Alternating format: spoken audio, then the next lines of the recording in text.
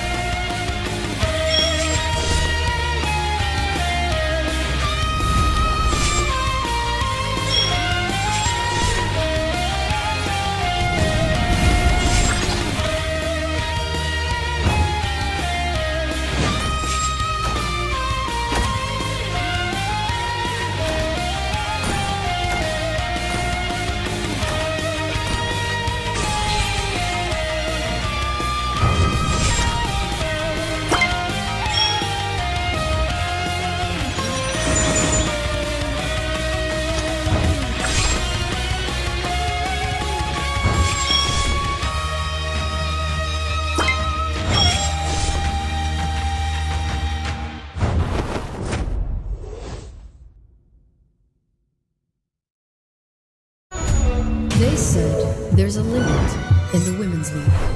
In MWI, we say, limit? Watch us bounce from the MWI queens everyone knows, to the stars who came out from nowhere, to the ultimate champions. Now, MWI is expanding greater than ever.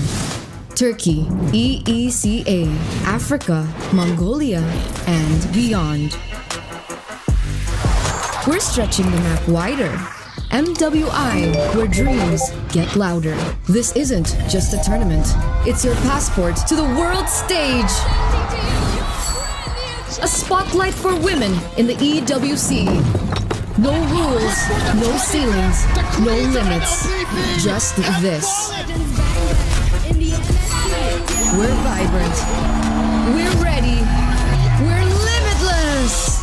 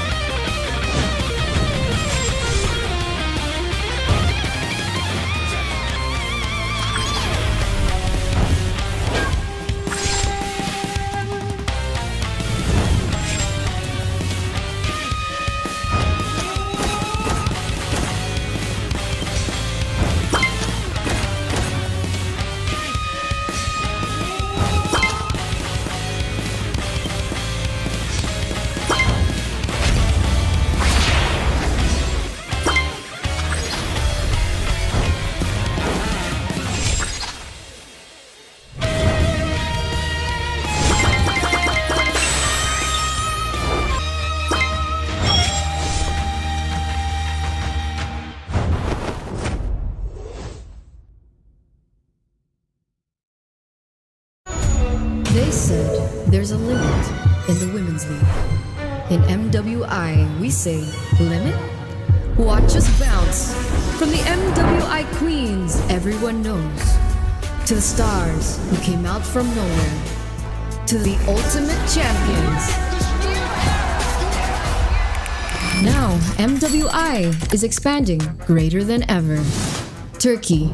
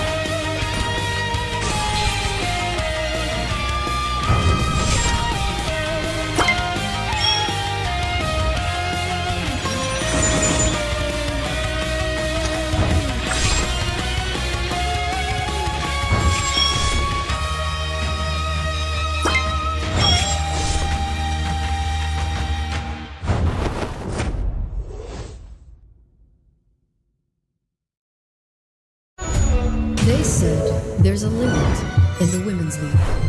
In MWI, we say, limit? Watch us bounce. From the MWI queens everyone knows, to the stars who came out from nowhere, to the ultimate champions.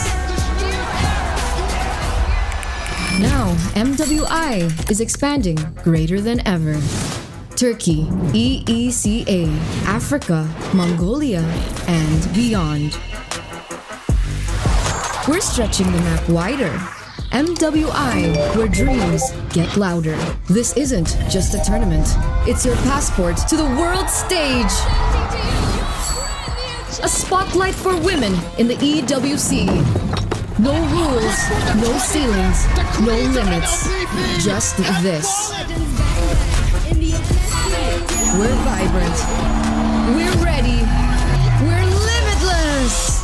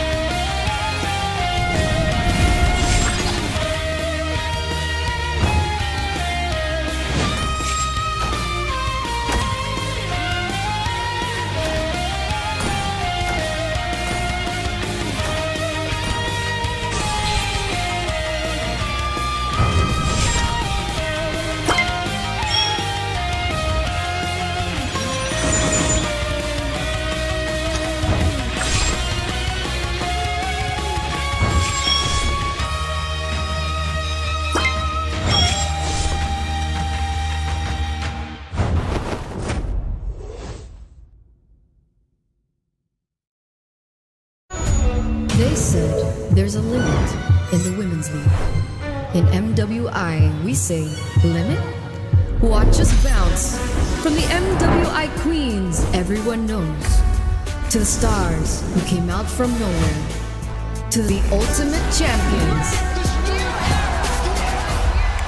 Now, MWI is expanding greater than ever. Turkey, EECA, Africa, Mongolia, and beyond. We're stretching the map wider. MWI, where dreams get louder. This isn't just a tournament.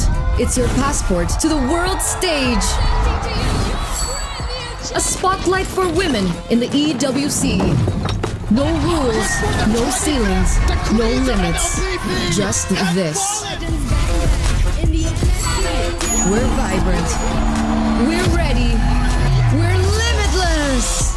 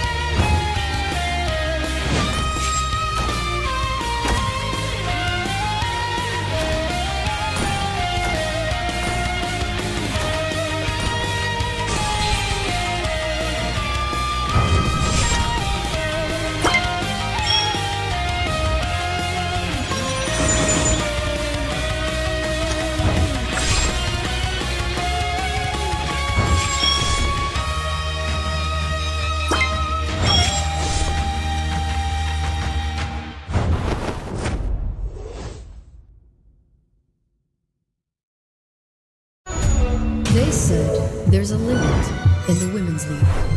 In MWI, we say limit? Watch us bounce from the MWI queens everyone knows, to the stars who came out from nowhere, to the ultimate champions.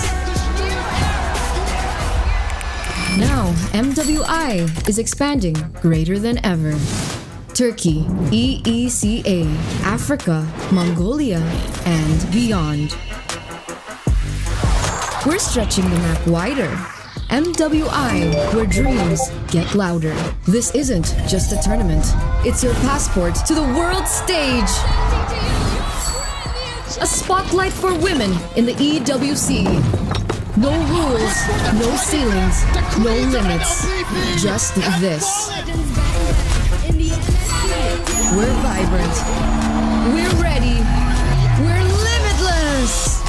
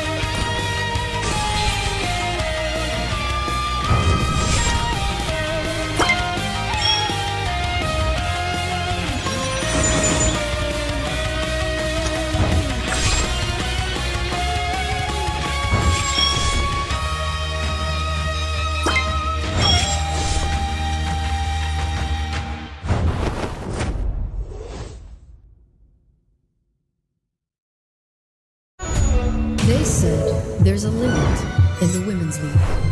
In MWI, we say, limit? Watch us bounce. From the MWI queens everyone knows, to the stars who came out from nowhere, to the ultimate champions. Now, MWI is expanding greater than ever. Turkey, EECA, Africa, Mongolia, and beyond. We're stretching the map wider. MWI, where dreams get louder. This isn't just a tournament. It's your passport to the world stage. A spotlight for women in the EWC. No rules, no ceilings, no limits. Just this. We're vibrant. We're ready. We're limitless.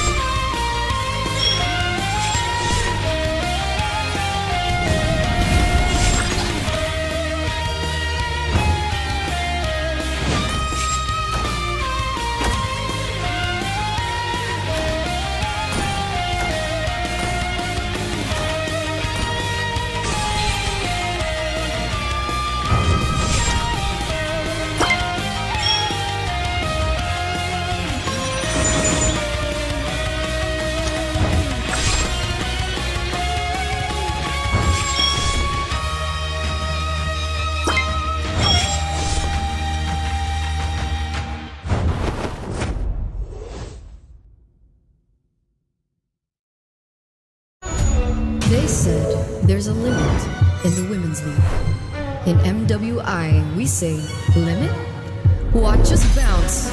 From the MWI queens everyone knows, to the stars who came out from nowhere, to the ultimate champions. Now, MWI is expanding greater than ever.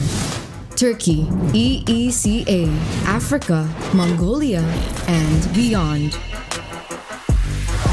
We're stretching the map wider. MWI, where dreams get louder. This isn't just a tournament. It's your passport to the world stage. A spotlight for women in the EWC. No rules, no ceilings, no limits. Just this. We're vibrant. We're ready. We're limitless.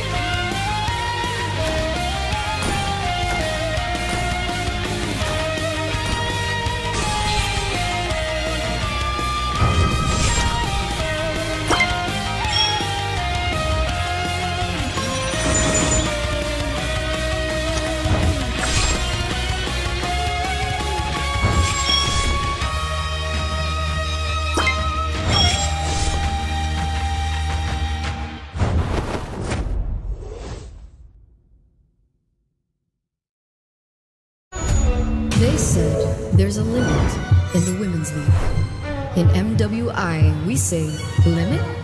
Watch us bounce from the MWI queens everyone knows, to the stars who came out from nowhere, to the ultimate champions. Now, MWI is expanding greater than ever. Turkey, EECA, Africa, Mongolia, and beyond. We're stretching the map wider. MWI, where dreams get louder. This isn't just a tournament. It's your passport to the world stage. A spotlight for women in the EWC. No rules, no ceilings, no limits. Just this. We're vibrant. We're ready. We're limitless.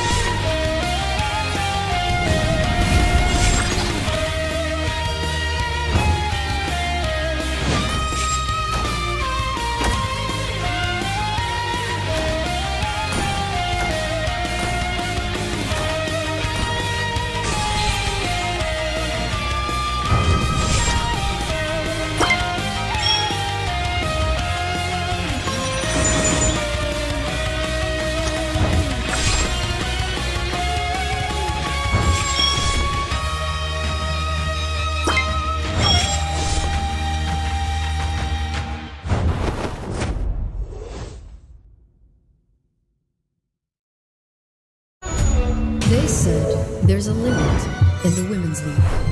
In MWI, we say, limit? Watch us bounce from the MWI queens everyone knows, to the stars who came out from nowhere, to the ultimate champions. Now, MWI is expanding greater than ever. Turkey, EECA, Africa, Mongolia, and beyond. We're stretching the map wider. MWI, where dreams get louder. This isn't just a tournament. It's your passport to the world stage. A spotlight for women in the EWC. No rules, no ceilings, no limits. Just this. We're vibrant. We're ready. We're limitless.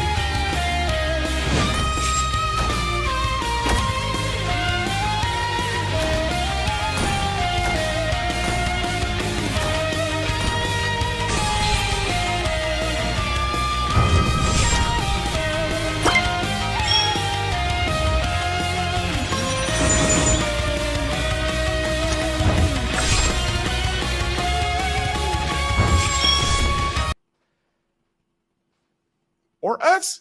Hello, everyone. Welcome to Mobile Legends Bang Bang Super League here in Myanmar. My name is Afel. Alongside with me is Mirko, and as you guys can see, I'm here in the Black Void. Mirko actually has stuff in behind, but hey, Mirko, how you doing, man? Are you ready for some Myanmar playoffs?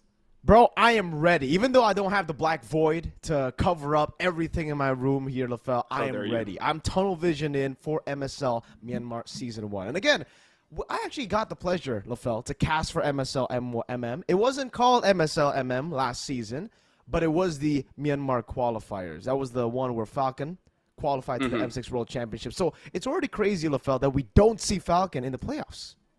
Yeah, I mean, honestly, that is insane. And for this one, just to let you guys know, whoever wins does go to MSC. So that's something that me and Mirko, we're both going to be checking out because we got to scout the competition, see how good everyone is for this upcoming MSC. And the thing is, they're fighting here. They're also fighting for some prize money. We're up to $19,050. And in fact, I already see some names that we gotta pay attention to because I'm looking here and it looks like the MVP for the regular season is Zipex, where he's a goal laner. We've seen him play. He has his ups and downs. I do want to see is he a bit safer now? Because before this, either he's a little bit too aggressive or not aggressive enough. So that's definitely something that I do want to check out on.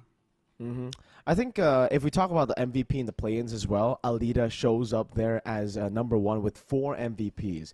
And, while we're talking about Zipex, I want to bring my attention to Alita because just last season, I think the bright star from Myanmar in the gold lane that caught my eye wasn't really Zipex. It wasn't even Benny. It was from Falcon. Honestly, yeah.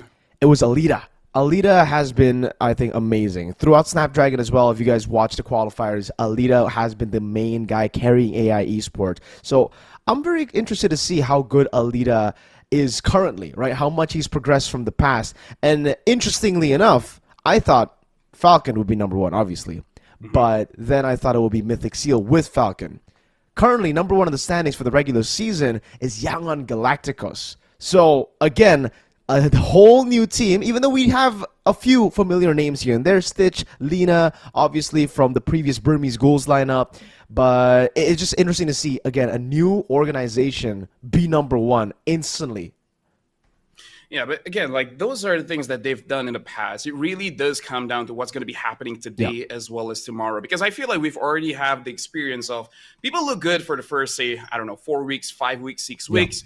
But then once you go to the playoffs, even if the timing is very short, say just 1 week away, 2 weeks away, but people really step up. It's almost like, people say that some teams just have that playoff buff. Some teams have that playoff nerve.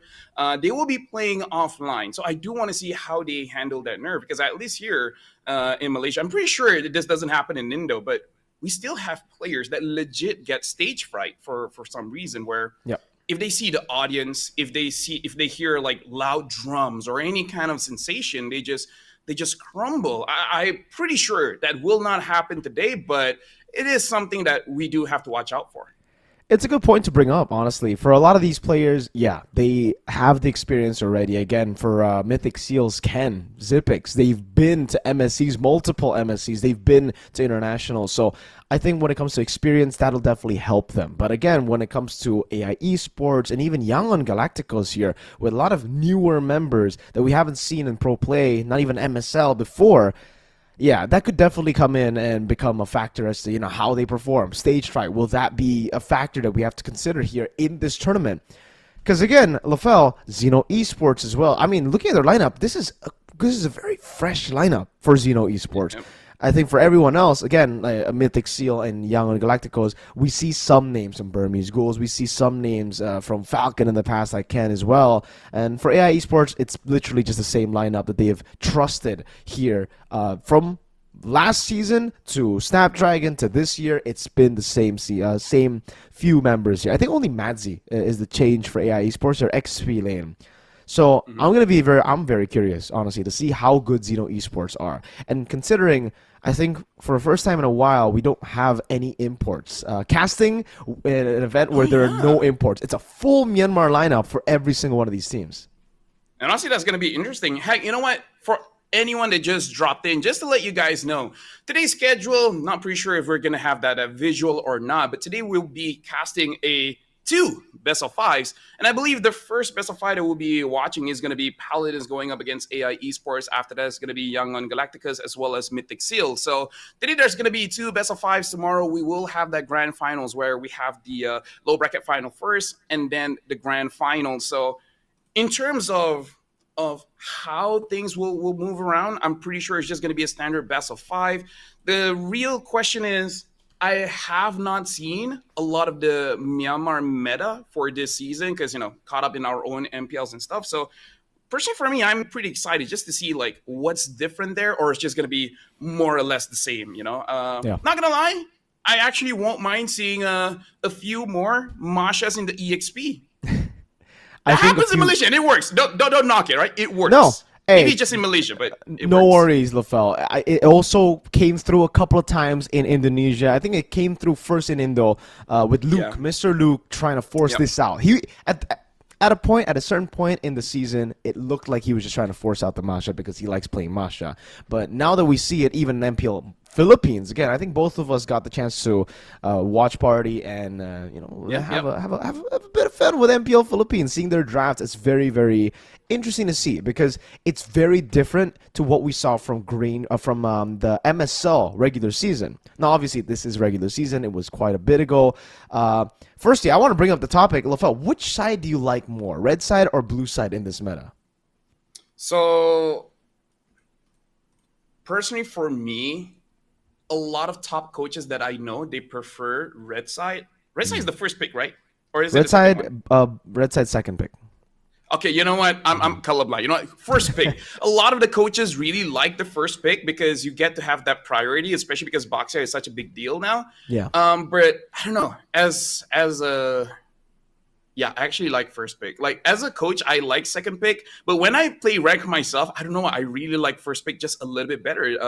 The flexibility in the bands where you can open up some stuff and then ask the opponent. You guys have to make the tough decision. What do you guys want to do? And then get a priority pick, because I feel like nowadays we have enough star players that we can play around it, that we can draft around them. So actually for me in this meta, I kind of feel like first pick is pretty good. Not by that much, but I think it's good enough. And that's why I brought up the question, because in MSL Season 1, red side actually has the better win rate here.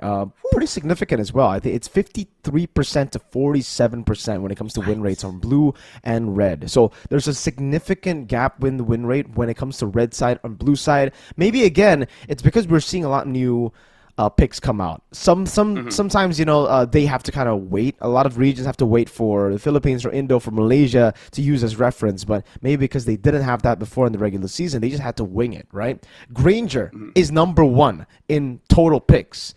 It is standing at a pretty good win rate with 50% win rate, by the way, which is, in my opinion, quite crazy. The fact that it's picked up 77 times and it still has a 50.65% win rate. But I think by far, out of all the MEMs, out of all the picks that are meta, it's pretty similar where Harith is sitting at get this 67% win rate, Lafel, in Myanmar with 49 times picked. So this is definitely, now 51 on top of the play-ins, is definitely the prio pick for me. I think every single game I played, if I get blue side, I'm picking that Harith. Yo, this pick is busted. Well, you were talking about the most picked heroes, and now we can actually have a visual on it. We see the Granger, Gatakacha, Joy, the Badang, the Harith, Suyo, Moscow, Farsa, as well as Hyla. So far in terms of the picks, not many surprises here. The only surprise I would guess is picks like Baxia, Kimi, the one that's really new. But again, this is just they're new-ish. So maybe in the playoffs we can see a little bit more of that. I really like with how Kimi came in and really shift the meta in a way that Baxia, Hayabusa, as well as Ling got higher priority. But looking at the heroes here, I kind of feel like every single one of them is perfectly usable, right? Joy, even though she got nerfed, but since Moonton doesn't like to buff defense for Magic anyway, she's still going to be hella strong. Yeah, and the buffs towards Farsa definitely has helped her. Helped a lot of teams who, again, have Farsa players in the lineup to do better. All the mages, I would say. Even in the MPL Philippines in the playoffs, I think we saw a huge dip in performance when it comes to win rate for utility mid laners. Jusin, we didn't even see the Vexana. Feramis had a pretty horrible win rate too in the playoffs of MPL Philippines. So looking at just the previous playoff that I've seen, I don't think we're going to see that much of utility mid laners, LaFell. I think we've shifted to the meta of magic damage dealing, pretty long range damage dealers in the mid lane. The Farsas, the Yeeves, maybe even the low Yees, but the low Yee mainly because of that crazy burst that she has, that output that she has, the CC that she has, plus that diversion. But the Farsa, I think the Farsa is a very, very good pick. I think it actually is the best mid laner currently that is not Loi. All right, Loi number one, but I think that's going to be contested in the bans for the most part.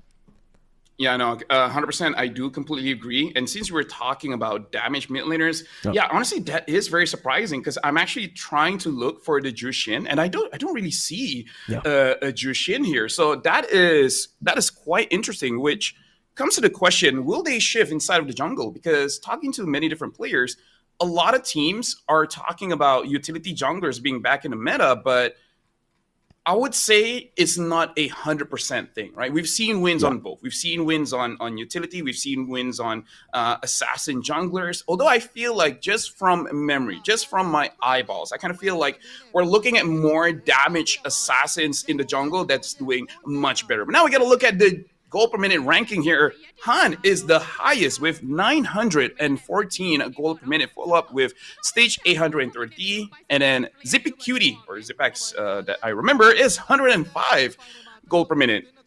Interesting that both Han and Stage on the same team still have the highest gold per minute here. Goes to show you how dominant Yangon have been technically. Yeah. They've been really, really solid. I would say, again, when it comes to the game rate, it's ridiculous. The reason they're number one, LaFell, isn't because they have gone undefeated in the whole regular season. They actually lost against Mythic Seal. But in every single one of their wins, except the loss against Mythic Seal and 2 other matches, they've gone 2-0. So it shows just how good they are. They are currently, I think, the top dogs here with Mythic Seal. Although, when it comes to the matchup, I will say, LaFell, I think I gotta hold my my bias here for Mythic Seal. I think Mythic Seal are still the best team in Myanmar currently. Looking at the matchup, that's how it is. Towards the end of the regular season, Mythic Seal were actually able to beat Yangon, giving them their only loss in the season. Yeah, if I were you, I would shut up about that because you're not really all that reliable for saying good things about a team. But now we gotta look at Paladins here. We got T-Brock, Yuri, Avatar, D-Cross, as well as Cherry Cutie. And yes, I can hear your moan and groan. Mirko, I have to hold you accountable, right? We got to make sure that the tournament is as fair as possible. That's true. Don't bring in any of your curses here. Yeah, you know what? My bad. That's true. Ever since I started supporting Mythic Seal, LaFell, they've not made it to an international. So that's true. But here, let's welcome Paladins, the team lineup for Paladins, already showing up here to show us. I mean, it's going to be a fire match here, LaFell. Looking at the standings, Paladins didn't do too well in the regular season. But I'm not looking at the regular season because a lot of teams, surprisingly, they don't do too well in the regular season. But when it comes to the high-stakes matchups in the playoffs, T-Brock, Yori, Avatar, Cherry Cutie, and D-Cross, I believe. You know what? Never mind. I'll take your advice. I think they'll do okay. Yeah, they'll do fine. That's it. And now we got to introduce the lineup coming in from AI Esports. We got Madzi, TS, Oh My Jenny, Black, as well as Alita, which, of course, we got to see how Alita performs in this matchup. Looking at the lineup, it's balanced. All 10 players are equally good. Yes. No one is favored at all.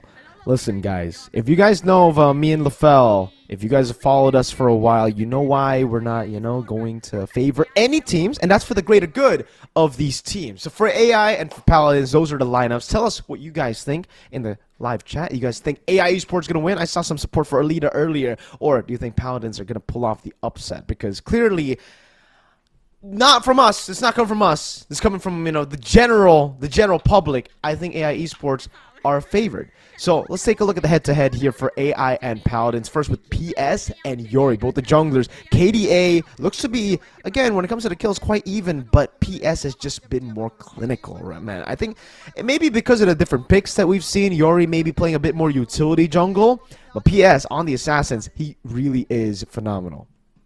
Yeah, and because of that, I actually do want to see like the numbers when it comes to damage taken as well as damage dealt.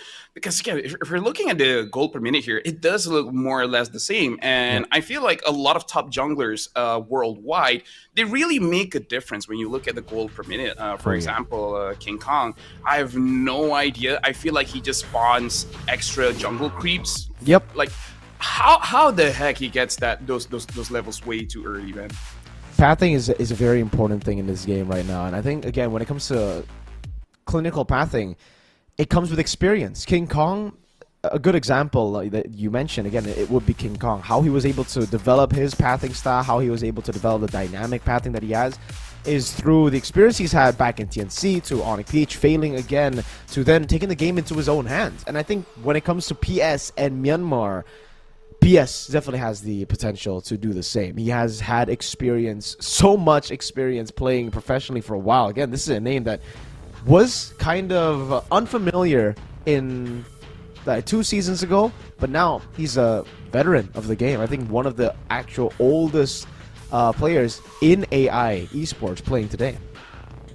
Yeah, and honestly, looking at the journey here, Paladins actually did quite okay. They only lost against Yangon Galacticos, lost 3-0, but again, they are the favorites here. If we're looking at AI, they started in the play-in and the semifinals, able to take down Falcons, lost against Mythic Seal, but again, it does look like the hierarchy is pretty clear here that Yangon as well as Mythic Seal are on top.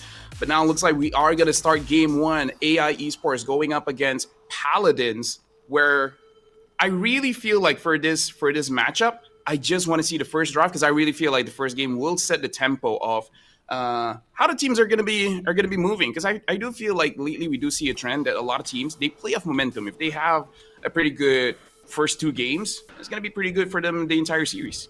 Yeah, especially in Myanmar, I feel, looking at the play-ins finals, Mythic Seal versus AI was 3-1, Yangon versus Paladins was 3-0. So just seeing how good they were, just seeing how momentum-based they were, I think you're right here, LaFell. I think momentum is going to play a big factor in this best of 5 with Paladins and AI Esports, considering also it's a knockout match, man. Ladies and gentlemen, this is an elimination match. Whoever loses here, Paladins or AI, will be going home. Unfortunately, there's not going to be any second chance because whoever wins here, they'll make it to the lower bracket final. But they're also going to have to face off against Yangon Galacticos or Mythic Seal. So even if they win here, LaFell, I think they want to win it as fast as possible. They want to get it quick so that they don't have to reveal as too many strats. So they have some strats prepared for either Mythic Seal or Yangon Galacticos, who are sitting very comfortably now in the upper bracket finals. Yeah, especially like you don't talk about this a lot because we expect a lot from the players, but the fatigue as well. Physical fatigue, you can kind of offset it with some energy drinks, have some food, blah, blah, blah. Depends on who the sponsor is, right? But the mental fatigue, that one is the one that really people have no real way of dealing with unless they have mental coaching, because you ask players, they will say that they're fine. They're like, we don't care. We can go 20 games a day. It's like, yeah, bro. But the first 3 games, you were hella disciplined. And then game number 9, you start throwing, where you have a Ling and you try to go for a 1v1 level 1. So that is something that both Paladins as well as AI Esports, they got to balance out. They got to go all out enough that they can close the games fast enough. At the same time, don't reveal too much that you don't give an advantage to Yangon Galacticos or Mythic Seal. But if I were them, it's like, screw it, man. If you know, you know. I'm just going to end the game as fast as I can. Yeah, I think you got it at this point. Again, looking at the meta too, it's kind of weird, LaFell. Initially, before the MPLPH Grand Finals, I thought, okay, we're in a meta where the early game is super important. You want to secure neutral objectives, you want to just snowball out of control. But then we watched the MPLPH Grand Finals, and it was the opposite. It was kind of like whoever had the late game was able to win. But I don't know if that's because of just the high level of execution, the high level of the high level quality of players that we were able to see in the MPLPH Grand Finals, or if it's a whole MLBB type thing. I'm gonna lean on it being more execution based, though. I kind of feel like for Myanmar here, because every single time I remember how they play internationally, doesn't matter SPS or M Series or whatever. In terms of the team fighting, their execution is actually pretty good, right? Even against Philippines, Indonesia, doesn't matter. Their mechanics in the team fight is going to be pretty good. So I feel like the timing that both of us really have to pay attention to is the second turtle. Of course, it depends on the draft, but usually the second turtle is the one where people are a little bit more confident in taking that fight, unless you have a draft that's abysmal at taking the turtle. I agree. I think Turtle 2 is a big contention point, and at this point, I think the neutral objective isn't really as important as winning the team fight straight up. For the most part, it really comes down to how good you brawl.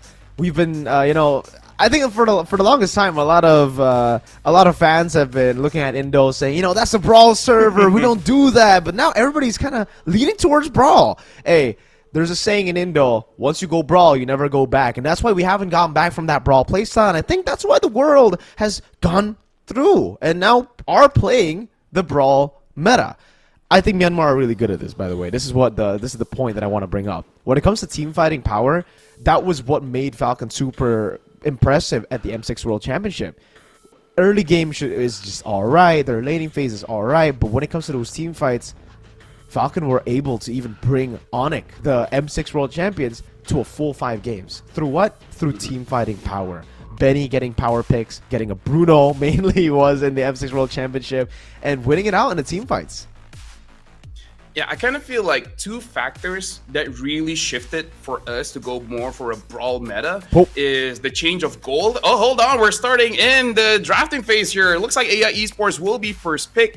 Paladins will be the second pick here. And it does look like they've understood the meta here where AI, they're banning out the Fanny, the Badang, as well as the Phovius. And Paladin, they're banning out the Boxia as well as the 1-1. Wow. Interesting thing here, Mirko. AI Esports, Hiccup is their coach. Paladins, they got no one. Yeah, no coach. Paladin's completely self-taught, I guess. The Kalea, though, left open.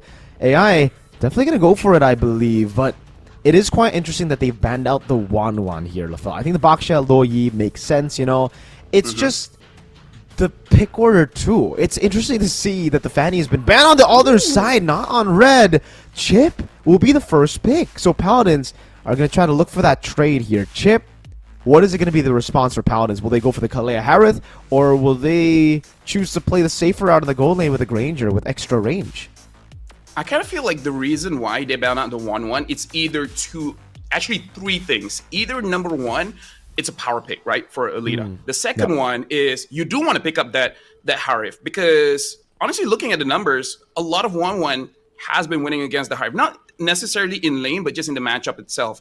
Yeah. Or number three, they do want to pick up something like a utility jungler like a Fredrin. That's the only reason where I feel like you should ban a 1-1. But I do agree, Kalea should be picked here, but looks like they're revealing everything now. Isn't this a little bit too early? Kimi as well as Moskov. The flex potential taken away instantly by themselves. Kimi first pick, sure, they banned out the Baksha, so proper setup that, but the Moskov again comes out, I think, way too early, giving away the Hayabusa that finds itself in a very good position here. 2 marksmen, 2 also, Lafel, late game scaling marksman versus a Granger that can snowball from the start versus a Hayabusa that loves munching on marksman. Paladins, they need a secure front line here, and honestly, I don't know what it is. Even if they go for the Kalea here, they're going to have to... If they go Kalea, what will be there to actually follow up with the Kalea? Because I don't think the Kimi and Moskov are really suited for helping out the Kalea early. Yeah, no, I agree. Not enough burst damage. The Kalea, if you try to open up the map, you can get punished. Because now they're picking up the Joy, which is okay-ish, but I'm already not liking Paladin's draft here. Because AI, they basically have won a lane just with the draft. Like you said, the Granger is good in the laning phase, right? And you know that you're going up against a Moskov. You're not guessing, is this going to be a Moskov or a Kimi? Like, no, you already know that this Moskov is going to the gold lane. And even Innocent, he said if the opponents have a Louis or a Chip, the gold lane is going to have a tough time, right? Like, you can be aggressive, but because it's always in the back of your mind, what if a gank is coming? It makes you play more passive than you really should. So power spikes doesn't matter, but now it's even worse because you know that the Granger is going to be winning anyway. So just with the first 3 picks, Paladin already kind of lost the gold lane. So this is a very rare sight for me personally, where just with the first 3 picks, you're kind of losing. I agree. Usually I would try to, play devil's advocate here at LaFell, but I agree with you. AI definitely have the better draft coming into second phase here. They have responses for everything, and I think Paladins kind of shot themselves in the foot with the Joy pick too. Like the Moskov and the Kimi, sure, you already have some solid late game. Yeah, it's going to be a weaker early game, but sure, you have strong late game. Putting in the Joy there, I think makes it way too one-dimensional. Now it's a composition with 3 carries that need resource. They're very, very resource reliant. I don't know how they're going to disperse the resources among the 3. Either one of them isn't going to get resources, or all of them get resources, and AI just completely snowball. We can already see the response from AI after seeing no roam picks in the first phase. Kalea taken out, Tigreal as well. And it will be, interesting. You can see a Khalid on the side of Paladins. What do you think about this? If I'm reading Paladins, it's like go big or go home. If we get lucky and we win the trade in mid, like super early, just snowball out of control, that we don't need defense. We have all the offense, right? Yeah. But that's kind of, for me, just a little bit too risky, right? Because in my head, I was thinking like, okay, pick up a high loss and then eventually a glue. And this is also a problem because now AI gets the glue and there's not going to be a Faramis, there's not going to be a Vexana. So, and then with the Farsa as well. Marco, look at how many bursts that they have. Oh, and man. then a Chow. Oh, no. Yeah. Oh. This I don't know about this one. This is a very, LaFell, to give him credit, a very high execution draft, right? If they're able to pull this off, we're going to see them at MSC, baby. I'm going to call it here because this is a ridiculous draft from AI Esports. It's almost like they got every single meta pick, like every single best pick in Roam, in Jungle, in Gold, in Mid, and even in XP. They've taken for themselves, LaFell. This is a complete outdraft in my opinion. But again, I'm not going to count out Paladins. I think, again, even though there's a very, very small angle of attack, there's a very small margin for a win condition, it's still possible. Nothing's impossible here, LaFell. Oh, yeah. Sure, buddy. Anyways, the good and bad thing, like, I'm just going to talk about AI's draft just a little bit. With that glue, I'm just going to say it's going to be hard for him to grab away one person. But in terms of tankiness, I have no idea who's going to kill this guy. Definitely. Well, ladies and gentlemen, welcome to the first match of MSL MM Season 1 playoffs. Already a very, very aggressive early game. D-Cross going to be taken very low. First blood. Black takes him down. And, LaFell, it's not really shaping up to be a good game already for Paladins. Yeah, maybe it's already over, you know? Oh, man. It's already over. Here's the thing. In my mind, if you want to go for that cheese, you gotta go all in, you know? And now even Brock is not having a good time against Madzi. Oh my Jenny coming in. Yeah, and he's just walking there. Good roll. I mean, I thought they would actually commit a bit more into that. But again, already winning first blood, already getting the XP laner low is so much value. And LaFell, I don't know if you agree with this. In the current metagame, I think drafts actually win you the game. Like, for the most part. I think it's 60% to 40% when it comes to higher level games. But drafts are very important in the current meta. I would agree just by the simple fact I've seen way too many games lost because of the draft, right? Yeah. Like, in terms of the wins, I would say mostly it is execution, but I do agree there's so many teams that lost just by draft. And I noticed when we were looking at the emblem setup, nearly everyone, at least for the first part of the setup, they're going for damage. Even Madzi on this glue, the first one is Drill. No, good show. Oh my god, Yori gonna be caught in the shadow kill, taken very low. The quad shadow on the back as well. PS finding the connection. 2-0 start for AI before the turtle. So you know how I say, like, you want to get a good early game and then possibly win of that. Maybe they can get PS here. Yeah, if they do, which they don't, it could have been much better to stabilize.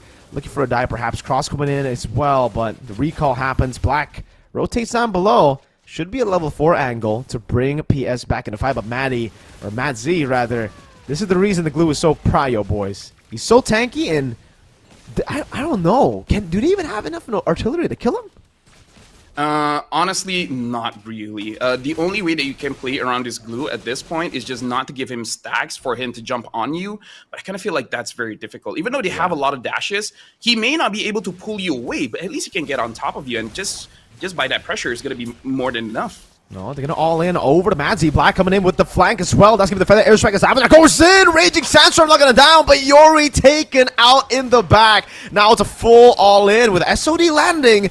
Will they connect? D-Cross go in. Cherry Cutie will take it, but look at the fight, Madzy! What a grab into the spread, finding them all. Black in the midst of it all. Again, Alita is shooting through. It'll be a kill and a turtle to AI, but he's going to be mounted on. T-Brock taking out PS, getting a clean quad shadow in.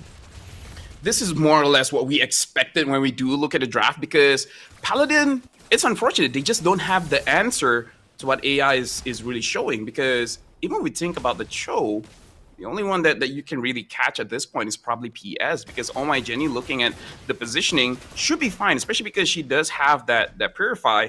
And Alita, like, he's like, I don't care. I'm just going to go for a flicker. There's no way that you can get on top of me. And if AI continues this snowball, control the bushes, make sure that he can't hide, then yeah, like, it's not a bad choice. Just pick up the flicker. There's no way this Cho can get on top of you. Mm-hmm. And you know how we were talking about them being very resource reliant? Yori 0-2 already, right? So I wonder if now the plan is to funnel to Avatar or Cherry, because I honestly feel like Turtle 1 should not be contested. I don't think they'll ever get the win in the first Turtle with this composition, you know? It's kind of like a... Yeah. You say Turtle 2 previously, like, is very important, but I think for Paladins, for their sake, Turtle 3 might be the best Turtle to fight. Yeah. They already lost the timing. Looking at the numbers here in terms of the gold, the biggest difference is in that gold lane, which about 600 gold difference. Honestly, like, even in the jungle and mid, it's not that big of a difference just yet. And I feel like if you want to funnel onto anyone for Paladins, I think just funnel for Avatar first, because Cherry Cutie will get there eventually, but agree. Avatar has the better early spike, like earlier spike than Cherry Cutie. So might as well play around Avatar. But I feel like it is a bit risky, because even if Cross gets a pick off, like, I don't know who they can kill. Yeah. You can see already, though, why the very resource-reliant composition is at a disadvantage in the current meta, with the gold lane taking double lane. Moskov still has to stay up top, so Alita is getting a pretty big lead. And if Cherry Cutie does the same, which he decides to do, it means that Paladins are caught in a position where Avatar is a bit behind. Now again, Madzy trying to look for a position, going into the back shortcut, coming down with a feather airstrike as well. The Raging Sandstorm comes down, good retribution, but look at the team fight. D-Cross taking low, Alita still there. SOD not going to be taken, still going to be staying in the bottom lane as Oh My Jenny looks for the kill on T-Brock. It was actually a win for Paladins. That was very surprising. I was about to criticize, saying like this is not a good idea, but they're able to get something and then trading nothing for it. I mean, now they're trading the top lane, but I kind of feel like that's already gone nonetheless. So honestly, pretty good play coming in from Paladins. Very very ballsy, if I do say so for myself. So actually looking not bad, especially because after the first 2 minutes, not a lot of aggression coming in from AI. So if this is a nothing game up until, say, 60 minutes of the game, Paladin might actually have a shot if AI legit does nothing for the next few minutes. This is why I say, LaFell, never say never. There's always a chance here when it comes down to it. So Paladins are actually looking to group up in the bottom lane. Good moves. Feather airstrike, though. Look at the zoning of the Farsa. Just as we were talking about it in the drafts, how prio the Farsa is. We see it here. The zoning, the damage, free turret to AI with this comp. Yeah, at least they don't kill themselves there. I kind of feel like 3,000 gold is probably the max that you should give to AI esports, which AI has right now. Because if you have more than that, then there's going to be 1 or 1.5 items difference. And I feel like at that point, it's going to be way too difficult. Oh, they don't get the kill on Yori, but it's still a free orange buff taken by PS. Yori a level down in the matchup that isn't really the best for the Joy, you know, against the Hayabusa. It's a Hayabusa-centric matchup. Good shove in the mid lane as Madzy zones the frontliners in the side. Actually, Traction Pulse utilized by Avatar. Just a poke, I believe. And this is why I don't like the Moskov, by the way. It's the chip. Looking at the chip. Yeah, the chip position is going to be... Like, I feel like looking at all the cooldowns, only PS doesn't have the cooldown on right now. So, but it looks like he should be going on to the Moskov, no? I think he's just going to wait and play for Turtle. again, that's what he does. He just rotates over. This is going to be free, I believe. Yori looking for an angle. Raging Sandstorm locking him down in the back. Yori actually immobilized still. That's going to be the shadow kill and the retribution. The SOD lands, but I don't think he should take it. A good way to drag it over to PS, but it will just be D-Cross who gets taken down by Alita as he takes the portal back to bot. Yeah, and they got everything here. Like, even Alita makes sure that the bottom lane doesn't get destroyed. So AI Esports with 4,400 gold lead, Madzi 0-0-6, PS 100% kill participation 3-0-4. He might get another one. No, he's not gonna go for it. Yeah, I didn't have the shadow kill there, although it would have been cool to see the feather airstrike plus the shadow kill. Avatar was saving the flick, but oh yeah. That's a second item bod, bro, for PS. Yeah. Yeah, second item, Blade of Despair, as well as actually Oh My Jetty giving a lot of respect here, but hold on, Brock taking a lot of damage, might get taken down here. No? Yeah. No, he's... A flank in the back by Black and Mount down as well. Sky Piercer 1 for Alita. And the backline Avatar. It might not be an assassin, but look at the feather airstrike coming down. One shot is all he needs as Cherry Cutie gets mounted on the SOD lands. But it will be the basic attacks from Madzi that keep him at bay as Alita picks up another stack, putting him in a killing spree position. This is so difficult to watch because there's nothing that they can do against Madzi, man. It's 0-0 and 9. Like, the change on Glue is absolutely amazing, dude. And now Madzi just makes this hero look nigh unstoppable. He's even going inside the turrets just because, you know, the baby glues. Yeah, the little glulets. The glops. Dude, me and Wolf did a patch review when they revamped the glue. And there was a name for it. I think it's called the Long Longs. I'm not even joking. That's what it's called. It's called Long Longs. Way the dragon, but it's into a spread glue. They're all inning on the glue. He's not taking any damage. Mounts on D. Cross brings them back. Alita getting some free shots in the back though. Yori going for electrifying beats. Good flicker out from Alita. Doesn't give him any kill as Madzi is able to flicker out. It's a 2-for-0 to AI. Yeah, you can see the damage there where Yori did 5,000 damage, but it's still not enough to kill anyone here. Black looks like he is going to be able to get away no problem. Yori does have that Holy Crystal, but at 9 minutes, Holy Crystal, is not aight. It's not okay. So we just got it confirmed by Zipper. I'm going to call him Zipper. It's Renmar anyways. Yes, it is Long Longs. The little glulets, LaFell, it's called Long Long, so... If you want to refer to the glulets, it's Long Long from now on. Ooh, actually good immobilize with the traction pulse. No! Raging Sandstorm doesn't land. They all in onto the immortality. A boost bought by Black. Shortcut come down. T-Brawl can be caught in the bad position. Madzi kick back, but I don't think you want that to happen. A double for Alita. Almost the last shot to kill Avatar. Look, at this point, what do you do as Paladins? Because even your wave clear isn't that great. 8,500 gold lead for AI Esports at this point. And looking at Oh My Jenny still being alive, the Lord marching down bot, I kind of feel like the minimum you should take here is probably 2 inhibitors. One on top, one at bottom. Heck, maybe they could even get 3. I have no idea. With the Farsa and the Granger, they got crazy siege control. There you go for the airstrike. Avatar Cherry Cutie's on the way already. Wait, the dragon goes wide. D-Cross will fall. Godlike for Alita. As a base turret in the bottom lane, taking down Yori with electrifying beats. We'll be able to clear out the Lord. Madzi jumps in. We'll be able to find the Mountdown Shadow kill. But it's only onto. Oh no, Avatar caught in the bad spot. Quad Shadow back again from PS. You know, overall, still good defense coming in from Paladin at least right now because they only lost 1 inhibitor. They might lose the second one here in mid because Oh My Jenny already using the ult. A flank in the back with a shortcut. And it will be all that they need. Avatar Quad Shadow from PS. Fadeaway kill from PS as Avatar tried his best to flicker out. It's a little bit too early, but that was greedy, picking up the Moskov and Kimmy way too early. And now the siege is continuing up top. D-Cross all in, trying to look for an angle. Way the dragon, but it's only onto the chip. Raging Sandstorm lands with a shadow kill, deals with him. PS kited away. Alita, I think, is at 70 stacks on the Sky Piercer. Just needs 1 more for the 80 stacks, baby. Yori forced to electrifying beats away. PS just styling on Paladins. right now, 12 minutes in, I don't believe that anyone from Paladin really has enough items. We're going to look at the in-game equipment here, and looking at Kimi, definitely not enough items. And even though the Moskov does have that Holy Trinity, looking at the defense items coming in from the glue, having that blade. Wait, hold on. Is that a Malefic Roar on the glue? Am I seeing that correctly? It looks like a shortcut also into the back. Avatar dismantled. Cherry Cuties next.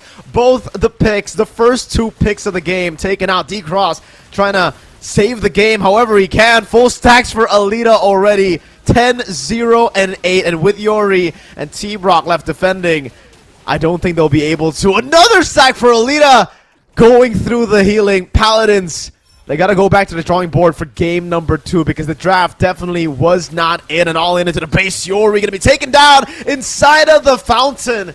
13 minutes is all it takes for AI to beat Paladins in game 1. Yeah, honestly, like, money on the nose there, right? In terms of the draft, that was not Daijobu, man. Like, they did not have a good time.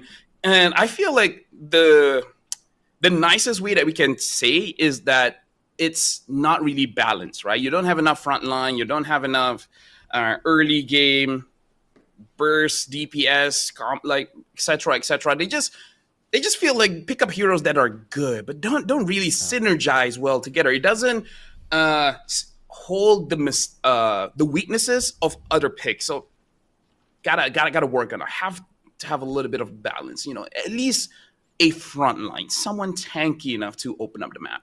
I agree, and I think this goes to show something we already spotted out. You know, AI have a coach, right? And maybe the lack of a coach for Paladins is why they've drafted for a very greedy composition. Thinking again that maybe they could have just pulled it off through execution, but in the current meta game, as we mentioned in the game itself, draft plays a very, very, I think, big factor in how you win, how you even go toe-to-toe with your opponents. And with that draft, we called it was a complete outdraft. Maybe they could have executed it better. Yep.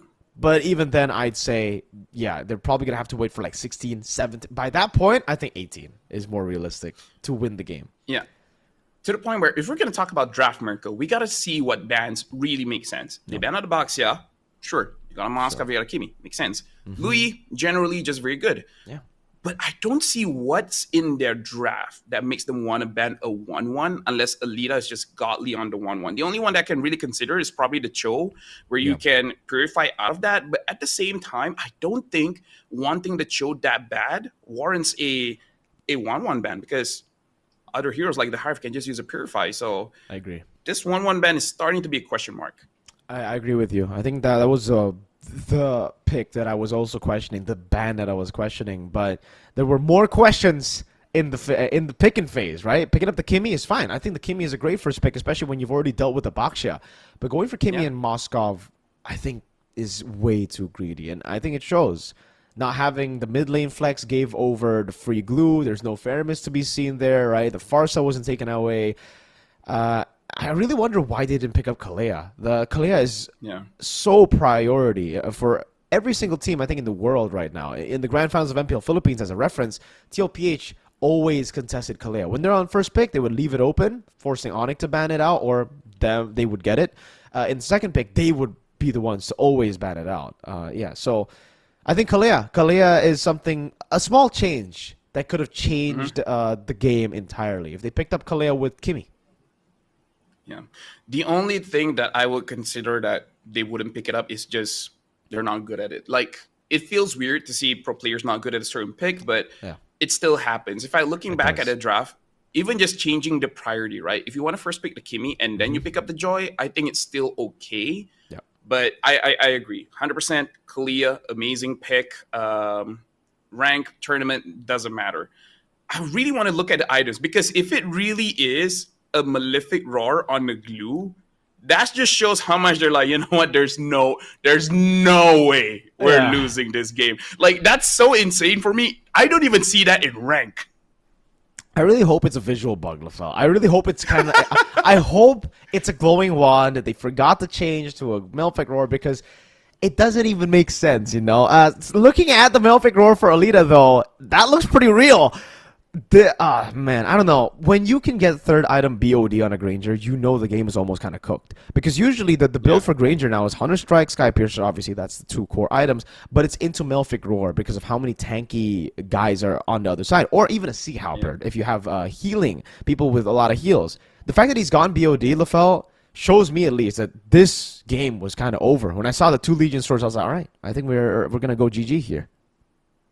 I mean, like, you kind of don't need all of those because Khalid, Joel. Exactly. There's no front line, so it's you over. You don't need that, yeah. Oh, yeah, exactly. Okay, hold on. I'm going to look at the items here. It was a visual bug. Okay. That makes a lot more sense now, LaFell, to be fair, right? I mean, if it was a Melphic Roar, I don't know what Madsy thinking, you know? If it went for a Malefic Roar, that's just... that's a touch of BM there, just showing that the game's so cooked, the game is so over. I can buy an extra boot, whatever. But either ways, 30 minutes and 15 seconds. Looking at the itemization here, T-Brock with the early Thunderbelt, it's good, but honestly, the matchup is so bad that I don't think he even has a lot of stacks on that Thunderbelt for it to really legit be a thing. And I kind of feel like you got to balance it out where if you have an aggressive front line, either in catch or in damage, you still need someone to be able to protect the back line. In this case, it almost doesn't matter anyways, just because AI has such a tremendous lead. But still, we can see that Paladins, what they were trying to do early game, invade the jungle, which already kind of is a bad idea because below 2 minutes, you take extra damage anyways.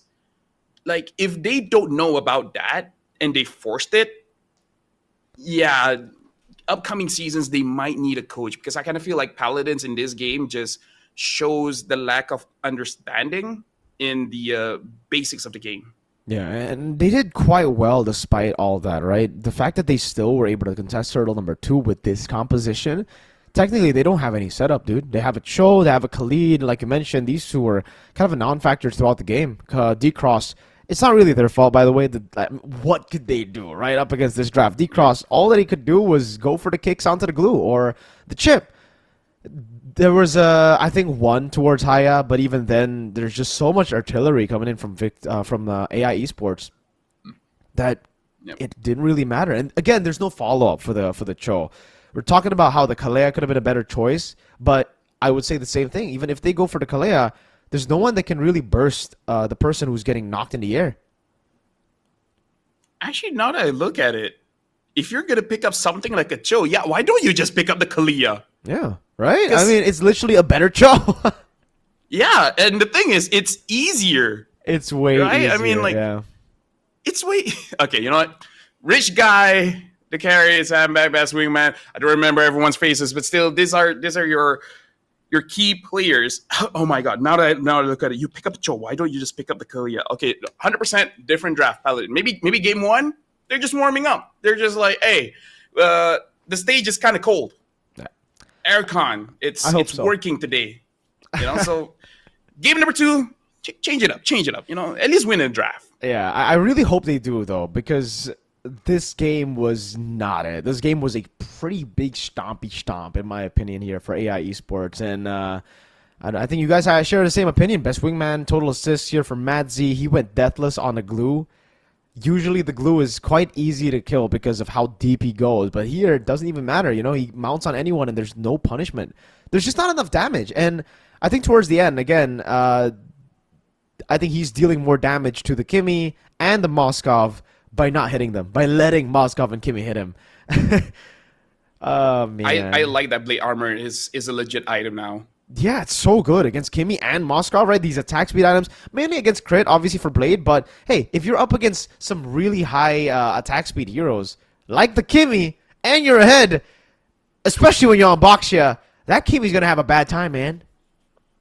Yeah. Honestly, it's nice. Like, for tank items, I'm starting to see a resurgence of certain items like the Blade armor. This is going a bit off tangent, but I'm even seeing some people tickling with the idea of the cursed helmet for this heroes like Glue, like the Boxia, because even I forgot about this, where the newly buffed cursed helmet actually reduces the opponent's defenses. So who knows? Maybe with a little bit more optimization, we might even see that item being used after this. Yeah, I think for the most part, we just see Molten Essence, right, on top. Not just the Curse Helmet, like, we just see Molten Essence. They don't build towards it. They just ban it out. Or, sorry, they just sell it. But this was Turtle number 3. This was the moment where they were able to get PS again, but there's just too much artillery. They've already won the team fight. And the thing about the chip against the Moskov is usually the Moskov has the advantage of always being able to trade. The chip does not allow that. Alita can just go back bot. Yep. And the crazy thing here, the highlights, the MVP is Alita, but at the same time, how can you not perform when the game is this one-sided, especially as a Granger? A Granger, I gotta tell you, when the game is even, he still feels bad. When the game is in his favor, that's the point where you're like, all right, guys, GG next. I agree. I think, yeah, that's true. He got stacks so early in the game. They didn't even have to funnel them. Usually, you would actually see teams having to funnel Alita, right? Having to funnel the Granger. But in this game, they didn't have to. Alita was just throwing shots and people would die. That's how squishy all of them were. Even D-Cross. Look at this. Instantly taken away. I think Avatar gets taken out as well here, right here, I believe. Yeah, with Quad Shadow. PS. Yeah. There's just too much to deal with, man. Way too much to deal with for Paladins. And not enough early game control. Not enough early game power at all. Yeah, so it's just a combination of Paladins got a not optimal draft, and then you have AI Esports, which has like S tier picks everywhere. Every role, yeah. Every role, right? Even a chip is usually bad, and they got that. So legit, the strongest draft in the current patch right now. So GG's, good job by AI Esports. If they continue to play like this, I don't even feel like we're gonna curse it by saying it's gonna be a 3-0. Like, if we're able to curse it, I'm impressed. Yeah, I agree. I think it'll be a 3-0 at this point. Looking at how they were able to draft, AI, again, have a strong grasp of the meta. Meanwhile, for Paladins, they're kind of still scrambling for the meta. They're still scrambling to find what works. Oh, man, I think we're going to have to... There's, I think, a big gap between the top 3 and all the other teams. I mean, looking at the play-ins too, right? That's how it's been so far. Mythic Seal and Youngon have just been destroying everybody. AI, there have been a couple of close games here and there up against Falcon Esports. It was 3-1, but yeah, I think there definitely is a gap currently, LaFell, and I think it might be because of the draft. The draft is super important. Falcon Esports, they did really well last season with RC, the coach now that is coaching for TLPH, who've actually won MPL Philippines. So, yeah, losing a coach can have that effect. Having to re-synergize with the new coach, having to re-strategize with the new coach. Mythic Seal and AI, on the other hand, and even Youngon, they've stuck with almost the same lineup. Mythic Seal, though, they have changed a few of their players here and there. I'm very interested to see how good they are now. I would say in this current meta, the coach is important when you're thinking about winning a draft. It's really not just getting all these OP heroes, right? Like, that's not the relationship that we're looking at right now. Priority, like, who do you pick up first? Because certain roles, they have legitimate answers to an entire draft, right? For example, if you pick up an EXP laner early, there are ways where people can just pick a counter matchup and then you don't have a front line in that game. And at that point, it sucks as an EXP laner. And mid lane, Kimi is pretty prio. But at least here in Malaysia, we've seen players like Stormy waiting for that last pick where he just has that one pick that just destroys an entire draft. Picking up something like the Odette again, dealing with the Joy and then having 3 other melee heroes. Like, once you get the Winter Crown, is GG. There's no way you can win any Lord fights. So I really feel like picking the priority of which one is safer not to get countered by is also an important aspect of the draft now, which Paladins might have trouble with because they don't have a coach. Yeah. Identifying a few of the mistakes in the draft as well is going to be quite difficult for the players here. So we'll see if they're able to adapt to game number 2 because AI seem ready and loaded currently. With game number 1's draft being so solid, I don't see how it will... I don't see... Maybe the chip maybe you ban out Chip and maybe they crumble. That's like that's wishful thinking in my opinion. Man. Yeah, it's going to be really tough for Paladins. Hopefully they'll be able to come back. They've done enough in the drawing board to change up some things here, because if they go for the same greedy composition with a Moskov Kimi, we're going to see a 3-0 for sure. Yeah, honestly, the problem is, like, you're even scrambling what to ban, right? Say even if you ban a Chip. AI looks like the team that will be okay with picking up the Kalia, which is still a very strong pick. Very strong, yeah. And then looking at how Madzi plays, it might not matter, right? Give him a Glue, give him a Phovius, give him a Hilda. He's going to perform very, very well, because I'm looking at the draft here, and it's like, yes, they got all the S-tier heroes, but the way that they play kind of signals to me that they can pick the second best, the third best, maybe even the fifth best, and still make it look good. So right now, it just looks like the gap is a little bit too big. Maybe early to say, it's just game one, but as of right now, it looks too big. Yeah. That's fair. That's very, very fair to say. I think currently, especially considering, how good Glue is, the Feramis isn't really even a pure counter to it anymore. Like, yes, the Feramis will smash the Glue when it comes to a pure 1v1, but it never is a 1v1, right? It's always a 4v4, 3v3 minimum. And with the Farsa, the long-range artillery, the burst damage, the AoE burst damage, long artillery heroes, Lo Yi, Yves, Farsa, you're not really going to find a lot of value on the Feramis. Once you pop the Netherrealm, it's actually going to benefit the opponents, because you're going to silence your entire team, putting your team in a very easy-to-set position. And then the Glue just goes in and then mounts and then bang, boom, bang, bada bing, So that's why I think, haven't been seeing a lot of Feramis, even though it is the way usually to beat the Glue. Honestly, Mirko, I've played a lot of Glue into Feramis. Yeah. And I figured out why it doesn't matter. Why? So how the Feramis pops off is the Ghost Bursters bouncing between the long longs. Yeah, long longs. The long longs. Right? The long longs, right? The problem is, with the revamped Glue, he gets the stack so fast that there's no bouncing, right? The moment he uses the grab, he'll just get on top of you. Yeah, so then, dude. Okay, there's there's legit no damage. I've done it so many times where, like, okay, first skill in, and then I second skill. The moment I see the Ghost Bursters, I just ult, and then it's like, where's the damage, bro? I thought you countered me. I'm feeling nothing here, man. And now, speaking of which, 1-1 getting banned again. So at this point, you know what? Maybe Alita is a 1-1 god. Maybe when he was born, the doctor was like, you know what? 1-1 is going to be your hero. This does not make sense right now. But trust me, in 17, 18 years, I'll see it. And then me, I first pick. Oh my God, Mirko, what is going on? I hope that's a bug. Okay, that was a... All right. I hope, for the love of God, LaFell, that it was a mistake. All right? Because... Okay, look at them. They're confused. I don't know if it was a mistake. Wait, hold up. It looks like a... Okay, we're going to have to calm down here, LaFell. I don't know if that was the pick. Kalia's open, I don't think you pick up Mia here. Even the Harith, the Harith is pretty good too. You ban out the 1-1. Yeah, sure, Kimi too, right? The Bakshis ban out on the other side. AI are definitely gonna have get a lot of value. There you go. Okay. Thank goodness. All right, it's not a Mia. Oh my! It's a Kalia first pick for Paladins. Oh man, that was a shocker. My blood pressure skyrocketed for a second there. Were you on a verge of a heart attack, LaFell? So Kalia pick, great. Kimi, maybe even consider like a Gato Kacha or something to one front line. Oh, they pick up the Badang, the next best thing. Yeah. Phew. All right, looking good. Really good stuff here so far for AI and for Paladins. I think it's safe to say that they gotta pick up a marksman now, Harith or Granger. Those are the two prio picks that could actually still get them a win in this game. It would be very difficult for them if they don't have a marksman and then AI pick up a marksman and then ban out everything else, right? Because the Granger Kimi is a quite ridiculous composition to go for. If not, though, they gotta go. Kimi Granger. Kimi Granger, yeah. Kimi Granger could be great. Paladins, though, I think if they don't go for that, maybe Farsa Haya. Oh, they go Farsa Granger. All right.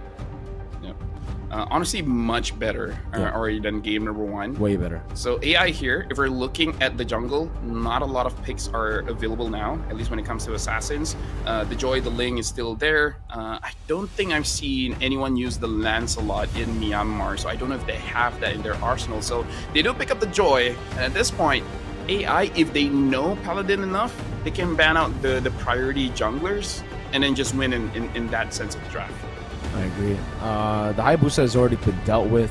Lucas gets taken out as well. I believe the Fredrin should come next with a Granger Farsa. That should actually be a pretty strong pick. Then they could just go for XP damage, right?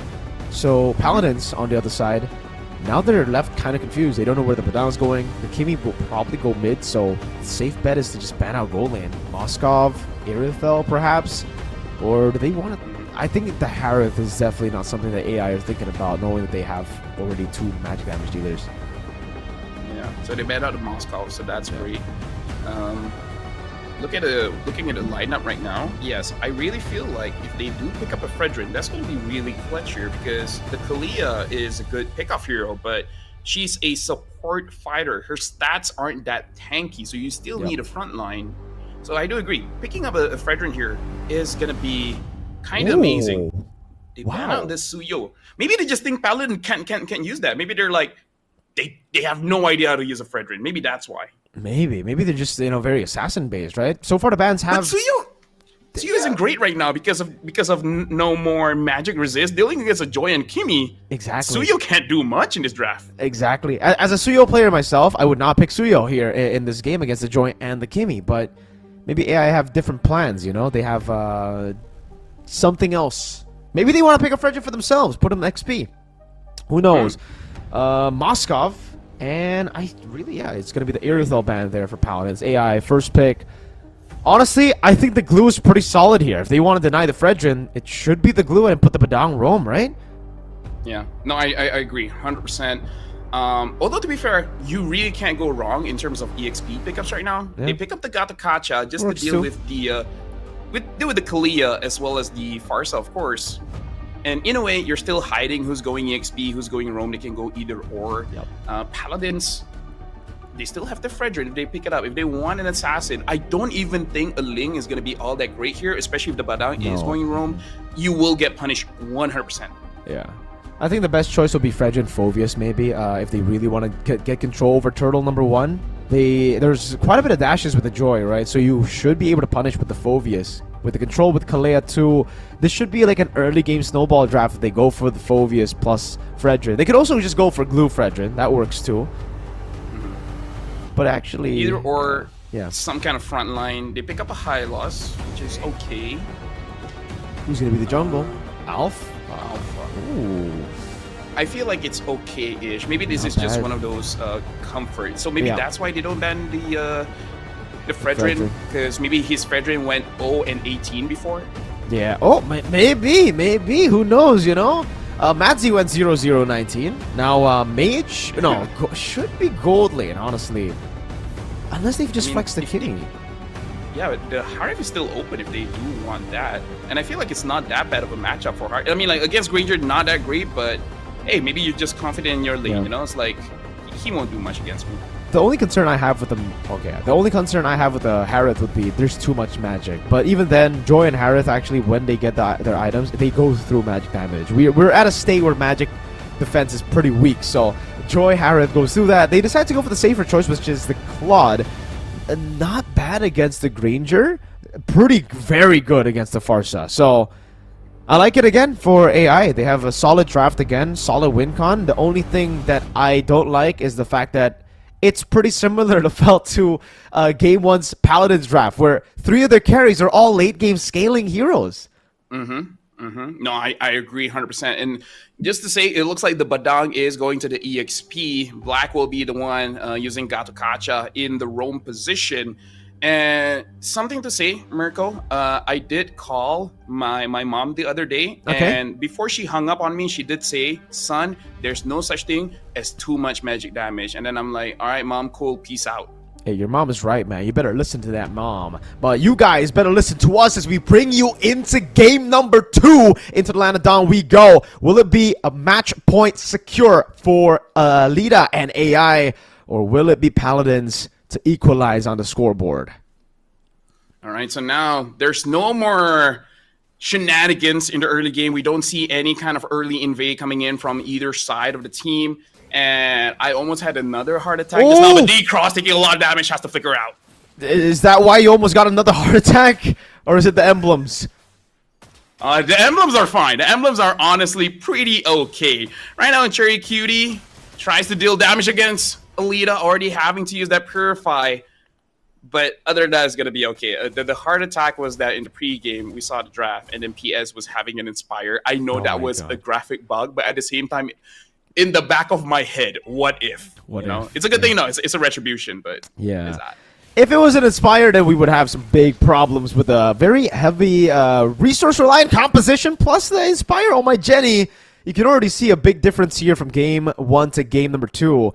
Kimmy and Claude both having a tough time. Alita, oh man, his wave is getting frozen. Cherry Cutie is going to shove this, I believe, and then, yeah, it's a win in mid, win up top too. Yeah, the only way that Paladin really loses this one, if they do nothing with their early game advantage, right? Do nothing with the Alpha, do nothing with the Kalia, because you have enough damage for sure. And to the point where you have true damage as well as magic damage. So D-Cross is spoiled for choice. Like, usually you do want to get someone squishy, or it doesn't matter. It doesn't matter. God thought, Badang, everyone's going to die. At least they should. They should. They should, unless they get like a crazy set onto Cherry and Avatar, which can be a possible win angle, because at least in game number 1, AI had the respect to go Purify on one of their carries. Paladins have gone for a very, I would say, even greedy approach here. PS already on the turtle, coming down, good Tsunami Slam, blocking him down already, but it's on to Cross, not on to PS, who gets the turtle for free, and Black wins it out with the first blood. He will fall, though, and now 2 for 1, technically now, as Oh My Jenny runs away, goes for the kite, T-Brock, kite of the way, Avatar, flickers it forward, doesn't get the shot, Oh My Jenny taking low, but look at the save from PS, who's able to equalize. Meanwhile, Alita munching on the goal turret. That was a little bit tough to watch, Mirko. I was about to say this is why Farsa is so good right now. The burst is just too much. But then Oh My Jenny was able to outplay that. Because look at this, right? Oh My Jenny scaling 0, 1, and 3. 3 assists. That's huge. A taunt coming down. Alita right there. Don't think it'll be an all-in. Tsunami Slam not ready just yet. Oh, there you go. They're going to go for it. Yori goes for the shred. AOG locks Avatar. And it ends up being worth it. Black traded for Mr. Avatar. T-Cross goes in again. Oh my Jenny, able to cut away, gets away from the Death Sonata too. Oh man, even though they don't have the early game, AI are just outclassing Paladins. I mean, like, they're outclassing because of 2 things. Number 1, Avatar really needs to start respecting AI, because both times his ult, the Feather S-Strike, got canceled. The first time in the Turtle Pit was by Madzi. Madzi just fist cracks onto him, canceled it out. Great, but then you saw the one in mid first got canceled by Oh My Jenny with the traction pole, and then just to have, saw the injury, Black even jumped on him, and Avatar couldn't do anything, right? Yeah. You already got caught twice here. Make sure you don't get caught again, because you are the reason why your early game is so good. That's taunt again. They're going to lock him down. It's only onto T-Brock here. Good for the airstrike to retaliate. Oh My Jenny taking low. Tsunami Slam locking him down, but PS able to pop an electrifying beast. Cross taken down as PS dashes away to safety. 1 for 0. Black looking for the re-engage. Matty! Fist crack in the back. Avatar and Yori both caught in the pin. Dude, like, again, right now, Avatar, it has to be careful, because you got clipped by the AOG again. Sure, it didn't really cancel out your ult, but still, that's a sign that you got to be careful, especially coming to the late game. Cherry Cutie, that's very late. Flicker out, still going to be pinned down, and that's going to be the all-in still by Oh My Jenny and PS, who's on a mega kill. That was, like, I have to be critical for that one. You already know where they are. You know they're grabbing the turtle. You really shouldn't be that far ahead. Minions are important, but I don't know, man. That was a little bit too greedy. A little bit too greedy for my book. Way too greedy. I gotta agree. And it's a 1,000 gold lead into Joy. AOG. Yori goes in for the Spear Alpha. Gets taunted. PS walks in. No more CC under the turret. Unstoppable Joy. 5th minute. Yep. You know what? A late game comp with 2,500 gold, this might be checkmate already. Because we see Paladin making some bad choices. Yori tried to outplay that by grabbing on to Alita, if I'm not mistaken, who was down bot as well. I kind of feel like the safer choice is just to ult away, just dash away. Oh, Jenny, quick feet there. Able to evade from Avatar's Feather Airstrike as Alita just gets value for free. No response by Paladins. They really are scrambling here, LaFell. There's not much they could do. They're losing out minions, and they're technically forced now to... Oh, Tsunami Slam, Instant Purify out. Blazing away from Alita in the back as Black goes over to taunt Avatar. Force to flicker out PS. Diving in deep. Dodges away from Spear of Alpha and goes over to Electrifying Beats as they get pinned down, and the Fist Crack comes in for Oh My Jenny. Target practice there, just putting the damage on him. It's unfortunate, but it does look like they're not really planning all things out that well, because I kind of feel like we see this in Indo and Malaysia, where teams are just forcing it out. Like, you shouldn't be doing that. You shouldn't be trying to get a catch, especially when the person that you want to catch does have that Purify. You can make the argument you don't know whether the Purify is up or not, but at that moment, you got to figure out, okay, this guy purified. There's no way we're going to win this fight. Looking at the position of the rest of the team, just back off. Like, I feel like Paladin, yes, they have a good early game, but when you're losing by almost 5,000 gold, you don't really have that early game advantage anymore. Whether you like it or not, you got to wait for your items. You really do. And for AI, they already have those items, despite them being a late game comp. Like you mentioned, I mean, a late game comp is a mid game comp. If you get this much gold, it's an early game comp, technically. Manzi able to zone in the back. Alita and Jenny just munching on that turret, taking it for free as T-Brock. At this point, this is why I don't like the Hylos against Kimmy, by the way, LaFell. You're not a hero that dashes in, that blinks into the backline. You're a hero that walks, that runs. And Kimmy does well against that. I mean, the Immobilize stops you.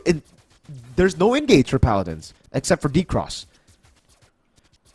Personally, for me, Mirko, like, even if you get a Boxia, it's still difficult to go up against the Kimmy. Early game, she does no damage to you, which feels great. But eventually, it's very hard to catch her because now she flies away. There's not a lot of heroes that can fly. Oh, and then you just, okay, relax, don't overextend. That's the thing about, again, the Kalea. Yes, it's a way to dive into the back. Good glorious pathway, actually cutting him off. T-Brock looking for the angle again, but oh my, Jenny's able to kite away in the back line, though. It's going to be an all-in over to Black, who's still able to sustain for quite a bit. Cherry Cutie takes him down. Alita gets the kill back. It is 1-for-1. T-Brock for Black. T-Cross going to be taken very low, though. PS from the side looking for the electrifying beast. Will be able to pop it up. That's it! Oh my God! With a fist crack to find all of them. Oh, Cherry Cutie in the base taking down PS. Gets a triple kill. Yo, Mozzie, man. I don't care what the numbers say. Give this man the MVP, dude. He did it in game number 1. Now he's doing it in game number 2. At this point, he's flexing a little bit too much.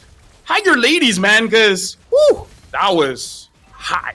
Hide your kids, hide your wife. Madsy doesn't care. As long as you don't bring Purify, you're on the wall, baby. And Paladins, no Purify on the board, really hurt them. Really, really did. I mean, at this point, Mirko, I gotta be honest. Even if they do have that Purify, at this point of the game, might not be that big of an issue here. And looking at T-Brock only have one item, yeah, he's not going to be surviving this. Even if he has a blade armor, can't do much. Yeah. Can't do much. Even if he has full items, LaFell, I don't think he can. There's too much damage. I mean, AI have physical and magical. Plus the CC lockdown. You're not running as a Hylos, man. When you're getting punched, when you're getting taunted. Oh, man, that's a poor horse right now. Yeah, being a horse in this climate really isn't the best, even if you are a centaur. Now 8,000 gold difference, 6 kills to 17. AI esports, they are able to win the game. Like in the previous one, they won the game at 10 seconds, and now they're winning the game at like what, the 3rd minute, the 4th minute. Yeah, that's true. Paladin, their wave clear is actually pretty good, but I don't think it matters because Modzi soon he will get that flicker, and then it's gonna be over. Yeah, and this is where the Purify would come in handy, right? In your base, when you get engaged on, maybe you can Purify out. That's gonna be an all-in over to Black, who's still able to sustain for a bit. Now PS in the back line, looking for the electrifying beats. T-Brock able to survive, and they live to see another day, LaFell. It's not over yet. AI have only cracked open the mid lane base turret. Yeah, very good cash there, getting on to Black, and then Black taking actually a lot more damage than I thought, so maybe it's not completely over, even though if we're looking at the items here, not a lot of items for anyone, honestly. Like Cherry Cutie only having 3, which is okay because the fact that he has the Malefic Roar means that he can actually deal with the front lines. And then looking at the Farsa, the Genius one, very interesting here. So you're just all in on getting Oh My Jenny or Alita, which is fair, right? Let Cherry Cutie deal with the front lines. That is a very greedy move by Alita, but it actually will work out. T-Bra, oh no! Again, you can try to run to the other side, but when you get Fist Crack Purify out of the Tsunami Slam 2, AOG into the back, Cherry Cutie gonna be caught! Manzi! Again and again finds a Fist Crack, and that one might have just ended things for Paladins, but no, AI decided to play it safe. The 3 carries are still alive. Dude, Mirko, Madzi is just farming clips at this point, man. Like, he's building up his resume. Say if he wants to go out into war and be like, hey, have you seen my play? Have you seen my 3-man fist crack? 5-man fist crack? Have you seen my glue? I got a lot to show you. Hey, all of it is on Instagram and TikTok. I don't know, even Madzi. Facebook, whatever's big in Myanmar. I don't know, Madzi. At this point, you're forcing me to watch it, right? I don't even have, there's no consent. I'm just forced to see Madzi pin 4 dudes. Dude, at this point, like, he'll pay for your VPN just to show you. I'll give you my VPN account so that you can see this all day. Yeah, he's that committed, exactly. Oh, man. Madzi, finally, we might see him punish here, but Tsunami Slam only locks him down in the front. Winter Kron coming down. Avatar caught, electrifying beat, steals with him. Even an all-in on Madzi can't stop him. He's going in this time. He's taking all the kills. Oh, my Jenny.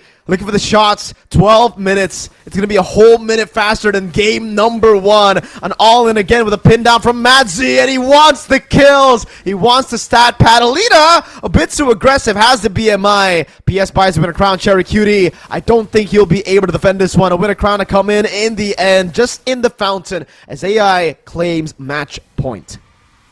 Yeah, 2-0 now. One more game to win this one. And we already talked about you got to end the game fast because you want as much rest time later on. But actually, no, they're not playing again. But either ways, man. AI, like, they're not even making it look close, man. Yeah.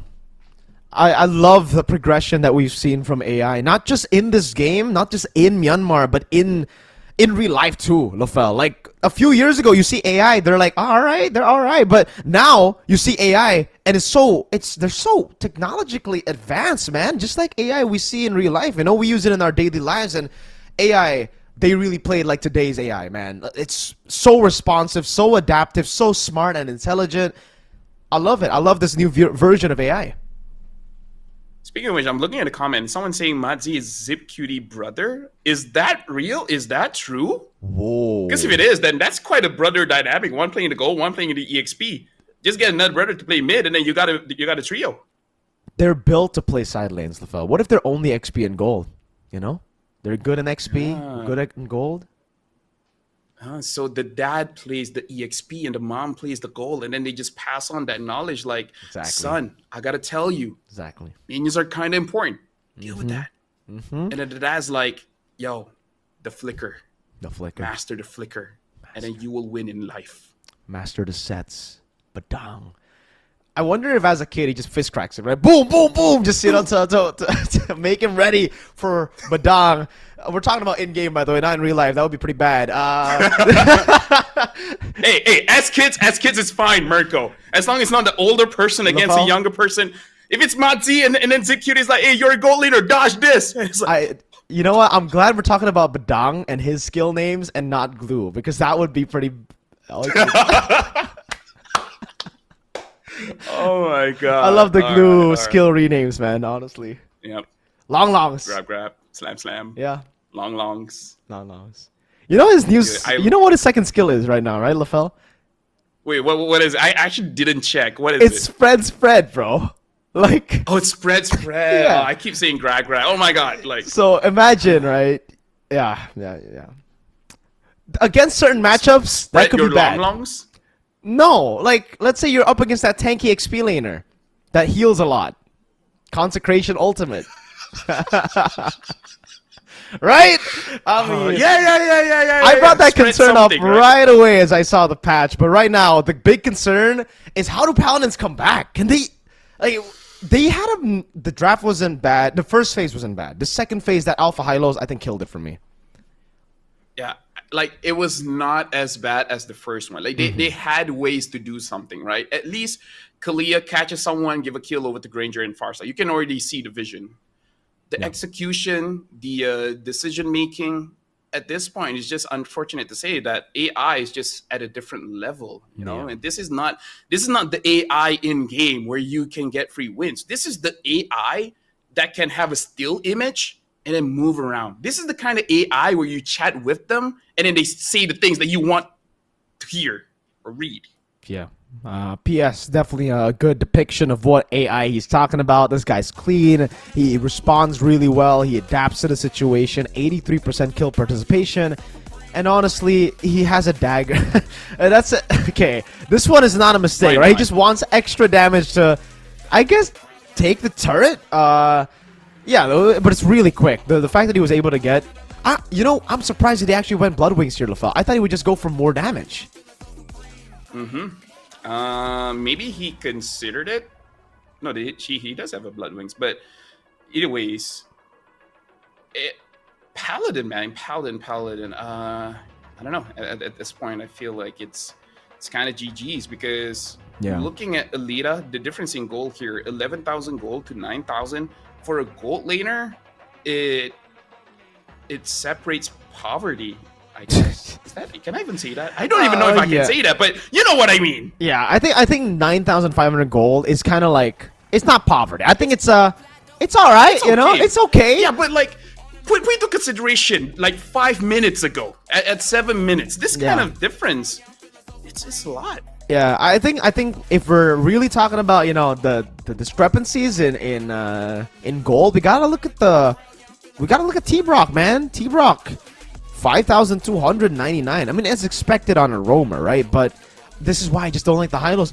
You saw it in the game. It was so easy to kite away from him. Even when he had a pretty good glorious pathway, there was always a fist coming his way. There's always a tanky Indonesian man taunting him, you know?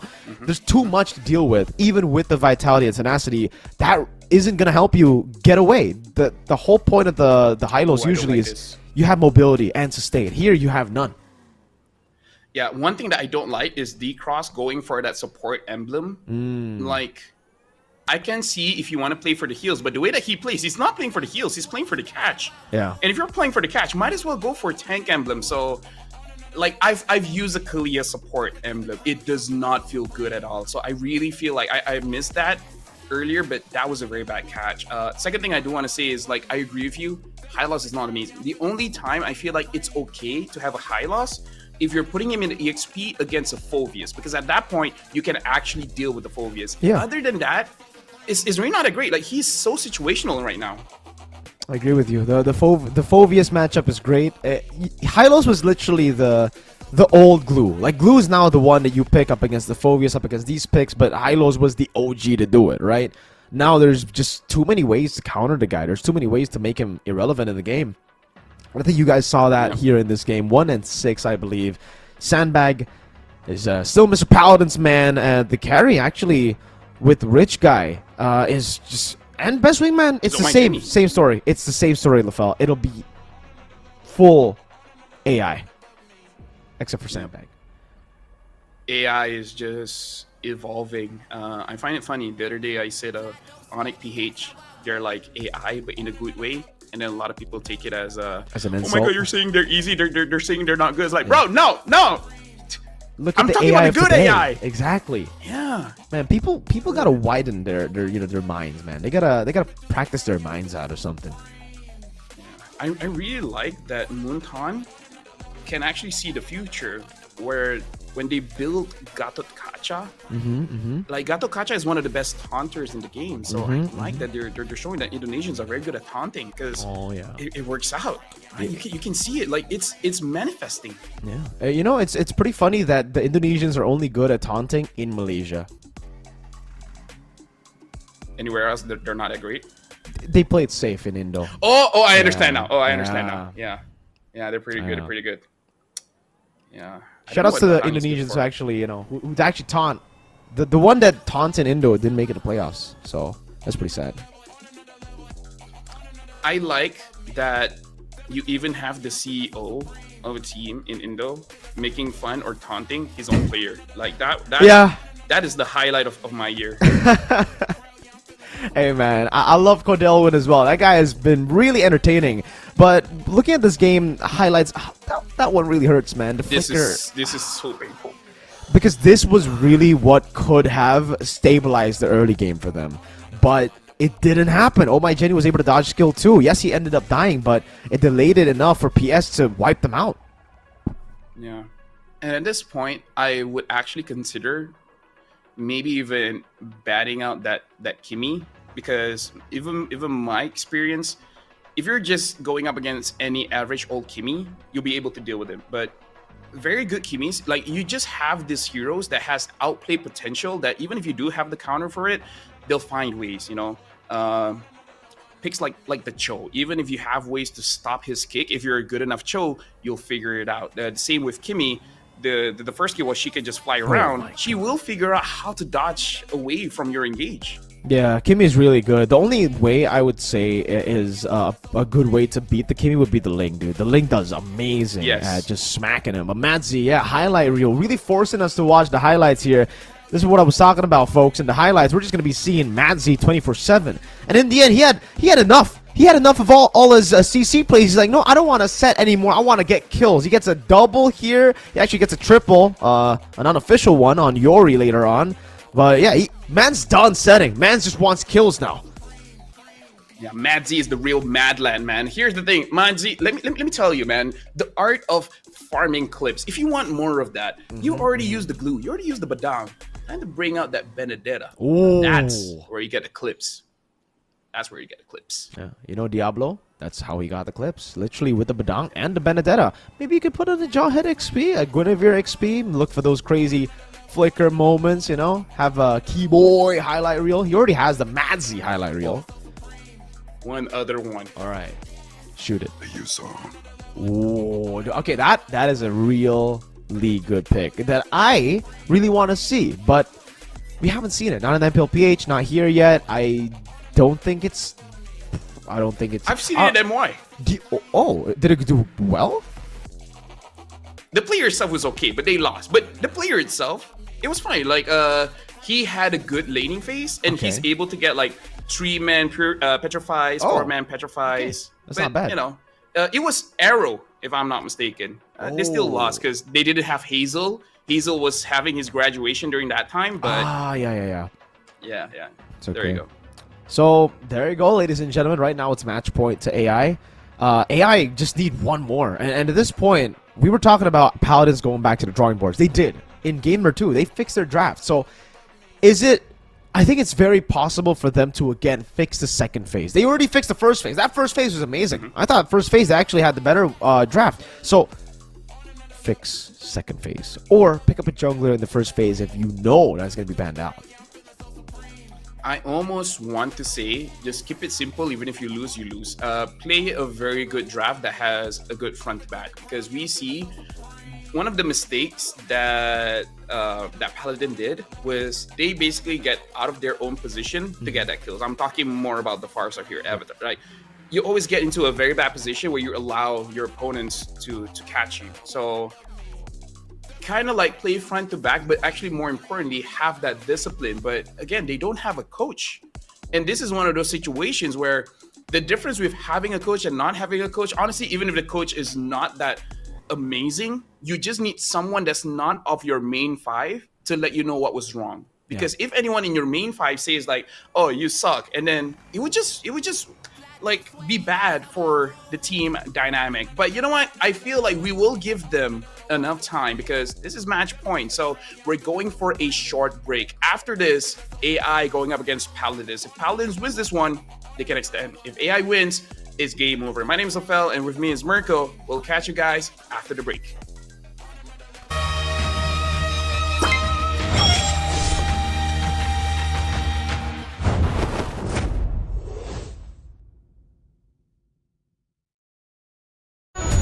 They said there's a limit in the women's league. In MWI, we say limit?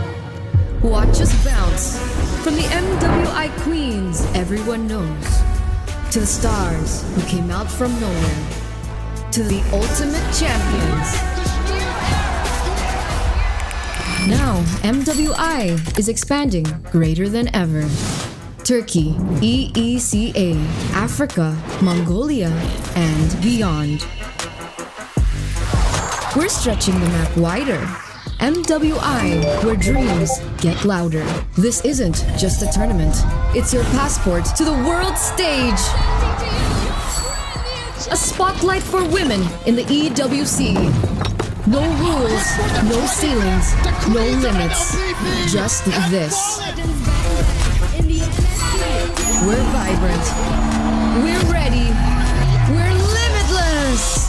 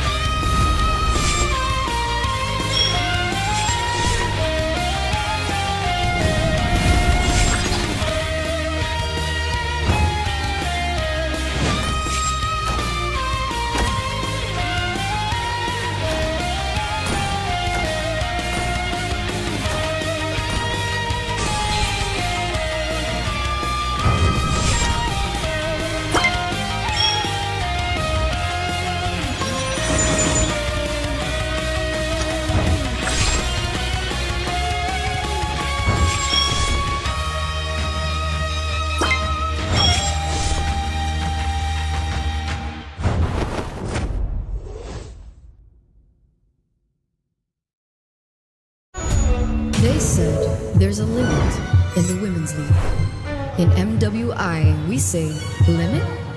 Watch us bounce. From the MWI queens everyone knows, to the stars who came out from nowhere, to the ultimate champions. Now, MWI is expanding greater than ever. Turkey, EECA, Africa, Mongolia, and beyond. We're stretching the map wider. MWI, where dreams get louder. This isn't just a tournament. It's your passport to the world stage. A spotlight for women in the EWC. No rules, no ceilings, no limits. Just this. We're vibrant. We're ready. We're limitless.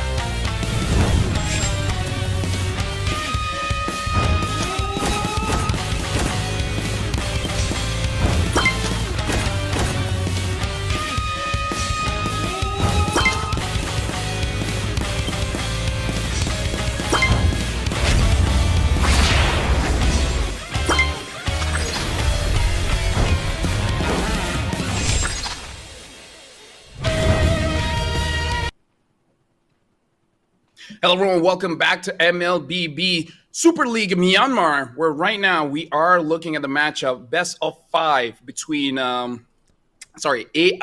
going up against Paladins, where unfortunately right now, Paladins have suffered a 0-2 loss, losing game 1 in 30 minutes, game 2 in 12 minutes. So can AI Esports actually close this out with one more win? Welcome back. My name is Safel. Alongside with me is Mirko. And so far, the games have been, unfortunately, a little bit one-sided.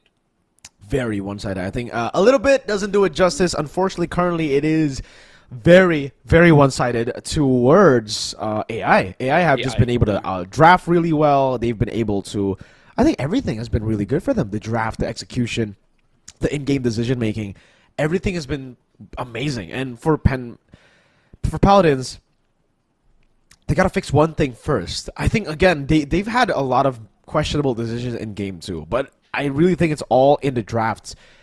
Without a coach, this is something that they have to deal with themselves first before we get into the in-game execution, and I don't think it'll be enough time for them to avoid the sweep.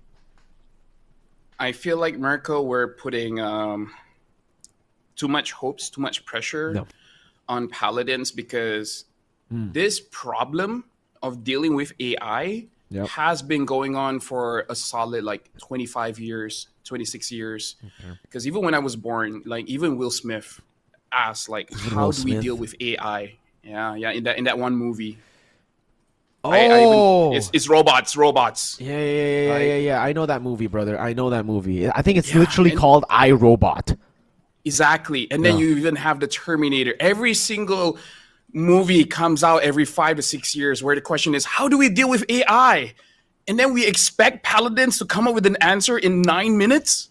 Bro, that's a lot to ask for a team that doesn't even have a coach. That's true. It is a bit unfair, too, to ask them to do that, right? So, at this point, we're just going to have to hope, guys, that they have a solution. If not, then just like in all those movies where we ask you guys and ask the main characters, how do we deal with AI? They'll just get beat by it. AI will just be better.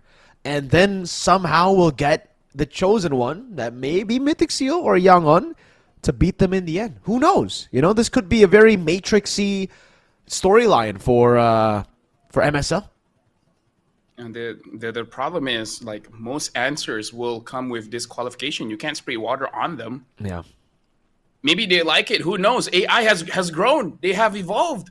Now I see clips on the internet, and I don't know whether they're real or not. And then people say, look at the fingers. If they have 6 fingers, then it's probably AI. But I know people that have 6 fingers, Mirko. Are they AI? At this point, we don't know what's AI. We know, actually we do. We know these 5 players and their coach are AI, right? That's all we know.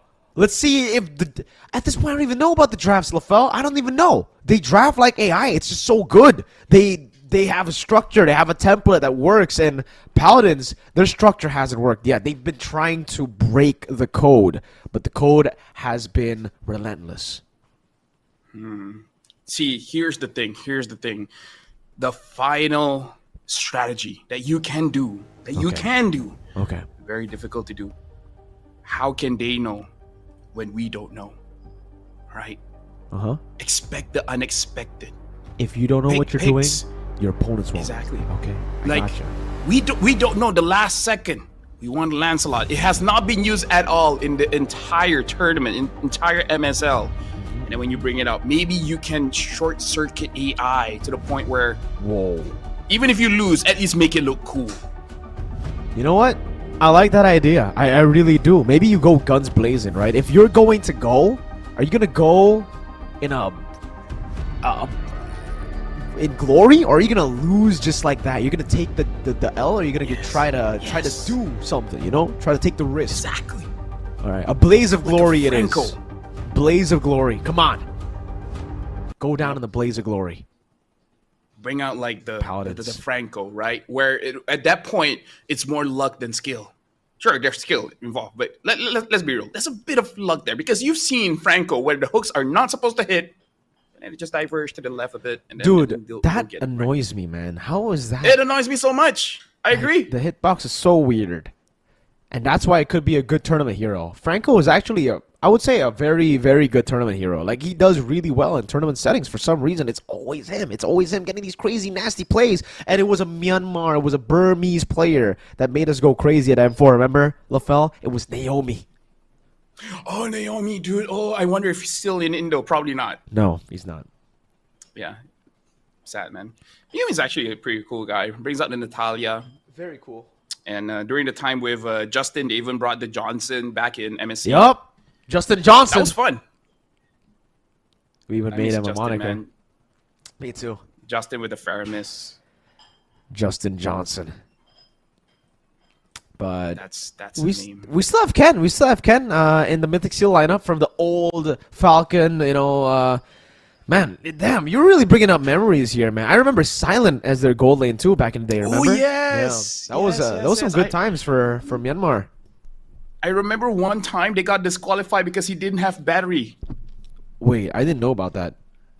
Yeah, I think they talked about it where basically he didn't charge his phone or something like that, and then that caused problems. But either ways, we're just flexing to see that we know Myanmar history. All right, now Yep. Paladins going up against AI second pick. They still banned the 1-1. You know what? After this, I want to see Alita on that 1-1. Like, is it really bannable? Is it that good? Right? Yeah. I don't know. Let's see for Paladins though, because I think it should be a Kalea first pick again. I don't think they want to give I don't think they want to give. Oh wait, Hayabusa has been left open for the Phoveus ban, and now the Hayabusa actually gets first pick. Kalea though is up for grabs. I think AI will just take it away. Yeah, I'm actually quite weird that we don't see a lot of Harif here, but yeah, I do agree. Pick up Kalia. Okay, they got the Kimi, which I think this just shows that they're really not concerned about this Hayabusa at all. I mean, like, to be fair, with the Kalia, I feel like if you want to buff Hayabusa, make sure his channel time for the Ogi Shadow Kill is not that long. Like you can say 0 point something seconds, but in the eyes of Kalia, that's long enough, dude. That's true. So Kalea and Kimi will be picked up by AI. They can flex this all throughout the draft. This is what makes Kalea and Kimi such a good duo in the draft. Usually it's Kimi Badang, right? And I think Paladins will be the ones to take out the Badang. But no, they actually go for against the Kimi. Interesting. And the Novaria. Yeah, I really think they're going to go with the Blaze of Glory strat that we were talking about here, LaFell, because AI have gone for the Fredrin. They're playing full front to back this game with a Kimi in the mid lane, possibly a Granger coming up next. So Paladins, got to be careful. I think they got to ban Granger. Yeah, I mean, like, I said that this should be the strategy coming in from Paladin, but then AI take it up. Now, here's the thing. If you want to go guns blazing, right, you want to go crazy local here, I kind of feel like the gold laner for Paladin has to be either the Beatrix or the carry. Because those are the kind of marksmen that once you have full items, balls to the wall, you can probably get a win, right? Carry just destroys the front line, and then Beatrix maybe just kill them before the fight even starts, especially when you have the Novaria there. Both those picks I actually like better for AI, actually. The Beatrix carry, just with the Kalea, because they'll be able to, I think, one-shot anyone they grab with the Tsunami Slam. The Gata even, right? So Baksha, carry, I think those are the two picks that AI could go for if Paladins ban the Granger. That's only if the Granger gets banned down here. If Paladins don't ban Granger, I don't see why not. Why they won't go for the Granger here.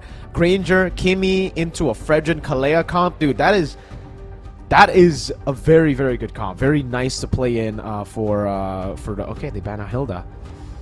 Which is a pretty good ban, but this means Granger, right?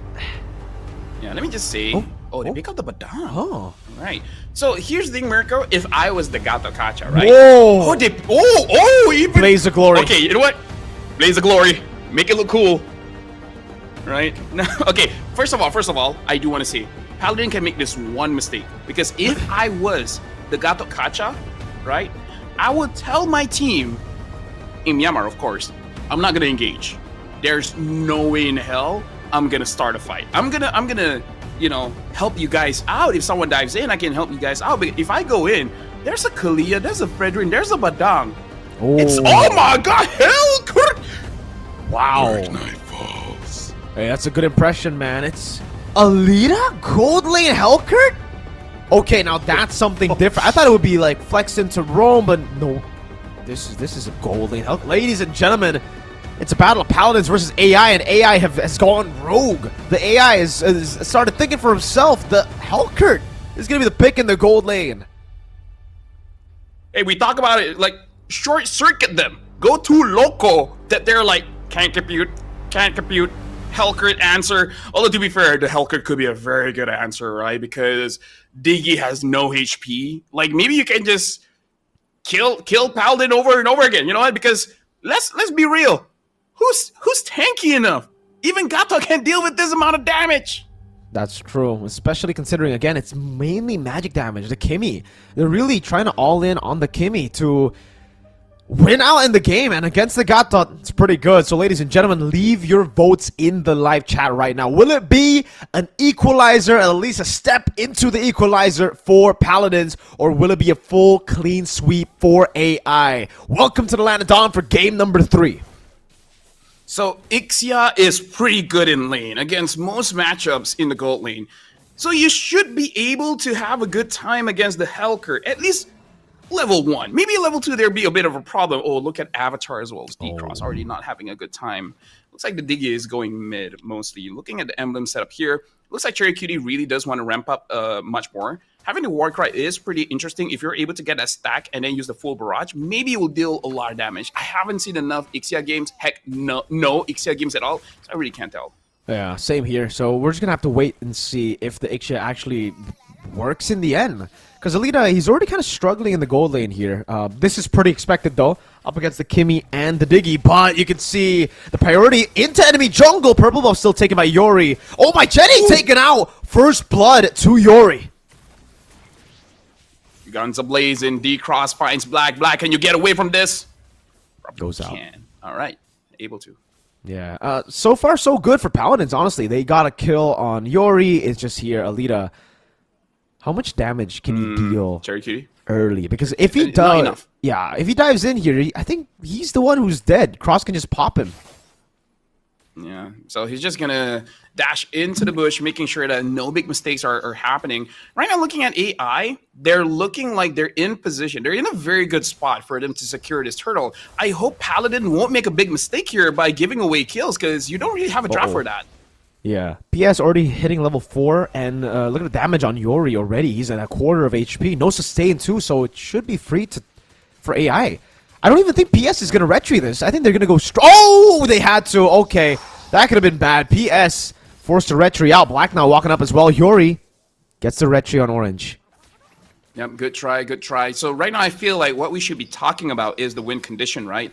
Coming in from Paladins. So you kind of want items, right? That's kind of clear, because Ixia as well as Novaria, you don't need those items to be relevant. The problem here is the counter argument. Alita, when Alita has the items, I don't know, maybe 2 items would be enough to just destroy Cherry Cutie and Avatar. And at that point, you really won't have enough for anything.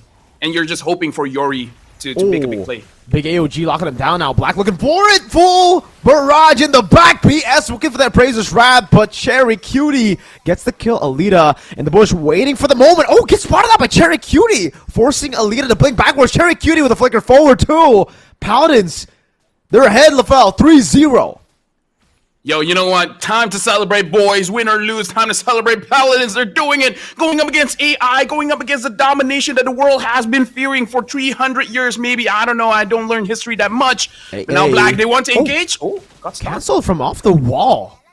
Was it Cherry Cutie? Was it the Star Helix? It was Cherry Cutie. Yes, sir. It was. Second skill. All the way. Takes him off. Any form of CC takes him off, or takes her off the wall. Sakura. Bottom lane, oh my Jenny, really just looking for trades at this point. Alita, every time you can see him looking for angles, but as long as T-Brock is here, I don't think there's going to be an angle of attack. Cool name, by the way. T-Brock. Uh-oh, T-Brock lifted up in the air. Black looking for it now. Let's see what they go for. PS in the back line, that's going to be the pin down, but it's only on towards the AOG T-Brock, who gets away with D-Cross. Yep. Honestly, good ult coming in from the Diggy, making sure that T-Brock is actually able to get away from that, because that's kind of the problem in the previous game, right? Where the frontliners of Paladin get chain CC'd so much that you just can't get away, and now are they able to actually get Madzi? Uh-oh, chain CC is still able to flicker out. T-Brock looking for the chase. Oh my Jenny, zoned away. Now, turtle number 2 should be free for PS. Black actually walks up. The quad shadow is ready for them to go for it. PS, can you go for the retry? Now, reverse time still. The retry win coming down as well, but it is going to be the Appraiser's right and the full barrage. Oh, my Jenny, sniped down from downtown by Cherry Cutie. Now, that was a lot of damage. Now I'm starting to be a little bit more convinced. And Cherry Cutie just picked up the... I already forgot it. But anyways, he sees 3 kills here. Looks like he wants to go for Black. Tsunami Slam, but Alita, even the CC there, it's kind of useless against the time journey. Cherry already, right as he picks it up, LaFell 2 stacks on the Sky Piercer. Oh, and that's huge. But speaking of huge, Alita got Yori. And now Avatar looks like he's trying to get away. D-Cross is going to get taken down. I don't know if you have the damage to deal with Oh My Jenny right now. Oh, T-Brock. Full lockdown. Alita takes it. The execution, and somehow, some way, AI are still in the game. Yeah, and looking very good. And Alita's starting to stack up, right? 2-0-0. I really just don't know what's the power spike. Is it one item, 2 item? I don't know. But either ways, right now, Black as well as Alita is making sure that they get the turret up top. It looks like they are going to get it. And in terms of favorable trades, I kind of feel like AI is taking quite a bit of better trades here. I think they're just surprised by Cherry Cutie's damage. But now the Flash of the Oasis on D-Cross, making sure that time journey is alive, but D-Cross is gonna get tackled. Oh, my Jenny gets the kill. Oh, my Jenny gonna be caught in the full rush. Flickers out. The Sky Piercer still takes him down, but an all-in with Madzi up top 2 gets PS the shutdown. Avatar, not too sure if you want to defend this. That's a very low turret. PS stashes forward, and T-Brock is now caught in an awkward position.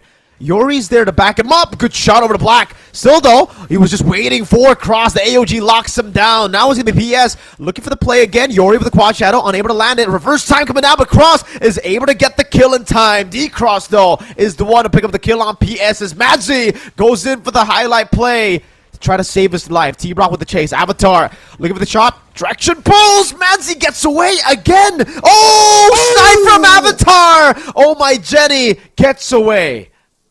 Yo, Paladin, they're doing it. They're doing it right now. 11 kills, but we can see the man-to-man defense here. Alita looking at Cherry Cutie. Cherry Cutie has to be careful because he really trusts D-Cross. He does not have a Purify. So the moment he gets caught, he gets caught. Nothing that you can do about it. And right now, 11 kills to 7. The bad thing is, the gold lead isn't really that big. It's barely 1,000 here for Paladins, but they can still get it back. But I kind of feel like Cherry Cutie needs to get more kills because his stack just got cut in half by that mistake at top. But how good or bad is the late game here for AI? I mean, technically for AI, they have on my Jenny and Alita that both can scale, but Paladins are... Oh, what the hell? Alita almost taken down there. Let's give it all in over to Avatar, who stepped up way too aggressively, got Tsunami slammed, and then taunted down. Cherry Cutie on the other side gets a turret in trade. Yeah, and now with the Malefic gun as well, it's going to be much easier for them to play front to back. Yori finds Alita, looks like Black. Try to make an outplay there, but looks like pretty safe. And to answer your question, I feel like in terms of the late game, AI will be so good if Alita kills Cherry Cutie. Because at that point, most of their damage is gone. So unless you get Cherry Cutie, your late game ain't got nothing on Paladin. Yeah, and that's good. That's very, very tough to do. Quad Shadow in, Traction Pulse actually locks him down. It's very hard to do here, Lafel, because if Alita jumps in with the Helker, there's always going to be a time journey. There's so much peel, too, from T-Brock with the taunt. Yeah, and you know what I say? It's going to be tough with that kind of mindset, Mirko. Okay. You can't have that. This is you trying to get 3-0. You got to be like, yo, I don't care if they got 5, got to catch us. Gonna be able to get it. Just trust. You gotta blaze the glory it. Yeah. Exactly. And for you guys, MSC 2025 and MWI 2025 at EWC will be coming your way just like that AOG. Almost looking for a play. Oh, full barrage. Flicker 2. Getting them, but PS. Appraiser's right, big block. PS with an outplay against 3 members under the turret. He is an absolute Chad. Tsunami Sam knocking him down. Yori gets the kill on Black, but it's a tier 2 on top of the 3 kills for AI. And Alita got so much farm off of that. Heck, you know what? Paladin, it looked cool. But look at the gold difference. There's none, a nada, a zot, a 0. Because right now, AI, they're farming so well. And that big appraiser's Wrath. Alita not going to go in for Avatar. Because Avatar, he cheats. He gets out of the map. And Avatar gets away. But man, Cherry Cutie... I know that was the blaze of glory we were talking about, but maybe that was too blazy, too much glory, you know? Flickering under the turret with no time journey. That was ambitious, fam. And you know what? Maybe he forgot that he has the Sky Piercer. You know, just saying. It's like, what is this item? Looks like a sword. Looks like Maybe a I should sword. sell it. Alita on the other side, though, I don't know if they actually want to go for this. I think Fredrin is much better when it comes to neutral objective battles. Black already on the wall, going to be canceled out. That's going to be the Lord Knockup coming down with a full barrage and the AOG. PS! Forward dashing into the Retribution. Secures it for AI as Alita continues the elite split push. Yeah, and right now, Paladin, they're losing it all. They lost the Lord. They didn't get a kill. Alita might kill Cherry Cutie here. Uh-oh, Okay, no, Dark Knight All falls right. just to escape. Hey, maybe he doesn't have that mindset just yet. You know, like maybe in this game he's just like, you know, I'm gonna split push because I hate turrets. Turrets are bad. And this is a visual bug. There's no way T-Brock has a Malefic Roar. That's probably Radiant Armor? Probably. Yeah, last time it was a Radiant Armor. So Alita just jumps into the bush, finds Yori. What a read from Alita, finds him, and now one member down. This could be it, LaFell. AI might just dive in. Hey, you know what? A 3-0 is kind of cool if you can get it in the best of 5. And now Cherry Cutie as well as Avatar, as long as they don't get caught, as long as the time journey is there is a chance that they can defend this. But they got to make sure that they're using it correctly. Cherry Cutie cannot flicker forward. Oh, Traction Pulse baiting out the time journey. Already with Banzi jumping in as well. He will be taken down. T-Brock in the back line too with a full barrage, dealing damage. But Alita continues to split push. A good Star Shatter over to Oh My Jenny. But they've lost a far lane base turret. Yeah, I think like that was the idea, right? Bait him out. Like make sure that Cherry Cutie uses the full barrage, but then Cherry Cutie goes a bit further as well. He used the flicker. If he didn't use the flicker, it might not have been that big of a loss. And now Yori won if he won against Alita. With a shadow kill too, Alita will be shut down by Yori. Solo 1v1. And at this point, I think the winner crown is going to be a very important item for AI if they want to close the series out. Yep.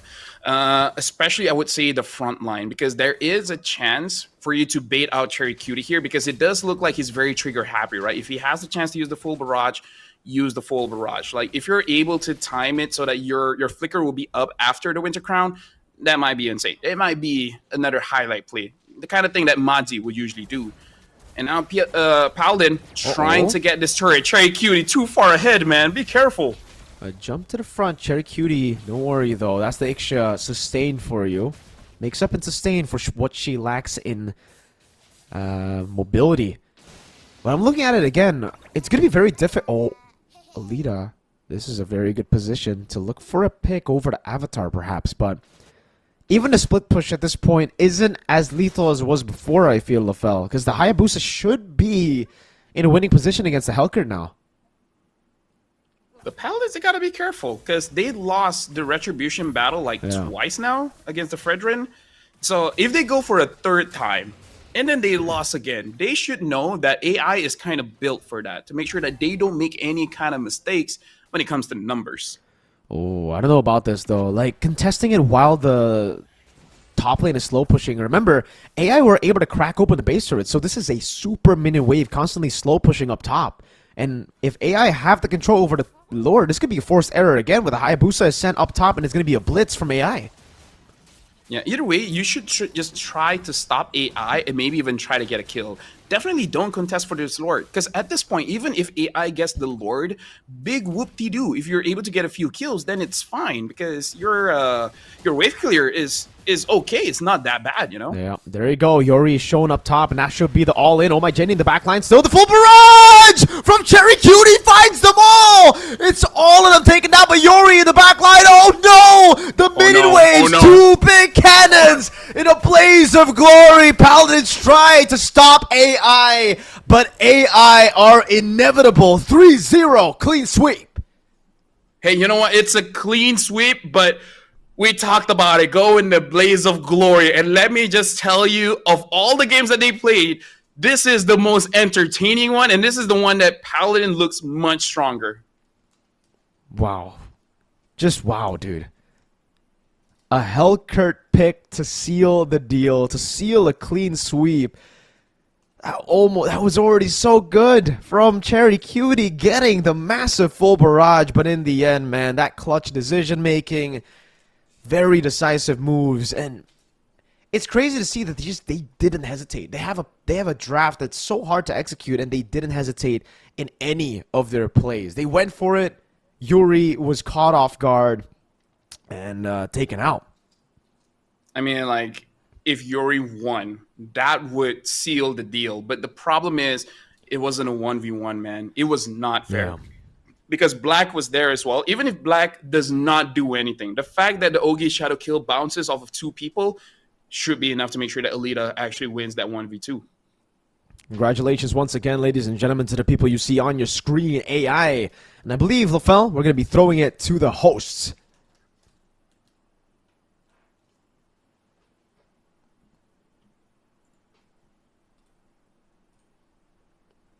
Never mind, we're back. Or not. It's just... I mean, like, to be fair, even if they did say something, I can't translate it. Actually, I can. I just don't know if it's accurate. Yeah, that's true. I mean, to be fair, you've translated before, and every single one of the people you've translated for have said that your translations are actually pretty accurate. So, I'd give you a shot, honestly, at translating Burmese to... I think you're better than Moman, you know? And that guy's Burmese. Oh, yeah. Yeah. No, I agree. I can see it now. The question is, how do you guys feel? And then they say, like, we feel nothing. We're AI. That was just us doing our job. We're programmed to do this. And then the host be like, huh? And then that's the end of the interview. What do you think about the Helker pick? Why did you pick the Helker, AI? And then AI will be like, we malfunctioned. We couldn't think of a good gold laner. We couldn't think of a good marksman. And then someone accidentally pressed Helker, and then we just roll with it. And then I'm like, how am I going to join the team fight? And then the team is like, compute, don't join team fight. Split push. Damn, you're really good at this, LaFell. That's the answer. Like, are you listening to them real time, or do you have like telepathy? No, see, I have 2 earphones, right? So one is to hear you, and one is to hear them. Yes. I've been using my headphones languages. wrong the entire time. I've just been listening to one thing, dude. Like both ears have. I'm just listening to you right now. You gotta step up, dude. You gotta step up. Is that an amateur move? That's below amateur. Oh man, that's Tumir. That's reverse amateur, not below amateur. But yes, I get the idea. That's pretty solid. I'll accept it, LaFell. I'll accept it. I will improve my game. Next time, I'm gonna have 4. But I only have 2 ears, LaFell. I don't think that works. Some people have 5 holes, man. Like, you can make it work if you have the right mindset. Okay? It's all about what you think in your head and making it into a reality, Mirko. It's all mental, ladies and gentlemen. It's all up here, you know? When you're trying to deal with your demons, if you don't believe in demons, you won't have any demons, right, LaFell?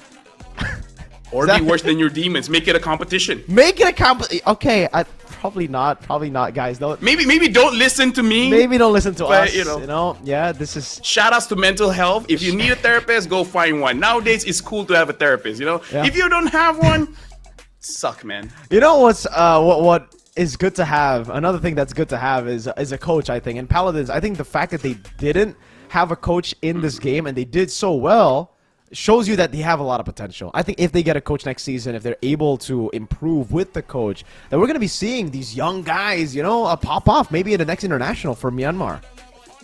And you know, if you don't have anyone as a coach, I actually wouldn't mind getting some of the older players back, like UBDD as a coach. If you can get Naomi back, Justin back, doesn't matter, right? Like, I feel like coaches, they don't even have to be the smartest person in the room. Sometimes experience is just enough to let you know this is the direction that you have to go. Damn, I didn't expect actual wise words from you, LaFell. I thought you were going loco mode today, but you know that's why you gotta expect the unexpected when you're casting with LaFell. That's true though. Again, you don't need to be the smartest guy in the room, but having that experience, being able to elevate your players morale-wise, is so important. And I think that's something they lacked. On top of the fact that the drafts were also kind of like very wonky, it was also the fact that I don't think there was someone that, you know, could raise their morale in the back, that could keep their spirits up while, again, losing 2-0. If they had someone there, it could have been different. Maybe could have been a 3-1 instead of a 3-0. Could have been a 3-2. Maybe, perhaps a reverse sweep. We saw that a lot in the MPL Filipino playoffs, LaFell. And I believe we're going to see a lot of that later on as well for MSL. Mythic Seal versus Yangon. Who knows? So Mythic Seal against Yangon, that might be an amazing matchup, Mirko. Yeah. Or disappointing. Either or. I've seen both sides of the spectrum because, yeah. You are the spectrum. Could be. I am a spectrum, yes. According to the chat, I'm a mentalist. I don't know if that's good or bad, but I'll take it. A mentalist? What does that mean? Mentalist is a show. Yeah. Okay. What is a mentalist? A mentalist is someone that knows someone's mental conditioning, which I might or might not have that ability. You know, I'm gonna Google that. What is a mentalist? Yeah, you better do, because I don't know what a mentalist means. But I will agree. LaFell is a mentalist. According to AI, a mentalist is a performer who specializes in mental skills and psychological techniques to create illusions of mind reading, telepathy, and other seemingly supernatural abilities. So yeah, I'm a mentalist. Yeah, dude, that actually fits. Yes, whoever said that in the comments, you are right. LaFell is truly a mentalist. He sees, he achieves, and then he conceives, achieves, and he believes. Okay. I can even make weird looks on my face just by having a shiny forehead. What the heck? Yeah, that's a mentalist right there. Those are just mentalist things, man. If you guys wanna join us again for that second match, you guys can go.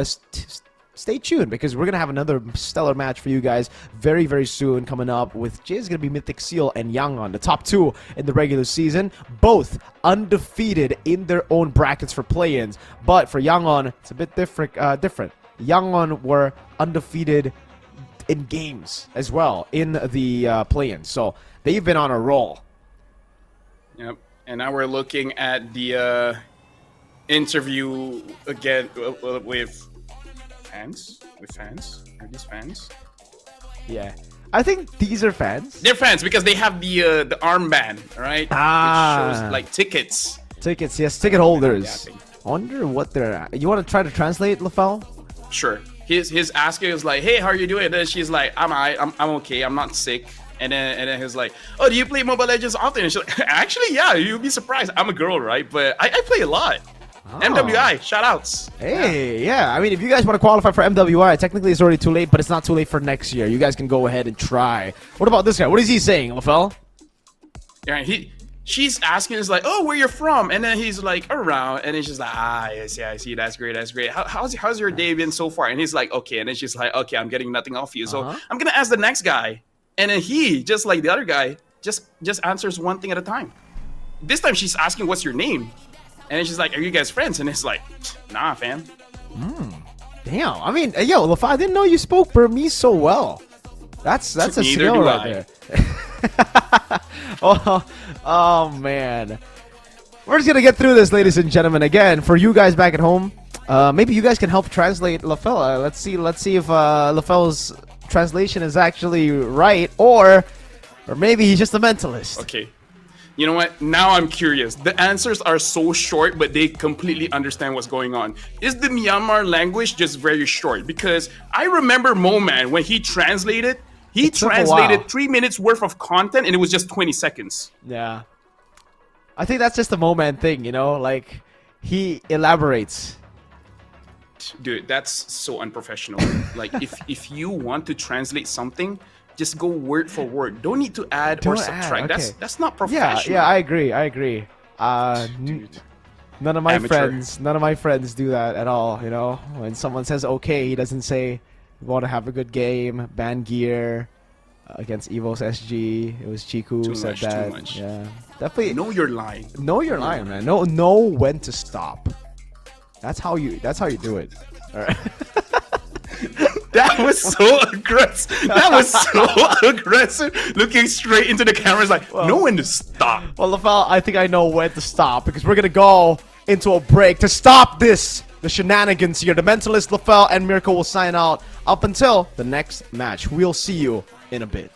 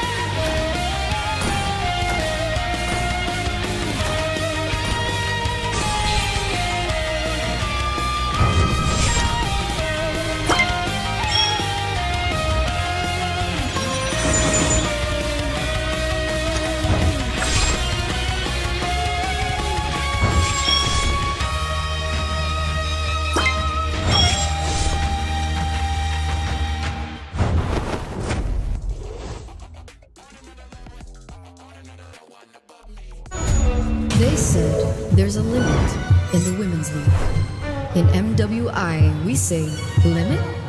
Watch us bounce. From the MWI queens everyone knows, to the stars who came out from nowhere, to the ultimate champions. Now, MWI is expanding greater than ever. Turkey, EECA, Africa, Mongolia, and beyond. We're stretching the map wider. MWI, where dreams get louder. This isn't just a tournament. It's your passport to the world stage. A spotlight for women in the EWC. No rules, no ceilings, no limits. Just this. We're vibrant. We're ready. We're limitless.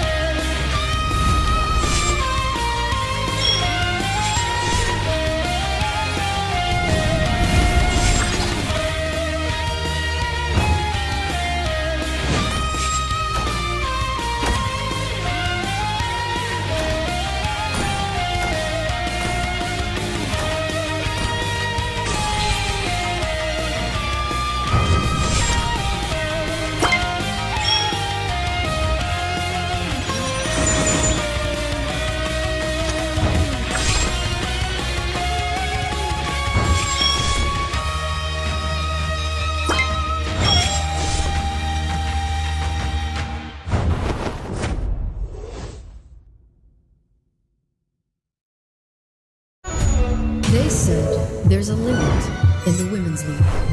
In MWI, we say, limit? Watch us bounce. From the MWI queens everyone knows, to the stars who came out from nowhere, to the ultimate champions. Now, MWI is expanding greater than ever. Turkey, EECA, Africa, Mongolia, and beyond. We're stretching the map wider. MWI, where dreams get louder. This isn't just a tournament.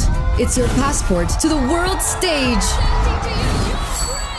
A spotlight for women in the EWC. No rules, no ceilings, no limits. Just this. We're vibrant. We're ready. We're limitless.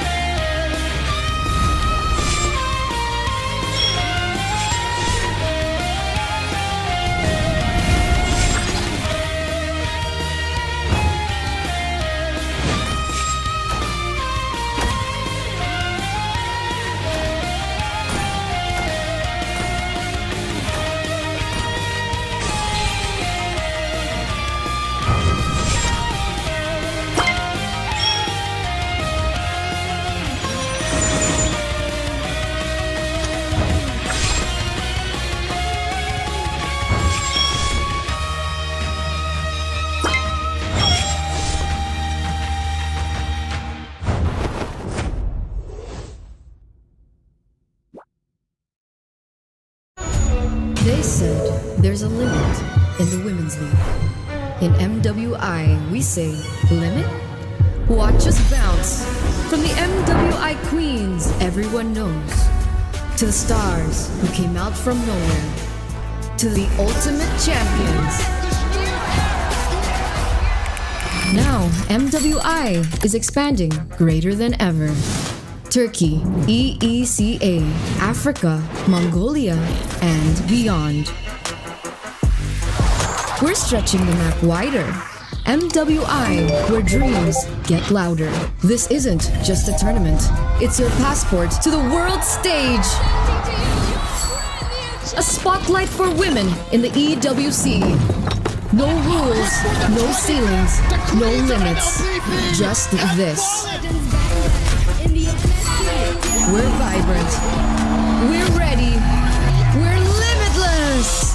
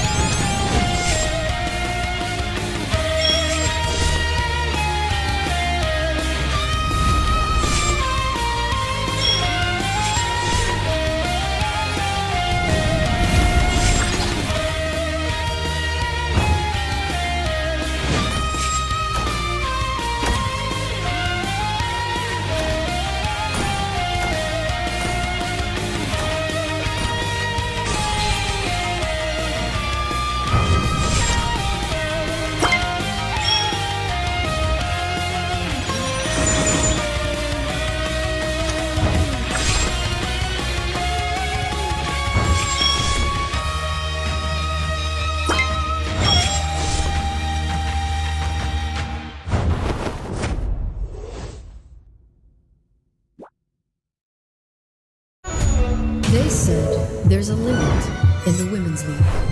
In MWI, we say limit? Watch us bounce from the MWI queens everyone knows, to the stars who came out from nowhere, to the ultimate champions. Now, MWI is expanding greater than ever. Turkey, EECA, Africa, Mongolia, and beyond. We're stretching the map wider. MWI, where dreams get louder. This isn't just a tournament. It's your passport to the world stage. A spotlight for women in the EWC. No rules, no ceilings, no limits. Just this. We're vibrant. We're ready. We're limitless.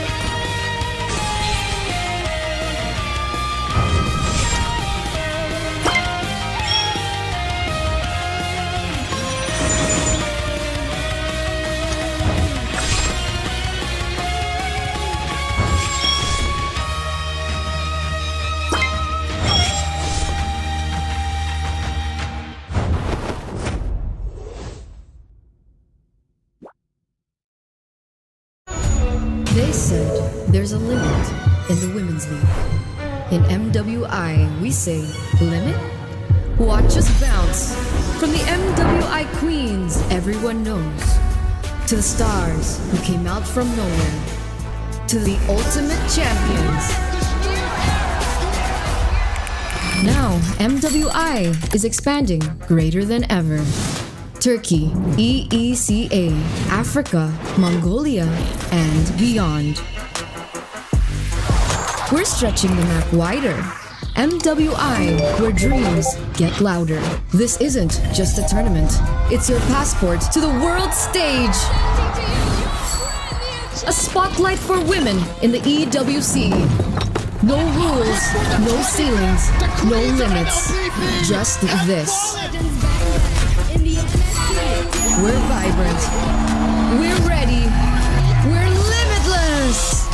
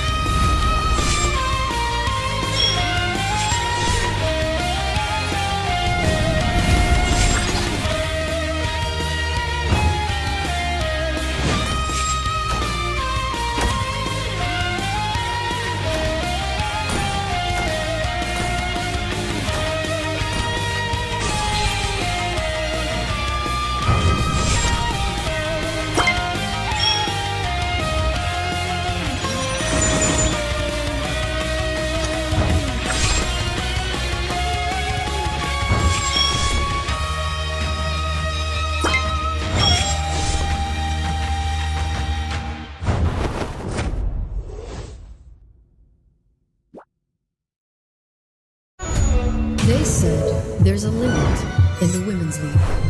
In MWI, we say limit? Watch us bounce from the MWI queens everyone knows, to the stars who came out from nowhere, to the ultimate champions. Now, MWI is expanding greater than ever. Turkey, EECA, Africa, Mongolia, and beyond. We're stretching the map wider. MWI, where dreams get louder. This isn't just a tournament. It's your passport to the world stage.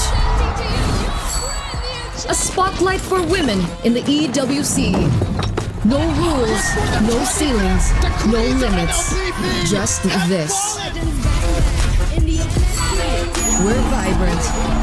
We're ready. We're limitless.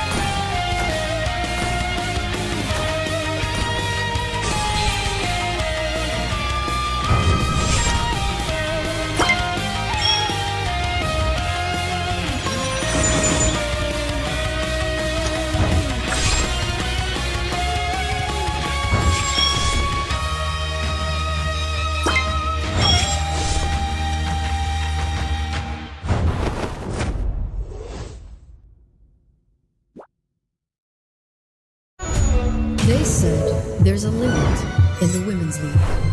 In MWI, we say limit? Watch us bounce from the MWI queens everyone knows, to the stars who came out from nowhere, to the ultimate champions. Now, MWI is expanding greater than ever. Turkey, EECA, Africa, Mongolia, and beyond. We're stretching the map wider. MWI, where dreams get louder. This isn't just a tournament. It's your passport to the world stage. A spotlight for women in the EWC. No rules, no ceilings, no limits. Just this. We're vibrant. We're ready. We're limitless.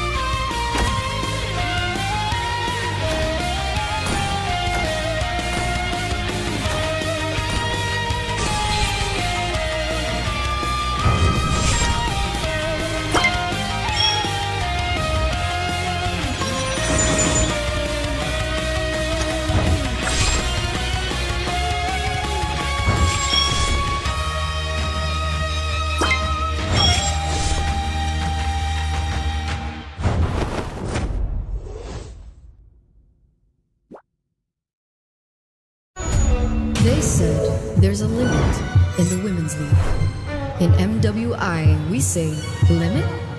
Watch us bounce from the MWI queens everyone knows, to the stars who came out from nowhere, to the ultimate champions. Now, MWI is expanding greater than ever. Turkey, EECA, Africa, Mongolia, and beyond. We're stretching the map wider. MWI, where dreams get louder. This isn't just a tournament. It's your passport to the world stage. A spotlight for women in the EWC. No rules, no ceilings, no limits. Just this. We're vibrant. We're ready. We're limitless.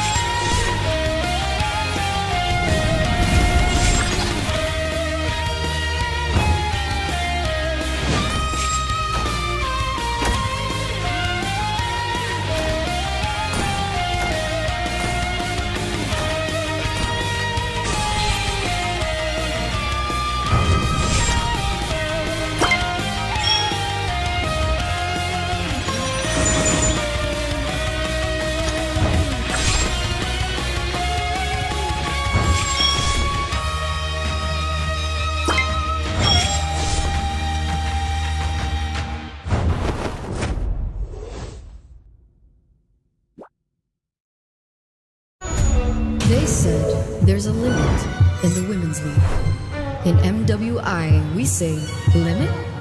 Watch us bounce.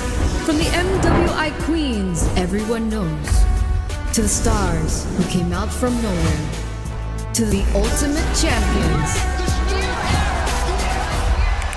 Now, MWI is expanding greater than ever. Turkey, EECA, Africa, Mongolia, and beyond. We're stretching the map wider. MWI, where dreams get louder. This isn't just a tournament. It's your passport to the world stage. A spotlight for women in the EWC. No rules, no ceilings, no limits. Just this. We're vibrant. We're ready. We're limitless.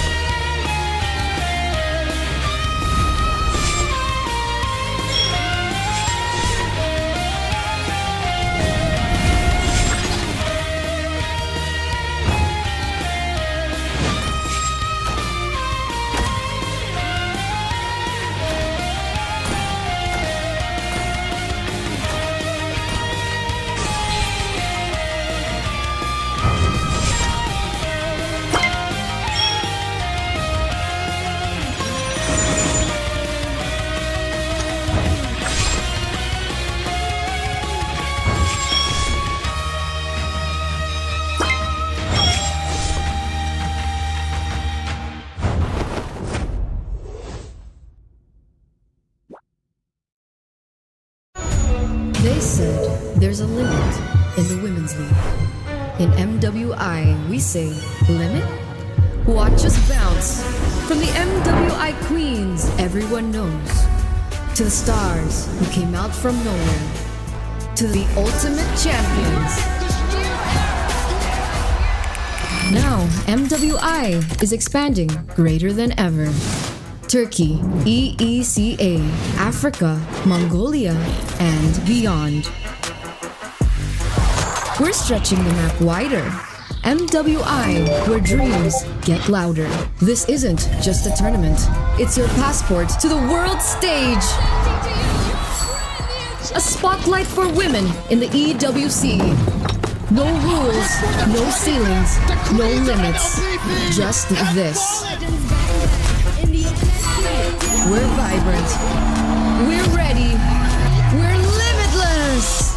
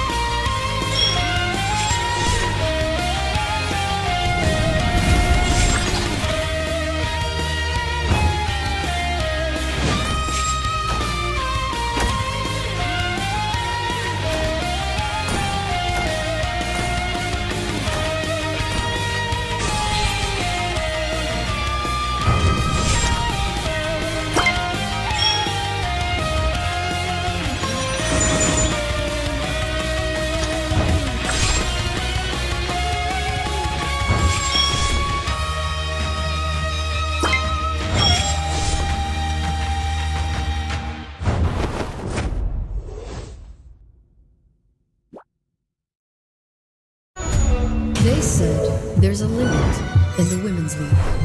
In MWI, we say limit? Watch us bounce from the MWI queens everyone knows, to the stars who came out from nowhere, to the ultimate champions. Now, MWI is expanding greater than ever. Turkey, EECA, Africa, Mongolia, and beyond.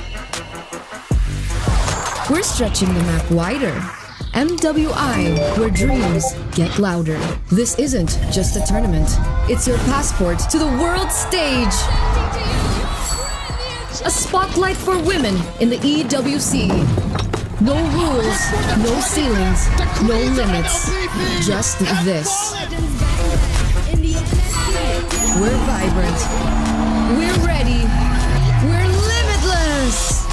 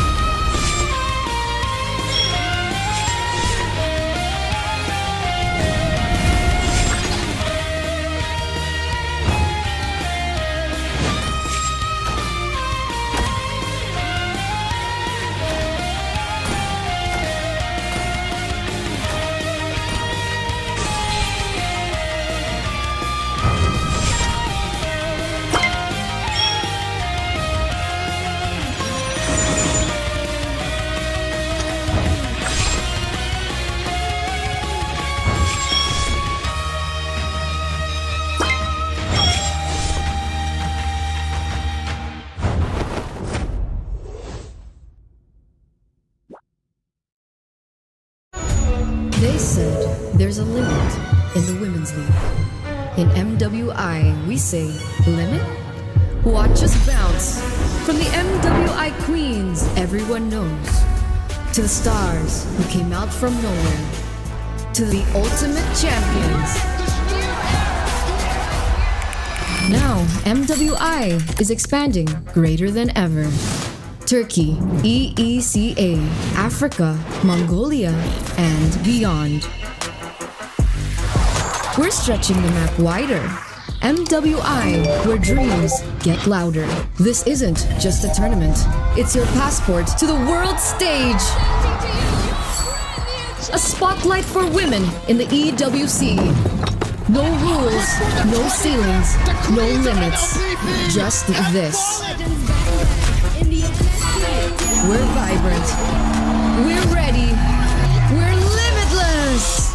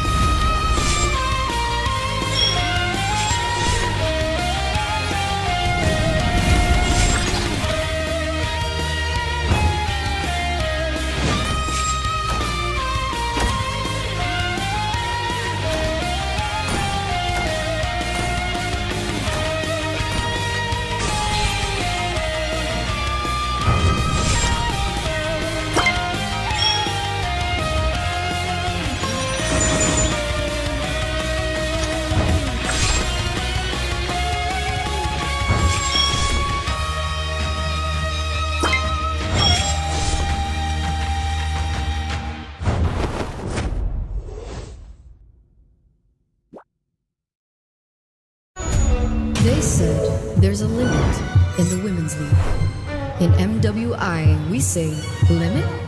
Watch us bounce. From the MWI queens everyone knows, to the stars who came out from nowhere, to the ultimate champions. Now, MWI is expanding greater than ever. Turkey, EECA, Africa, Mongolia, and beyond. We're stretching the map wider. MWI, where dreams get louder. This isn't just a tournament. It's your passport to the world stage. A spotlight for women in the EWC. No rules, no ceilings, no limits. Just this. We're vibrant. We're ready. We're limitless.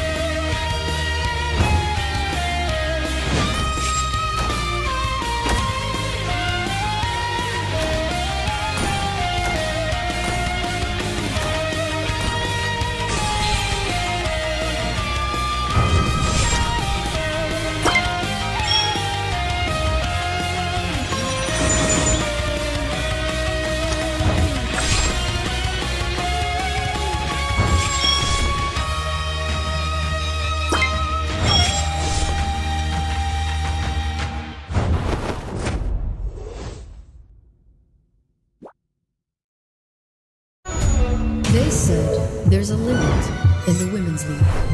In MWI, we say limit? Watch us bounce from the MWI queens everyone knows, to the stars who came out from nowhere, to the ultimate champions. Now, MWI is expanding greater than ever. Turkey, EECA, Africa, Mongolia, and beyond. We're stretching the map wider. MWI, where dreams get louder. This isn't just a tournament. It's your passport to the world stage. A spotlight for women in the EWC. No rules, no ceilings, no limits. Just this. We're vibrant. We're ready. We're limitless.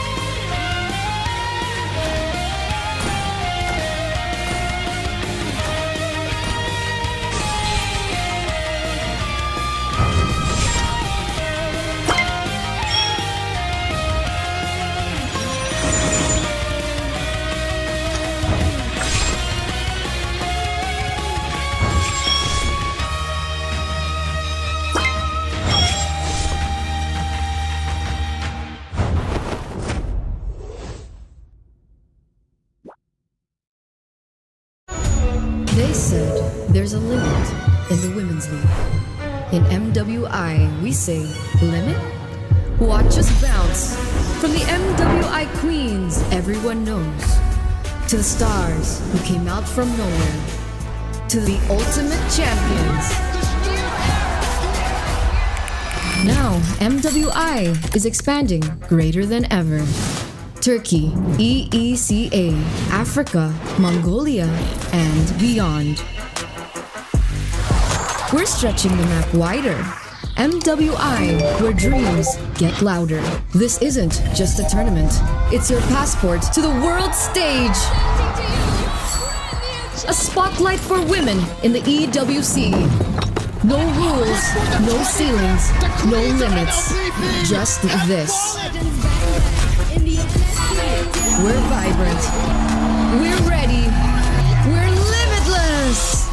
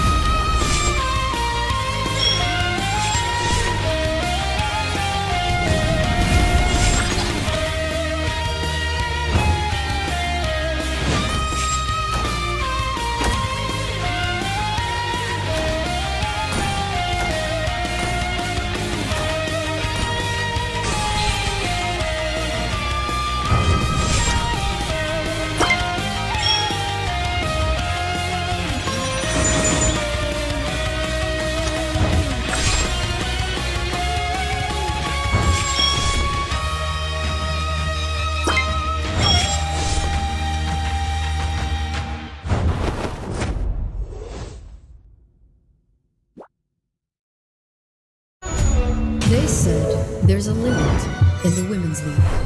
In MWI, we say, limit? Watch us bounce. From the MWI Queens everyone knows, to the stars who came out from nowhere, to the ultimate champions. Now, MWI is expanding greater than ever. Turkey, EECA, Africa, Mongolia, and beyond. We're stretching the map wider. MWI, where dreams get louder. This isn't just a tournament. It's your passport to the world stage. A spotlight for women in the EWC. No rules, no ceilings, no limits. Just this. We're vibrant. We're ready. We're limitless.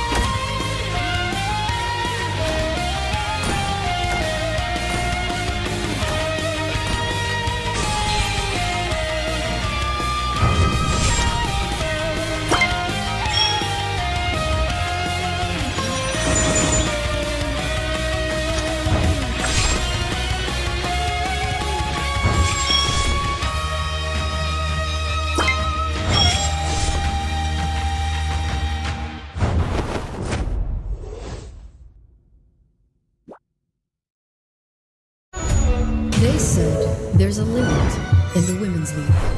In MWI, we say limit? Watch us bounce from the MWI queens everyone knows, to the stars who came out from nowhere, to the ultimate champions. Now, MWI is expanding greater than ever. Turkey, EECA, Africa, Mongolia, and beyond. We're stretching the map wider. MWI, where dreams get louder. This isn't just a tournament. It's your passport to the world stage. A spotlight for women in the EWC. No rules, no ceilings, no limits. Just this. We're vibrant. We're ready. We're limitless.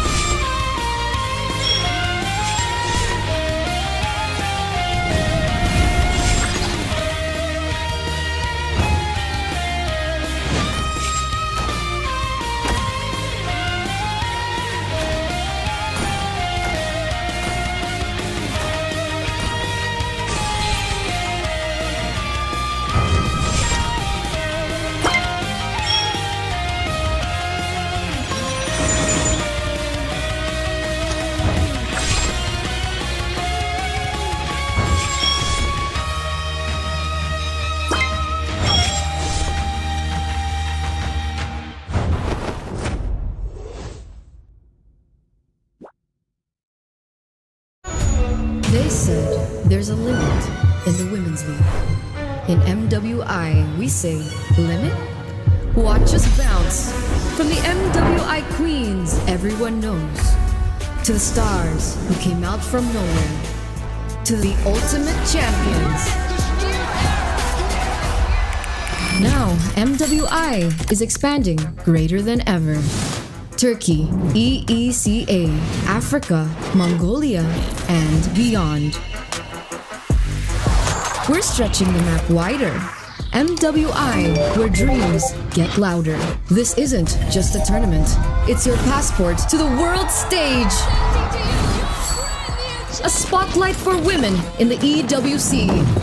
No rules, no ceilings, no limits. Just this.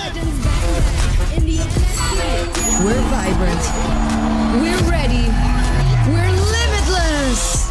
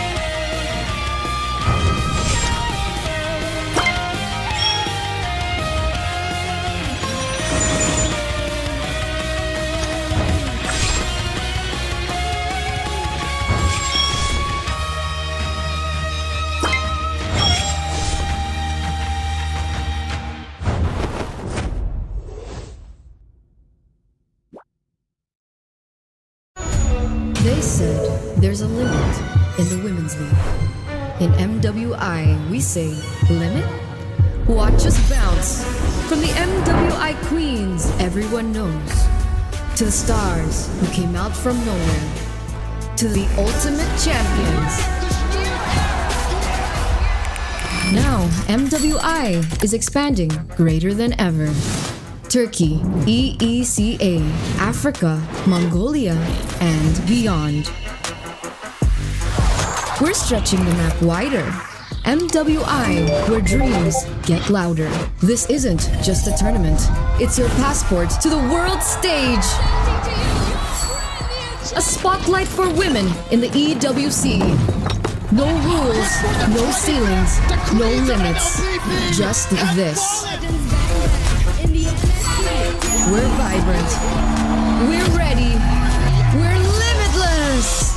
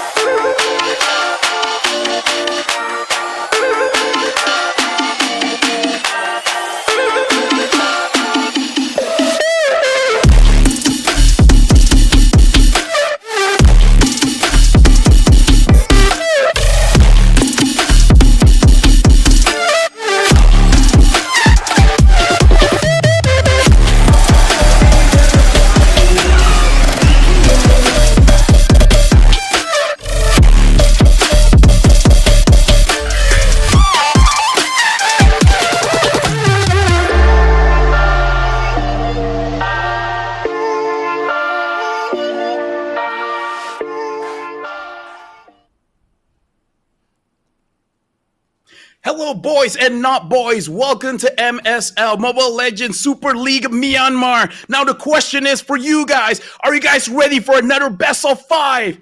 It doesn't matter if you're ready or not, because we're going to do it anyways. It's going to be the upper bracket finals between Yangon Galacticus as well as Mythic Seal. Mine is Alfel. And alongside with me, I have another person here. Yes, sir. Frederick. Thank you. Thank you for, yes. I'm Mr. Frederick, a.k.a. Mirko. Thank you so much for the energetic opening, LaFell. We had a conversation just earlier. I did not feel this energy. That came on from out of nowhere.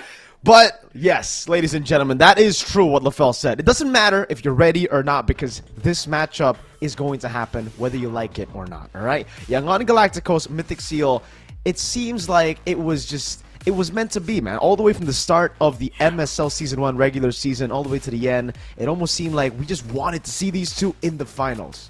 This is the upper bracket finals. Whoever makes it out of the upper bracket finals will get their first slot in the grand finals. But remember, this ain't like the Philippines, this ain't like Indo or Malaysia. There's only one slot for the Burmese teams for MSC. So, it really is ride or die for both these teams, Yangon and Mythic Seal.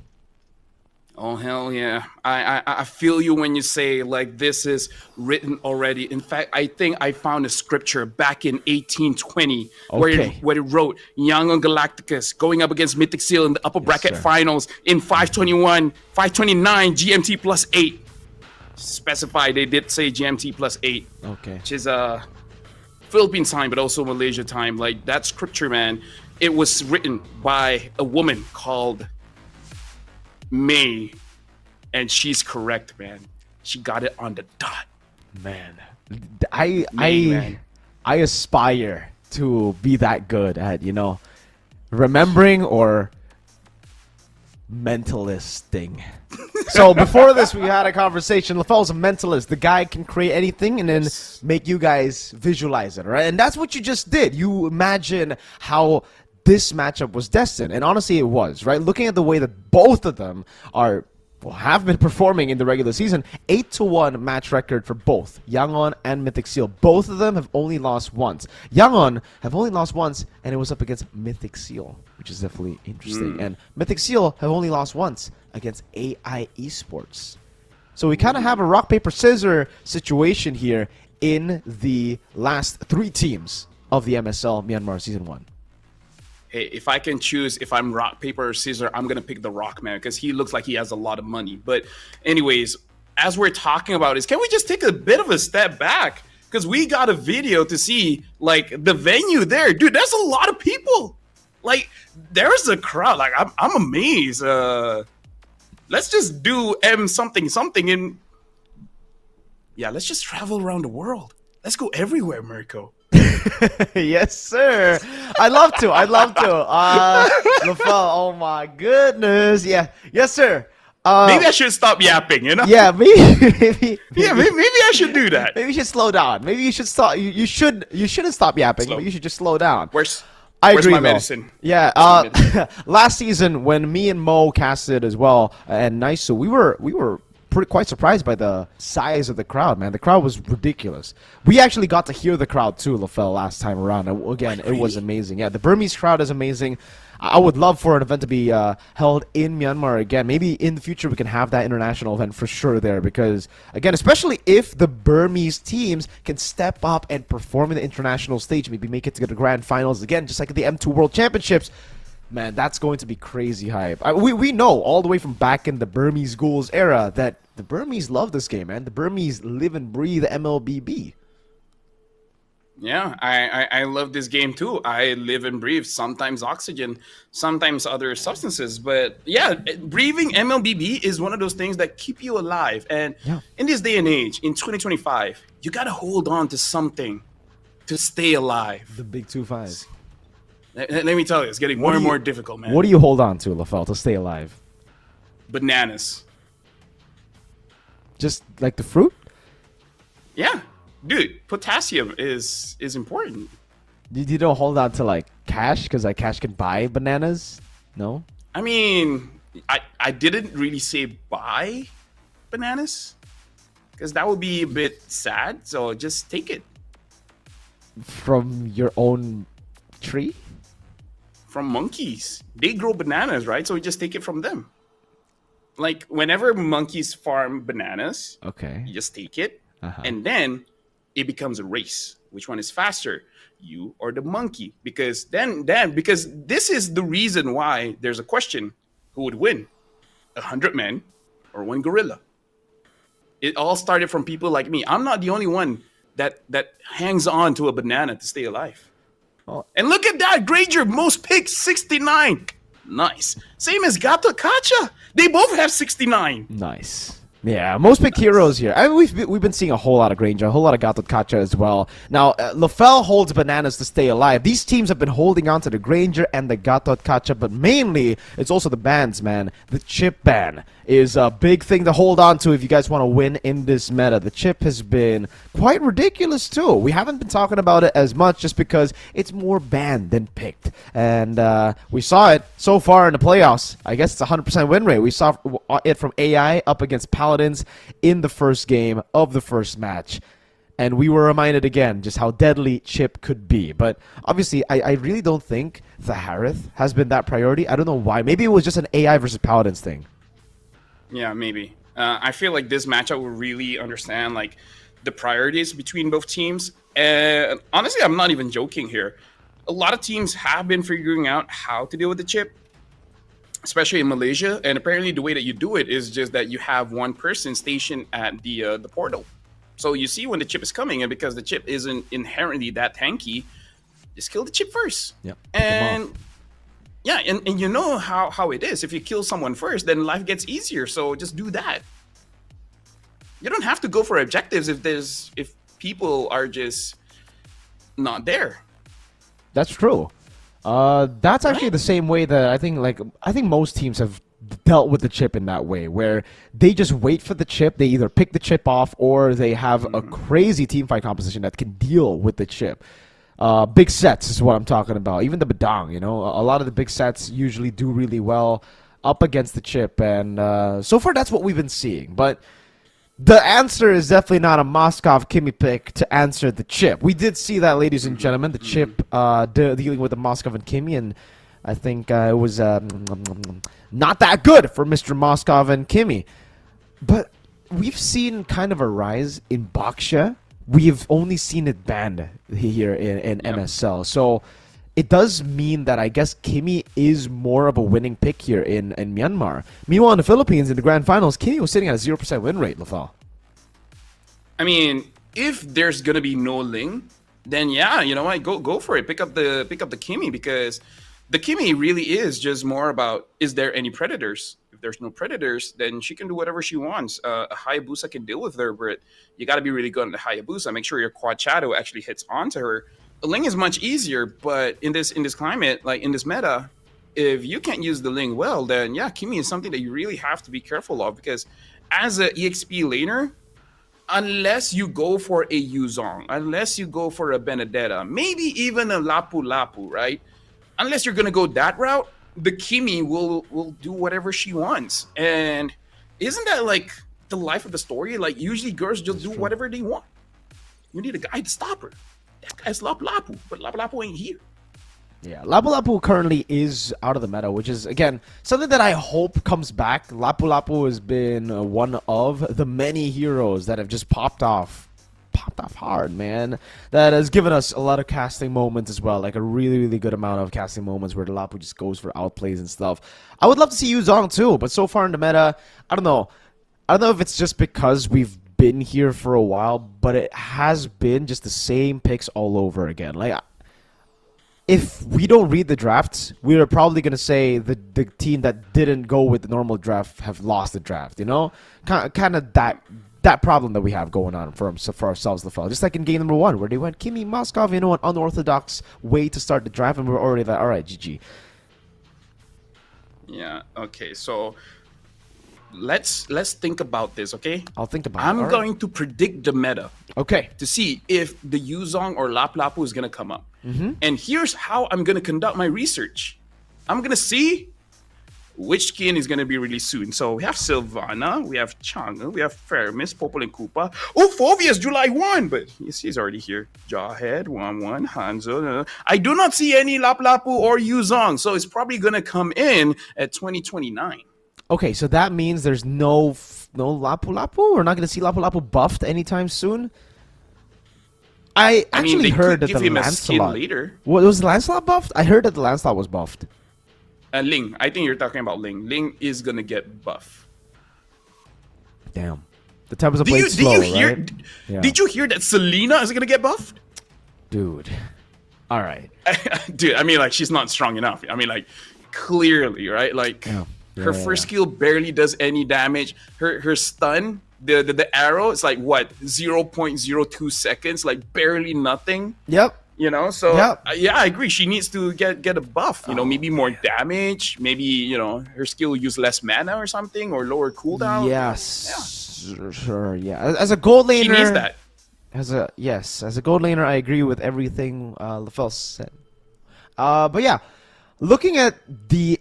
I mean, wait, have we even seen Selena in MSL right now? Like, no, we haven't seen it in the playoffs. No ban, no pick. No ban, no pick. Wait, Zoe has also just been banned down completely. So, yeah, we haven't really been seeing that much of the Selena. So I guess you're right, Lefel. We just don't have enough Selena games. We need Selena in the meta a bit more.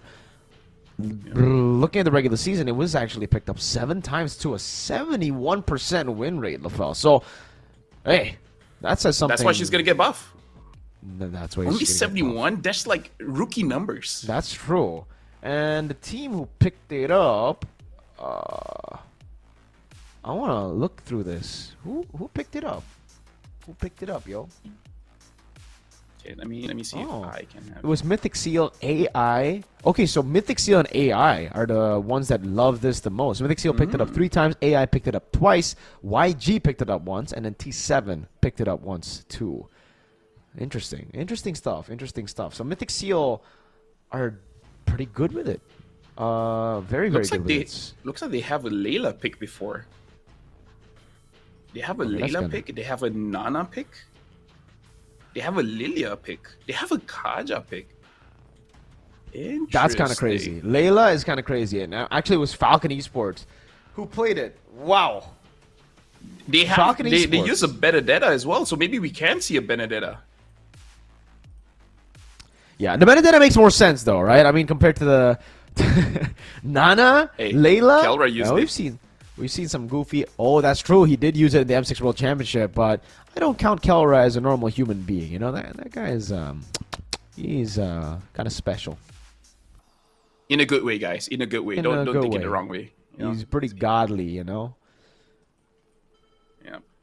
Oh, dude, Moman is in the chat, and he says, looking like a Mythic Seal in AI Esports Grand Final. Whoa, Moman. Hold on. Wait, which chat is he in? In the MLBB Esports channel? Yes. MLBB Esports chat with 2.2 million subscribers.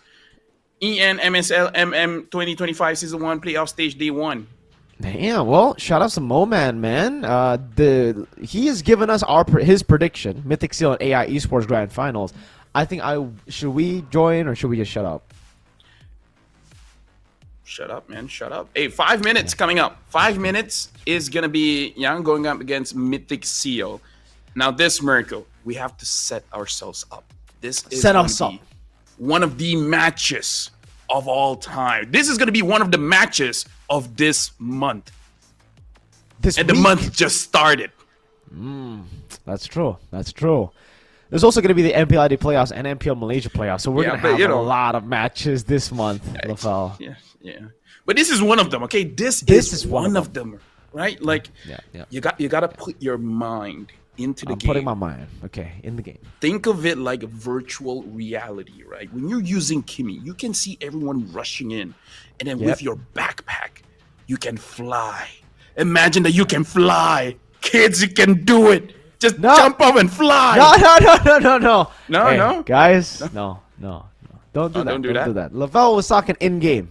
All right. In-game, yeah, of course. What do you think I was talking about? The way you phrased it made it sound like it wasn't just in-game, Lefel. Sounded like, But by the way, Lefel, when you imagine things, do things visualize in your head, or are you a visual guy, or because I heard a lot of people when they imagine the stuff, they don't actually see it, which is wild to me. For me, it's like someone tells me what to think, and then I'm just like, okay, I see it. Oh. I don't actually see it. Actually, now that you say it, I don't see the things that I think of, Wow. but I know they exist. Like if Okay, you that- ask me to think about a pink elephant, I can't remember what an elephant looks like. Oh, that sounds like a memory. Okay, Han, Stitch, and Zippy Cutie, by the way, LaFell, are the top 3 GPM leaders here when it comes to this matchup. Which is crazy. Again, Stitch and Zippy Cutie, they're gold laners. Makes sense. Why is Han here? Han has been popping off, and maybe this is the reason he's been the top dog.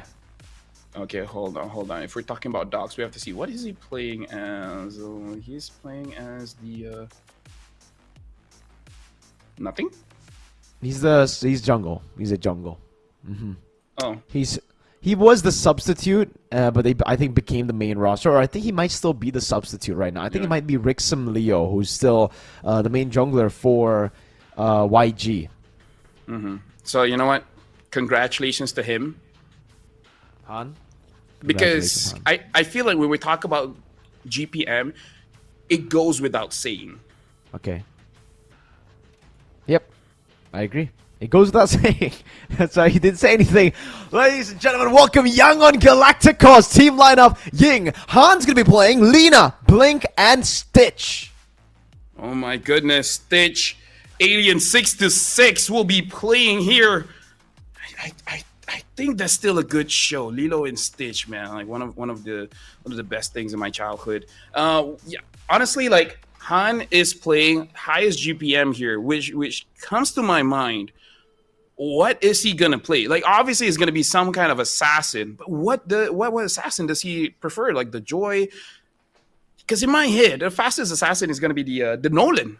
Nolan hasn't really been around, so very interesting to see. Yeah. Well, let's welcome the second team up here as well. It's Mythic Seal with their team lineup: Kun, Ken, Nico, Boye, and Zippy QD. You know what? Mythic Seal can still looking pretty good. Now, I don't know why, but have we played with him when he used a Yisun Shin before? I think it was on Karina, not Yisun Yeah, Shin, I remember. Ken. I remember the Karina, because when I think of Ken, I think of don't think of what heroes are meta. He can come up with some serious bang for your buck, super value picks in the draft, because in history, I believe that his lineup doesn't care, in Falcons or Mythic Seal or whatever. He usually records the highest first blood in the game. So he needs something really aggressive here. And what is really aggressive right now? Okay, maybe I shouldn't do that sound. I'm lost for words. Maybe I should shut up. Yeah, like Lancelot. Lancelot. Back in the day, it was the hybrid Lancelot. It was the Tankcelot that he brought to the table in MSC 2022. And yeah, to be fair, he was really, really good at making. I think it wasn't just him; it was the entire Falcon Esports lineup at the time, right? Justin Johnson with the Johnson and Candida, the Johnson and Beatrix combo, and then again the Tankcelot, the Karina tank that was meta back in the day as well. Lucas. But that's true; they were pioneers of very, very unique picks that I believe we should see more of here, unless again they go and play it safe by the books, which is the normal way to play here in the current landscape of MLBB. The meta just doesn't really suit creativity. It doesn't really reward creativity. By the way, LaFell, apparently YG is pronounced Yanggong. Yanggong. Yanggong Galacticos. Okay, we will try our very best to not be racist and pronounce it properly. It's very difficult. Like, you would think it's one of the easiest things in the world, but sometimes you just gotta hold yourself. So Yanggong. Yeah, Yanggong Galactica. We gotta say their name right, Mirko. They might go to the Yanggong grand finals. Galacticos. Galacticos, that's it. You know what? Yep. You're that guy. You're that guy, Mr. Frederick High Mirko, man. Like, you are. Hi? Yes. That you gotta change your name up. Like, Right. it brings you down. You gotta change it up. That's true. Like, That's my true. name That's isn't true. That's true. Ayman anymore, okay? What is it? What is your name now? Tom. All right, Tom. Your name's Tom now. Why is it Tom? Dude, even 'Cause he it's doesn't know why it's easy. Tom. Okay. It's easy. It's like, yo, Tom. And I'm like, hey, it's me. It's me. I will have That's that true. one picture where I'm just like this. Tom. Employee of the I'm month friends with here, everyone. Tom. Yeah, that's true. All right, I'll call you Tom from now on, LaFell. But that's true though. Right now, it's all about simplicity in the meta. All right, I will say that LaFell's been adapting to the meta, having his name be simplified. Now the gameplay of a lot of these teams have also been simplified. It's been very one-dimensional drafts for the most part. But Yanggong and Mythic Seal, Stitch and Zippy Cutie, they have just been the outlier when it comes to carrying in the gold lane. No one does it better than Stitch or Zippy Cutie. 107 kills, 18 deaths, and 84 assists. Stitch, but Zippy Cutie has been more active as a gold laner. Even though Stitch got more kills, got less deaths, Zippy Cutie is more of a I'll join more teamfights type of guy. You can stay in your lane, Stitch, and I will participate. Yeah, with 106 assists as well. So yeah, it does seem like Zip Cutie is the type to really join the fights. But it comes to the question, like, when? Like, again, in my head, Second Turtle is the most optimum time for you to join the fight. But then what heroes are you going to be using? Because I feel like Harif, in certain drafts, one item is totally enough for you to deal damage. Especially because if the enemy comp is mostly a lot of squishies, you know, not a lot of front lines, or the front line just doesn't have enough dashes to really deal with you. I actually hope for this matchup we actually get to see some Harif, just to see, like, is it just a team thing where we don't see the Harif, or is it just going to the playoffs here where in Myanmar they're like, it's a little bit too risky, which then it becomes the question, what is the risk of picking up the Harif? The only thing that I can think of is like not a good lane matchup against Granger. Other than that, Harif is so balanced that you should pick it up. Yeah, I agree. It's one of the most balanced picks of all time, and that's why the Harith is literally a modern day Natan. If you get full items on that thing, you're not losing team fights as long as you play for the Harith. So I'm very excited to see again if the Harith finally gets picked up here, or if it gets ignored again. Because if it does get ignored, we're seeing a new, I guess, Burmese meta where they just ignore the Harith. They go for the Grangers, they go for the Kimmies, they go for even the Moscovs before the Harith so far, and AI versus Paladins.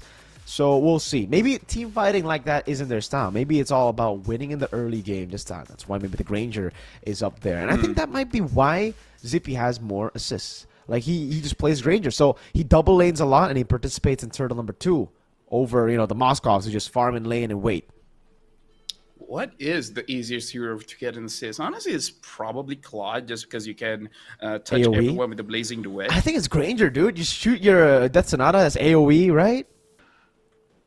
It is. If you hit it, There's which no way they're you're gonna professional hit it. players, they should. Yeah, They should yeah. hit it, right? They should hit it. Either ways, what's this? Fun fact, Zippy and Manzi from AI are brothers. We heard that fact before. So if that's true, Yep. shout outs to their parents for educating their children to be able to play different roles. Like, it's one thing to teach your children how to play one role, but then when they play different roles, they can play EXP, they can play gold. Yep. If I'm their parents, I'll be so proud. It's like, son, I wanted you to be a doctor, but this is second best thing. Yeah, honestly, W parents, right? Again, Mansi has been able to create a lot of highlight plays. So, Zippy, now it's on you, man. Now it's on you. Highlight plays are already done. He actually forced us to watch a lot of those 3-man, 4-man, 5-man sets. But we'll see in game number 1 because it really starts in the draft here. And Mythic Seal, for the longest time, have been kind of like a... I don't know. They've been swapping the rosters so much back in the day. They had a different gold lane before Zippy. They constantly have swapped their rosters. Now, I think this is the biggest revamp of the lineup yet for Mythic Seal. And even losing their coach who was there for a while, Zaya. Now he's in Vamos. I wonder how Mythic Seal actually drafts. Yeah, that is a very good point. Now that you mention it, so maybe the crazy drafts did come from Zaya before this. Because let me tell you, him in Vamos, very crazy draft. Very unbook-like. Like, people draft by the book. He drafts by the magazine, a sports magazine. He drafts like a sports magazine. So it's that's all talking about. about cars. So it's all about speed. Actually, no, I take that back. A motorboat. Do you have So magazines of motorboat? I'm pretty sure you do. I'm pretty sure you do. What's this? Mythic Seal. Seal the day, seal the glory. The slogan. Oh. seal the day, seal the glory. Let's see if they can seal MSC, because I don't think Mythic Seal have qualified for a single international major just yet, unfortunately. So I just want to say to the owners of Mythic Seal, I'm sorry. I've been supporting you guys because I like the roster. You know, I like Justin and Ken and Yellow Flash and Ruby DD back in the day, Zippy. So maybe that's why. Yeah. So Sorry for trusting you guys, sorry. I will say you guys don't make it, so you make it this time. Don't worry. This time it'll be Yanggong or AI. Yeah. Anyways, we're about to jump into the game, I assume, right? I believe so. Because here's the thing, like I'm very bad at what you call it? Oh, hold on. Am I right?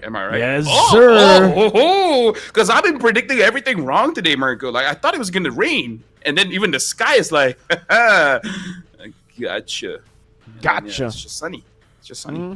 I brought in my laundry for nothing. What? Is that a I chat? brought Is that in a my comment? laundry. Okay. Well, it's okay, LaFell, because Yanggong Galacticos are ready, with or without your laundry. Zal G! Let's see if their drafts can be good. I wonder what's going to be the real picks here. What's going to be the real prio? Do they go for some cheese strats by leaving Chip open in game 1, say, try to counter it? Or do they just go for the normal, nah, no, we're not going to face off against Chip? Yeah, no, you know what? They're gonna ignore the chip because they're like, we're Yanggong Galacticus. We can deal with chip. What is that? Just a R7 cosplay. What do we have to worry about? Right, exactly. Harv gets banned, Fanny gets banned, and both teams does have coaches. Now we have Lin Daddy and Marzi. Marvs. Yes. Alright. With the Baksha ban, it does allow Mythic Seal to go for the Kimmy mid in first pick, but it really depends if the Chip gets banned out and the Kalea, right? Because I think Chip and Kalea are still a bit more valuable than just going for the Kimmy. But there you go, Yanggong already taking away the Kalea with the Baksha. Mythic Seal, do they pick up the Chip here in first pick, or do they at least threaten it so the Yanggong ban it? Because at this point, they actually banned out Harith. So they're thinking of it, I feel, right? They're thinking of already picking up either Joy or Chip for first pick. Yeah, I feel like if you're already banning out the Harith and then you are thinking about picking up the chip, YG should think about securing their gold lane a little bit early. You know, something that can survive a potential gank here. And I actually agree with the draft with the bans. I prefer banning out Kalia rather than the chip, because everyone has their own opinions, but I'm allergic to seafood, so I feel like Kalia is a little bit more dangerous. The Phoveus ban, very good ban here, but the thing is, they don't really show their hand too much, except for the chip. We don't really know what they're going for just yet. Actually, with the Hive as well as the Phoveus ban, I might even consider that they might want a Moskov. Okay. So let's see. Final ban, I believe it should be the chip, like you mentioned. But we will. Other than that, like Louis, Chip, Hayabusa, Joy, yeah, definitely the Joy, I think, because with the Phoveus ban and the Harith, I think it really sets up for a Joy pick here.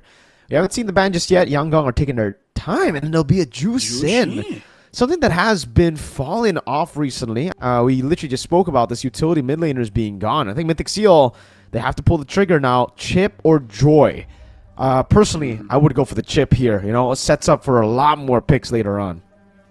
Yeah, pick up a chip, but then let's see what YG can get. They can get something like the Over again, banning out the Harith and the Phoveus for the Joy. And then they can end things off. Over again, banning out the Harith and the Phoveus for the Joy.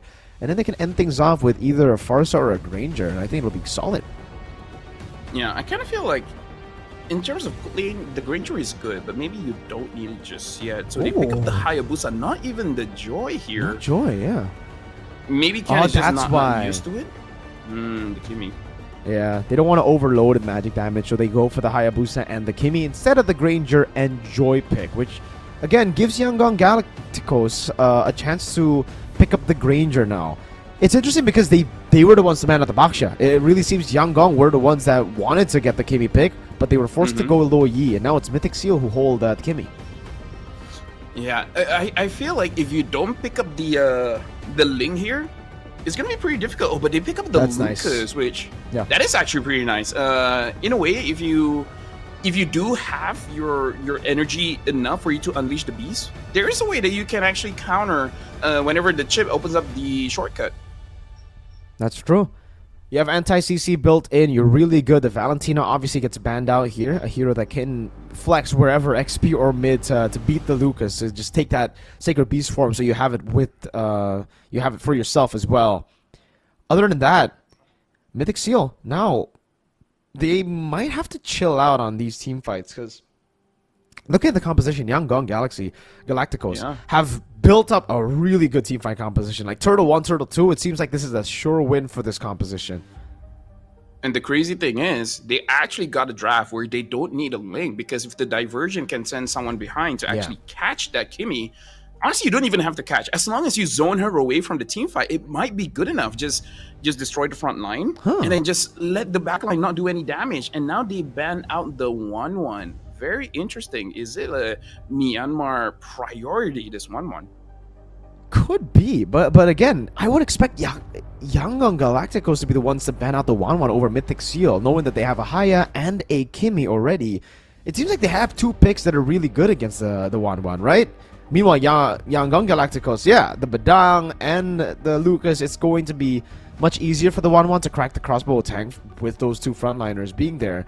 But we'll see what they have in mind. Maybe they're setting up for a possible like Hylos as well. Maybe that's why they went for the 1-1 ban. Maybe setting up for, again, these frontliners who can't really deal with the 1-1. CC will be the final ban for Yangon Galacticos. That means all three counters towards the Lucas has been taken away. Both the Valentina and the CC for Yangon and Mythic Seal are the ones to actually ban out the Phovius. I feel like if Yangon Galacticus here picks up a glue, Mythic Seal does not have a lot of answer for that glue, and then Yangon is just going to look very, very tanky. Even Lu Yi, as long as you hit the Yin Yang reaction, you get a lot of shields here. They ban out the Hilda.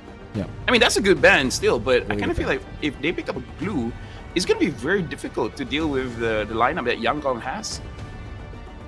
Yeah. Right now, Young Galacticos, I think they might just be looking to flex all the way to the end. The Granger's still left open, so they definitely can pick it up, but they will go for the Aerithel instead. All right.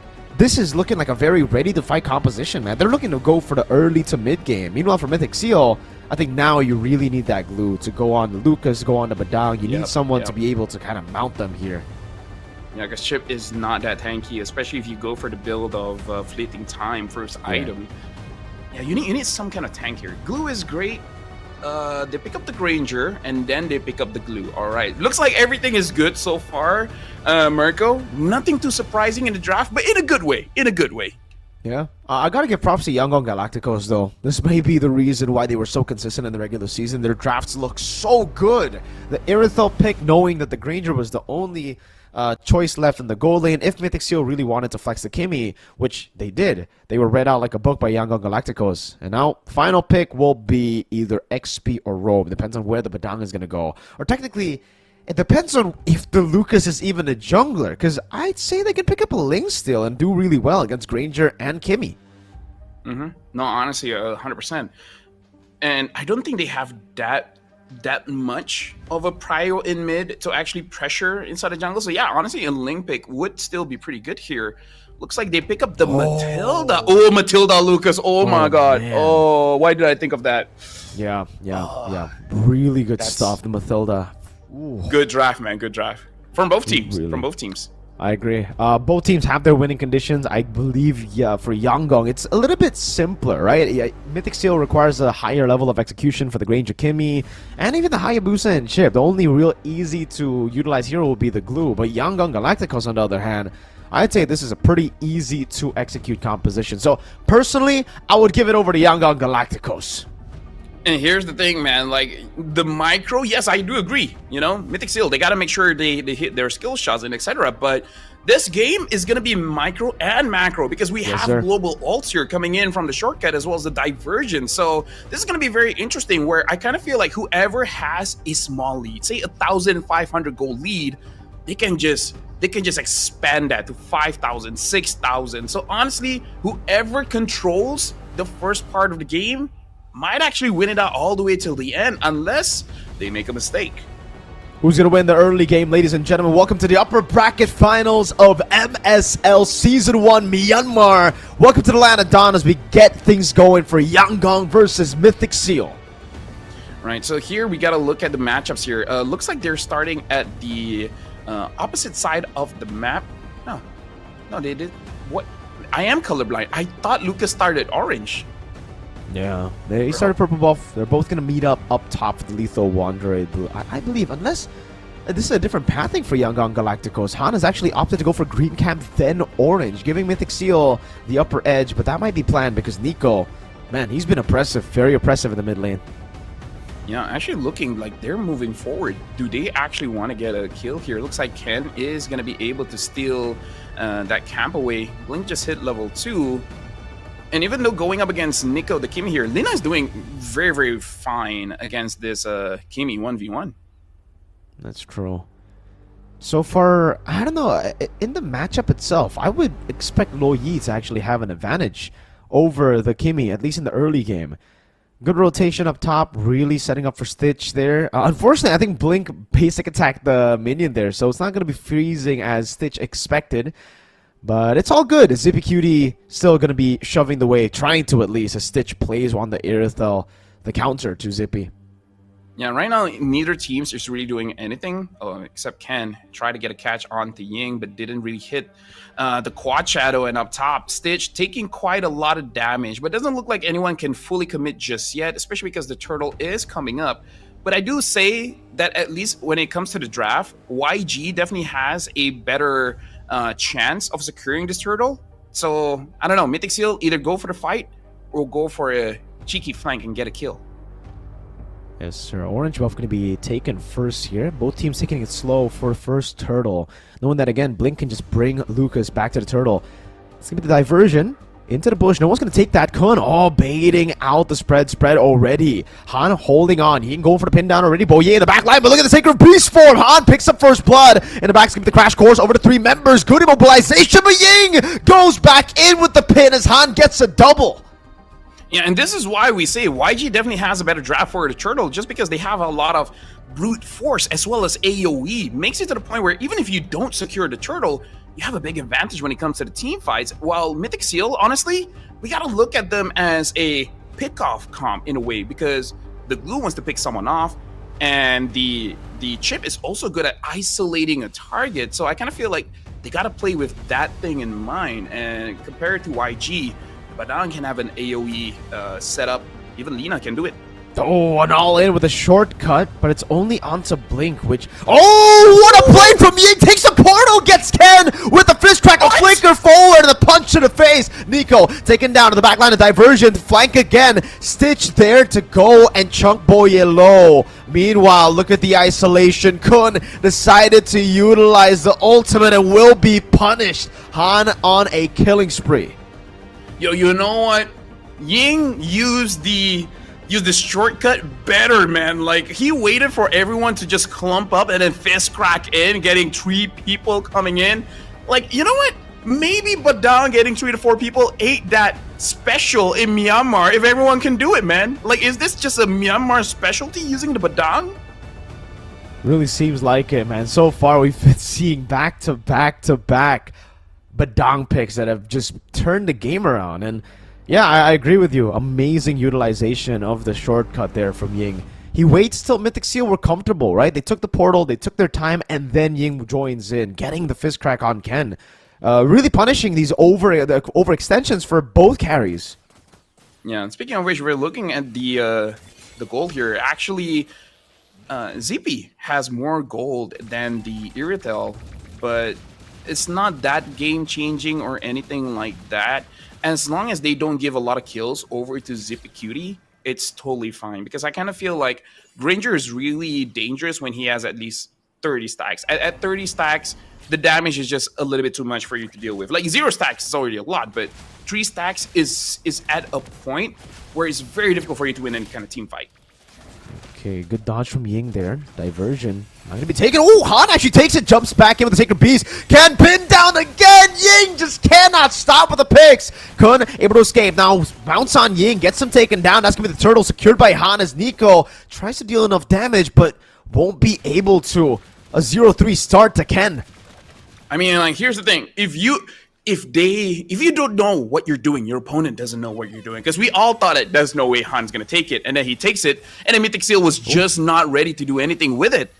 Well, yeah, is he gonna get caught? Looks like he is. Han already finds him. There you go. Whoa. Still pops in a shortcut. Everybody's gonna follow through, but I don't think there's enough damage. They put themselves in a tough spot. Boye taken down by the Yin Yang reaction. Ying, looking for the fist crack, will be able to get it. But the quad shadow from Ken gets him out. Zippy Cutie up top as well, unable to get the gold crab.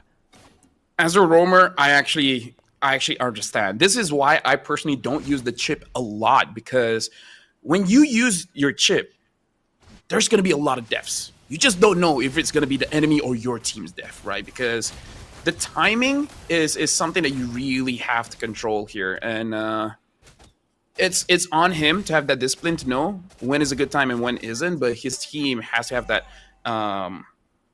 that idea as well. Like, is it good to trust him in this situation? That's true. And for Youngdong now, oh my goodness. Look at Ying with the fist crack and that much. I didn't expect that much damage. It'll fell. Lina just melted through this. Again, not so tanky chip, but still. Diversion now into the bottom lane too. They're really starting to push the tempo. I mean, this is already a pretty bad spot for Mythic Seal, because Han is 4-0-1. Lina is 1-0-6. If you're able to kill Han, honestly, that's great, because he has 4 kills, so there's going to be a significant amount of shutdown gold that you can start feeding onto your team. Now, the problem is, how are you going to do that? Because Mythic Seal, the problem for them right now is that there's no good setup. And it's not with the lack of heroes to be able to do it. They just don't have the angles. Because every single time, that Badang, man, is just going to stop them from doing anything cool. Good traction post there. Forces Ying to back away, but it should be a free one for Han. He does pick it up. It's going to be a trade up top for a tier 1 and also a tier 2. Take it very low. Okay, they don't decide to go for it, knowing that a few members have gone missing. They decide to recall. The diversion gets used up. Let's see if Boye can recall in time, and yes, he does. Yeah, right now, honestly, Lina is looking pretty good at this point. Not seeing a lot of mistakes here, which is going to make it far more difficult for a Mythic Seal to really do anything. And now Ying finds them. Oh, that's 2! Great pin already, and it is onto Nico. It'll be a kill back. Kun mounted, but got shredded right as he got down. A tier 2 falling up top, but the trade is always worth it for Yanggong. You know what? I don't know if this is a hot take. Maybe you should ban Badang. Because that bro is working overtime at this point. Because even looking at the items, only with just a Thunderbelt, like, this is no secret that Badang just needs a Thunderbelt to do a lot of damage, just because the skills are counted as basic attacks. But still, it comes into perspective. You don't need items on the Badang to be amazing. You just have to be amazing. And Ying is amazing. In fact, you can even see he's amazing. That's true. That's not racist, right? That's no. It's a pun. Right. It's a pun. So Right. it works. It works. And so far for Mythic Seal, the answer has really been split pushing. Although I wonder how far that's going to get them, though. I mean, just purely split pushing up against a diversion too. Yes, if you do utilize your diversion to the top lane and a shortcut gets used to the bottom lane, it's going to be very beneficial for Mythic Seal. But with this big lead that they have, 2,600. You know what? It's not actually the biggest lead. That, funnily enough, I thought it would be much bigger at this point of the game with all the kills that they've been able to get. Maybe like 3K. So far, Mythic Seal, I think, have done a pretty good job at putting Zippy and Nico at a comfortable spot. Both of them are farming quite well. Maybe Ken is under level, yes, 0-3. But the rest of them are farming pretty okay. Yeah, and honestly, even if Ken doesn't have a lot of farm, we do have to remember that he is the one that's getting a lot of the side minions and even getting the turret as well. So I think just what they're doing up top kind of makes it so that they don't fall behind that much.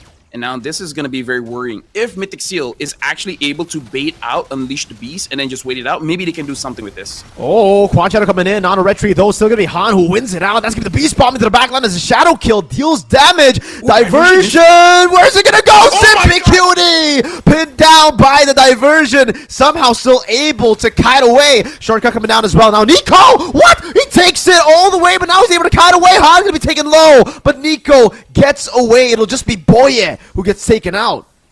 Dude, that could have been so bad. And let me just say, Lucas is such a balanced hero, man. Like, he only has everything. The only thing that he doesn't have is magic damage, and now Zippy Cutie looks like he's not going to get burned alive. But now it's going to be very difficult for them to actually deal with this because everywhere is pushing. Mid is pushing. Down by, you have the Lord, and now Diversion onto top to clear the minions.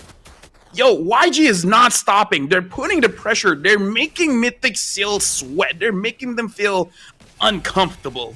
Oh man, the Shadow Kill is tickling Yangon Galacticos. It doesn't matter. Han as well, just standing in front of Boye, taking the shots.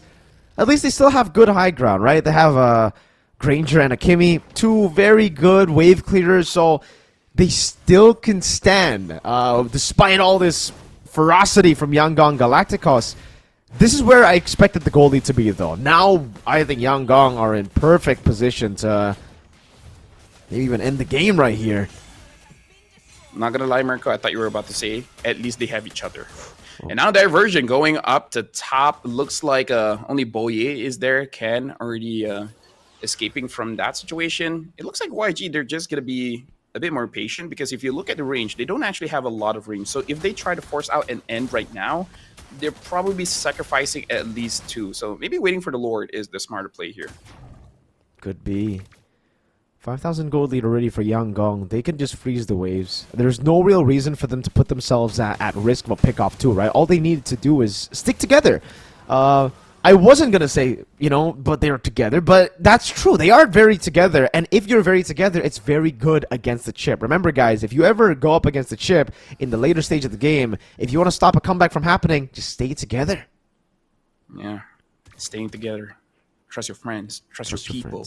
Date bayo. Honestly, if you want to be even more together than together, right? Being the most together, right? How do you be the most You gotta play with together? your enemies. You gotta play with your enemies. Because keep your friends close, but your enemies closer. So if you don't like each other, like say Stitch doesn't like Ying, Okay. that's how you know they'll be mad close. Interesting. Stay close to your enemies, folks. That's a new way to look at MLBB, man. I don't think I've ever heard of that one before. Hey, I'm a pioneer. I'm a That's true. philosopher of my You're a time. mentalist. I'm a mentalist. And so far, Mythic I'll be Seal... writing books in the future. Hey, you'll be riding books. Mythic Seal are kind of riding the wave at this point. They're not really riding on a wave that they can control. They're just trying to survive at this point. And yeah, Yangon. Date bayo. We don't. Our base clear the minions, but all the while, Chip is going to the back. No one.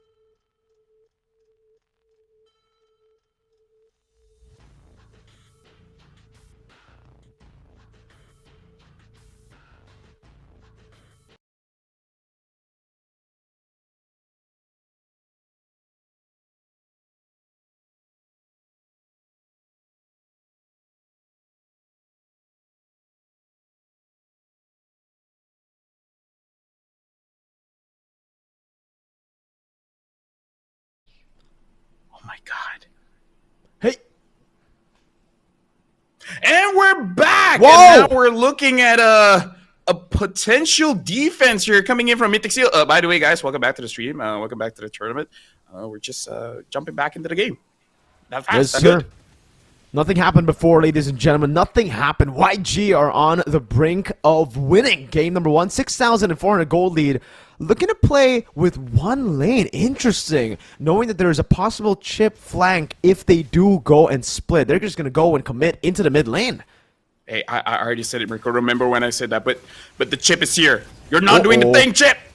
There you go. Wait a second. Oh, the Beast Bomb taking him to half HP. Zippy Cutie taken very low already. Nico and Zippy doing a good job at clearing it out. Meanwhile, in the bottom lane, a slow push coming down. Han, no Sacred Beast. This could be the angle of attack. Guiding win with the Circling Eagle. Ying forced back again. 2 base turrets taken down for YG.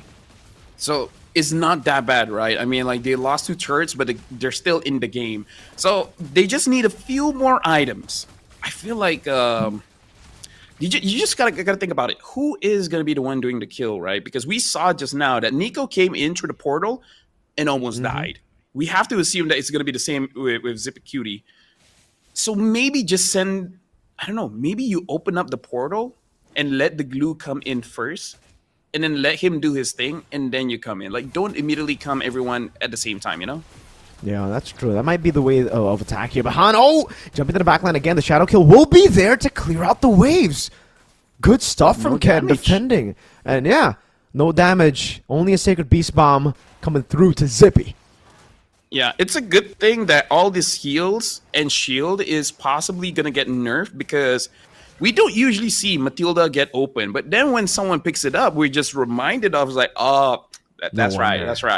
You know, Flash the Oasis plus any kind of shield or heal, you know, balanced.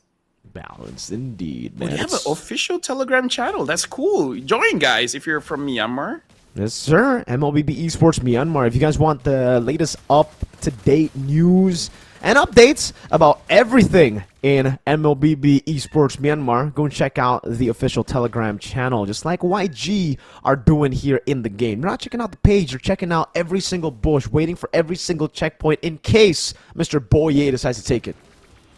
Yeah, speaking of which, only Blink and Ying have died in this game. Oh, hold on. They come in. Going with the pin down. Fist crack coming down as well. He's still able to flicker out, but look at the Circling Eagle again. Nico able to flicker out. The Sacred Beast wants to keep running him down. Han is godlike on the 9 tails. Oh, dude, Lucas is so balanced, and now Zippy has to clear the minion waves. The question is, YG, are you going to end it now? Or are you going for the lore? It looks like no, they want to end it now, Marco. Oh, you know, reaction. Zippy Cutie with the Wind of Nature already. The Shadow Kill into the backline, but Winter Crown is right there. Han again, and the fist crack. Ken almost taken out. Fade away. Game number 1 to YG. Dude, Lucas is so balanced, and when you pair him up with a Matilda, they're just all right. They're average, but look at how average they are. Look, super not weak, man. Like, did you see the damage on the Kimmy? I saw it. That was not okay. It makes sense. Getting hit by Kurama should hurt, but dude, that was a lot. That was a lot. That was a bit too much. My lord, so much damage. You can see the crowd reception though to YG winning. Really looking like their story. Really looking like their era, perhaps, in Myanmar. Okay, so Lucas got the damage. Got the damage. Got a tankiness. Tankiness. A lot of healing, spell them, etc. He has a dash, long ass dash, and then when he basic attack, he gets behind you. So, you know, repositioning, anti-CC. He looks cool as hell. That's also a plus that you have to consider. He has range. Moontown will figure out a way to give the Beast Bomb some kind of magic damage so that you can have everything. Yeah. If there's Lucas going to be... Lucas does physical damage, true damage, magic damage, and emotional damage. Yeah. At this point, emotional damage comes with the game. I think any hero can, deal emotional damage. I mean, like, certain emotes definitely do, you know? Certain emotes does deal Which one some you form think? of emotion. That's a good question. What was the one? Was it? Is it the Navi? The Navi.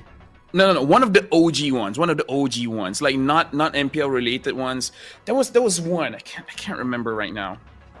Okay, one it doesn't have it, but it's the Layla's like. Bleh. Okay, That was one, but there's another one. This is like maybe more for Malaysia, but because we have Zorn, it's like a. Haha, well played, bro. The Geek Fam one. We have that one too. Yeah, for Geek Fam. Yeah. Haha, well played, bro. That's pretty solid. That one is pretty tilting. That's one. Yeah. The Panic guy is also pretty tilting from. Yeah. The Panic one is pretty tilting. The newer ones aren't that tilting.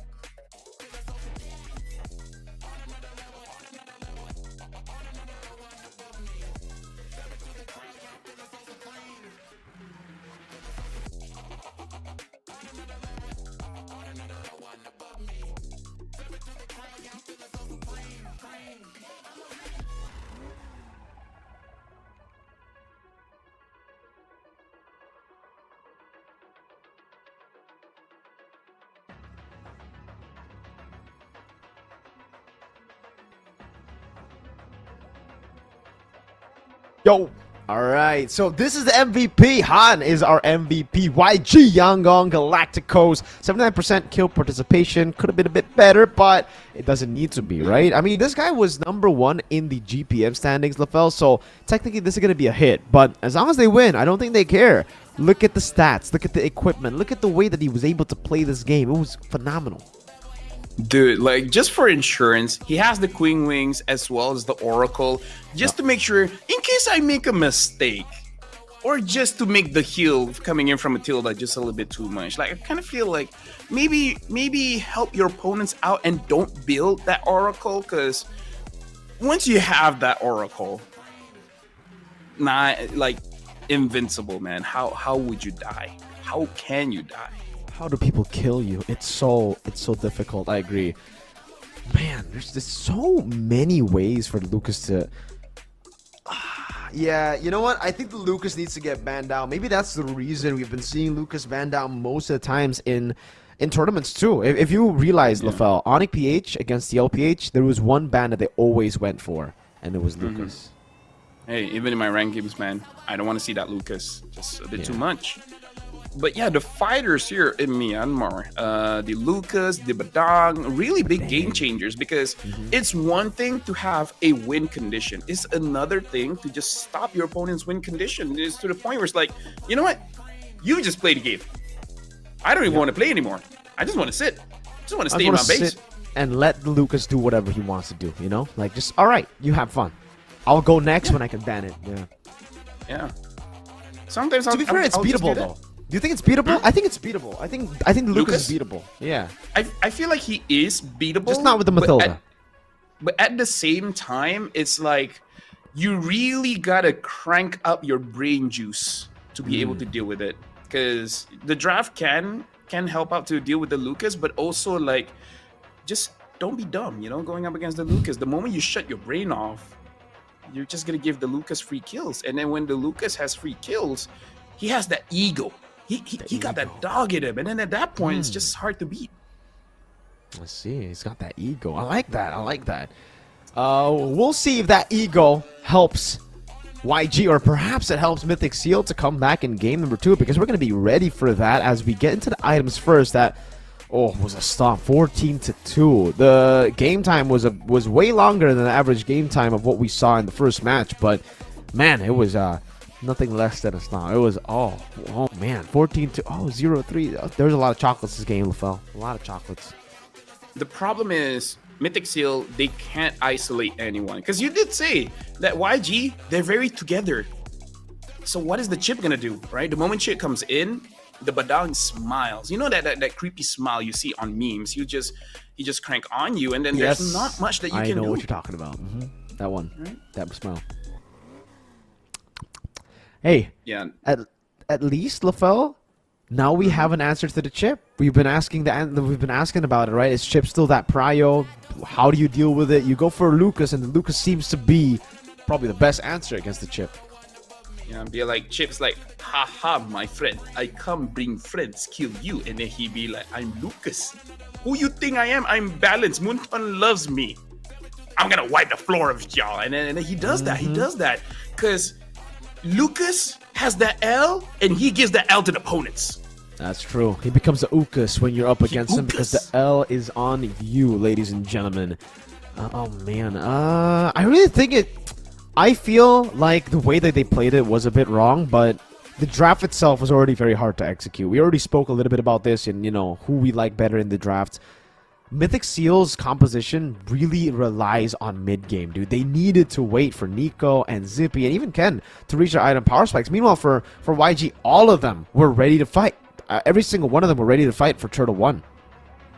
I honestly completely agree, but at the same time, we saw how YG play, and they're really showing up their mechanics. Like, Lina was super comfortable in mid with that Lu Yi, where you have to balance out, your mana usage to make sure that you don't run low when you really need that shield, and able to deal well against the Kimmy. And then, yes, Lucas, incredibly OP, but we see teams just force it, right? It's like, I'm Lucas, I will fight, and then you will run away. But look at YG. They just waited out. It's like, this is not the right time. Not the right time to unleash the beast. I got a dog in me. I gotta hold it in. And then when you see the opportunity, then you jump in. So YG, the mechanics are very good. Pair them up with an amazing draft. Mythic Seal needs to step up. Like, honestly, they need to step up. I feel like the draft is not that big of an issue, but the execution, the micro, you got to show that you got better muscles. Like your finger muscles need to be better. I agree. I think at this point we really have to go back to just the simpler drafts here. Looking at how the game is played, looking at how both teams have been able to execute the drafts as well. The early game has just been so crucial to win. And we can see the highlights once again, man. Turtle 1 just did not go as planned for Mythic Seal. I think what they were trying to do was, alright, we'll try to get a few kills here and there, just clean up some of the members of YG. But it ended up being an all-in because of how good Ying is at just pinpointing which guy to target. Han, honestly, first few fights, all he needed to do was follow up whatever Ying was doing, right? Like, Ying would go in on someone and Han would just follow up. That's it. The problem is you always think you have a chance, but then either the Badang or the Lu Yi just takes that away from you, and that's very demoralizing, because even if you get a good position, right, and like, look at this, the Lu Yi we don't highlight too much just because Han is showing up with the Lucas, but we gotta consider this. There's so many problems that YG has showed in game number 1. And I'm not entirely sure what Mythic Seal has in their back pockets to deal with this, because Lina, Ying, Han, a problem. We haven't seen much of Stitch, but I'm pretty sure he can deliver as well. Definitely. It really seems like he took a backseat in this game, right? There's not much he needs to do when the front line's already winning. When the trio mid's already winning, the gold lane just becomes an accessory that sometimes you could use, like in a couple of moments here, to clean them up, but for the most part, it really... Oh, man, how many cap closers do you need on a hero, right? Skill 2 in itself is already a dash, and then there's a basic attack part of your skill 2, and then there's that skill 1 in your Sacred Beast form. It gets to a point where... And then you have Guiding Wind with the Mathilda, right? Like, oh my lord. Mathilda needs to get banned, I think. If they really want to beat up the Lucas, they need to ban the Mathilda. The Mathilda is what enables the Lucas to be like that. Because usually when the Lucas goes in, at least you know, alright, he's in, he's going to be punished, right? With the Mathilda, he goes in and then whoa, flies back with the Guiding Wind. Or if you don't want to ban out that Mathilda, just go the Indo route. Pick up a Roam Khalid and then just try to heavily oppress that mid lane. Easier said than done, for sure, but that's your option if you don't want to ban out that Mathilda, because so far, what are the prio bans here right now? I guess the not so prio bans that we saw was the Phoveus, because Phoveus is incredibly strong, but not really a carry kind of hero. It's more disruptive. What other bans did they ban out again? They banned out the Baxia, they banned out the Fanny, they banned out the Kalia. All 3 bans are very much necessary. And then they ban out the Phoveus. What are the other 2s? Either way, something has to go. Either the Badang has to go, the Lucas has to go, or the Mathilda has to go. You can't ban out everything, but it's competition, man. You gotta let something go. Pick your poison. I agree. I think at this point you might as well ignore the Kimmy. Like the Kimmy Yeah, was a I pretty agree. solid pick before when a lot of people just didn't know how the Kimmy worked, but now unless you know exactly when the Kimmy power spike hits and you can play towards it, it's very tough because a lot of people just want to fight in the early game, right? And Kimmy's definitely not the hero to do it. The Farsa would have been even worse, though, to be fair, in this position. The best choice would be Valentina, but it was banned out. Really good read. Yeah. Man, it was, I think, a really tough game. Really, really tough game there to pull off. I think they gotta ban the Lucas or suffer.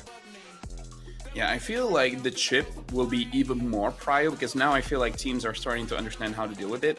The chip might be more prio if there's a big buff onto Lunox because we don't have a lot of mid laners that is very safe to go in the portal. Lunox can come in and then just shine bright like a sun.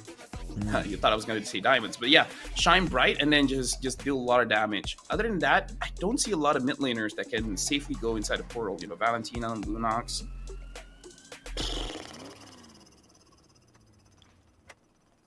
Yeah, I don't see it. I don't see it. Yeah, me neither. I don't see the angle Jushin, there I guess. again. Jushin, I guess. Yeah. That's why it was banned, I guess, right?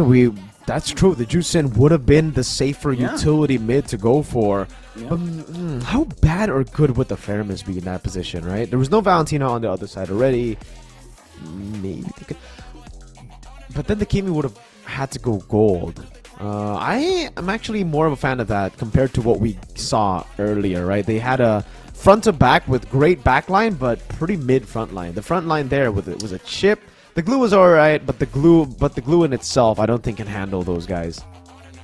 Now I see it. Now I see why the draft seems a bit weird. They had a Kimmy and a Granger. They want to play front to back, but then they pick up the chip. Yeah. Right. The chip is not really a front to back kind Not of a hero. front to The back, chip is exactly. about chaos, right? Make them wonder what's going to happen. I'm pretty sure this draft is good. I'm pretty sure some professional teams can do it. But at the same time, it's one of those that you have to pilot with a very strong shot caller. The one that tells you who goes in, who doesn't, who stays behind. Yeah, I feel like simplify. If you want to play front to back, chip ain't your hero. Don't use chip. I agree. I think, yeah, I agree. The chip is very, very bad if you want to play a normal front to back. And if that's the way that they've been able to win a lot of games, they might as well... To be fair, I think just ban the chip then. If you don't want to pick up a chip and you want to play front to back, chip's really good at dismantling front to back just by, again, putting a shortcut in the middle of the team fight. So, ban out the chip. Ban out the chip is a real good way to deal with it. Yes, there's still going to be a Loyi on the other side, but I think I'd rather go up against Loyi than the chip, especially when you want to go front to back. If you want to go for full team fights, then sure, go up against the chip. Pick up the Hayabusa, go for a team fight composition, more maybe Irithel over Granger, and then we'll have ourselves a better game with a proper front line. Yeah, to the point where I wonder what is going to pick up for Ken. Because Ken, maybe we have a bit of biasness because we saw him debuting and then his journey. So far, he hasn't had the greatest time in the jungle. And we want more from him. So, I don't know. I hope there's that one hero where he can really pop off. I don't know what hero that is. He's shown the Hayabusa, went 0-3. Yeah, I just want Ken to be able to do work because in this meta, if your jungle is not good, very hard match. Very hard match. Yeah, I gotta agree. I think Ken was just placed in a very awkward matchup, to be fair, right? The Hayabusa against the Mathilda and Lucas. There's not much he could really do. There's so much sustain on the other side anyways. And it was also an Irithel. It was mainly winning lanes.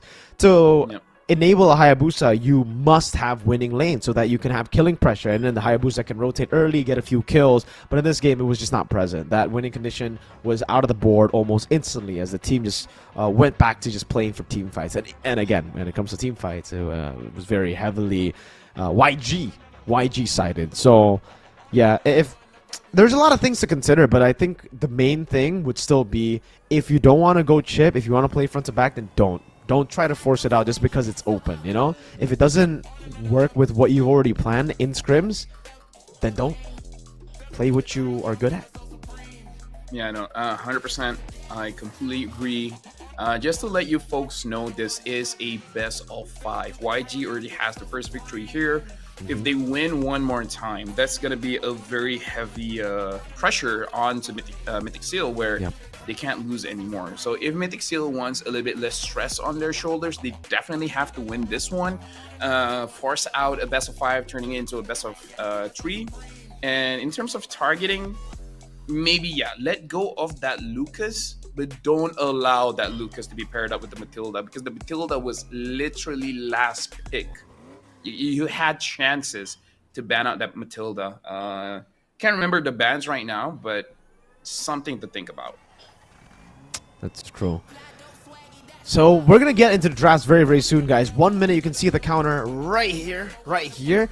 And just to remind you guys, only one slot is available for the Burmese team. So these guys are going to be fighting for their lives. YG, even if they win here, it's not confirmed yet if they'll be going towards MSC, because they got to win the whole thing, not just here in the upper bracket finals. And later on, there's going to be tomorrow will be a crazy matchup between the loser of this match up against AI, a very momentum-driven, full hype, adrenaline AI. I'm just putting all the words in there because AI are looking pretty good. I like it. Yeah, AI is doing everything that makes sense, which really goes to their name, right? AI. The draft makes sense. Even though the last one was pretty quirky with the Hellcurt in the gold lane, but hey, their opponents went a bit quirky, so might as well. A few seconds in, we should see the draft very, very soon. I wonder if Mythic Seal will be going to the second pick, because they were first pick before. Didn't turn out that well. And like I said, Miracle here in Myanmar, looks like the second pick has a bigger win rate, right? Around 53%, 54%? Yep. The red side. The red side. Yeah, the red side is at 53. Red side is second pick, right? Red side second pick. Second pick, 53% win rate right now. So far it's been looking that way too, right? I mean, at least in this matchup, YG versus Mythic Seal. For the Paladins versus AI matchup, it was kind of just all AI. Here, YG have been able to win. Is there more value right now on red side just because you get 2 picks over 1 in terms of prio? I feel so, especially because that last pick can really throw a wrench in your opponents, because I don't know if we talked about this on desk or behind the desk, but there's actually quite a few heroes that disrupt an entire draft. So maybe with that logic, second pick just a little bit better, like pick up things that your opponents really don't see coming, and then just screw if you try to draft. Like even AI bringing up the Hellcurt first in the 5th pick, and then YG bringing the Matilda the 5th pick. So maybe that's the thing. Maybe the 4th prio and 5th last pick, maybe that's the big difference here in the draft, where second pick just looks much better. Well, we'll see. We'll see if the second pick has risen, because I think even in MPL Philippines, the red side has been rising a lot. A lot of teams who lose in game number 1 on blue side end up taking away red side from their opponents. And for Indo, I mean, that's always been the case for Onic. Mr. Yeb, the Onic coach, loves red side. Loves red side. So, yeah. I guess we're just going to have to see again. Please be patient with us, guys. We're still waiting for the draft to start. Do you know SRG, funny enough, they have red in their name, but they really like blue side. Like, doesn't matter the meta. To the point where they're kind of superstitious with it. So are they the Selangor Blue Giants? Maybe, because basically the coaches will call for the coin flip, right? And if Arcadia loses that coin flip, he will not do the coin flip again. Like that's like how superstitious he is with that thing. At that point, he's just like, Veki, you call the shots, and then Veki's like, okay, sure. Wow. Yeah. Wow. Like that's how much they really want that first pick. Wow. All right. Well, we'll see if red side is that as value as SRG's blue for YG as well. We get into drafts here very, very soon. Both teams look to be pretty ready. You can see the notebook. Look at that, with full drafts. That's what the prep is for. We saw what the prep was able to output earlier. And now for a Mythic Seal, it's all about them trying to equalize on the board, because They certainly did get outdrafted, and they executed it pretty poorly too. Yeah. Now you really got to start considering, because maybe red side is a little bit better, because I think the thing that they're trying to avoid is to avoid being what you call it, being obvious. Like, you don't want to be read out by your opponent, which comes to the point where in this current meta, after the changes of Glue and Kimmy, now that I think about it, almost every single tournament that I see, there's so many flex picks for the first 3 picks. So maybe the name of the game for this one is just, don't tell your opponent what you're playing. Maybe that's why we were so not happy when we see the first game, Moscow and Kimmy immediately pick up, taking away that surprise, right? The moment your opponent knows who's going where, you kind of lose the draft. All right, we're going to get straight into the drafts, ladies and gentlemen. Mythic Seal still on blue side, YG on red. Seems like we're going to see the same exact band so far. Fanny and Harith, and then the Baksha coming in. Oh, man. Are they really going to try to run it back? Maybe just with a few different picks? So yeah, it's don't Kalea ban again. the chip. Don't ban a chip. Let them take the chip, and then you use Lucas Matilda or something. Like, I kind of feel like it's easier to fight against the chip rather than your team using the chip. I don't know. Because they're not banning it. They must have something. That's Jushin true. ban? Let's see. The Phoveus is still going to be the main ban here for Mythic Seal. Which, again, I didn't really get to see much of. Like, the usage of the Phoveus ban previously. Because usually when you ban the Phoveus, you want to go for the Joy first pick, right? But the Joy was not seen at all, nor was there... Like, I thought maybe the 1-1 would show up then for Mythic Seal. But that got banned by Mythic Seal. They're going to go for the first pick with Dong. Okay, there you go. That's the Okay. change. I like it. That's big. Now, like, you handle the chip, and Badang has been good the entire day, man. Maybe Badang is Myanmar. Myanmar? Burmese? Myanmar's? Burmese, yeah, Burmese, yes. Oh my god. Maybe Badang has always just been like a Malaysian hero, but in heart, maybe a Burmese hero, you know? Let's see, YG, what is going to be the response? Last time they went for the Lo Yi, which is still going to be the case here, Lo Yi, but I don't think they'll go for Cho Chip, and Lo Yi instantly is quite the combo. And the coach is like, okay, do you guys want a global ult? How much? And they're like, yeah. Yes. Yeah. After this, pick up the Aldous as well, just so that you have... Don't want to, or if they want to let go or ban out the 1-1 later on and don't want to go for Joy, why ban the Phoveus? Now they have gone for the Phoveus. Sorry, the Phoveus counters, which, I mean, the heroes that get countered by the Phoveus. The Fredrin gets picked up. A really good choice up against the Joy, too. YG en route for a really good game. Yeah, but not that amazing going up against the 1-1, because 1-1 can get the stacks off of you. Free stack. And the Badang can stop you. So I do agree, the Fredrin is good against the Joy, but the Badang and 1 And the Phoveus, now they have gone. here, and because you know it's a Lu Yi, the question is, do you want to go for that Glue again? Because Glue is still pretty good. It's really about whether you know how to use the hero or not, because other than Glue, what other prior... Oh, wait, sounds weird, but a Terizla might work, because it can deal with the Fredrin, can deal with the chip, and more importantly, probably not going to happen, but Terizla has a weird thing with his ult, the penalty zone, where you can actually stop a diversion. Oh. Okay.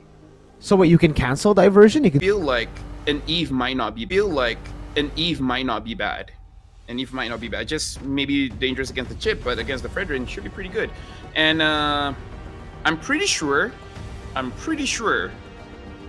something's wrong. Yes, I am pretty sure as well. Don't worry, guys. We're trying to troubleshoot the issue, so please be patient with us. We're gonna calmly Play rank, you know? play rank. Yeah. Or brawl, take your yeah. time, We take can your talk time. about it during your... Yeah. Welcome to the English. This is basically gank and gather without break. Let's call Brig up. Ask her to join the Discord. Just for to the talk. gank and gather halftime segment. Because I'm like, you know what? Oh, the timer continued. It was stopped just now at 16 seconds. Wait, you Timer can. continues. Oh, dude! Apparently, you can pause in the draft of the tournament room now. I actually did not know that. Yeah, it's so cool. So that's a good feature to have, and that's why we were able to see a literal pause in the timer. Yeah, and now we're back, better than ever. They banned the Valentino. Does this mean that they want a Lucas EXP or something, or Fredrin EXP Lucas Jungle? Ooh, Valentina banned out. The Masha XP gets taken out. YG. Let's see. They are kind of lacking damage, but that would have been an amazing combination with the Masha XP, man. Should just be the Granger, right? If they want a safe choice. But oh man, they're going for them. This is now getting a bit sketch for me for YG because the Moskov isn't really ready to fight in the early game. Yeah, you have the Fredrin and Lo Yi, but the Moskov is just gonna be farming for the most part. So we're going to have to see like a very ready to fight XP lane. Maybe the Terizla for YG, honestly. Yeah. Oh, already taking off the headset here. So it looks like very quick decision on what to pick up here. So what is going to be the mid, and will this Badang go on Roam or... Okay, so they pick up the Gato Kacha and the Kimi. Gato and the Kimi, which is okay. Not okay. Gatot and Kimi. Okay. Alright. So... I don't think it's going to be a good game for Gatot, but maybe I could be wrong. I think the Gatot I think is... Oh, there you go. Arlott? I like it. This is the debut of Arlott in Myanmar, and man, the Arlott Fredrin combination is ridiculous. Add in the Lo Yi. Man, I really like the draft for YG here. They have so many displacements, so many ways to CC as well. The Joy's not going to have a good time. The Kimi's not ready to fight either. So I like it. Yeah, we were talking about ready to fight XP laners. This is the combo you need. Those resets will provide you enough damage. Dude, like YG is like, even though they have the chip, it looks like they're a front to back team fight just because everywhere is the front. Fredrin is the front, Arlott is the front. Yeah, I agree with you. I really like the draft to the point where I really hope it works out because we had an Arlott in Malaysia, but it didn't work out. So I hope it works out here. Let's see, ladies and gentlemen. Do you guys like the Arlott pick? A few people in the chat are saying YG 3-0. We saw the Arlott pick as well in Indonesia. I believe it was also Luke who brought it up with the Fredrin in the jungle. So, ladies and gentlemen, without further ado, we're going to dive in straight into the Land of Dawn for game number 2. Will it be the Arlott pick as well in Indonesia? I believe it was also Luke who brought it up with the Fredrin in the jungle. So, ladies and gentlemen, without further ado, we're going to dive in straight into the... So, a pre-recorded segment, right? And this is live. So, a lot of stuff that we say there, we can cut here. It's all on the internet. We might get cut. That's true. Yeah. What time did we start this? Was it 5? Is it 5? Oh, look at that. Dude, I don't see that. Or are you just in a different I'm one? on the MLBV channel. This is what you can see in the group what he actually said. You know, I'll send it over to you. Yeah. Okay. Hold on, let me check it out. Yes, sir. Oh, by the way, we're back on cam. Really? Yeah, it's just yellow and blue. Yellow and blue. And a lot of green. A lot of brown. Yeah. The houses are also kind of like desert colors, man. Yeah, it's brown. Yeah, it's brown. Yeah. You don't... Yep. Oh, dude. Tomorrow, man. Like, yes, we're going through today, but imagine tomorrow. We got a best of 5, a best of 7. Woo, let's bring up board games. You know, if anything happens, let's play Uno. Let's play Uno. Or, you know, the game we played in Malaysia. I don't think you were there, Lafel. But we played Secret card game. Oh, yes. I know about it, but I don't play it. It's pretty fun, man. It's pretty fun. It's almost as fun as Mobile Legends Bang Bang. No. Blasphemy. I have to stop you there. Mobile Legends Bang Bang is the most fun thing in the world. You cannot say anything that transcends that. I can say something, and I think you might have to agree. Magic Chess Go-Go. Oh yeah, that's very good. That's very good too. You know what? I have a better one. I have a better than Magic Chess. Are you gonna go with the Adventure? No. What is it? No. It's. Hold on. Okay. Starting the game. Oh, that would be amazing. Oh man, that would be oh, crazy. Damn. That would actually bring me joy right now. A lot of joy. MLBB Super League. That would Maybe some make Suyo as well. that would make my day. That would make me. That would get me joy. That would get me Suyo. That would get me Hayabusa. All that. You know, and even more. Lafa, what color is my suit? Red. Yeah. Wait. So what colors are you colorblind? Like what colors can't you Green. see? Green. Ah. So Yeah. a green screen is a brown screen to you? No, it's black. Do you not see it? This is a green screen. It's black. It even moves. Look at that. Give me a second. Move. Never mind. Now it looks lame. Oh, now it moves. Okay, never mind. Wait, Never what? Oh, I don't see it. Mind. You know what? Maybe. Can we open music? Okay, probably not. All right. To be fair, I think you can listen to music without the viewers knowing. Like, you can just play a song right now on your headphones. Because, again, you have the special headphones where one ear listens to me, the other, yeah. Mine just has one thing. I can play, both. Yep. You know what headphones this is? What? It's my by listeners. What? Means two. By listeners. By listeners? Yep. Where you listen to both things. By listeners. It's like By listeners? Yep. Where you listen to both things. By listeners. It's like you know how non-binary people like one of their favorite things to ride on is a bicycle. It's like that thing. It's like that. Yeah, it's like we can't like make fun of majorities or anything like that. But I feel like that one is safe. Punching up is usually okay. Unless they're the boss. Then you don't do that. Oh, man. Oh.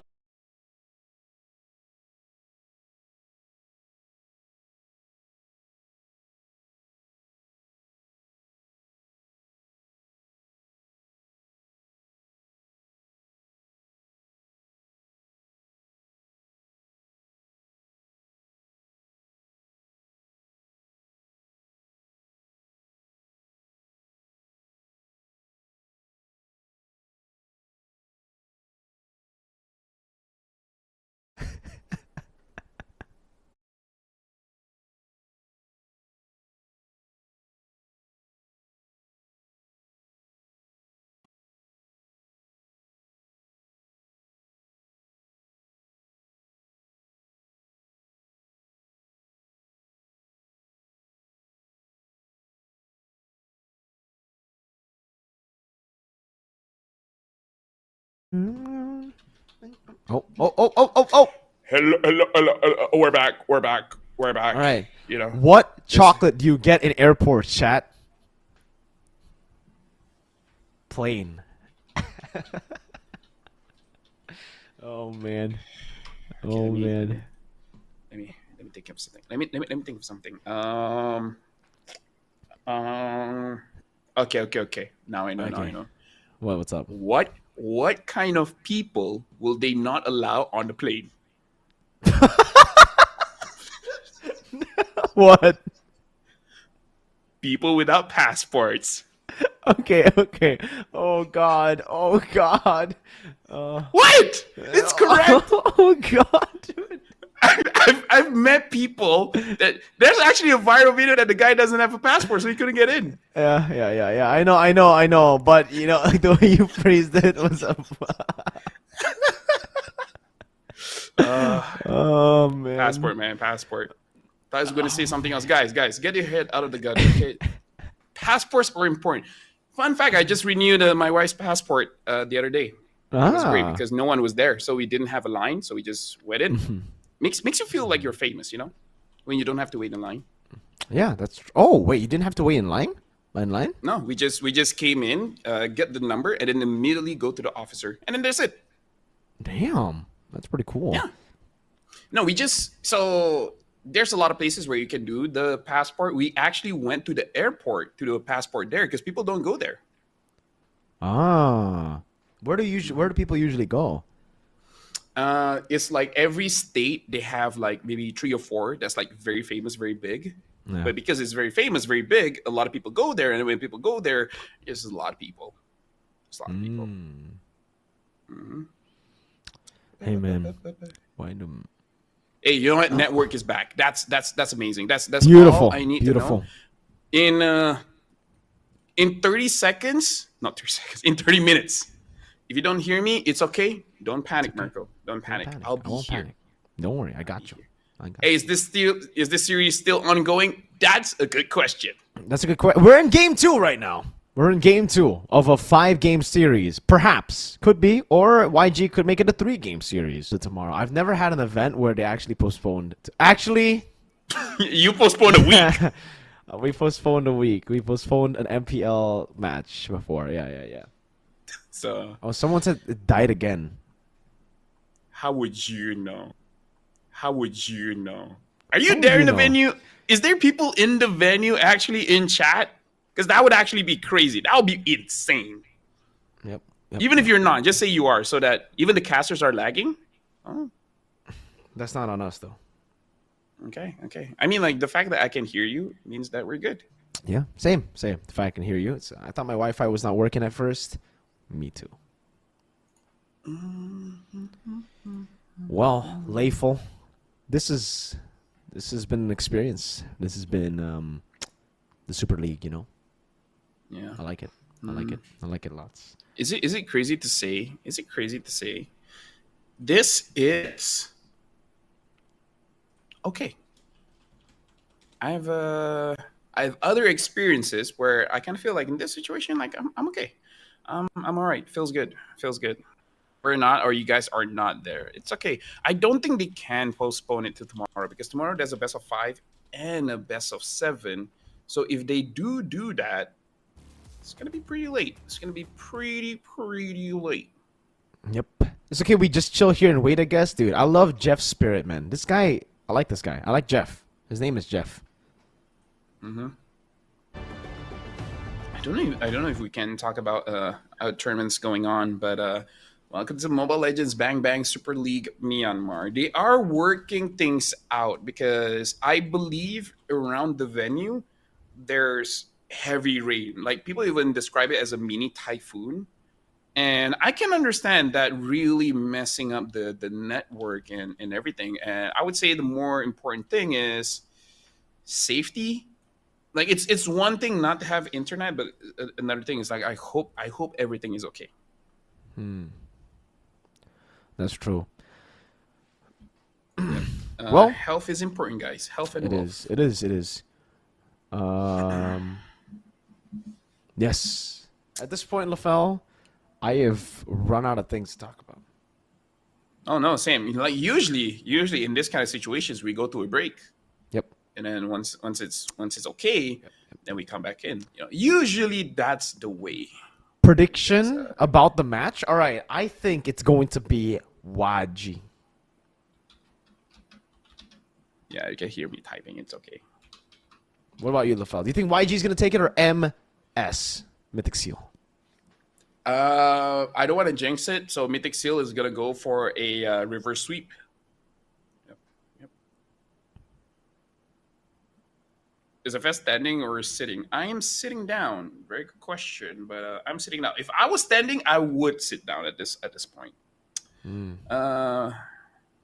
What do we think of the current meta? I kind of feel like it's just the same 10 heroes over and over again, and then every once in a while, he's different, like a Benedetta, like a Hellkurt. Hellkurt. Talk about BTR.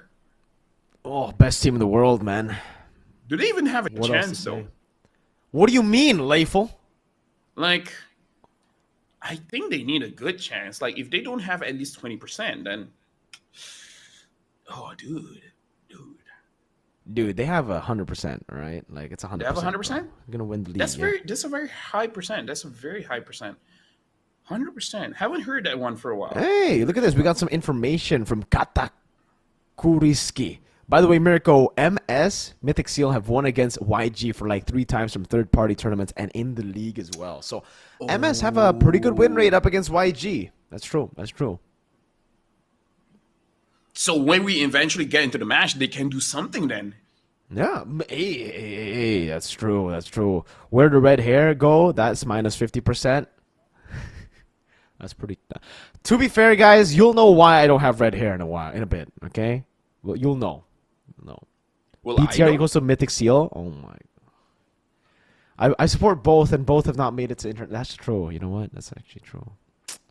You know, Mirko, let me just say something, right? The entire time we're working today, you know, whenever you mention the MPLPH Grand Finals, I find it very interesting because I didn't watch it. You didn't watch it? Because there was something else going on at that time, you know? Yeah, that's true. Yeah. Something way more important. Yeah. Oh, yeah.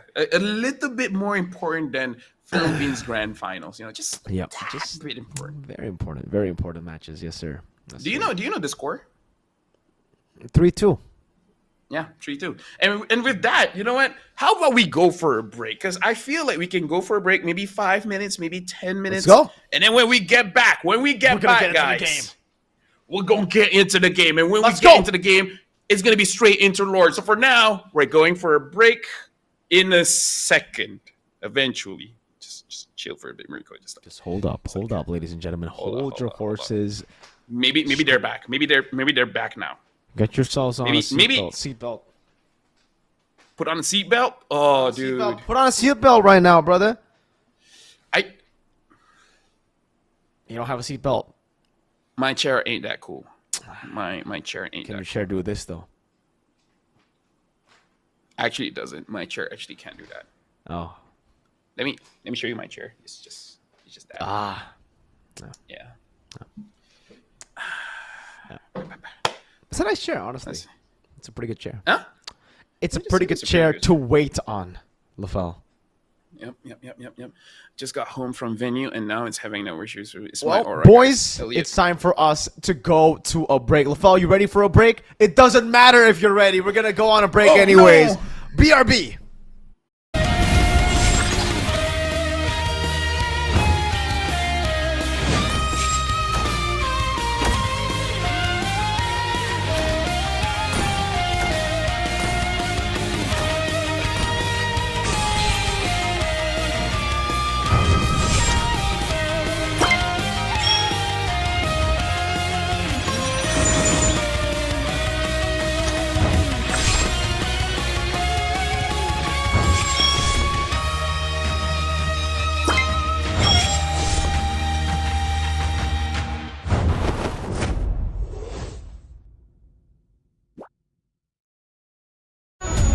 They said there's a limit in the women's league. In MWI, we say limit? Watch us bounce from the MWI queens everyone knows, to the stars who came out from nowhere, to the ultimate champions. Now, MWI is expanding greater than ever. Turkey, EECA, Africa, Mongolia, and beyond. We're stretching the map wider. MWI, where dreams get louder. This isn't just a tournament. It's your passport to the world stage. A spotlight for women in the EWC. No rules, no ceilings, no limits. Just this. We're vibrant. We're ready. We're limitless.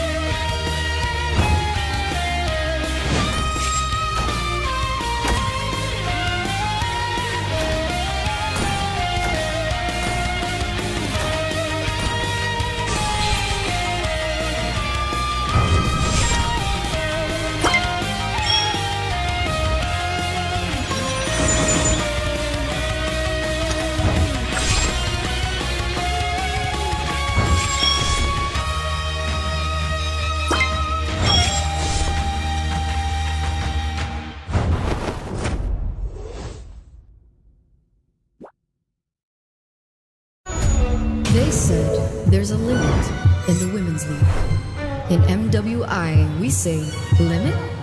Watch us bounce from the MWI queens everyone knows, to the stars who came out from nowhere, to the ultimate champions.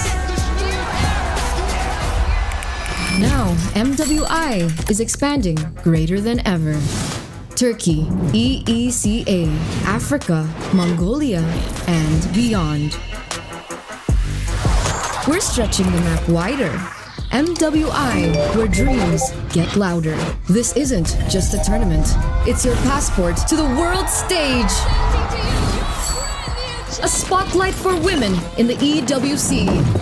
No rules, no ceilings, no limits. Just this. We're vibrant. We're ready. We're limitless.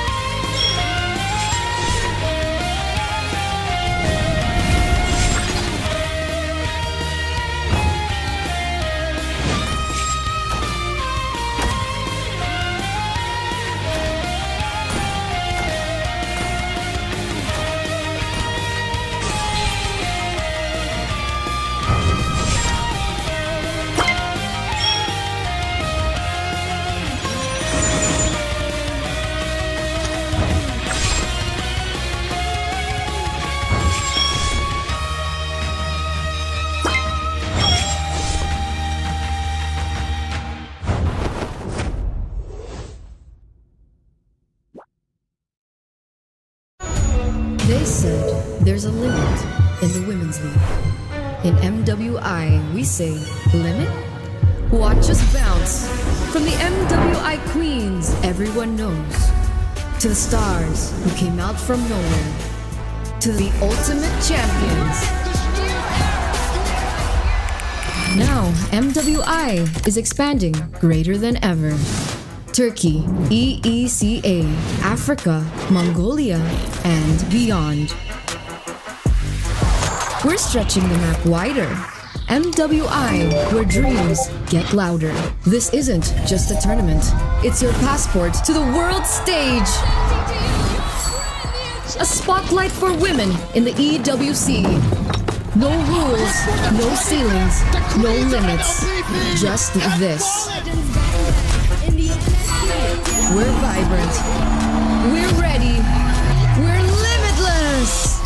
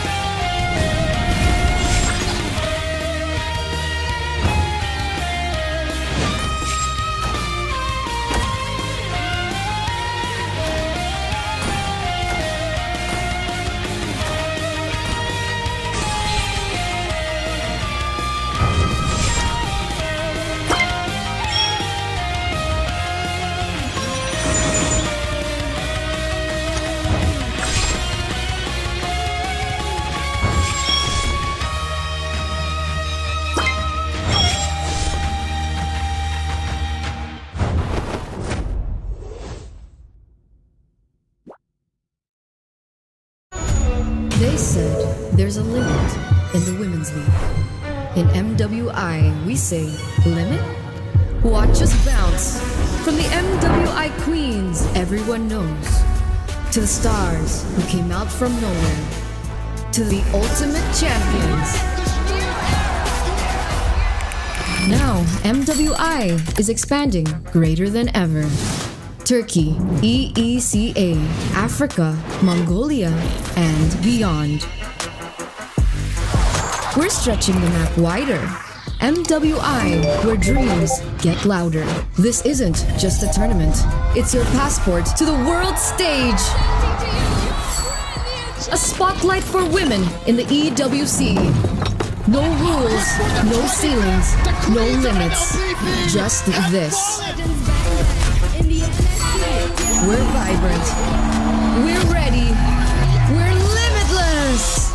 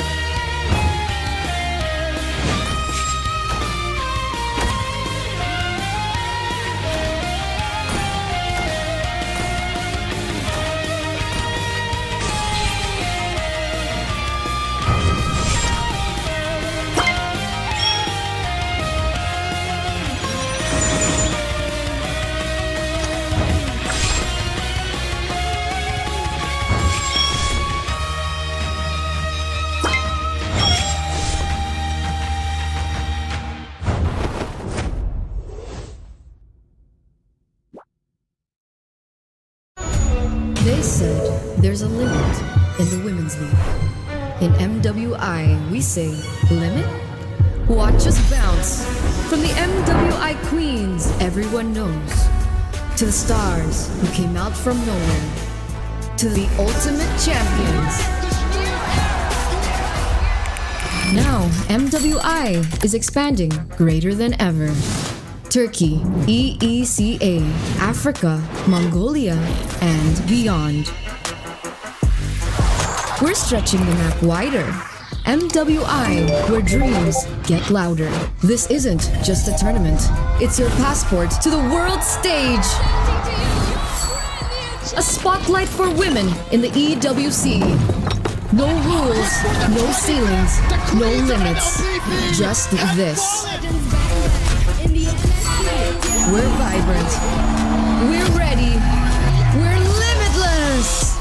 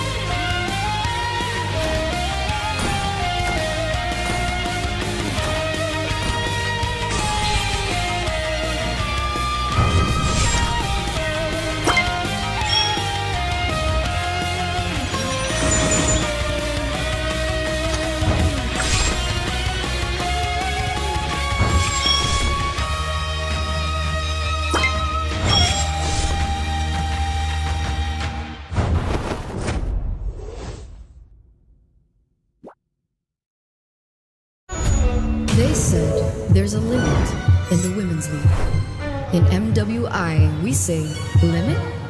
Watch us bounce from the MWI Queens everyone knows, to the stars who came out from nowhere, to the ultimate champions. Now, MWI is expanding greater than ever. Turkey, EECA, Africa, Mongolia, and beyond. We're stretching the map wider. MWI, where dreams get louder. This isn't just a tournament. It's your passport to the world stage. A spotlight for women in the EWC. No rules, no ceilings, no limits. Just this. We're vibrant. We're ready. We're limitless.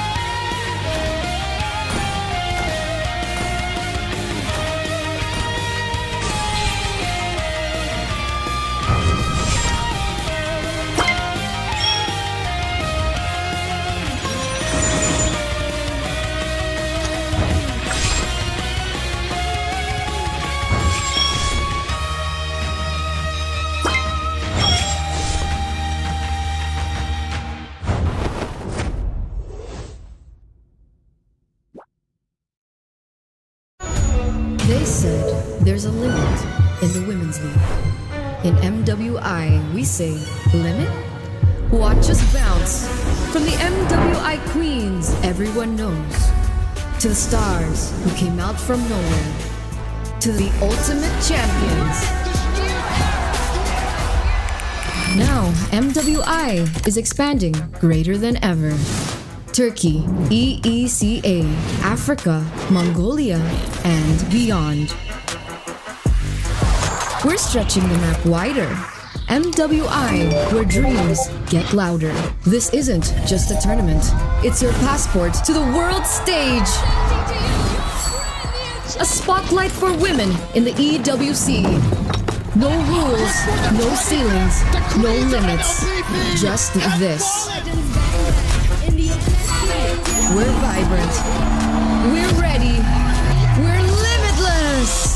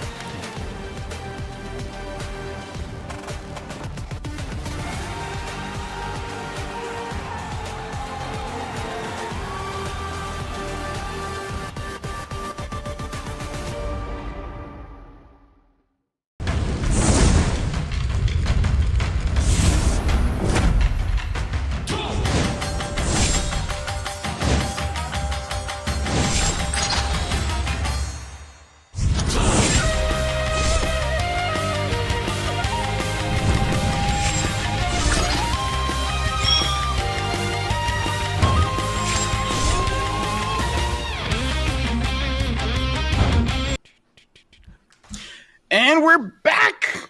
We're back. I know someone said, let's go and other things. Hold on. We're back. We're back. So it sounded like a duck for a minute, but that would mean we're about to start soon. Yes, sir. We're about to get into the game. If I remember correctly, yep, we finished the draft, we got into the game, and then immediate pause. So I already forgot the heroes. The Joy Kimmy 1-1. Yes.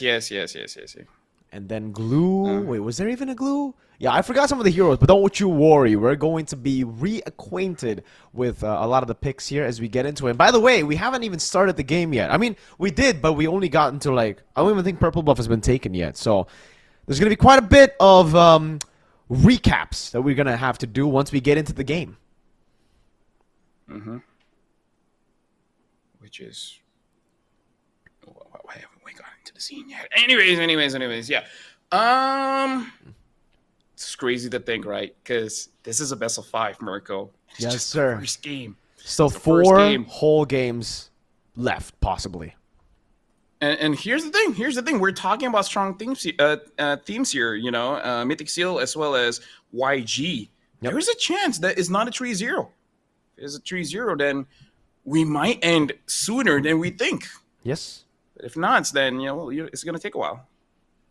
If it's not 3-0, then yeah, we're going to be here for quite a while. Again, knowing how competitive both these teams are, I'm actually not expecting a 3-0 clean sweep. Looking at the track record as well, someone in the chat actually pointed it out to us. Mythic Seal has beaten YG across, many times across different tournaments before. Mm-hmm. So right now, YG are standing at a pretty bad head-to-head actually up against Mythic Seal. But again, it's always different when you play in front of a crowd this big, right? Maybe Mythic Seal could always just, you know, pull off a Mythic Seal, which means do really well at the start, but then at the end, slowly drop. Mm-hmm. This is the problem, because I don't remember their previous draft, but I remember we not really having that big of a problem. I think the problem that I had was the Gato Kacha, because the opposing side had a Louis, a Fredrin, and Arlet, so a lot of control. And now we're into the game, 40 seconds in, and then Lena flickered out. Welcome, ladies and gentlemen, into the land of dawn. We are going to get things resumed, and hopefully perfect timing, actually. Yeah, maybe you just... Yeah, my bad. I'm sorry. Yeah. Sorry. All right. Boys and girls, boys and not boys. Oh, Zippy is off. Zippy is standing. Ooh. Here's the thing. I have this thing, Mirko, where unless I know players are close with the marshals, I really don't like to see players talking to the marshals. Oh, Zippy does So you, not you look just happy. you just know. Yeah. Yeah. Zippy looks pretty angry. It looks like the whole team is kind of phased right now by the situation. So don't you worry, guys. We're going to try to fix this issue as fast as we can. Troubleshoot the issue as fast as we can. Does seem like these players are trying their best as well, to keep calm, stay composed as we get into the game. They got to remember they're playing a 5-game series here, If this takes a toll on them, it'll be bad for them.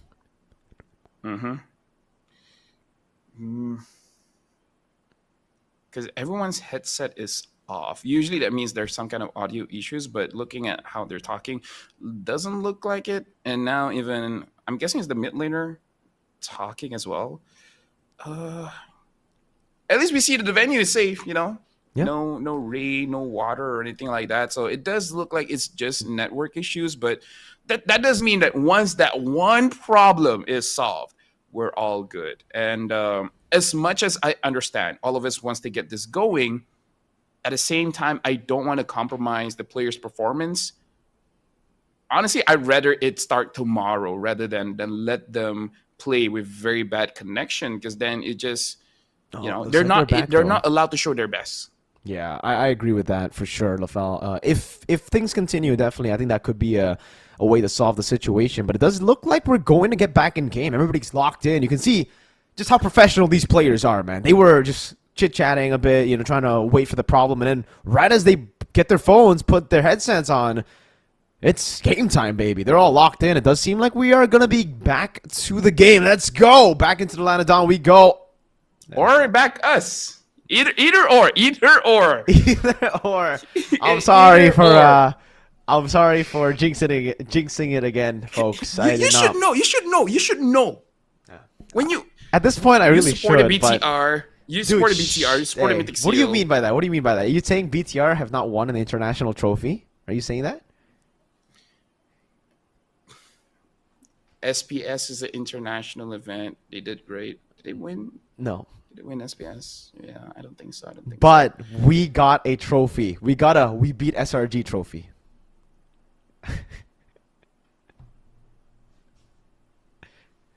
We beat SRG. So that's a trophy in my book. That's the only trophy we'll get. Yeah. Mirko, you know what? Yeah. What's up, Laval? What if they're already playing, and then we're just making sure that nothing happens again, and then we're jumping in because I hope that's the case. A little tired, yeah. I hope that's the case. Yeah.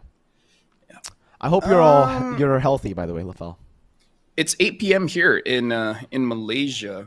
Oh wow. And 7 p.m. here in Indo. At this point, maybe tomorrow they should start way earlier.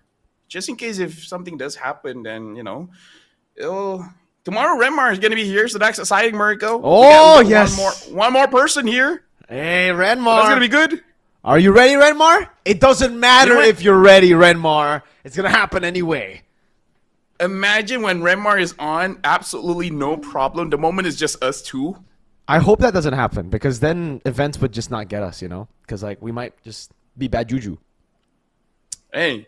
I hope. Here's the thing. If our bad juju is that the day will be long, as long as they can make sure everything is all right, they will get us just so that it's confirmed a full game series. That's true. Maybe because the first match was 3-0, nature says, nah, these guys need a full day. Maybe this is just the universe saying, you know what, Mirko, you guys don't work with each other much. Yeah. Even if you guys are in the same event, you're never on the same desk or anything. So exactly. Treasure it while you still can. Yeah. And personally for me, Mirko, I'd rather not. Yeah, I don't need to talk to you that much. Yeah, I agree with you, bro. I'm like, M5 was great. That's it. Like I don't need more. It's okay. It's okay, universe. Thank you for that though. I'll be appreciative, because you need to appreciate what you got. All right, ladies and gentlemen. Remember, appreciate what you got, man. Yeah. I appreciate my house because people don't Same. come here. I appreciate my And I house really too. like that. I really like that. Like Yep. when I was living with my family, people always come over. Mm. Yeah. Now people don't come over, which is great because then Yeah. I can play rank all the time, or watch YouTube, either Wow. or Netflix. That's Yeah. crazy too. Or you could just rot in bed, literally, right?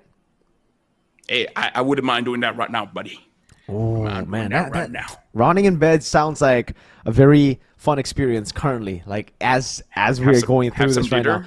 Oh man, Right. don't start, Give me, give LaFell. me, give me that double cheeseburger or Oh. whatever burger that you want, and then give me them fries. Give me the fries, the flaky fries. The one that. I think after this, after a long day like this, for me, it's got to be sushi. It's got to be sushi, brother. Sushi is good. Sushi is good. Or maybe ramen. I've ate a beef Wellington before. Oh, fancy man. I've also tasted I've eaten beef Wellington too. How do you like it? It's not as great as a lot of people say it is. I agree. It looks way better Right? than it actually is. It's not all that. Like I would much rather just eat Exactly. Indonesian food, or even Malay food. No, honestly, Or like it's Chinese it's meat wrapped in pastry. Yeah. But legit, I would rather just go to a Japanese place and then, with a very thin slice of meat, and then you just grill it yourself and then just Oh, eat. yeah, Hey, for sure. Someone's asking like, what is this? Hey, bro, give us something to talk about and we'll talk about that, because if not, I'm gonna yap about food. I'm sorry, Chad. We're gonna have to yap here while we're waiting for the match to start. All right. So, I'm sorry, guys. We've gone through, I think, a billion topics already. So for you guys back at home, if you guys want to help out and tell us what to talk about, we could start a whole anime talk. We could start a whole yapathon here. This is basically Gank and Gather live. So do you hear that? I did. It's my cat's playing around. And when I say playing around, the aggressive kind, the very aggressive kind. So apparently Naisu's flexing on us now in the group. He's saying, damn, our grand finals best of 7 just ended in like 2 hours. 3 11-minute games, 1 15-minute game sweep. LOL. Easy day for me and Realize. Naisu, shut up. We don't need to hear that right now, Naisu. Thank you though, Naisu. Well, you know what, Naisu, go get a girlfriend. How about you do that? Gee, dude. Damn. What? Damn. Okay. Yo, all right. Give me your predictions, LaFell, for MPL ID and MPL MY. For MPL MY, SRG already made it. Homeboys or Aero. I'm gonna say Aero just because I'm a fan of Hazel. What about you, LaFell? I gotta go with my boys, the homeboys, because Izanami is my boy, Stormy is my boy. We I got like a both lot of boys, yeah? You have a lot of boys. I mean, like, You like your boys? I know how to pick them, right? Because when I see someone, I can see the potentials. Like that's my boy. Damn. I want that boy, and then You they want to know who are prove my themselves. boys? Who's your boy? I don't just have a boy? I have boys. Oh, you got boys. BTR. All of them are my boys. All of them. All of them are your Even boys. even the coach. Even the coach. They're my boys. Even let- Coach let me- Tazi. She's not a boy, but she's still But my boys. She's still a boy. She's She's still a boy. Exactly. Honestly, I can put Erpang and Vel into my boys list because. Oh, Erpang is my boy though. That guy is. I like that guy. I like Erpang. Hey, yo, let's negotiate. I'll write an email to you for us to have The same boys. You know how when people divorce, they have like a amount of time with this, and something like that. Well, what do Okay. you call it? Custody. Custody I don't battle. know, I don't Yeah, know. custody battle. All right. Yeah. We don't have to battle. Just like maybe weekends. I don't know, man. We can share the Erpang is boys. Share Erpang. Erpang's our boy. He's a very nice person. Very nice is. person. Very Yeah. humble. That's insane, because even when you're asking the players are like, yeah, the coaches are so cool that it's really not that stressful. Yep. Vel was really like, I mean, has always been a player with a lot of potential. Van Strong too, by the way. What's his name now? Is it just Ivan? Yeah, What's his Ivan, and then just Vel. Yeah, Ivan has always been a very high potential player, even in MPL Indonesia. We always mention how good he can be, but every time he plays in MPL ID, he just doesn't do well. And that's why I said, MPL MY is great for reject players like Do you Vel, know that like clip? Ivan. Do you know that clip is in an official video in MPL? Oh, wow. Yeah. So basically, we have a video talking about the story of Homeboys, and they use your clip. Hey.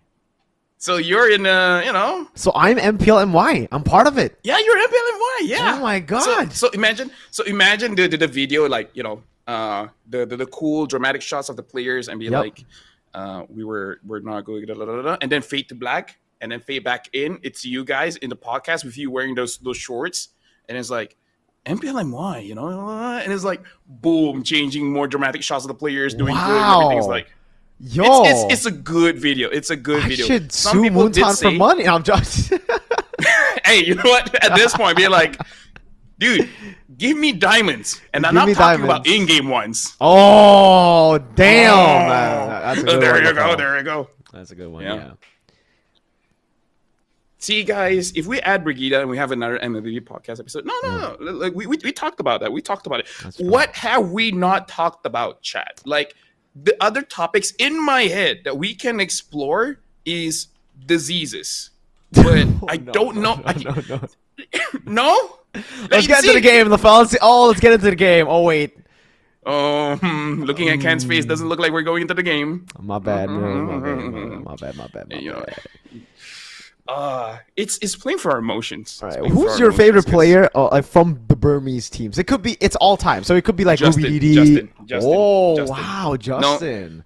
All right. Dude, like, look at my boys. Stormy, Izanami, Justin. They're I'm all a mid roamer. laners. I have something for mid laners. Okay. For me, Ken. Mythic Ken, Seal. Ken. Ken. Yeah. Answer boy. He's my boy. All right. Yep. You know what's crazy about us, Mirko? What? People keep saying that we're wrong because we don't take like the number one player, the champions, and all that. But it's not. It's not. It's not favorite. because of that. Yeah, I don't choose Yeah. them based on achievements. I'm not a glory hunter. Dude, we ain't like that, fam. I choose my favorite player because they my favorite player. They can have 0 trophies. I don't care. Yeah. Like it could be their personality Exactly. or etc. But we like them for a reason. Yeah, exactly. So look at this. There's a comment. Hooray! The game start. Viewer brain. Okay, never mind. Well, Never mind. okay. Save the hooray. Save the hooray. Save the hooray, Mr. Pime. Like- Save the hooray. Say hooray after we're in game for a Yeah. solid 4 minutes. Anything before 4 minutes, anything can happen. Exactly. Who knows? Maybe BTR. Mythic Seal are gonna win. Yep. Do you like in Indonesia? Fried things are good. Like as Oh, in, we like, fry popular everything, food. bro. Yeah, we fry everything. Yeah. Fried chicken, Fried fish, rice, fried rice. fried noodles, fried brains. Oh, There's a lot of stuff. I thought that segue was for us to get back in the game, so I reacted. Turns out it was just maybe to keep us. It's just to keep us on edge, keep us on the edge of our. I find it seats. funny because it like transitioned to the YG players and they look so done. Yeah. So according to LaFell, yes, the Burmese are the Myanmarese. They don't.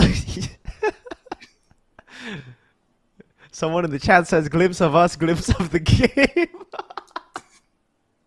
I like it. I like how creative the chat is. I love how creative the chat can be. Here's the thing, Mirko. I've learned that when the numbers are big, the chat ain't that great.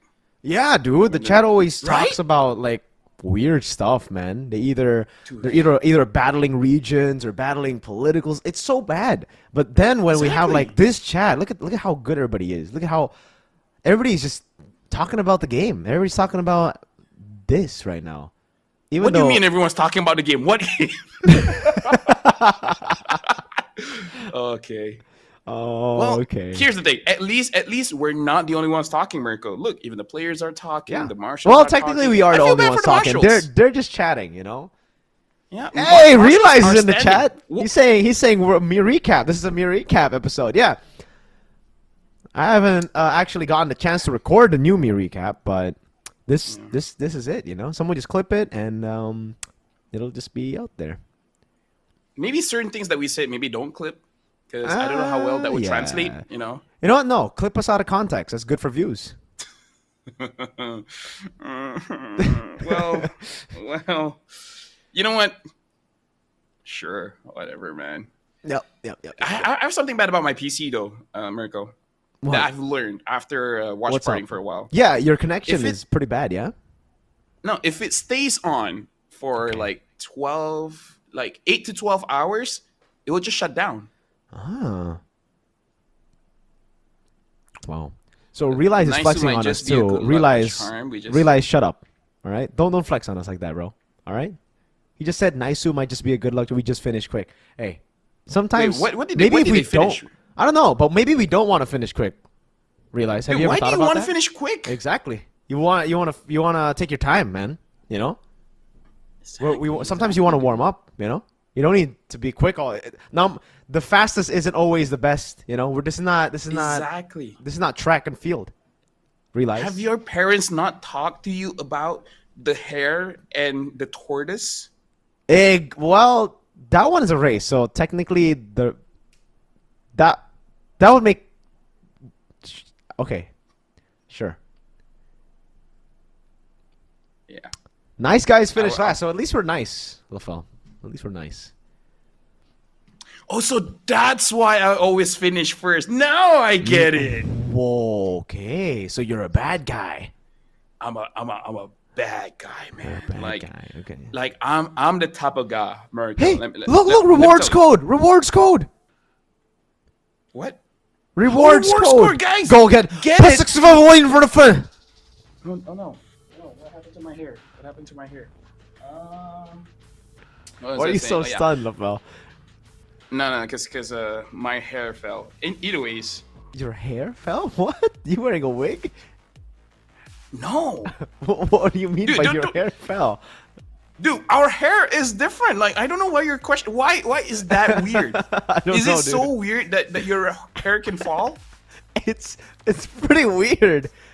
Dude, Wait, how That's- is your I mean, like, dude, we've been friends for years. How is this news to you? what? How does your hair fall? Like, it's just one strand? No, the entire thing, the entire thing. What the hell? Wait, what? Either ways, like Mirko, like I just need you to respect me, okay? I respect I you, don't have man. a I banana respect now. you. I don't have a banana, and I'm holding on to bananas to stay alive, Mirko. Oh, that's my cat. My cat is What? one of the reasons why my hair fell. Does she, What like, was I saying? Oh yeah, he or she is the cat guy? I do not have a male cat. Okay, so you got a female cat. I want one because I want babies, right? But my wife doesn't want a male cat. Ah. Yeah. Anyways, I want to say like I'm very bad. Like I'm one of the bad guys that You're the bad guy. when Okay. like when I can recycle, I choose just to throw it away. Dude, that's bad. That's bad right there. That is me destroying the world. Dude, damn. Yeah, whenever I see, the keep off grass sign, I'll stay on. Dude, like you pretty gotta bad. stop that. One day you might go to jail. All right. That's true. In Singapore, I think I would actually get fined, so that's pretty Yes, dangerous. you actually would. But in Singapore, we did something worse, and we were fine. Oh, that's true. We don't talk about that here, but No, just yeah. so you guys know, me and Mirko's first time meeting each other. Rewards it was code. Oh, this is memorable. the same one. Sorry. Yeah. Dude, Yeah, my bad, dude. My bad. I think you've been working too long. I think you're working too long. I think we have been working for a while. And we is just not the two of us. Everyone is Yeah, everybody. having their fair share. Production, players, coaches, marshals, definitely working overtime too. We need DJY. Hey, honestly, not a bad idea. Ken looks mad. Man, that's just Ken, you know? Yeah, that's That's just Ken. how it looks, yeah. I have Hey. people say that I look stupid, but then I'm like, no, that's just how I look. Yeah, I don't want to agree because if I agree, then I agree that you look stupid. That I'll just. You learn. I appreciate that, man. Yeah. Thank you very much. Thank you very much. Yeah, if the M3 Miracle would have just been like, yeah, for sure, dude. Okay, we're gonna go back to Caster. Whoa, we're back in the game! Caster. My bad, dude. My bad. Caster Cam. bad, I my bad, told you. I dude. told you. My bad. It has been. Hold on. For me, it was 5. So we've went on for 3 hours and we finished 1 game. That's a record. That's a record. Call Guinness. Guinness? Call World record? Guinness. Yeah. Exactly. Yeah. Like, we gotta make this memorable. You know what, chat? You guys are the real one. Yeah, you you are guys- the real G. Yeah. So, thank you, everybody, for... Oh, my God. Okay, well... Okay. You guys are the real G's. Apparently, 10 fragments. Oh no. I'm sorry. That threw me off, bro. Oh my God. Redeem the code, guys. Trust me. Oh man.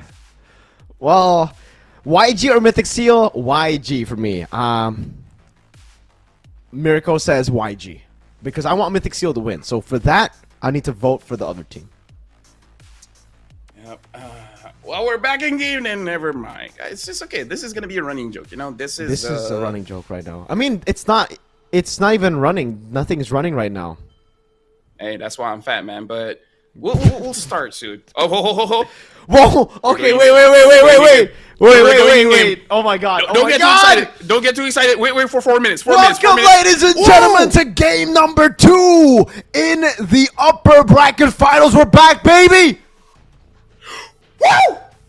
Oh my God! I feel like I've been waiting for forever for this one, but now we're looking at the start here, starting at the same side of the map. Going for the it sounds so good talking about the game. Go ahead, boys. Get the hooray in the chat right now already. I think we're gonna so it's a full restart in the game. Early on, you can see Nico doing the same thing, winning out against Lina, forcing him back. Yeah, and now it looks like Ying on the Arlet does look like might be going for a more tanky Arlet because not using that Petrify, but hey, who knows? Maybe mid-game he feels something else. He feels a bit of tingle where he's like, maybe Thunderbolt's just not enough. Maybe good And rotation. maybe he won't be able to Thunderbolt. Who knows? Yeah. So far, really good rotation, by the way, from Ken. He's able to stop that level 4 from happening from Han, and now Han is going to have to rotate all the way to the bottom lane, which is going to be, actually, the rotation path for Mythic Seal 2. Mid lane, all the way to bot. Now I'm looking at the power spikes here. I feel like Ken has to be a bit careful because there's really not a lot of angles for him to go in. Oh boy. Uh-oh, good revitalize coming down. A flicker out from Ying 2. And it will just be that. No level 4 for Han yet. Cannon will actually be level 5 before Turtle number 1. And Zippy Cutie in a 1v1 against Stitch. Doing a good job with the Inspire, winning out the trade. In the bottom lane, Electrifying Beats coming down as well. All the way in the back line. Ying going to be taken very low. It's going to be the Chain CC. Locking him down, but Dang wins you games. It looks like a Mythic Seal. They have this momentum. They've been building up for a few hours, and now they're releasing it. They're starting the turtle here. And it looks like Han on that Fredrin has no room to actually get in because the roamer, the Gatakacha, is making sure that he stays far away. But here's the thing. We got to wait for that diversion, man. Maybe that's going to be the key for YG to get into the game. Oh, that brings memories. But yeah, they could do something after the diversion. Okay, good SOD, stealing the gold crab away from Stitch.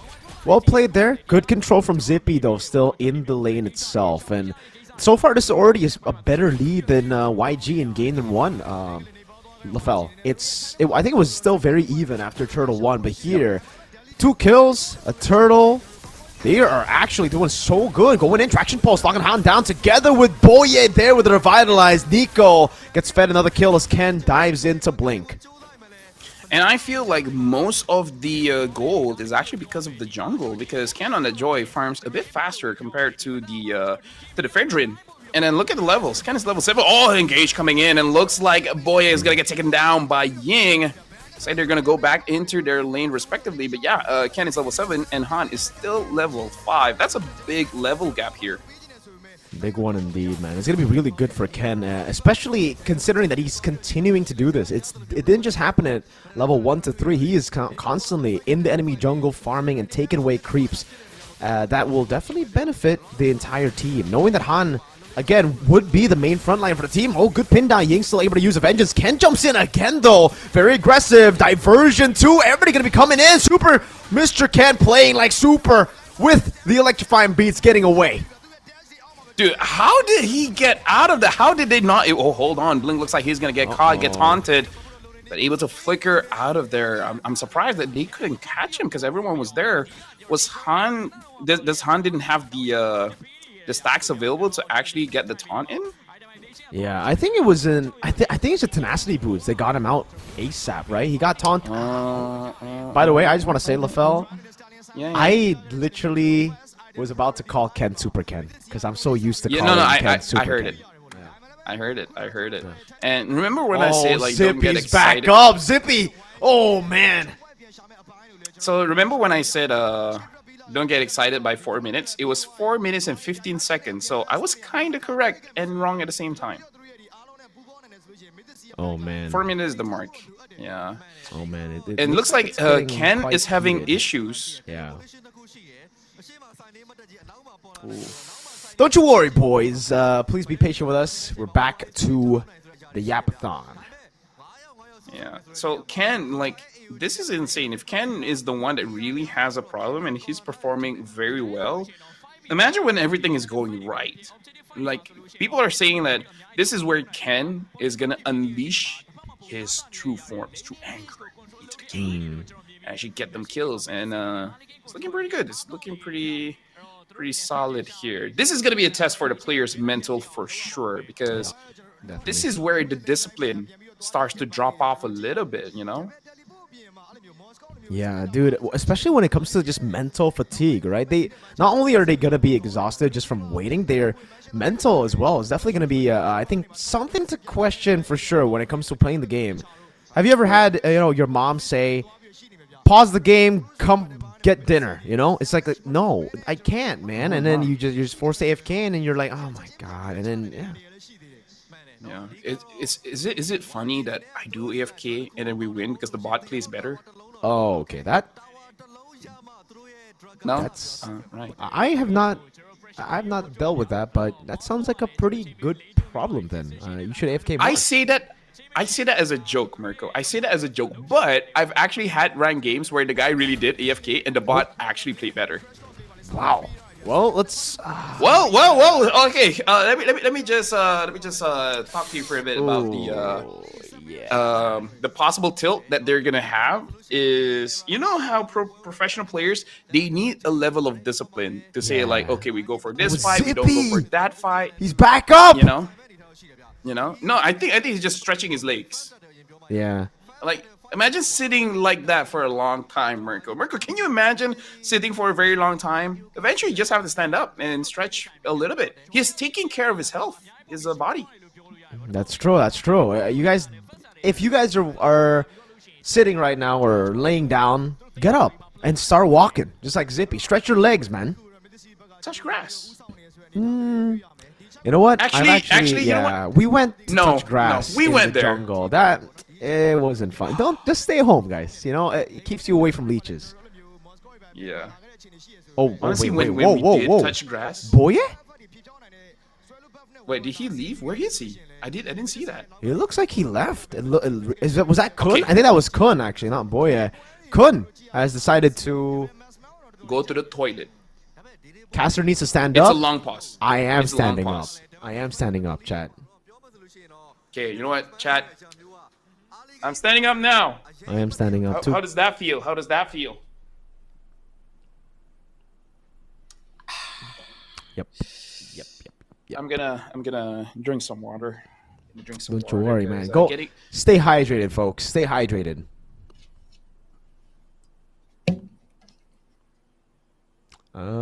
It is Kun, yeah. He rage quit IRL. I don't think it's rage quit. I think he's just like a toilet break or something. That seemed like the boys gonna be okay. Everybody's stretching their legs now. Mr. Boye, Nico, Ken's about to get up too. Everybody's up. Mm-hmm. We're up too. To be fair, right now, they're all talking to the marshal. It's gonna change to us. Okay, I sat down because I would be cut out if I wasn't lying to you. I swear, guys. All right, there's no lies here. Yeah. By the way, what did? No, never mind. What? 8:39 p.m. here in Malaysia. This is probably a good time for you guys to get dinner. For me, I already have a lot of mee curry. Shout outs to my mother-in-law, which is great. Yeah. People laughed at me, Mirko. Oh. Because in MPL, like you make predictions and everything like that, right? Mm-hmm. I had a dilemma where I have connections with both teams, right? Yeah. So basically, I just said, like, who do I vote for? The team that has my friends or the team that has my father-in-law? And at that point, I just posed the question, which one is easier to replace? The friends or the father-in-law? Because that's where my conundrum is. So if it's easier to get if it's easier to get a new father-in-law, then okay, then I'll just choose the team with the friends. So which one did you end up choosing, Lafel? People keep spamming. It's like, dude, you can always find new friends. I disagree, but I was like, okay, then I'll choose the team that has my father-in-law. It's like, okay, I guess you can't replace him or whatever. That's okay. You know what? That's a. Do you want to go for a break? Oh, let's go. You know what, guys, get some dinner. Get hydrated. Go to the toilet, because this is Mirko. My name's Lafel. We're going for a break. We'll see you guys when the game starts. And remember, it's game 2 of this best of 5. Bye-bye.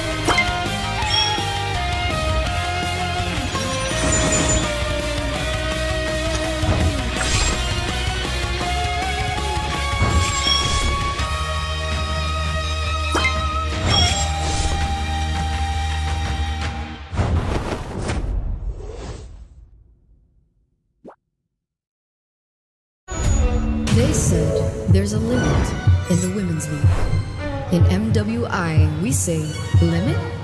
Watch us bounce from the MWI queens everyone knows, to the stars who came out from nowhere, to the ultimate champions. Now, MWI is expanding greater than ever. Turkey, EECA, Africa, Mongolia, and beyond. We're stretching the map wider. MWI, where dreams get louder. This isn't just a tournament. It's your passport to the world stage. A spotlight for women in the EWC. No rules, no ceilings, no limits. Just this. We're vibrant. We're ready. We're limitless.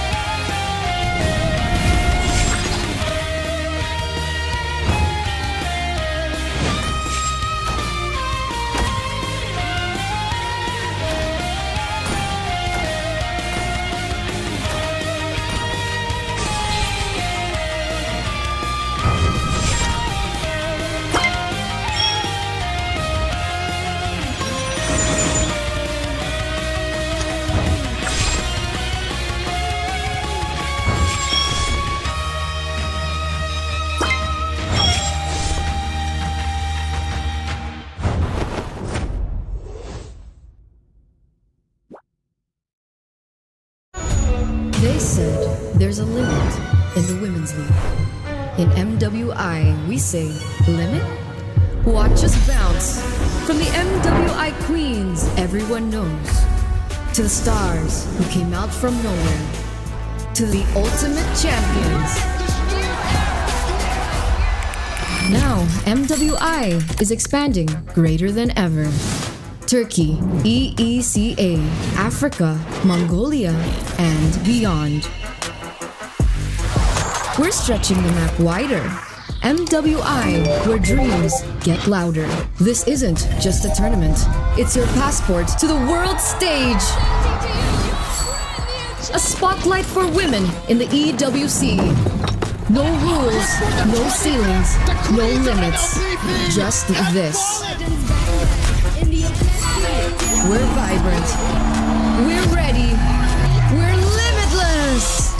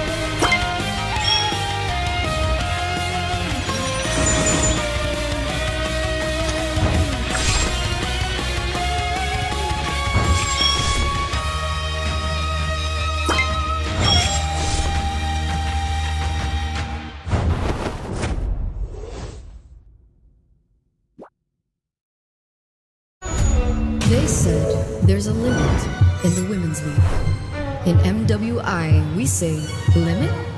Watch us bounce from the MWI queens everyone knows, to the stars who came out from nowhere, to the ultimate champions. Now, MWI is expanding greater than ever.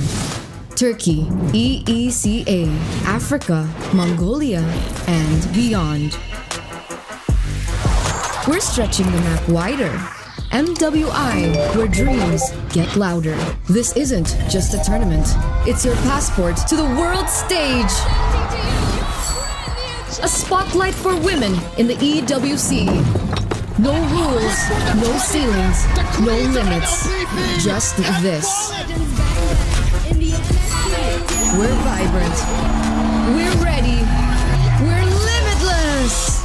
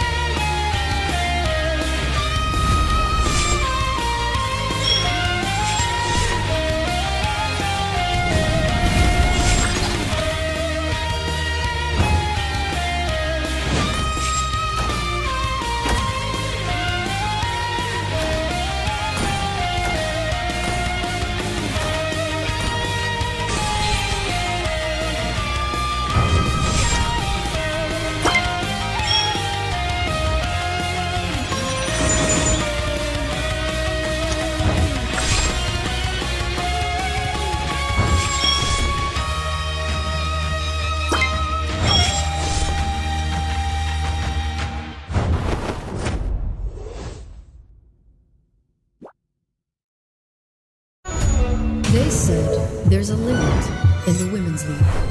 In MWI, we say limit? Watch us bounce from the MWI queens everyone knows, to the stars who came out from nowhere, to the ultimate champions. Now, MWI is expanding greater than ever. Turkey, EECA, Africa, Mongolia, and beyond. We're stretching the map wider.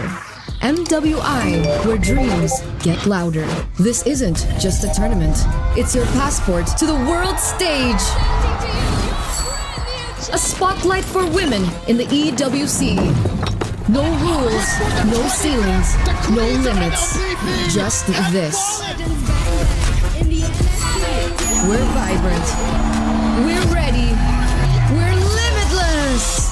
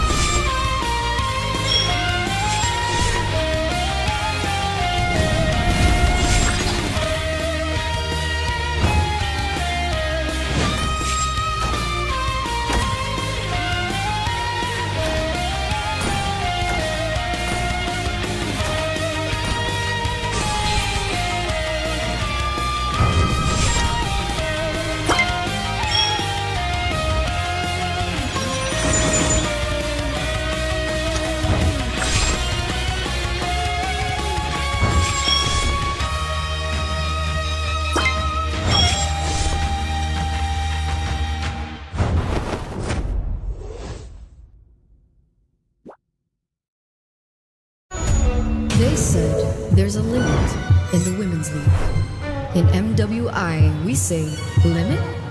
Watch us bounce.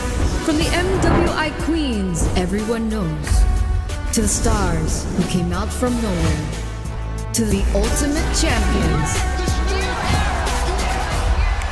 Now, MWI is expanding greater than ever. Turkey, EECA, Africa, Mongolia, and beyond. We're stretching the map wider. MWI, where dreams get louder. This isn't just a tournament.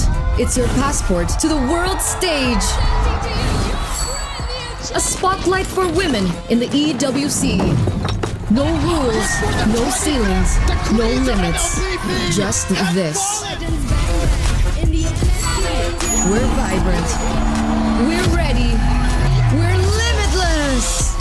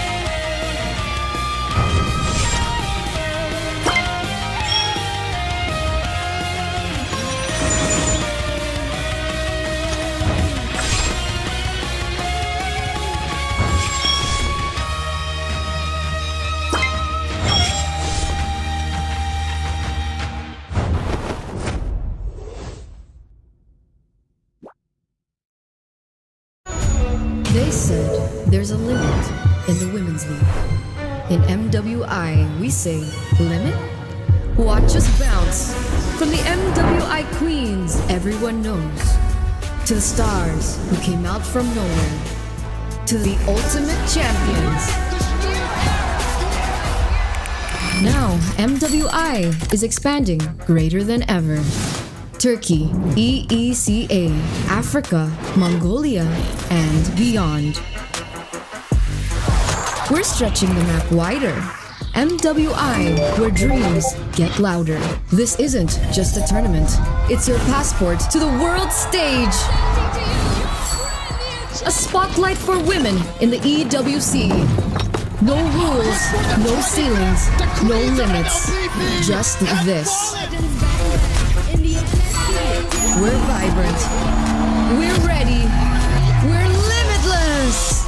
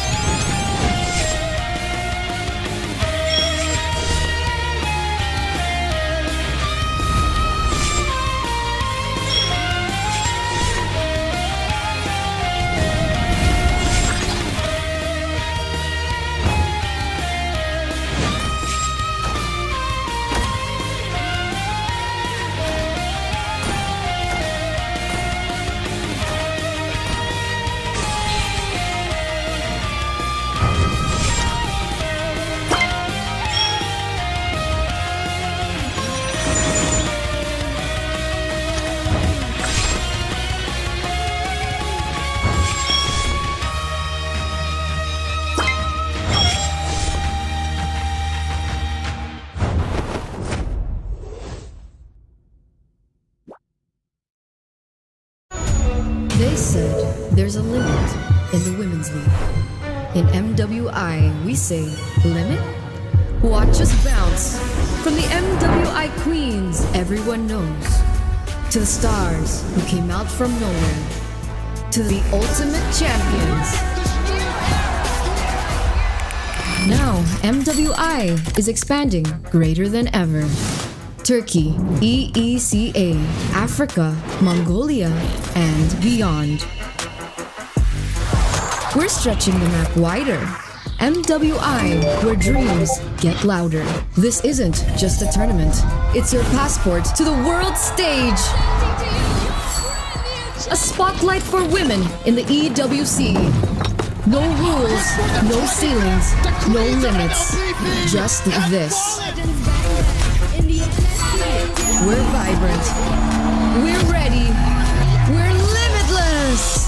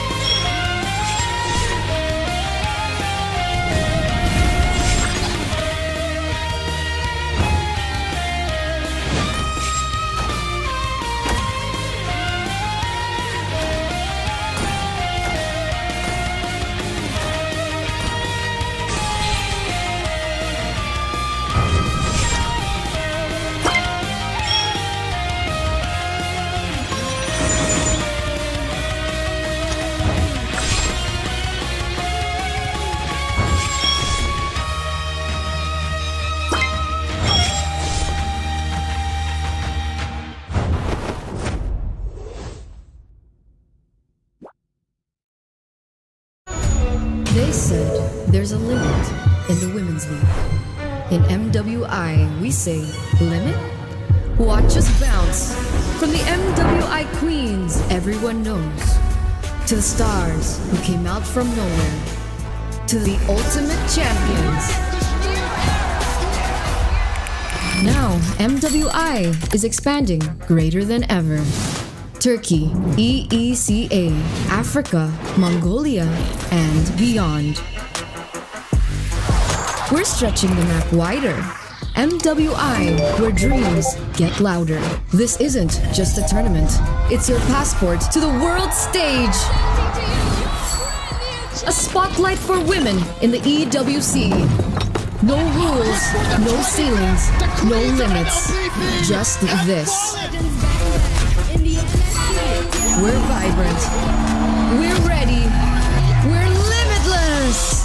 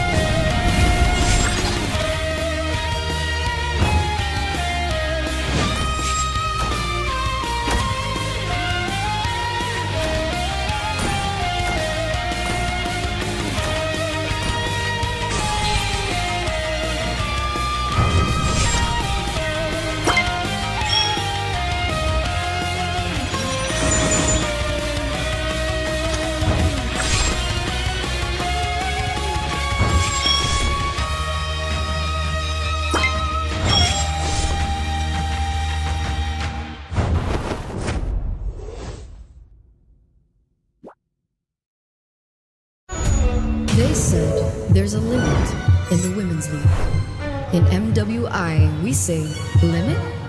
Watch us bounce.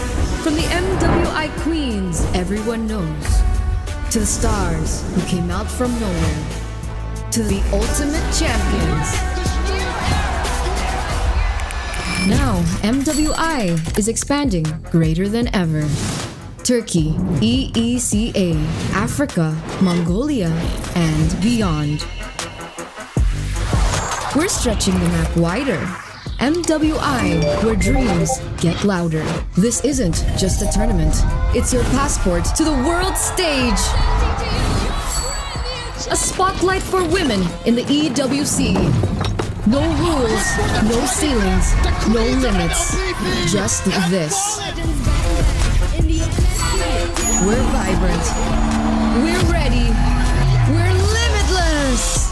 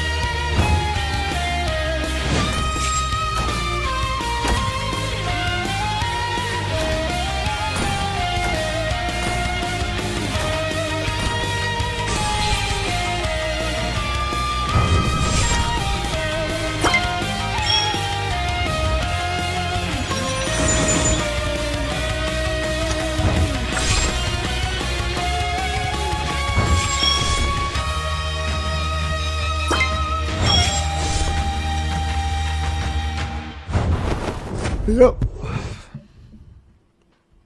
Hello, everyone. So we're here. We're going into the game, hopefully. Game number 2. It was 4 minutes something, 4 minutes 15 seconds. And now we're at 9 minutes into the game. The Lord has spawned. Looks like Mythic Seal already has 10 kills.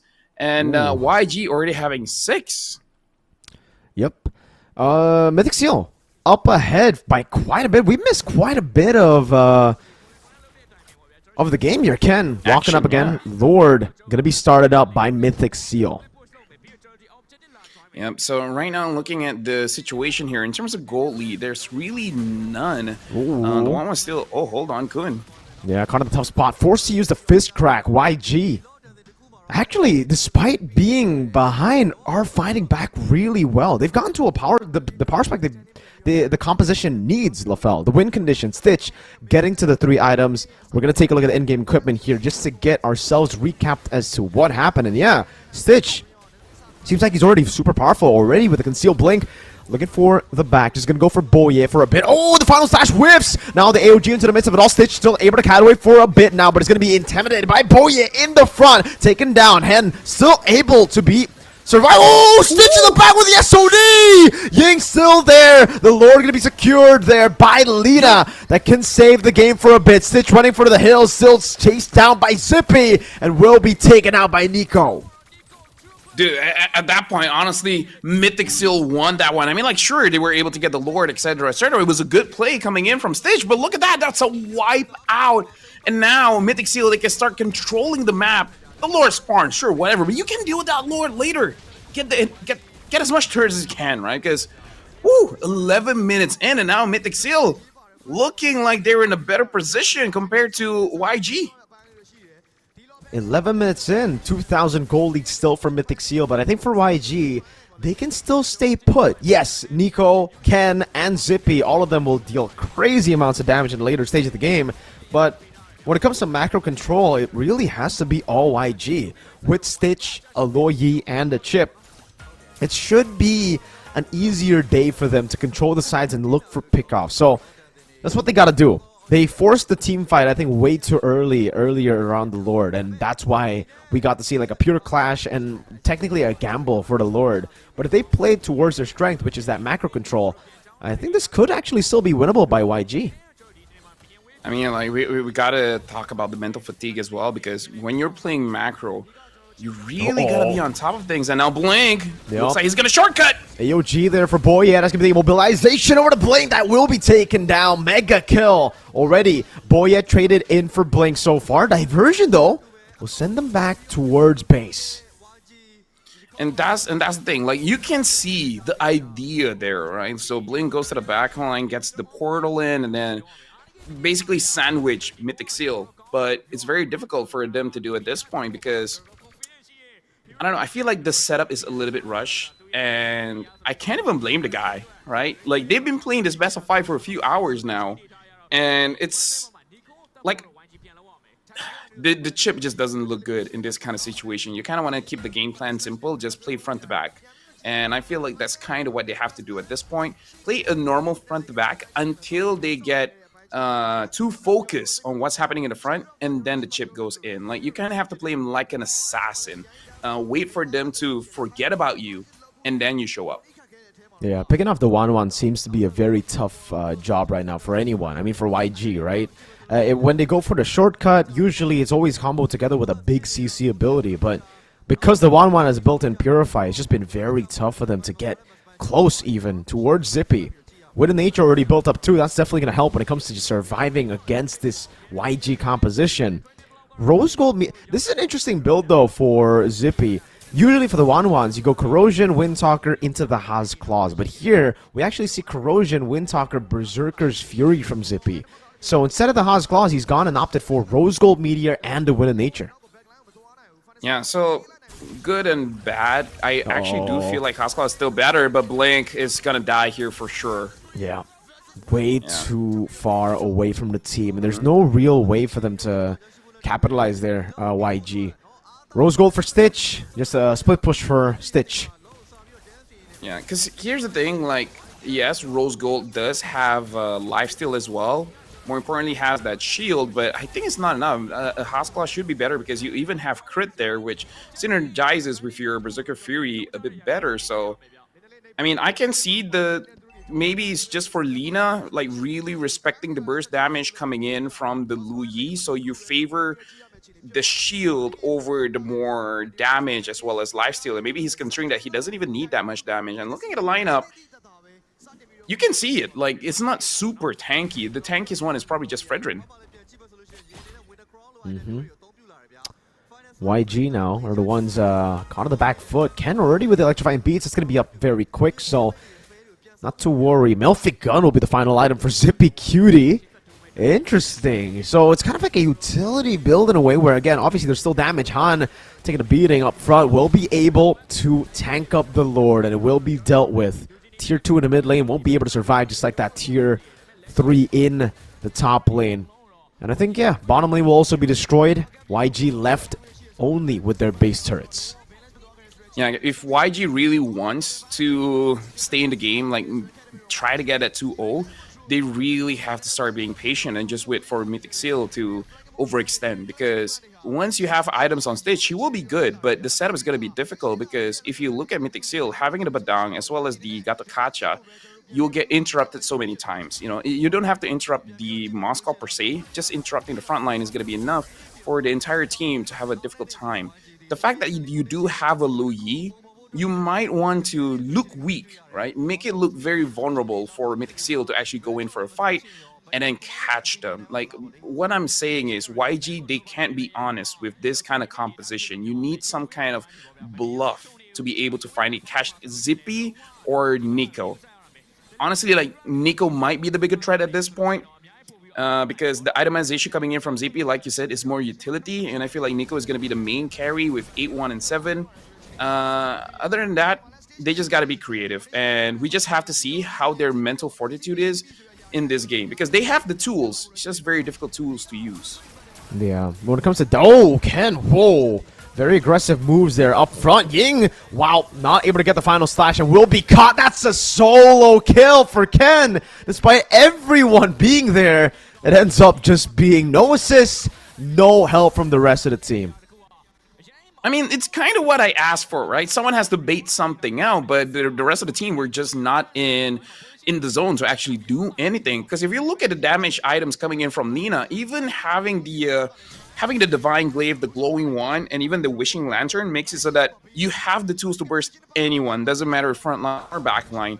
And Stitch is already full items. At this point, if he's farming up, it's probably for those item swaps. So it's really about the setup. And I feel like it's difficult for YG. You got to wait for Ying to come back up. And then maybe Blink and just pulls in Ying. Just Ying is enough. I don't think Han needs to absorb damage at this point, because you do want to contest for that Lord. Well, there's a shortcut in the back line. Han gonna be engaged on Retribution from Han! Stitch walks up. Crossbow tank gonna be tanked up already. Stitch gonna be able to go for the free hits on Boye. Ken walking up, back and forth. That's gonna be the pin down over to Boye, who can't go for the AOG just yet. Ying in the midst of it all, jumping in as well. Stitch still piercing through Winter Crown and the diversion to get them out of there to safety to where the Lord will spawn. That's honestly very clean. The fact that the front lines, Han as well as Ying, was able to use the Winter Crown to stop Zippy from flying. And maybe that's also part of the reason why it's like, I'm not going to build full damage. I know what you guys are going to do. So might as well just make sure that I stay alive and just play for my basic attacks, not even thinking about using the crossbow of Tang. And I was talking about Han, contesting for the Lord, but I didn't even thought that he could do it. But he did it. And now only Ying as the casualty. By the time he's up, there is a chance that Blink is able to, force him back into the fight. Man, luckily for Mythic Seal, the Lord wasn't involved, because I really feel like... Still though, diversion to the... Okay, Ying's gonna take it all the way from the base. Caught in the midst of it all again, jumping it back and forth. Gonna be stunned over to Boye, who's unable to go for the AOG. Appraiser's Wrath takes him down. 1-for-0 trade. Still some super minions left. Up top, pushing in and sieging the base turret. It will be dealt with by Nico and the rest of them. YG will look to go for the mid lane with the conceal as well. Blink looking to go in. Han dashing backwards, defensively away from the traction pulse. Yep, YG has an amazing draft for fighting, but honestly, for sieging, not the best. So they have to be careful not to overextend, let Mythic Seal get out of their base, and then try to get kills there. Because Moskov is very fast at clearing the turrets, but he doesn't have a lot of range, so he can be punished. And you just got to look out for Nico, I guess, because I feel like even if Ken goes in, I think Stitch can take care of himself. So YG, this might sound bad, Mirko, but they gotta wait. And I'm not gonna be the one to tell them to the face because I feel like they will be pretty upset when I say that. But that's the reality of it. You know, don't rush into things. Just wait. They've been waiting quite a bit today, LaFell. So I think I know, they're but, experts of the patient game. And looking at the way the game has actually been played, it has looked very patient from YG. They've really just relied on those teleports to get them the side control, to get them turrets, to trade across the map. And as long as they do that, they'll still have the advantage. Mythic Seal, the way they can really seal this game would be obviously Evolve Lord. But at this point, it's kind of a gamble between Mythic Seal and YG. That lead that Mythic Seal have, 3,600 gold, doesn't really amount to anything at this point of the game, right? We've gone to a point where the gold is quite irrelevant. Yeah, no, I do agree 100%. So, let's see here. The Lord is going to spawn again, and we saw what happened just now. YG definitely does have the advantage when it comes to actually securing that Lord. So, Mythic Seal, you just got to go for some kind of fight, right? Like, if you're able to get a very good team fight, a very good kill, then it's going to be all good. Although, no. I was thinking, like, what if you just want to go for a backdoor, but I think it's very difficult against a Chip as well as a Louis. Take down Lina, I think. If Mythic Seal really wants to win this one, I feel like if they can take down Lina, then that's good. Because the bad thing is Han already rebought the Winter Crown. So the 1-1 really won't be that big of a threat for this team fight, at least. All right. Back to the Lord we go. Han on the Fredrin. It really has been kind of like a double red tree situation for Han, securing every single neutral objective that he can contest so far. It's been a good job from him. It's a bit difficult for Ken to actually win out the red tree battle against the Fredrin, but to win this game, it really comes down to this Lord. This is going to be most probably the final Lord of the game, unless the team who gets the Lord loses out on a few of their members. Stitch in the mid lane, already clearing it out. Set up for YG. Mythic Seal and the Tong on the back lane as well. Oh! Nico is the one who secures it despite the late retry. Now, your crossbow attack, but it's only to Spear of Misery! Stitch! What a play! Finds them all in the back. The middle crowd gets used a diversion to dive in deep. Nico's gonna be taken down. Zippy Cutie, his immortality will be popped, and he will certainly fall with Boya as well. A few shots to blink to take him down, but with 4 members taken out, even the Lord won't save Mythic Seal in this game. And look at that. The timers is too long. It's only Kun. I don't think he can do it. That was an amazing fight coming in from YG. And now, like, we're seeing item swaps, but I don't see it. If Kun can do this, if he can stall his, like, the best player in Myanmar, man. Tries to go for a fist crack there with the Winter Crown too, but there's no way he can clear the waves while dealing with 4 members of YG. Match point for YG. Yep, YG looking pretty strong. And look at them. They're pretty happy. They're very excited. It's like, bro, we got that one. So looking at their expression, maybe, maybe the early game, it was all Mythic Seal. But then come late game, just good decisions coming in and Stitch doing a lot of damage. They ended up winning that one. And I do not want to be in Mythic Seal's shoes at this point. Yeah. Because we saw the frustration of going into game number 2, and then if you have a very good early game and then losing it out in the late, and that must be very frustrating, man. Definitely will be very frustrating for Mythic Seal, but they got to deal with it, man. You know, it's unfortunate, but Yangon had to go through the same issues, right? Both of them had the same issues. Both of them had to go through it, and YG were just a better team in game number 2, playing it slow, patient, understanding the macro, understanding what their composition really has to play with. That was phenomenal, man. We walked into a winning Mythic Seal game, and we left with a winning YG game. Yeah, like that's pretty tilting, but what are you gonna do, right? Because Mythic Seal, we know that this lineup is very, very strong. But here's the thing. Even if they lose, it's not over yet because it's just going down to the lower brackets, and some may say that it's a blessing in disguise because you get the warm-up game going into a best of 7. But still, like, I feel like just give your very best. But even if you lose, don't tilt out that much because right now it is pretty late, and then they're gonna have a very early game in the morning for tomorrow. So whatever happens, their coach needs to be super level-headed to the point where he can calm his team down, because I feel like that's gonna be the most determining factor here. Like, how do they stay mentally calm? I guess. Yeah, I want to say sane, but I don't know if that's the right word. I don't think that's the right word. Yeah, they got to be mentally healthy, I would say. I mean, they really got to keep their mental healthy. They got to keep their mental...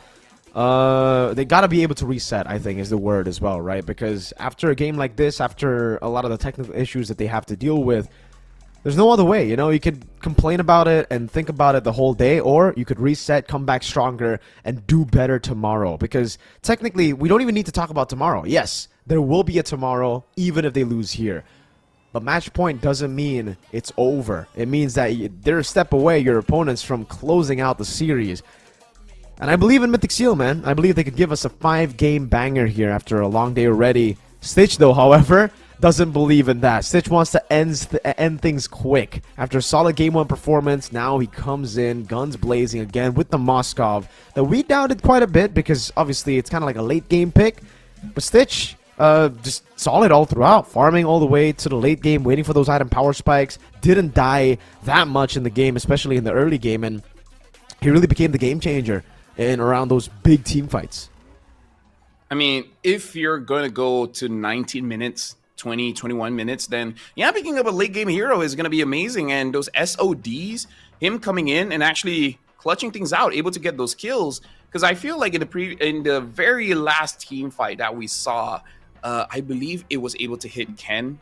And to be fair, Ken was securing that Lord, so he had to pick his poison. Late game, we know that tanks in the jungle is much better than assassins in the jungle just because you want to play for that objective. And unfortunately, Ken, in this one, he even had the rose gold meteor, not the entire game, right? He swapped items after the Witch Crown has been used. He changed to the rose gold, so Ken, honestly, like, mechanically has been amazing in this game, even though we don't see everything that happened in this game, but mechanically he is on point. But you just can't beat a tank in the late game. Even if you do get the Lord, the tank will be able to stop you, will be able to make sure that he wins the team fight. And 23 minutes, man, you saw, if you die, it's like 50 seconds, 1 minute.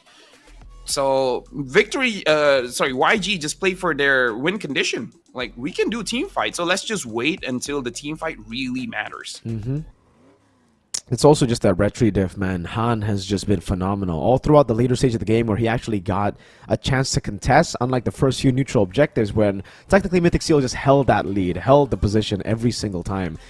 Han, he got in there, and again, this is the reason Fredrin after the buff is so scary. That first skill acts like a second retribution, does so much damage from it being increased from 50% damage to monsters to 100%. That double damage is quite ridiculous, and we got to see it a couple of times. Skill 1 retry, it's almost impossible for you to miss it out unless you're up against a godly retry or a team that really understands how to chain damage together to get the optimal retry results. And in the end, we did see that from Mythic Seal, but it was a bit too late. And it's also just the sporadic nature of having a Loyi, a Chip, and a Moskov. You never know when and where they're going to be popping out from, right? You saw Stitch come in with the Moskov. Yes, Ken died, but the rest of the team were walking away. It looked like it was going to be a clean disengage into an Evolved Lord play. But then you saw the Loyi, the diversion that brought them back into the team fight, gap closed, and wiped them out. Actually, now that you talk about it, I feel like because the pause was so long, we forgot, we joked about it, but we saw the Louis and the chip, and they were like, haha, Aldos, haha, Florid, haha, Moskov. And it's like, oh, wait, they actually did pick up the Moskov. So the global presence coming in from the draft here, it's quite annoying because even if you feel like you're doing good, all of a sudden they're back into the fight, and then you're like, wait, I just dealt with you just a few seconds ago. And now we're looking at the highlights here. It looks like it is 12 minutes into the game where Blink tried to get a catch. And yeah, this is. Wait, we came in at 14 minutes? Huh. We casted for a bit, huh? Okay. Yeah.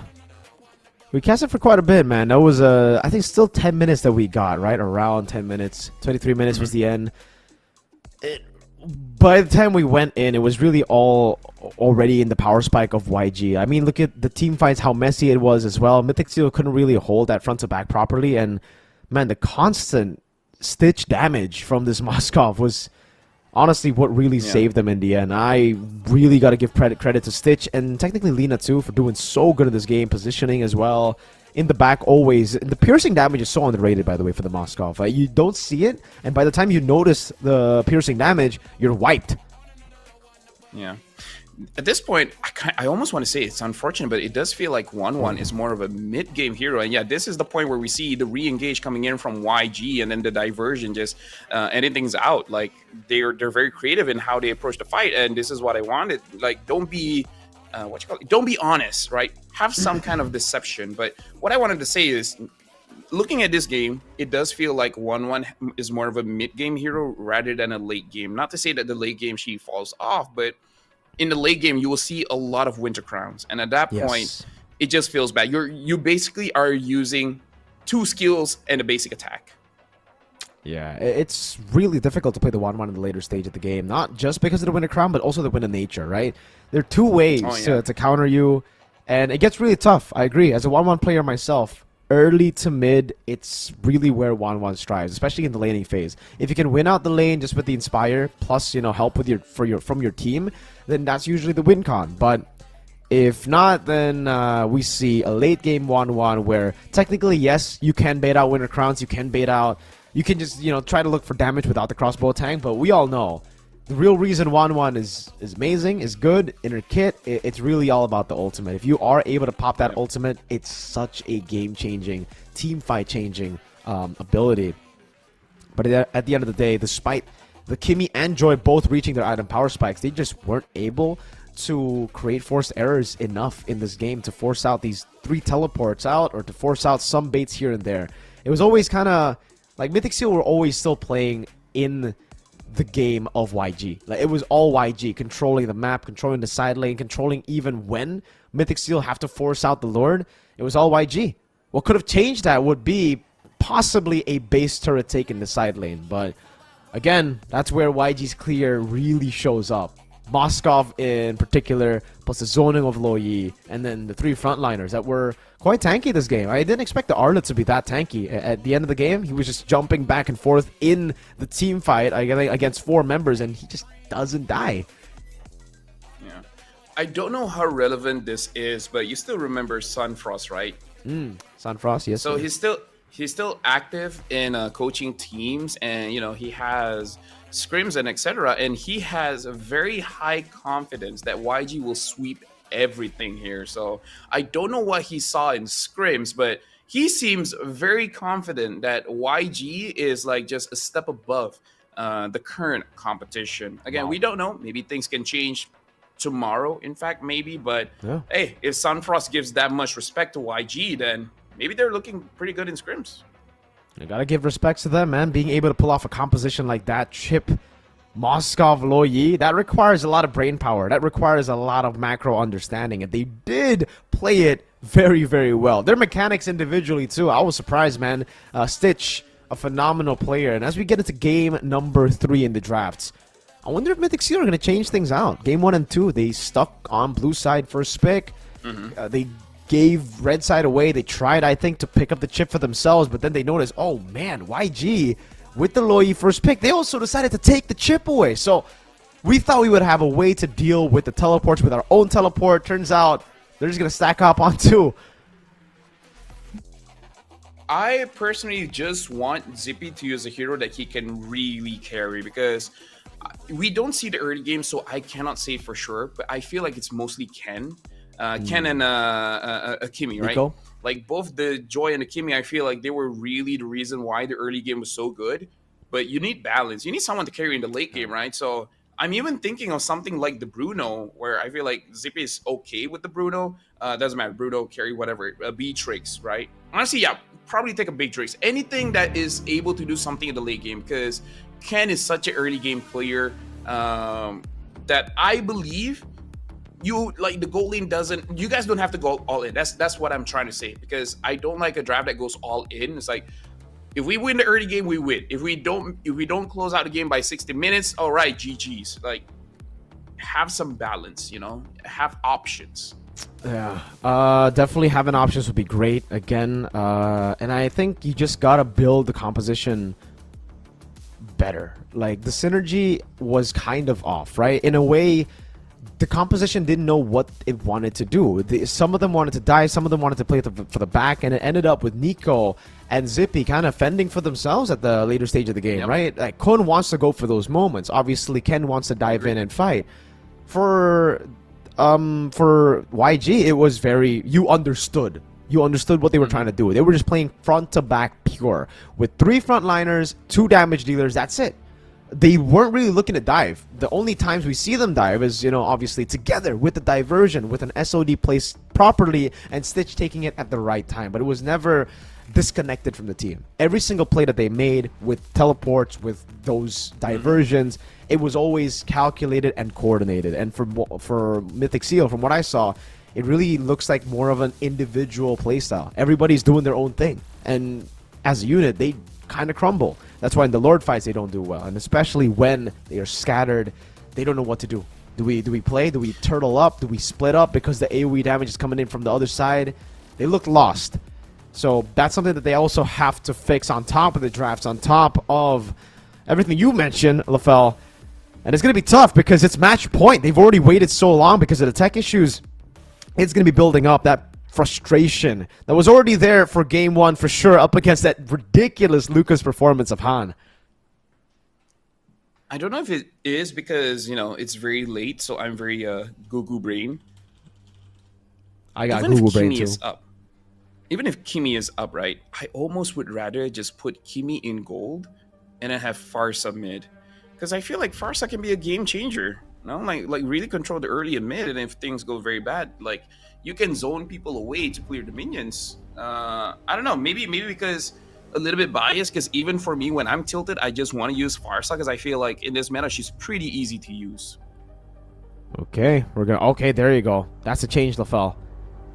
Mythic Seal are going to be on red side this time around. They'll take the blue, or they'll take the red away from YG, rather. The Joy and the Hayabusa, though, will be banned out by YG. So, game 1, game 2, these are the 2 picks that we saw from Ken. Yeah. These are the 2 picks that we saw him do pretty meh on in game 1, and then the Joy pretty okay.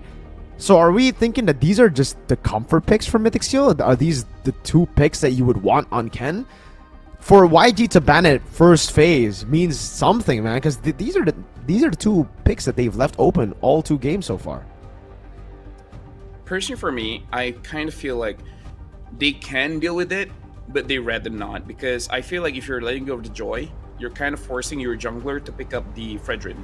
The Hayabusa is more or less the same thing. Like, you have to pick something to counter it, and I think they're just sick of it. Like maybe the jungler wants to pick up an assassin. Like, he wants to get that Lucas game again. So, coach, let me just do damage. I don't want to play tank. At least that's how I would think the players of YG want to play this one. The chip finally gets banned here by YG. It is. Let's see if the Loyi is still first pick prio for them. There's no Kalea, there's no Harith either way. What pick are we? Oh, the Baksha is actually left open this time around. So YG could definitely try to snatch the Baksha for themselves here. Yeah, the Jusin has been banned. Do you like the Jusin though? Do you think it's first pick prio? Because I think I'll take Baksha over that, and yeah, they'll go for it as well.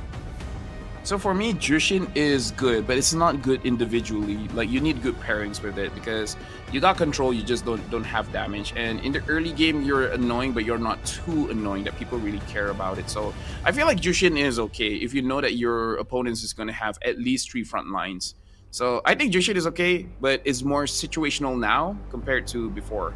In terms of the picks that should be good at this point, Baxia, your only bad matchup is honestly the glue and the carry. The glue is because you can only roll and jump around, so you're probably gonna get pulled in the direction that glue really wants. And the carry is just dominated when it goes up against the tank. And now Mythic Seal's like, give me the Luyi and give me the Badang. I'm actually liking this start.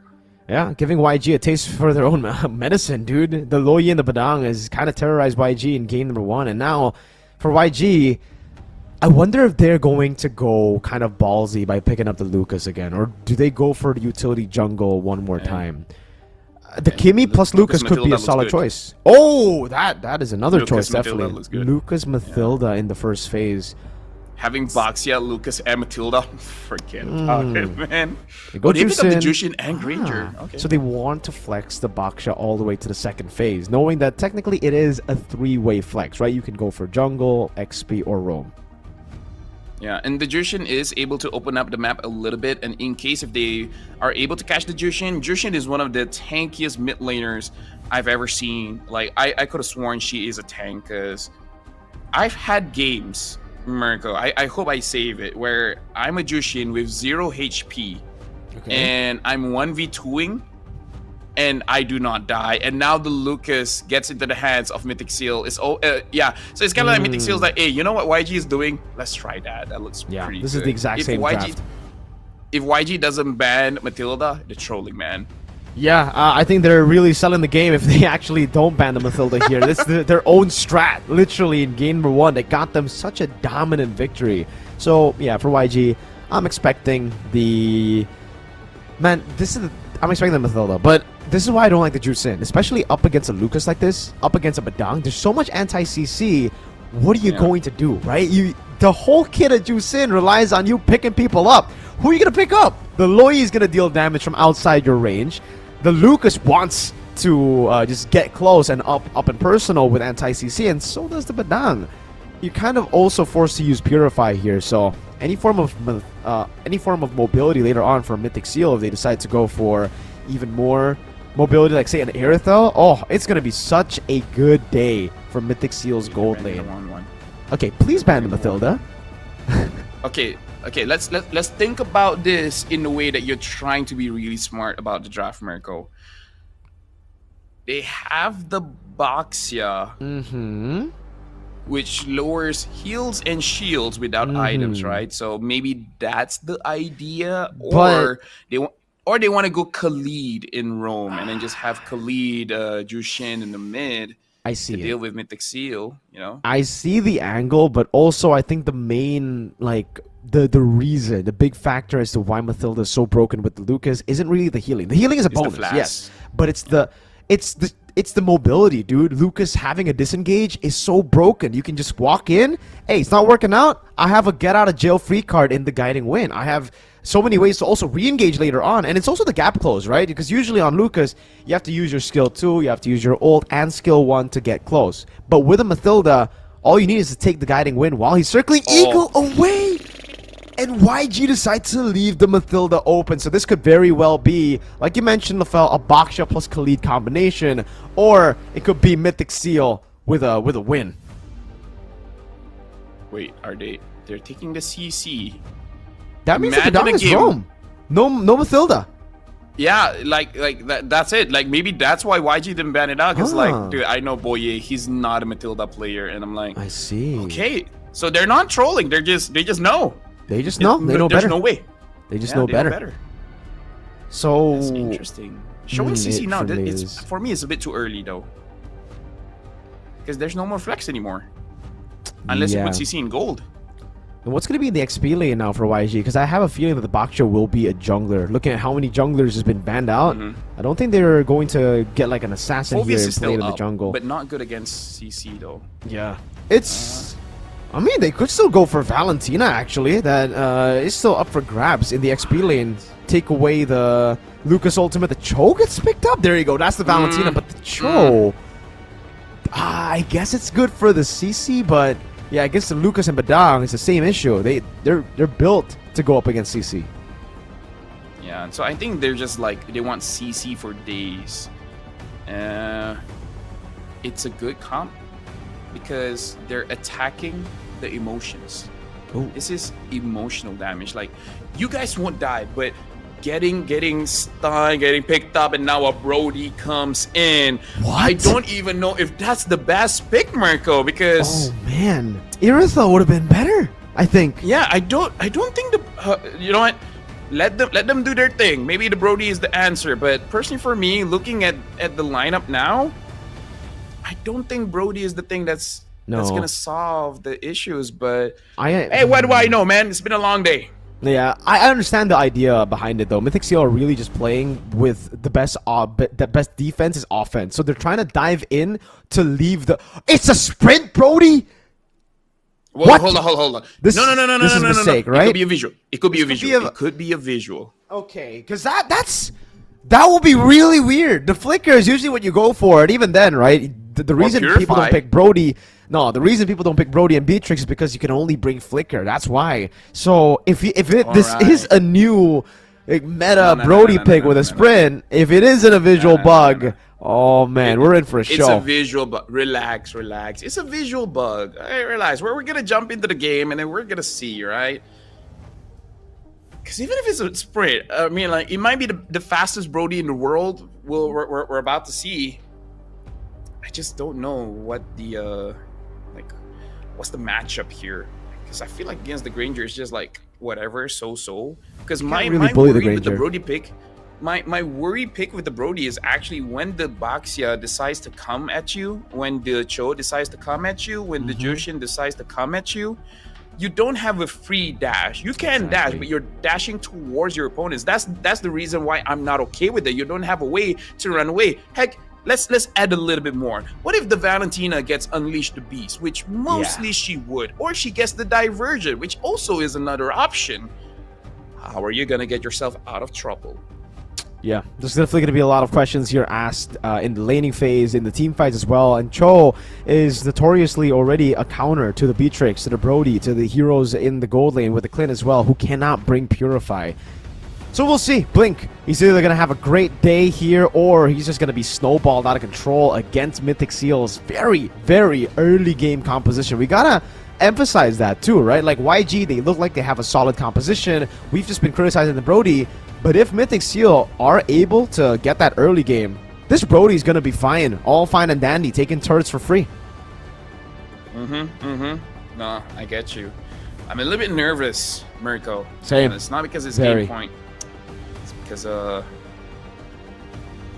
we all know. Like, I feel like I don't have to say it. We all know. Maybe, what if this is a mistake and then they just have to fix it? Right? What if there's a, what you call it, like emblem That'll bug? be interesting. Emblem bug. Yeah, it does happen. It does happen. Oh, it looks like there is an in-game pause here. So my big issue is really just What's your big issue? Valentina is a hit or miss. Valentina is a hit or miss. I prefer it. Actually, I really do like the Valentina to go up against the Lucas, but it doesn't always work out, especially if you lose your lane. Like, if the Valentina wins her lane, able to get an EXP advantage, and then when you get the Lucas ult, you look good. You look good. The moment Valentina like dies once or something, then your Lucas is just not tanky. The other thing where I experienced myself, but I'm not a pro player, right? The thing that I experienced myself is I forget to build the right items, because in my head, like, I'm a mage, I'm just gonna build magic items, and then I'm like, wait, no, I'm supposed to get Lucas ult, I'm supposed to build defense. So we'll see. Hopefully Ying, like, his head is in the game, and then just, you know, use the good old defense items. And yes, apparently there is a bug with the emblems, the spell. Okay, so that would make sense then. Okay, so All right. Man, Sprint Brody would definitely be a fun one for sure. Like, that would be quite awkward here, but yeah, we're gonna have to fix these these little things, guys. So please do be patient with us again, ladies and gentlemen. We're gonna get through it. Hopefully, is all G. Hopefully. Yep. Imagine, right? Imagine he's like, yo, Marshall, we gotta restart. I don't want sprint. Sprint is not good on Brody. And then the Marshall's like, I bet. Let's go back into the drive, just do it all over again, and then this time pick the spell that you want. And it's like, yo, thanks, man, I appreciate it. And then you go in, it's Inspire. Imagine Brody Inspire. They can't do anything to me if I kill them first. Yes, I understand there's an attack speed penalty on the passive, but it doesn't matter, man. I can make it work. We'll see. We'll see if he can. We'll see if that actually even works out here. But yeah. We're still going to have to wait for a bit. Item-wise, this should just be normal, right? I think Mythic Seal are really looking to just win out early game. This is their bread and butter for the last few international qualifiers as well for Myanmar. Mythic Seal have always been the type of team to win out early game, snowball out of control, and then take the game. Unfortunately, in their final game against Falcon for the M6 qualifier, they weren't able to do that. Falcon were able to come back in the end with a Bruno. So, yeah, was not the best win condition for them back in the day, but I think this actually works really well for them now. So what's going to be the itemization for Brody here? Malefic Roar into a Sky Piercer? I think it's Heptasea's first item still. I don't think we're going to see anything too crazy. I don't think he's going to change too many things. Because I don't know, I've seen quite a few people changing it up. I do agree, Heptaseas is good. I honestly forgot about that item. I see a lot of going either Malefic Gun or Malefic first item? Roar. Yeah, first item. No, legit. Yeah. I feel like the Malefic Gun makes a lot of sense because you just want the added range. Basically, you just want to siege the turrets as fast as you can, right? But Malefic Roar, I feel like, is an option if you just outrange your opponents. Like, it sounds weird, Mirko. I get it, but legit, I've seen it either in ranked games and some tier 2 tournaments. I think I saw one professionally, but I can't remember. I mean, I trust you. Well, we'll see, I guess, right? Because I haven't seen a Brody pick in a while. In ID, I don't think we saw a Brody pick at all, despite the buff, actually, that it got recently, right? I mean, the last patch, I believe it was the first skill technically just going faster. It's much faster to throw your skill to get it out. They they cut the animation. I thought that would actually change a lot because for the longest time the Brody skill 1 just takes too long for it to come out. It's very easy to dodge, very easy to just walk back, and not really the best at getting kills. I think if you haven't gone up against a Brody in a while, then it could be a pretty good curveball to utilize, which I think it might be their strategy this game. Yeah. No, I agree because it happens all the time. When you haven't gone up against the hero, you just completely forgot how to deal with it. The Brody, I feel like it's actually a pretty good hero. The only reason that we don't see him a lot is just because other picks are just better, like the Harv. And now we're jumping into the game. Woo! Let's look at the spells. Let's see, what is it going to be? Is it still the same sprint for Brody? Ladies and gentlemen, welcome to the land of Dawn. Let's see if Mythic Seal can turn the tides around, or will the pattern of day 1 playoffs be the same for both teams? AI with a clean sweep, YG with a clean sweep. A big question mark there, and it is indeed a flicker. No sprint for the Brody.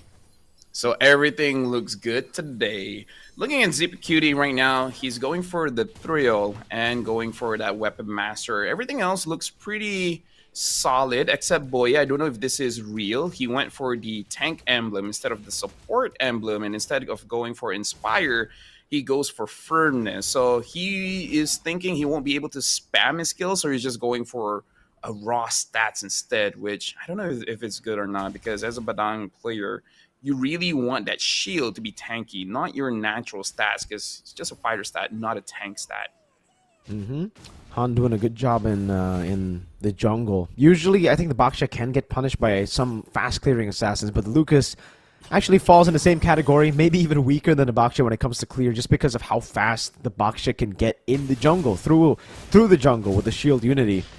Ken, I think I actually haven't seen him on the Lucas. I've seen him on Suyo. Haven't seen him on Lucas just yet. Good take from Boye with a steal. Ying walks up, just zoning Mythic Seal away.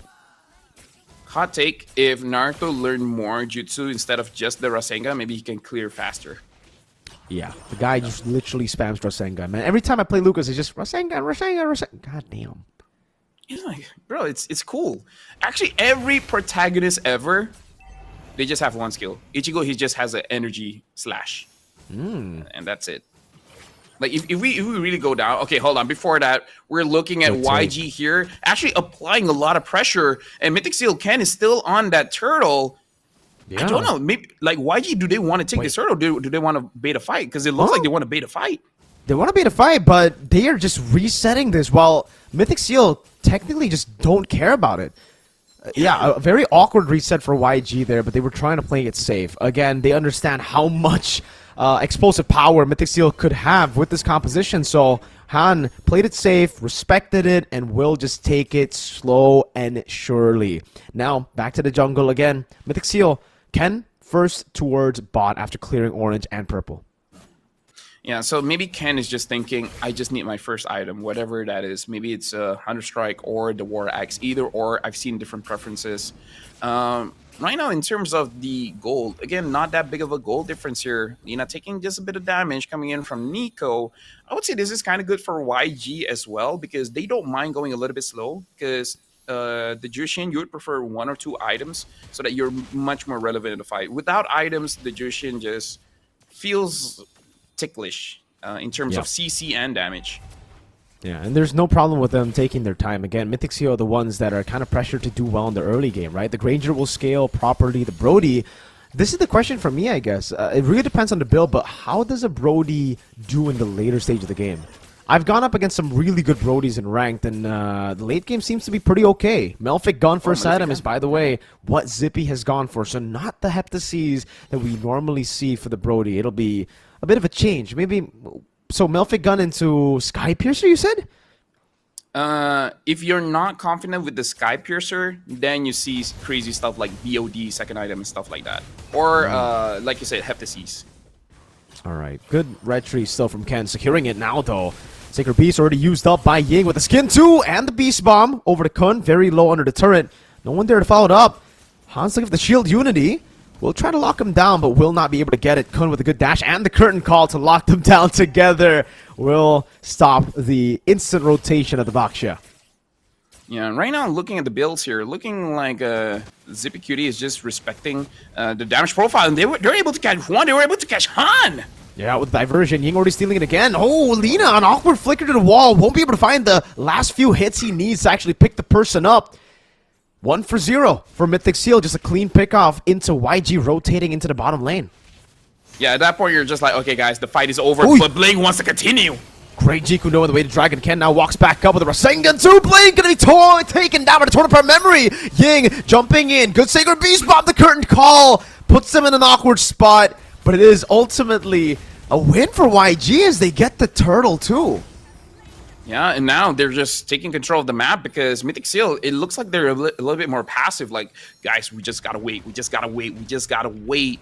And I just want to know when the wait is going to be over, because Boye hasn't had a lot of good engages. He had one when he was able to kill Han, but we don't see a lot of that. We don't see the utilization of the Brody here in gold, because I feel like you have an opportunity to actually snowball this out of control. And it looks like, yes, he might be going for that Sky Piercer. It's nice that I know what I'm talking about, but at the same time, Mythic Seal is not playing around this. I feel like, feed the Brody a bit. He needs some food. Mm-hmm. Definitely.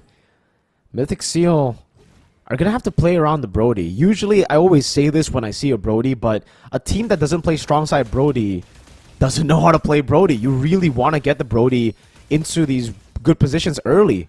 That's a diversion. Oh, Stitch gonna be taken out with a diversion. Good pin down. Han able to escape with the shield unity, but that's definitely not what you want to see if you're YG. Yep, that's what I've been waiting for. That's what we've been wanting to see. A diversion into a good catch, the fist break, fist crack. and then actually do something with it. Now, get turrets, man. Get turrets. Brody loves destroying structures, man. He loves it. And now the Sky Piercer as well. It is the Sky Piercer. Melfic Gun Sky Piercer build for Zippy Cutie. Yeah, Brody is a turret eater for sure, man. Munches on turrets so easily. And that's why for YG, keeping Stitch alive is pretty... like, it's up there when it comes to their priority. They need to keep Stitch alive because Stitch is the only guy that can hold the waves in the early game, right? Later on in the game, yes, I think Ying should be able to do the job too, but it's kind of meh. It also will kind of rely, they'll kind of have to rely on Stitch either way, right? Man, Blink needs to find a pick on Zippy in the next fight. Hey, you know what? This is where you kind of want to fight it out, but... oh, we can already hear the conceal here. Blink, not getting anyone. Diversion to the back. Oh, a pin down over. Stitch gonna be taken down again with the diversion play. So well played. Nico able to flicker out to safety. Now Lina is gonna be caught. Has the Lancer flare, but won't be able to escape. Zippy Cutie. Double kill. A full team fight win for Mythic Seal. And now is looking pretty good for Zippy Cutie. The third item at this point really doesn't matter. If you want a quick Blade of Heptases, if you're feeling confident, the Blade of Despair. If you're not feeling super confident, then you can start thinking about like a Rose Gold meter, and it will help you out. But either way, right now, Zippy Cutie is looking at the top lane. Looks like Boye is going to provide some vision, but you don't need a lot of attacks, man, to get those turrets. And you gotta remember that Zippy Cutie has a Sky Piercer, ladies and gentlemen. This will be a very scary Brody as we get to like the 10th minute mark into Lord 1. Already 2 Sky Piercer stacks, I believe. A Sea Halberd as well. Oh, Zippy is going... he's not going to be. He is a monster in this game. Oh, yeah. Oh, yeah. He is a Zippy Scary, not Zippy Cutie. He ain't cute. Now look... I mean, yeah. Not in this game. I'm tired, man. Either ways, Ying, whatever, I don't care, right? Right now, the Lord will spawn in about 70 seconds here. Ken still has to be a little bit careful because you do want to fight. Like, as Naruto, you do want to fight, but not in such close spaces where you're not able to outplay that, especially because, okay, Ying does not have Unleash the Beast. So that's going to be priority number 1 for YG. Unleash the Beast or Diversion. Either way, good for your team. To be fair, this is also kind of scary for YG. The fact that they didn't go for... oh! Almost a pick off. Boye able to run away. But the fact that they didn't go for any Purifies on the board means that, again, they're very susceptible to the Boye engages. And so far, that really has been the death of them. If somehow they can force out the engages to Han and to Ying, these 2 frontliners, then maybe they'll still have a shot. But it really comes down to who engages first, I think, right now, right? If YG are able to engage first, just like they're doing right now, it may be a different story, but unfortunately for them, they don't get anyone. They need someone to, well, they need Han to be a diversion, but you don't want your jungler to be a diversion when the Lord is up, because you need to buy some time, wait for Blink to be in a better position, and then get Zippy Cutie, because he also does not have a Purify, so there is a chance that you can pick him off. Honestly, even if you don't get Zippy Cutie, getting Nico will be good as well. Diversion. Everybody takes it, and this might be the fight that they were looking for. Everybody needs to play it safe with Stitch. He's in a good position. Blink. Oh, thrown back by the yin-yang reaction. Still gets away with the Shunpu, but is very low. Has to pop the regen. Yeah, but either way, it's still going to be good because I feel like he hasn't used his conceal yet. So if they buy enough time, you know, create a distraction, let Blink go in. He even have the flicker. So we got to look at his Cho, man. If Mythic Seal, they blink, they might get caught. And then you will have enough damage coming in from Stitch, Ying, as well as Lina. Just a lot of CC. Diversion is onto the back line. Stitch. Oh, no. Zippy Cutie! All alone! Shielded and he catches him. Stitch able to get the shutdown now, but how much damage can he deal while the guy's down? Stitch kiting away up against Kun and Boye able to the back line as well. It's going to be Ken walking out. Now Sacred Beast Bomb! Han Ying taking down a good shot from Boye. Ying very low in the bush. Boye wants to open it up. Stitch still alive as well. Will stop Mythic Seal's way to get the Lord for free. I'm sorry, I actually did not catch how Zippy Cutie got caught there, but anyway, good for Stitch. And now, even though Mythic Seal, you know, won the team fight essentially because everyone died except for Stitch, but because Stitch is so many HP left, he's able to make sure that no Lord is going to get taken. But even so, it's not 12 minutes yet, so the Lord has not evolved, so it's not the biggest problem in the world. Now, Zipicutie looks like he's going for a Wind of Nature coming up next, which pretty good item to deal with Stitch. And now Mythic Seal with 3,000 gold ahead. It looks like Ken wants one more damage item. I wonder what that would be. This is where the frustration. Oh, wait, what was the path that he took? I didn't get to see his items. Oh, he has a Blade Legion. He's a Legion? Huh. Interesting. Yeah, so he had the War Axe, it should the be Hunter War, Strike, then. the Queen's Wings. I thought maybe he would go for something like an Oracle just to make sure he stays in the fight for a longer. All right, so I think it should just be a Melphic Roar. I don't think it's going to be anything else. No way it's a BOD, right? But Zippy, by the way, did not go for the Wind of Nature. He's opted to go for the DHS. Uh-oh, Kun caught in the tough spot, terrified. Should be picked up. Diversion! Flanking Ying! That's a double take on the pin! Lina able to escape with the Crimson Beacon and the Flicker, but Blink wants to go for the re-engage now. Does he get the Jikundo onto Boye? Shield Unity not landing too. Just a free pick to Mythic Seal. Yeah. By the way, no evolve lore at 12 minutes. Guys, it's been a long day. I forgot it now. It's 18 minutes is where it matters. Okay, it's been a long day. Trust me, guys. Now Han, making sure that he doesn't take a lot of bursts. Having that Twilight Armor as well, which should be enough, actually. Yeah.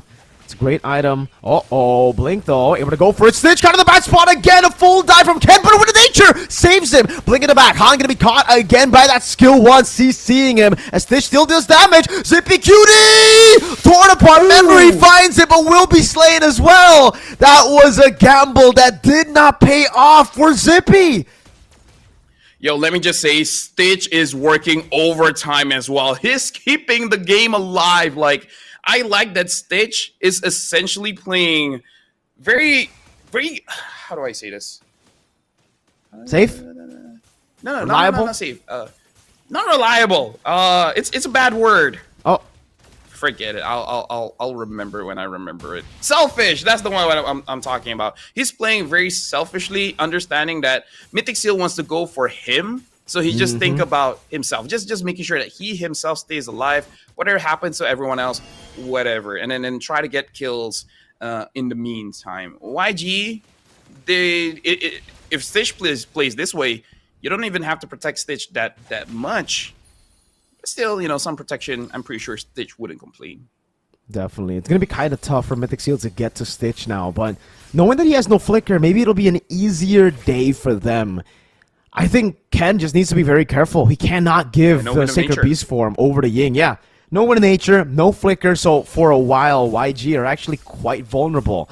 But I'll have to say, again, if Ying gets his hand... Oh, diversion again into the back. Let's see if they catch it. Lina will be able to spot it. Oh, it's going to be an all-in, and Lina disappears! Tail Beast Bomb! Ken gets a double! So you did say you haven't seen Ken on that Lucas. Well, now we have, and he can use it pretty well. And now with the Lord taken away, going up until 6,000 gold lead here, I gotta say, Nico has been utilizing that diversion very well. Every single time that we see, rarely do we see that it's useless. Oh, boy. And now he gets him!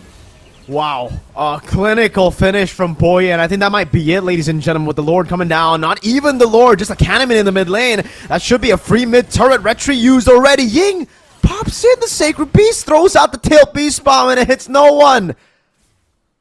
Maybe at that point, you gotta go for the panic emote. Panic, but Blink 0-4-1, not having a good game. Lina 0-2-2, not having a good game. And I feel like they're just not looking good. Just because how do you deal with a Lucas? Good read by Blake. Boye walks up, trying to go for the pin down again. 8 seconds on Stitch. Bottom wave there. Good current call to zone them in the back line. Ying trying to do the same again. Takes away the Sacred Beast form.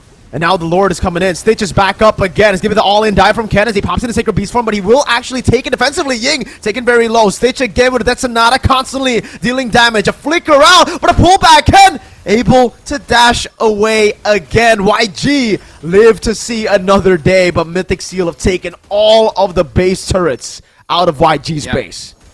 Now it's check, man. Like the moment the Lord spawns, Mythic Seal could legit just do nothing. Let the minions do the work. The moment you see, because in YG, who can really clear the lane fast? It's only Stitch.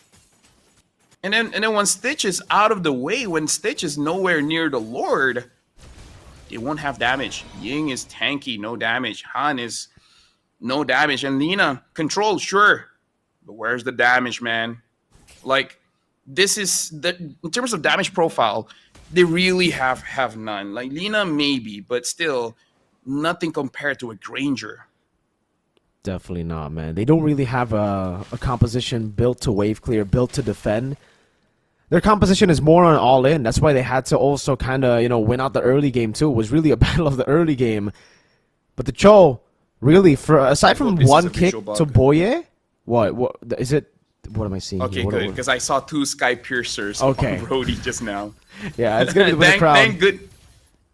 Thank goodness it's not. But yeah, back to the point. Because the Sky Piercer was actually the meteor. Oh, the rose gold. Yeah. Yes. Luckily, it got fixed.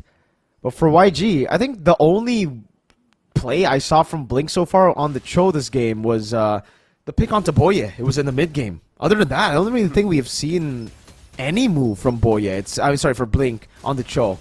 It's been a very passive and reactive Cho. Yeah, it's because he doesn't have a good way to flank. At this point, maybe Ying is just better off taking the Divergent instead of the Unleash the Beast. Because I feel like they just need better angles because you have the damage coming in from Stitch. You just don't have a way to start a good team fight. And like you said earlier in the match, whoever starts the team fight ends up winning it. And every single time it's Mythic Seal with the Divergent and then Boye catching them inside the wall. So it's just a problem for YG. They're just waiting all the time. Oh, they're going in actually. All in onto Boye, has the immortality, but will be taken out already. The Diversion, no one takes it. Boye's gonna be taken down. Oh, very low. Detonata takes him down. Zippy in the back line, still able to hold himself down. Blink will be taken out, but the immortality is just the immortality. Lina goes over to knock up and Lantern Flare. It will be another kill over as Lina takes it away. And it's a winning team fight for YG. 2 for 1. Yeah, the fact that Stitch is still alive, man, like, oh my goodness. Either ways, Boye as well as Kun is out of the fight, at least for Mythic Seal. You gotta be happy that Ken did not die for that one because he has 8 kills at this point. 8 kills is a lot of shutdown goal. Like, it's enough to really turn the game around. But now Mythic Seal, this is where they play the macro. Look at the minions, man. Stitch, you want to be around the Lord, but you gotta be in base. I don't know if Lina can actually clear the minions by herself, but someone's got to do it. If not, Mythic Seal is just going to win without even going for a battle. They just got to go for one decisive fight for YG, Mythic Seal already in a position where they're like 80-20% the winners here. If we have a real-time AI prediction, it'll definitely favor Mythic Seal, maybe 80. Again, 80% in this game. There's so much macro control just from the fact that YG do not have ways to clear it out. They don't have a Moskov. They don't have someone who can clear out bottom and then rotate over to the fight. They have a Granger, and that's what they're doing. They want to go for the fight. Blink goes over to Jikundo. Boye able to hold shield unity again over to Boye. But he's able to get away. Kun caught on the tough spot. Lancer Flare doesn't get the knock-up. Han on the Lord. This should be the big retry battle that can secure the game or lose of the game. Retry battle! Boye finds Blink. Ying finds the Lord! Stitch in the back line now is going to be the winner. Or the winner nature, rather. The winner crop for Ken. Still able to escape! Sky Piercer taking immortality down. The wave in the bottom lane still coming out with Stitch. Gets the Death Sonata to shut Ken down. His first death in the game. And it's an 8-kill bounty. Yeah, that's a very big bounty because they were like, what? 8K, 9K, and now there's no goal difference. That's how big the shutdown really is. Man. 20 minutes in, Ken is going to take a while to spawn, and Han, we talk about this behind the scenes or on screen, I can't remember, but now Han has that curse helmet. Damage, sure, whatever, but now he's lowering their defenses. Not by a lot, sure, but enough for Stitch to become a bigger problem. This is how you ramp up the game here, because looking at the items here, full items for Stitch, and then with that curse helmet as well from the Boxia, even when you don't have enough damage from your team, now it does feel like you have a little bit more damage. And I don't know, man, maybe Ken going for more damage is not what you need in this game. Oh my god. Zippy forced to flicker out there, LaFell. The Lantern Flare was already fully stacked. Lina just needed to get one more! Again in the back. Blaine looks in for the Jiku. No! My goodness! Boye with a massive fist crack. Not going to be able to get anyone, though. Still, it's Stitch in the back, surviving, buying ammo, selling items left and right, keeping the game alive for YG. And Mythic Seal stay alive too. Diversion to the back as well. But he doesn't catch anyone. Everybody decides to recall ASAP. Yeah, now Blink is going for that Twilight armor as well. And Zippy, without that flicker, it's going to be trouble, man. Because, like you said, Miracle, he almost got caught by Lina. And that's a bad thing. Now Ying having that Unleash the Beast. Not going to lie, I feel like Ken, maybe swapping one of your items would be better here. Because I saw the full items. It is a Malefic Roar, as well as having that Rose Gold meter. Rose Gold is good, but I don't know. Do you feel like... then again, they're very tanky. I don't know. At this point, I'm not so sure whether the Malefic Roar is actually good or not for this Lucas. I don't know. At this point, I think it's fine. The Malefic Roar is the question, right, for you? Yeah, Malefic Roar. I think it should be fine because he's still one of the damage dealers necessary for Mythic Seal. You gotta remember that technically the Brody does fall off a bit in terms of damage, so you need Ken to help out with damage too.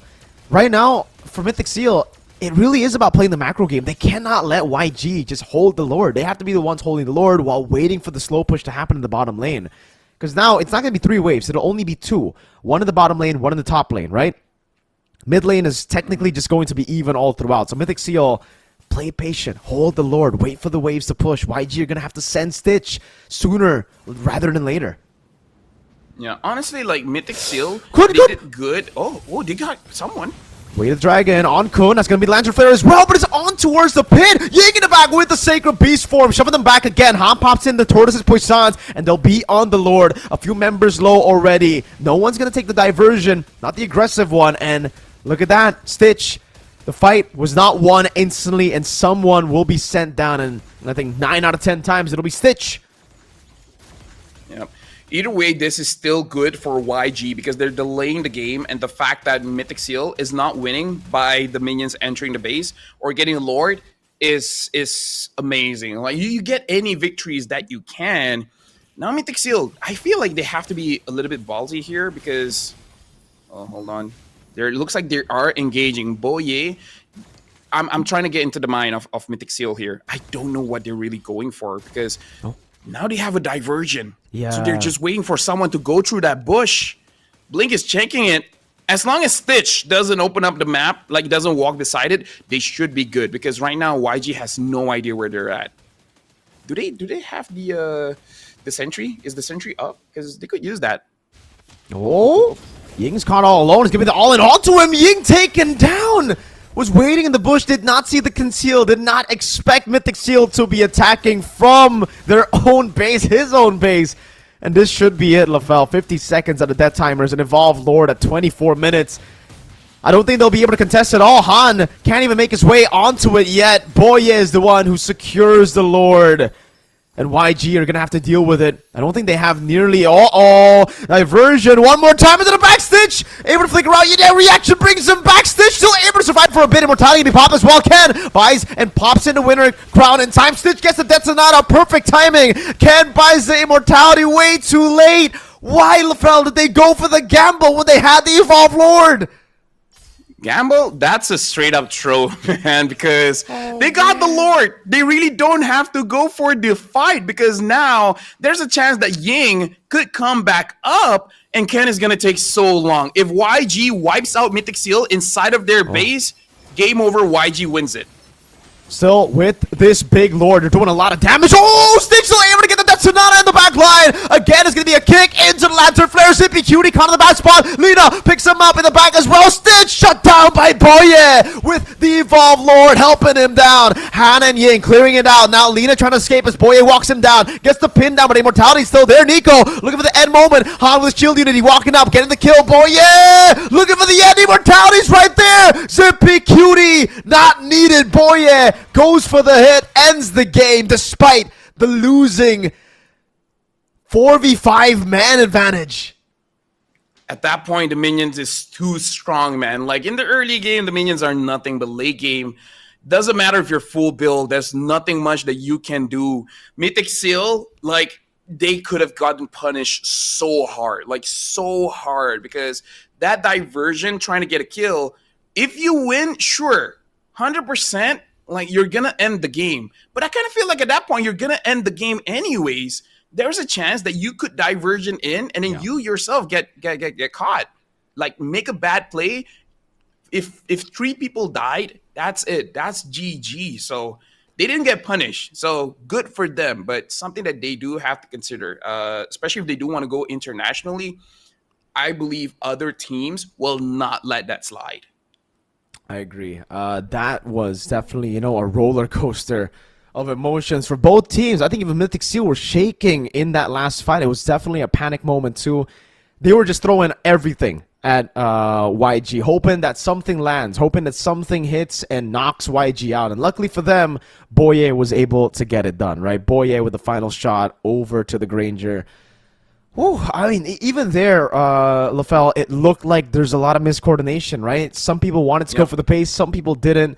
Zippy actually ended up walking away, and Boye was the one that dealt the final blow. Luckily, it paid off, because if it didn't, oh man, that would have been, I think Stitch would have came back up. They would have been able to go back into the enemy base, and it very, very well would have been, I think, a win for YG. But now we have an extended series to a Game 4. 2-1 currently.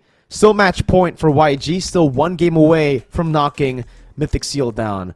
But again, we have seen these things before. We've seen a team go 2-0, losing on their lead, and getting reverse swept before. Now that we've seen both junglers can use the Lucas very well, I think it's about time maybe ban it out, right? I mean, like, sure, you're going to let something go. I'm up to the point where I'm okay with letting the chip go, because between Chip and Lucas, I don't know how to deal with the Lucas, man. Like, it's so hard, even with the Valentina. And like I said, the Valentina is a hit or miss. And now the MVP, Nico, he's very nasty on this Luyi. Very proactive, actually making sure that they have good engages. Man, Nico was so phenomenal in this game, man. I think, 90% of the game was actually won out by the man you see on your screen right here. The diversions, constantly, always. And I think it's also not just the Lucas, but it's the combo of Lucas plus Luyi that makes it so deadly. Whenever you go diversion, it's almost like you're guaranteed to lose someone, right? Someone's always going to be there, getting mauled by the Sacred Beast, by the Nine Tails, we'll call it. There's not much you can do, really. The CC is so instant. And again, the lack of respect for Purify is evident here in this game too. Yep. And I feel like, because we know Naruto as the guy that's trying to stop hate from all over the world. He started with Kurama and then everyone else. And he is able to unite nations. And I feel like we can definitely see the friendship buff here in both teams, where it looks like Lucas is a good combo with a lot of different heroes. A good combo with Matilda, a good combo with the Luyi. Once what's her name? Once Angela gets stronger, probably a good combo with Angela as well. Good combo for any kind of setup. Like, Lucas is, like, it's not only he's individually strong, he's also strong paired up with many different things here.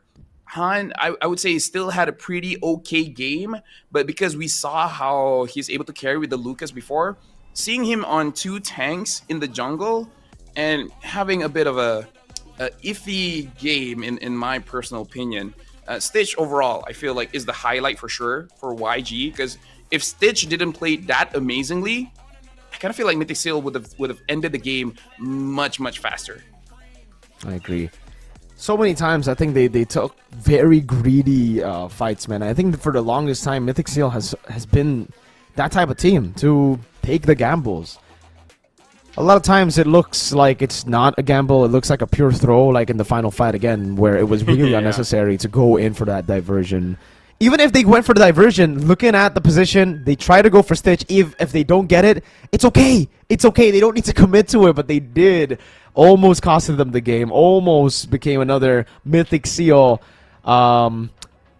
choke moment, because back in the day, again, Mythic Seal have always failed to qualify to international events, and the main reason is because whenever they're in a high stakes situation, they just tend to make these very risky plays that ultimately don't go their way. Now it looks like it has gone their way, at least in this game, but I gotta be honest with you, YG have been the better team all throughout the series so far.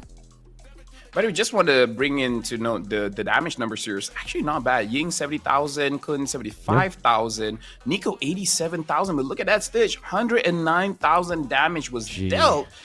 And Zippy is not as high as I thought, only doing 60-ish thousand damage. And looks like Rich Guy and the carry is going over to Stitch. Best Wingman, of course, is our MVP with the Lu Yi. I don't know, like, I want to say we're not going to see the same heroes again, but in this meta, Mirko, it's just 10 heroes recycled through. But personally for me, I kind of feel like the Lucas is a lot to deal with. I'd rather go up against an assassin than the Lucas. Yeah. I gotta agree with you. The Lucas is so annoying to deal with, really. So annoying to deal with. And I think in the next few games that we'll be casting, we won't be seeing too many Lucases. It really depends, again, if YG just get it done through red side. This game, you got to remember, folks, back at home, red side is still at 100% win rate. This game, it was Mythic Seal who took red side away from YG, and they were able to get their first game win. Even though it was a hard-fought battle, you could definitely see why red side has been favored a lot now, recently. The red side, you get so much. You can react to it. You have last pick on first phase and first pick on second phase, which gives you a lot of counterplay. Yeah, I just feel like in the current meta, we don't have one hero that just wins the draft. Because previously, having that Suyo first pick kind of wins the draft-ish, just because you're not showing your hand too much, and yet you still have a very strong hero. In the current patch, even if you pick up the Boxia, which is amazing, which is cool, right? Mm-hmm. But you're getting a front line. You're not really getting your win condition. It's just an enabler to make sure that your win condition gets to play a good game. And you were talking about how Blink only had one play. We're seeing that one play here. And then after that, it should be all Mythic Seal, because every single time we see that diversion, you're not really seeing like one person getting pulled in. You're going to have multiple people coming in. And boy, you're having an amazing game. And you know what? The entire day, we see amazing Badang plays. Even though he doesn't get a lot of like 3-man, 5-man, it doesn't matter. Getting 1, getting 2, more than enough. And Mythic Seal, very good at following it up. I really like that the fact that Mythic Seal, they've played about 5 hours today, and they're still online. They're still looking good. They're still looking like a beast in the game. They know how to reset. The reset factor was always, something that we were kind of worried about, because the frustration built up to a 2-0 lead to, again, a game that was almost a comeback, LaFell. I thought their mental could handle it at that point, especially with the gambles, the risks that they kept on showing here. So many times that they go for weird plays. Zippy QD with the flicker earlier, got caught by Lina. But I gotta give props to YG too. On top of the fact that obviously Mythic Seal were in a position where they were just forced to fight, YG played it so well, punishing Mythic Seal in every mistake that they made, and pushing a game where they lost 3 base turrets quite early before the Evolved Lord to such a close game. Usually if you lose all your base turrets before Evolved Lord, you're kind of cooked, Yep. I gotta say, man, Nico is absolutely amazing. 95% team fight participation, but really is all about that data control. Like, if people would tell me that Nico is the shot caller, 100%, I would believe it, because the movements coming in from Mythic Seal, it looks very well planned out. It looks like they understand what they're going for, good or bad, right? Whoever makes the call, good or bad, they're gonna commit to it, which I really do like. At this point, YG was very close to ending the game. But I agree with your statement previously that as of right now, even though Mythic Seal won, it does feel like YG is the better team. They just need to secure themselves a very solid draft. I feel like if you change up the Jushin for, I don't know, Farsa, anyone that has a bit more damage, even though, yes, I saw that Lina did over 80,000 damage, but it's not instant. It's just, continuous, but not deadly, not lethal, Man, this final fight too was so good. Stitch, good flicker from Boya. That really changed the tides of the fight. And I think Stitch, correct me if I'm wrong, I might be mistaken here, but I think he sold his immortality too quick. Didn't he have the immortality there when he was jumped by Boye? Or did he already lose it before? Honestly, I think I saw that immortality shield. Yeah, right? So that's why I was, you know what? Are you looking back at the replay? Because you got me questioning. Yeah. I gotta look. I actually do back at feel it. like, I feel like he had that shield. Wait. What if he did sell it too early? Because then that would be a troll. But I almost don't want to blame him. No. He didn't have it. He didn't have it. It was Boya's immortality that made it look like he had immortality. They were so close together, but yeah. Whew, that could have been a big blunder again if it was the case, but obviously it wasn't. At that point, I think the immortality had already been popped through the flank earlier before. So there was at least something of value that they got from the flank that we thought was just a big throw. Either way, is going into game number 4, Mythic Seal, they kind of understand their win con, right? Yeah. Like, try to win early, like at least win something, and then start snowballing off of that. So maybe that's the idea, giving ZipCutie the Brody pick, something that he's very confident to be able to win the lane with. Yeah, because I feel like ZipCutie should not have problems picking up his hero. I feel like the only problem in the draft later on is really just going to be Ken, because we see clearly that YG has no intention of giving Ken any of his picks, even if he doesn't do all that well. Like, if they're willing to ban Hayabusa, I don't see why they wouldn't consider banning out the Lucas. I think as well, when we're talking about this matchup, by the way, for some reason in Myanmar, they just seem to be kind of allergic to 3-2s, LaFell. I don't know if it's going to continue here, but even in the play-ins, in every single best of 5, it's always been max 4 games. AI beat Falcon 3-1. Mythic Seal beat AI 3-1. YG beat Paladins 3-0. Xeno got beat by Paladins 3-1. And earlier today, we saw a 3-0. So far, we've not seen a series, best of 5, go all the way yet in the MSL Myanmar Season 1. Through play-ins, through playoffs. You just had to bring that up. I just have to bring it up, LaFell. Just in case you found a loophole. Just in case you were like, oh, we're gonna end things early. If you left it alone, LaFell, we wouldn't have used any of our mystical abilities here. The universe has spoken, LaFell. The universe thinks we don't cast together too much anymore, so we get one time to cast together. I think in a year, this is gonna use up all the quota of us casting together. You know what? This is what I will tell my grandchildren. Be like, I have that one friend, Mirko. Now, kids, do you know best of 5s? Yeah, it was 6 hours. Imagine having 5 games and it's 6 hours. I mean, it's going, like, for me, it's going to 11. We start at 5 something. Say, even if we start at 5:30, right? You're right. You're an hour ahead. That's true. Oh my god. Yeah. So it's potentially, this best of 5 is potentially going to 6 hours, Miracle. Imagine that, more than 1 hour per game. Wow. That's insane. That just shows you how competitive the series is, does it not, LaFell? Oh, dude. Right? Yeah. Dude, like, other regions, they kind of suck. That's like true. What, the best of 5 ending in 2 hours? That's rookie numbers, man. Those are truly rookie numbers. We know if you guys want the best in the business, you come over to MSL Season 1. Watch the playoffs and see how these teams battle it out. In-game, out-game, everywhere. Dude, I'm just thinking about the grand finals, man. Best of 7. The grand finals? The grand finals, dude. This might be the grand finals here. You know? Mythic Seal going up against but then again, you know what? I feel like AI should be getting a lot of information here. Oh, for sure. Or they fell asleep. I think which one is more important, getting rest or getting data? I actually believe you don't need all 8 hours of sleep. Oh, that's okay. Yeah, for me, I feel like 5 and above is good enough, because 8 hours is 1/3 of your day, man. That's true. It is 1/3 of your day.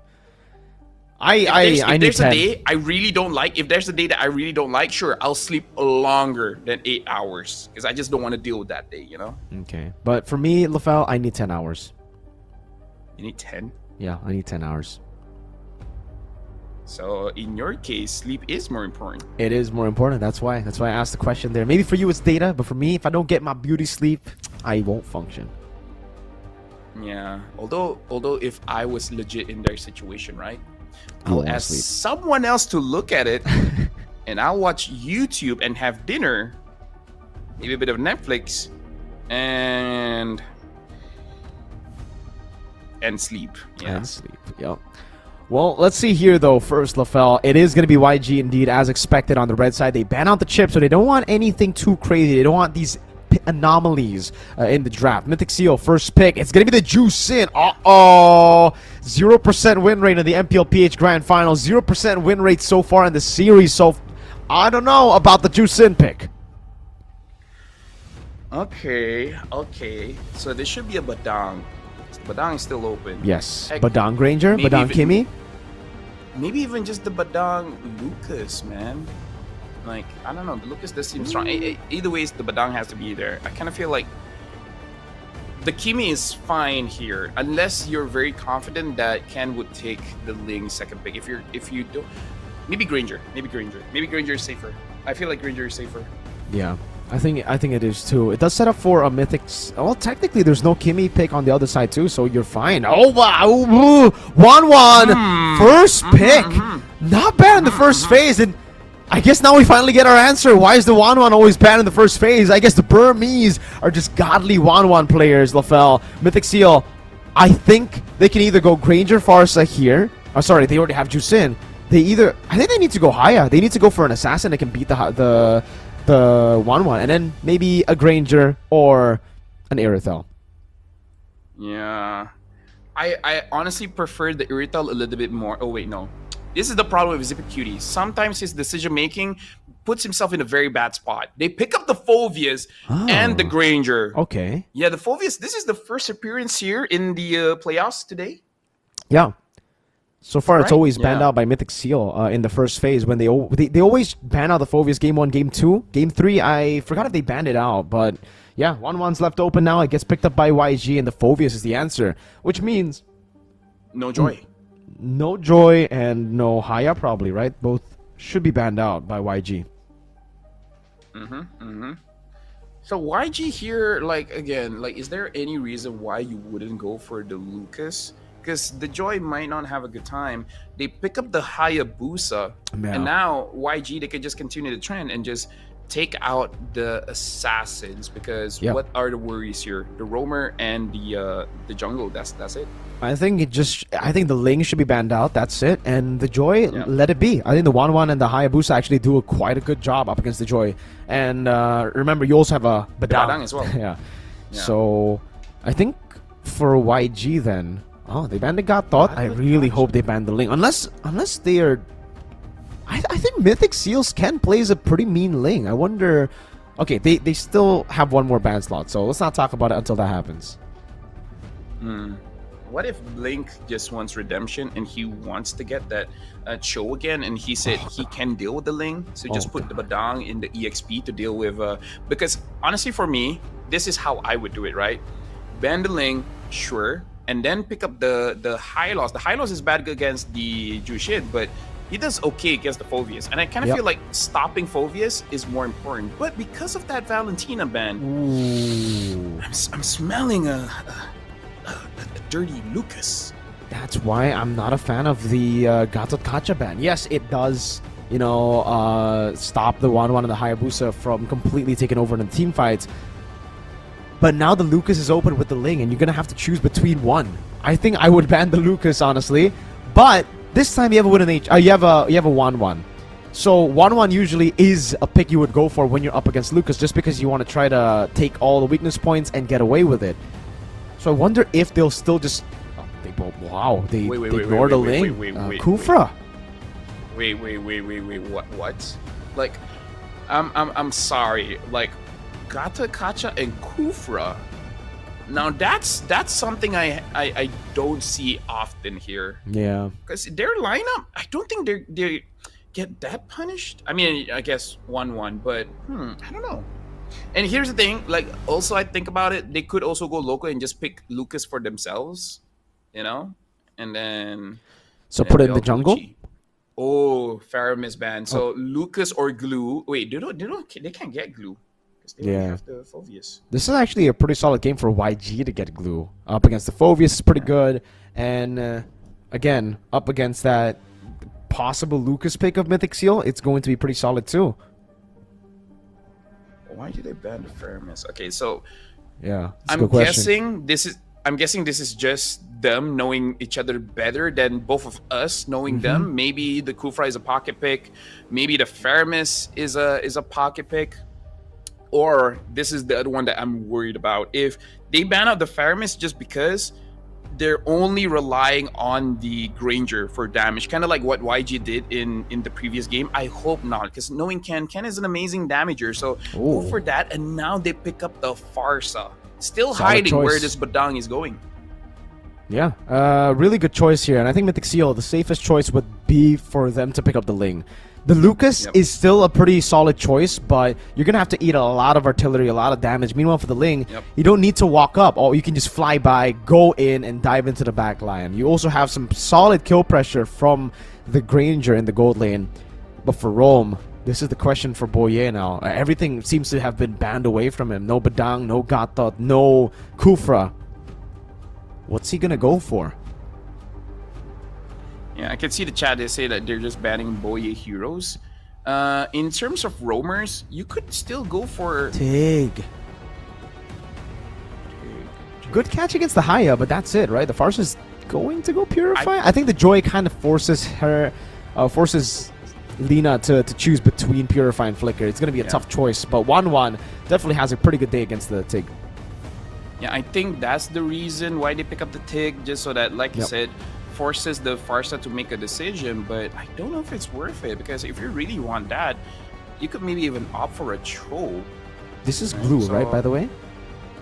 Should be Glue, no? Glue is fine. I think Glue is the best.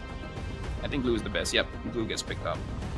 I kind of prefer YG's draft here, even though they pick up the 1-1 a little bit early, but I don't know. I kind of feel like they have the easier composition compared to Mythic Seal. Like, I feel like most of the heroes from Mythic Seal is easy. It's only the Tigreal. I feel like the Tigreal will have the harder time, because not only you got to worry about the Purify, but you got a Badang that you're going up against. He can push you away. Like, the moment you use a Conceal or whatever, pushes you away. I've seen moments where you flicker in for an implosion and just the Badang just happened to throw the, his fist at you, and he just canceled it out. I agree with you. I'll also favor YG in this matchup in the draft as well. Mythic Seal seems like, again, for YG, look at Lina, Purify will be the choice of emblem. So backliners going to be safe up against this Tigreal. It'll just be Han. If he's able to dodge away from the quad, with the quad shadow away from the implosions, it'll be great. And it's already a good matchup for the Hayabusa against the Joy too. YG. Let's see if they can close out the series here as we dive into the Land of Dawn. Ladies and gentlemen, perhaps the final game of the day. But Mythic Seal don't want that to happen. Mythic Seal wanted to go all 5 games and perhaps pull off a magical, mythical reverse sweep. Yeah, because the thing here, folks, whoever wins this one goes straight to the grand finals. Doesn't confirm you a slot to MSC, but it makes you very, very close. And it looks like for both teams, they're starting on the same side of the map. Ooh. An early pool coming in, trying to get Blink. Yeah. See the Inspire Tenacity and the support emblem there with the interesting. QC. Pull yourself together. Nothing too crazy, but boy, yeah. Pull yourself together for the Tigreal. Really wants to look for engages. It really is all about the engages here for Boye with the pull yourself together. Yeah, but look at that. Lina has the pull yourself together as well. So yeah, I'm thinking that she might need that Purify often, and I gotta say, since Boye is using Pull Yourself Together as well, might actually be the better choice. That's fair. Yeah, Purify on a lower cooldown, especially considering on the far side, you're going to get a lot of assists early game. You're going to get a lot of assists throughout the game in general. Bottom lane Blink. Oh, I thought it was actually taken by Stitch, but it's still a good take. Now it's going to be the all-in with a shadow kill. Boye taking low first blood to YG. Now pinned down over. Ken, electrifying beats coming down, but the Inspire gets Stitch away. Ken, though, so tanky early on. Wow. Yeah, I was pretty surprised there, but either ways, right now, looking at the top lane, nothing is really happening much here. The fact that Han got that kill, Ken got that kill, it kind of makes it so that the trades you don't really feel it. Ish. Hold on, 1 kill, 1 assist, 1 is that? Yeah, Do the math, I would say it's better for YG because they actually have an assist. I don't know why Ken didn't get Ken got a kill, but why does no one have an assist there? Yeah, I think it's just because Ken went all in. Boye was just reacting, trying to run away instead of jumping in. Ying, already level 4. Does seem like for YG, they are better suited for the turtle fight. But right as I say that, that's level 4 for Boye. No flicker, so no instant engage. Blink walks up with a pin down. Now Ying goes in as well, but can't able to escape. 2 members locked in. Boye looking for the implosion, trying to get close to Lena, but won't be able to do so. A pin down against over to Boye, but it's going to be an all-in over to Blink. Taken down by Ken. Yeah, honestly, I thought that Ken was cooked. I thought that he was going to get caught, but I guess he already know what was going to happen, so he was able to dash out before he got stunned up, because for the down, you need to attack into the wall to actually have that mini stun. Well, Lafel, you know what this means. We're going to see 5 games, right? I mean, someone did brought it up. I brought it up, yo. And so far, it is a pretty good game for Mythic Seal. Ken on 2 kills. He really is angry after, the games of the past. Game 2, Game 3 being so close. We're granted, I think, a very interesting game here as we get to it. If you guys want to join the MLBB Esports Myanmar official Telegram channel, go ahead and scan the QR code and join today. Join the discussions. Yeah, and Ken, he's an emotional player, but for a lot of professional players, they learn how to use that to their advantage, because people get emotional and then tilt and then make a mistake. Ken, so far, he's just getting those kills. Stitch getting bullied a lot by Zippy here. Blink is just trying to zone him away. Stitch, eventually he'll scale up, right? But like we said, mid game is where the 1-1 is supposed to shine, because once everyone has that winter crown, you're just going to rely on your basic attack. So YG really needs to start ramping up, maybe around 8 to 9 minutes, maybe around when the Lord spawns. That's kind of where you have to be a little bit more decisive in terms of getting some kind of advantage. Honestly, even if Ken gets another kill, that's not a bad thing for YG, because then they can get a shutdown gold if they're able to catch him, that is. They're already giving double lane over to Zippy Cutie. Meanwhile, for Stitch, he's still going to stay in the bottom lane. Lena given the gold in the mid lane. This is the advantage that you get when you're on a Granger and Juice in, a utility mid laner. The Granger gets so much farm, and if you snowball early, then it's great. But if YG just constantly build into that mid game where they get their power spike, could be a bit different. Zippy Cutie walking up, just steals the gold crab like it's nothing with a Death Sonata. Dude, right now it looks like YG is the one suffering from it. Oh, hold on, Blink goes in. Into the mobilization. Oh, man, mounted and taken down. Lancer Flare knocking him up, still able to flicker out now, but it's going to be the follow-through as the pin down doesn't really lock him down. Lena caught on the back, still has the wings by wings, and the turtle gets reset. Retreat battle, Han walking up, it's Ken who wins it out! Oh! Big moves by Kun with the infernal pursuit. Shadow kill on him still, and it will be a kill in the bottom lane. Blink taking out Ying, Lantern Flare, and Zippy with a shot down in the mid lane. I guess don't make Ken upset, man, because he's 3-0-0. He got a turtle. Han tries to get a kill onto Nico. Nico still surviving from the Feather S-Strike. Even throwing some cheeky recalls here. You know what? Mythic Seal, they don't look tired. How the heck did they reset? Is it because of their sponsored drink code? Oh, maybe. You might be onto something, Lafel. Mythic Seal resetting completely, getting momentum after game number 3, and now pushing the tempo. Really, 2,000 gold lead, 4-2. There you go, our official beverage code that has been energizing our players. Mythic Seal pulling a comeback from being 2-0 down to now winning game number 4.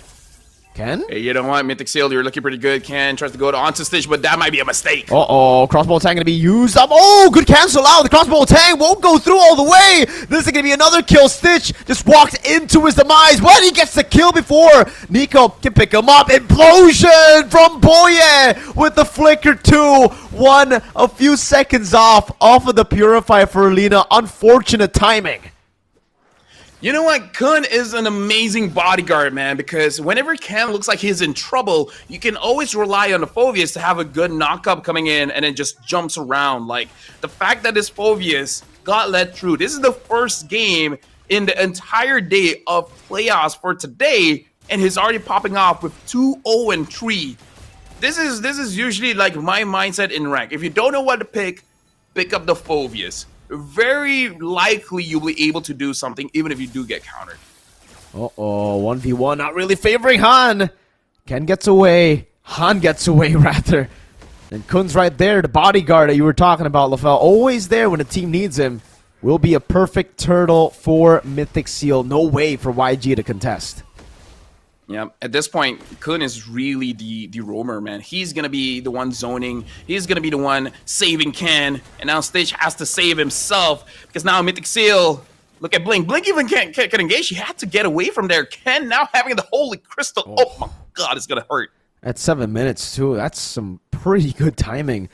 Really fast farmer, Ken. Whenever he's up ahead, this guy really understands how to take the game under his control and pop off. 1,000 gold lead between the gold laners, or sorry, between the junglers and the gold laners. Both. Yep. Both damage dealers doing a lot in this game. And Zippy already has a Melphic Roar too. Big item. Yep. Now Stitch looks like he is going for the Haas Claw. I just don't know whether you do have enough damage or not, because we've seen that even if Ken gets targeted, he's able to dash far enough that the crossbow tank will just default onto Kun or Bowie or anyone at all.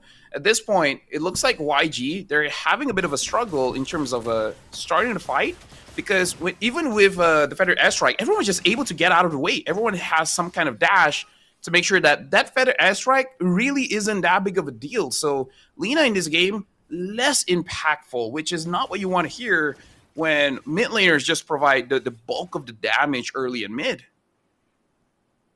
Mythic Seal in a very, very good position. With, luckily, I think with the Farsa, you get so much wave clear. So a lot of times when we see the Farsa games, it's always like prolonged game. Oh, just I say that, and all in over to Lina. Wings by wings to get out of there. Ying, my lord, Ken just heals all of his HP back. Ying, he dealt quite a bit of damage earlier with the help of the turret shots, but he just heals back up like it's nothing.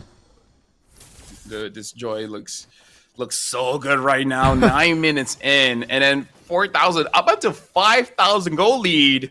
Whew, what if this game is legit the first game that goes all 5 games in MSL Myanmar Season 1? Now Kun again just zoning everyone out. Now the Lord is up. So far we haven't seen a lot of plays coming in from Bowie, but you don't need to. When you have this EXP laner, when this Phoveus is here, like, yeah, Tigru, you're just there just in case. Just in case if something goes wrong. But Kun is going to make sure nothing goes wrong. Oh, Bling with the conceal. Looks like not a good angle for him to set up anything. Very good angle for Mythic Seal. Playing in the mid lane, a slow push up top as well that will deal with Holy Defense. Oh, my lord, Kun had an angle to just jump in there, but will play it safe. Doesn't really need to take any risks. Walks up as well. Fist crack baited from Blink. That's a big outplay tool already taken out. Ying bursts it down. Wow. From the Death Sonata and the Joy's damage. Ken is atomic. Lina wings by wings. Cancel out already with the Purify. Doesn't get out. Ken bursted him down. My lord. Right now, Mythic Seal, Code is helping them out so much, because at this point, like, if I'm YG, I'm thinking like, bro, what's going on? We were 2-0. Why are we getting stomped by Mythic Seal? But this is a good time to talk about history, because every single time Mythic Seal has YG's number. So no matter how good YG looks, Mythic Seal historically has been the one winning out those matches. I want Code, man. At this point, if these players are playing so good because of Code, I gotta get Code. Send it to Malaysia. Send it to Indo. Send it to Singapore. They might need it. While you're on it, give me that No 50 as well. Give me that official beverage. There you go, Cole, ladies and gentlemen. Go check it out, man. It really has been helping Mythic Seal a lot here today after a long, long day. But don't forget to catch up on MSC 2025 and MWA 2025 at EWC. This right here is the qualifier for that event, Han. Interesting move. Jumps away, and Nico doesn't even have to use any resource. Just a regen and takes a few of those green orbs to get back to full. I mean, like, at that point, it does seem a little bit desperate, but you got to make some kind of play. It looks like Nico is just going to be the front line, getting hit by Stitch, getting hit by Han. They just got to be careful because it's going to be 12 minutes, so the holy defense is going to get taken down. Ken just looks for fights. Will he get punished here? Oh, my God. No, I don't think so. Crossbow tank ready, but... Oh! Turn around, Zippy! And pops into Win of Nature. So far, the Hayabusa Stitch as well on the 1-1 hasn't really been able to do much. Ken walks up and zones Stitch away just like that. Mid lane for their airstrike, locking him down. Han does not have the shadow kill, so he walks up with the quad shadow and basically does nothing. Purify, interesting choice already. Oh, the full engage on Stitch. Dunked on, implosion on Yang. Ladies and gentlemen, we are going to see a Game 5 in the battle for Grand Finals. Dude, this is absolutely amazing. Mythic Seal, they might be able to do it. They might actually go for a reverse sweep. And this is insane, man, because you got to consider, even the games that they lost, it was close. They legit could have won it out, just mistakes in the late game. But in this game, even the mistakes doesn't look bad because they just got too far ahead. Even 3 people onto the Joy. The Joy felt like a fighter with the amount of defense and HP that the Joy has. Phoveus with the Dark Wave, by the way. Phoveus with the Dark Wave. Like, get that man a skin. That man deserves a skin. That athlete, that specimen, that person, demon needs a skin. Whatever he is, a purple man, you know, that guy definitely deserves a skin. I gotta Smurf, agree with you. Big ass Smurf. A big what? A big Smurf. A big Smurf? Smurfs are blue. Smurfs? Phoveus not blue? He's purple, LaFell. Give him a blue skin. Thanos. He's a Thanos. Is Thanos blue in your, like, according yes! to you? Oh man, someone's gotta.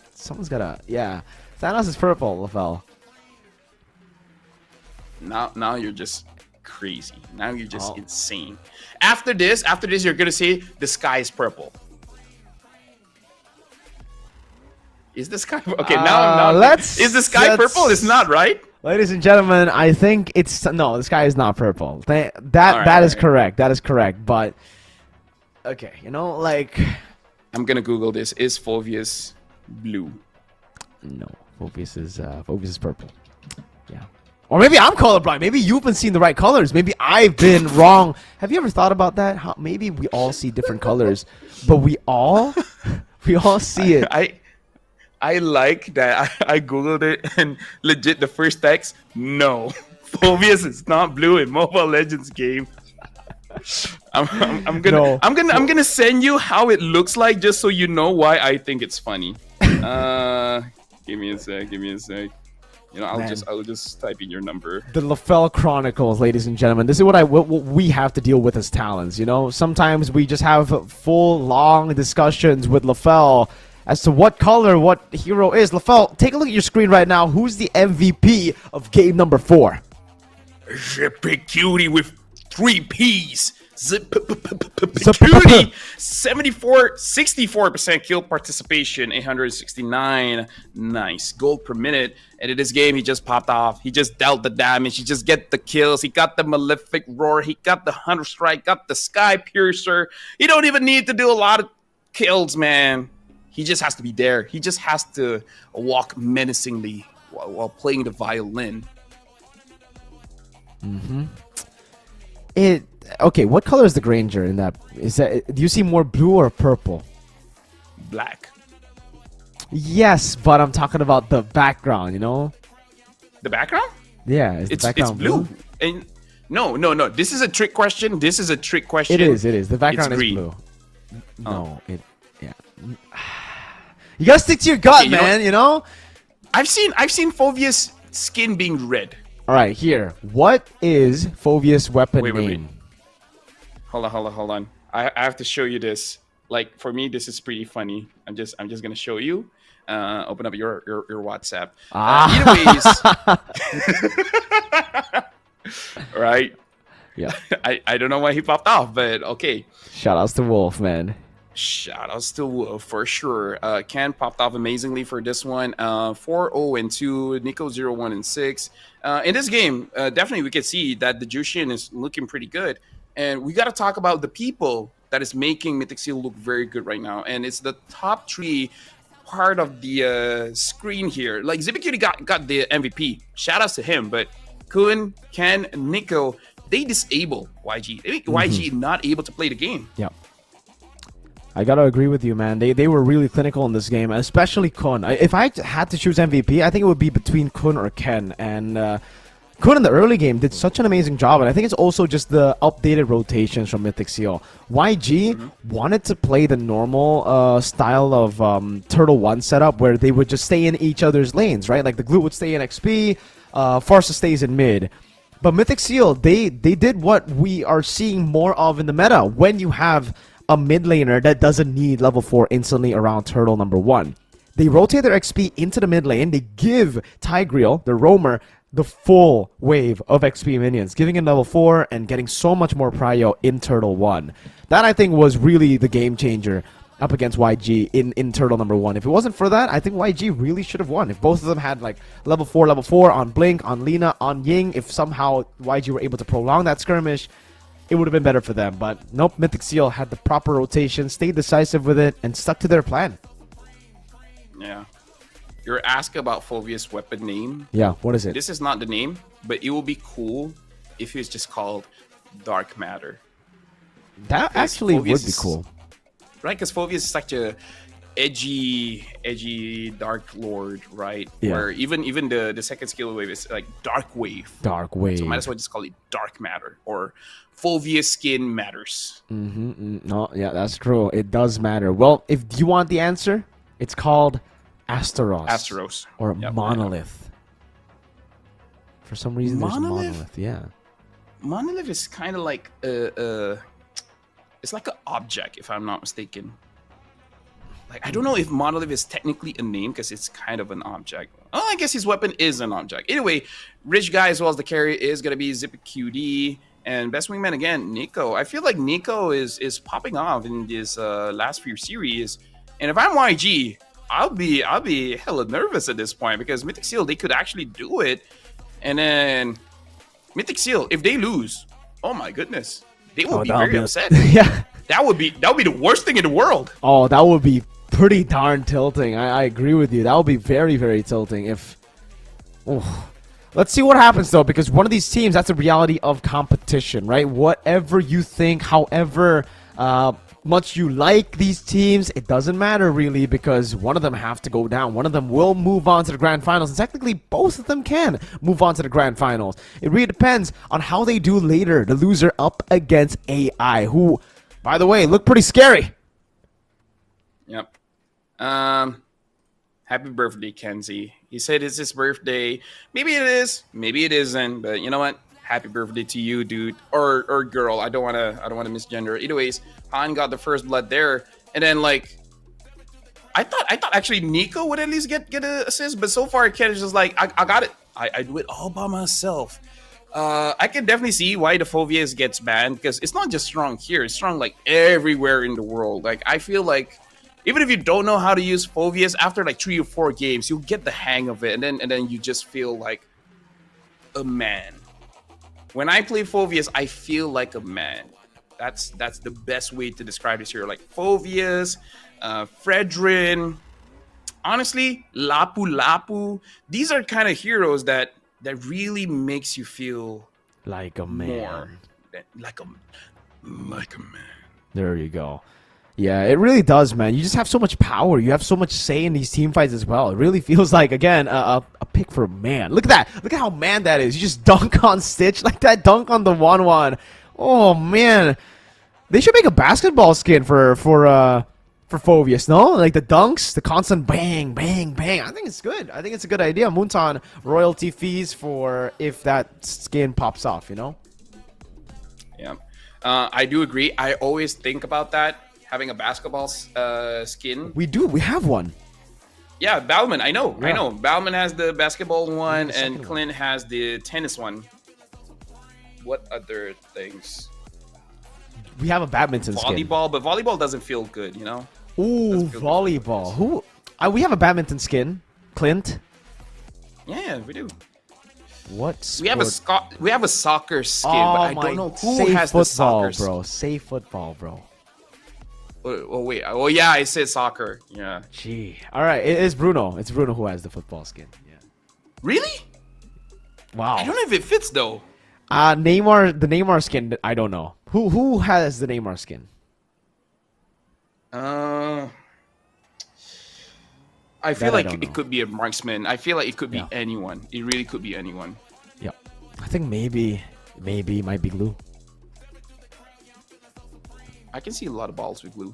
Exactly. The right? longs Long becomes the Maybe yeah. Neymar just have a lot of longs following him. I Anyways. hope longs is not a slang in any language. 'Cause That would be a pretty funny way to discover, you know, a random slang. But we are a minute away, boys, for the final game of the series. Now, let us know whether you agree with me, whether you agree with LaFell, that YG have looked like the better team in this series so far. Even after 2-2, they've looked more consistent. Their games have looked better. But earlier, Mythic Seal did just come out with a statement, LaFell. And to be fair, I might have been hyping up YG for the sake of Mythic Seal going through. YG gonna win this. You are the secret double agent. You're giving the KO from Mirko. Mir You're giving you're the Mir knockout. And I'm knockout, the baby. L in La Belle. You're El Lapel. Yes, I give the L's. Like I give the L's, you give the KOs. Oh, there you go. I like that. This is why we're called the ML combo. Yo, Mirko and LaFell. There you go. ML combo. We're going to get you guys into game number 5. This is the combo that is forbidden for some reason to cast together. And I think we know why now. And you know what? Here's the thing. We bring entertainment, Mirko. Yeah. So what is the priority for you guys? For you guys. Do you guys want fast and quick games like 2 hours best of fun? What the hell? What Or do you want I the look like Naisu and sensational- realize? Exactly. Dude, I wish I looked like Naisu, man. Same. Speaking of which, we just added time. Oh, you know what that means, LaFell. We're back Hey. to the Yapathon. Oh, What is this? dude. That's actually funny. Like, you think we look like Naisu? Damn, I wish I looked like Naisu, man. Like, what would I do if I had his appearance? I just stand, dude. I just stand a lot. Yeah, you know what? Yeah, I just. I be will standing. stand. I will stand, and then I'll just look at people like this, like. Yeah, same. I'll just be like. Yeah. So, guys, type in the comments. What would you do if you look like Naisu? Because I feel like a lot of people would not say the things that they would do on broadcast. Yeah. Phoveus is a problem. I wonder if they're gonna prioritize that one because the pick was 1-1 Badang. Even Zippy used the 1-1 before. Yeah, Didn't and win. it lost. It I feel like it lost. looked good. Yeah. The 1-1s have always lost. I wonder. I really don't think 1-1's all that when it comes to first phase prio. I don't know why the 1-1's so agree. prioritized. Like, why? We haven't even seen it. Like, I mean, technically we did see it in MPL Philippines, but it was only for Benny Cutie. And even there, he lost, right? He won 1, he lost 1. So it's not like a foolproof hero. It still requires a crazy level of execution. And usually, I think it's against Harith, actually, you know? Yeah. The stat in Malaysia is 63% win rate for the 1-1. 63 or 67%, but it's 60 something against the Harif all throughout the season. And in Malaysia, the 1-1 has gotten, I believe, like 2 Savages and maybe 1 or 2 Maniacs this season. Let's see. Seems like both teams are ready to get into the drafts. Mythic Seal and Young Ong. All right, man. What are they gonna go red or blue at this point? Let God decide. Young Just Ong. just First toss, loss just on toss red. a coin.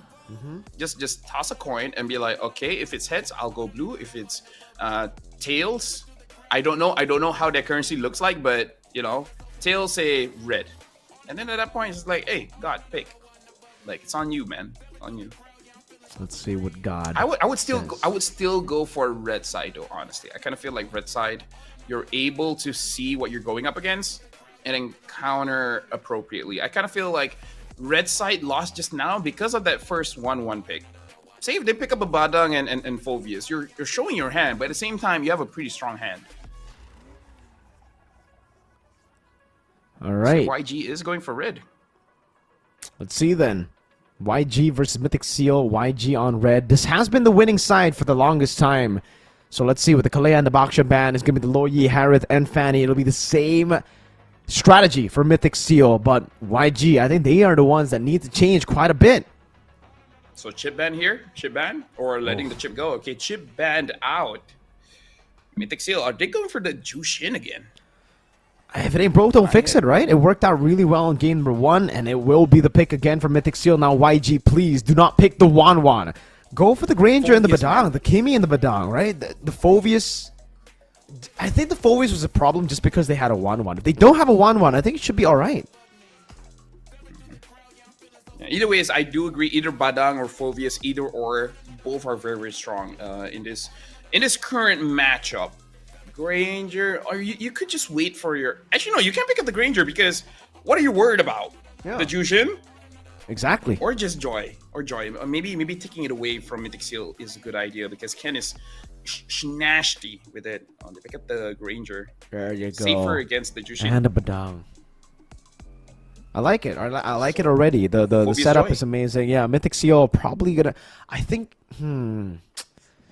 They go for the Phobius Joy again, but there's not as much value in the Phobius anymore. And again, for YG, I don't see why they won't go for like a Hayabusa again. I think the Hayabusa wasn't really a big problem. I think it was still a solid choice. The only thing that's bad about it was, again, the Wanwan wasn't really able to create the killing pressure in the bottom lane, hence Hayabusa unable to get the snowball early. Yeah, personally for me, playing a few Phobius games, and they pick up the Fredrin. Okay, really okay, I like it. Yeah. Yeah, trying to face on with the Joy. The only problem is that they can balance this out if they have a damaged EXP laner or just have a very strong mid lane like a Kimi. But I think Mythic Seal, they should ban out the Kimi because if they pick up a Farsa, the Joy can handle the Farsa. Kimi, I kind of feel like has more ways to save herself, right? Yeah. Able to get out of a sticky situation as well as the immobilize. So I feel like ban on the Kimi, and then you should be good going up against YG. What I was gonna say is that Phobius, you do want to face up against enemies that have a lot of dashes. But even if they don't have a lot of dashes, as long as you hit your Dark Wave, you're able to proc your ult over and over again. And seeing what happened in game number 4 just now, he was able to consistently hit his Dark Wave. So I feel like, yes, I agree.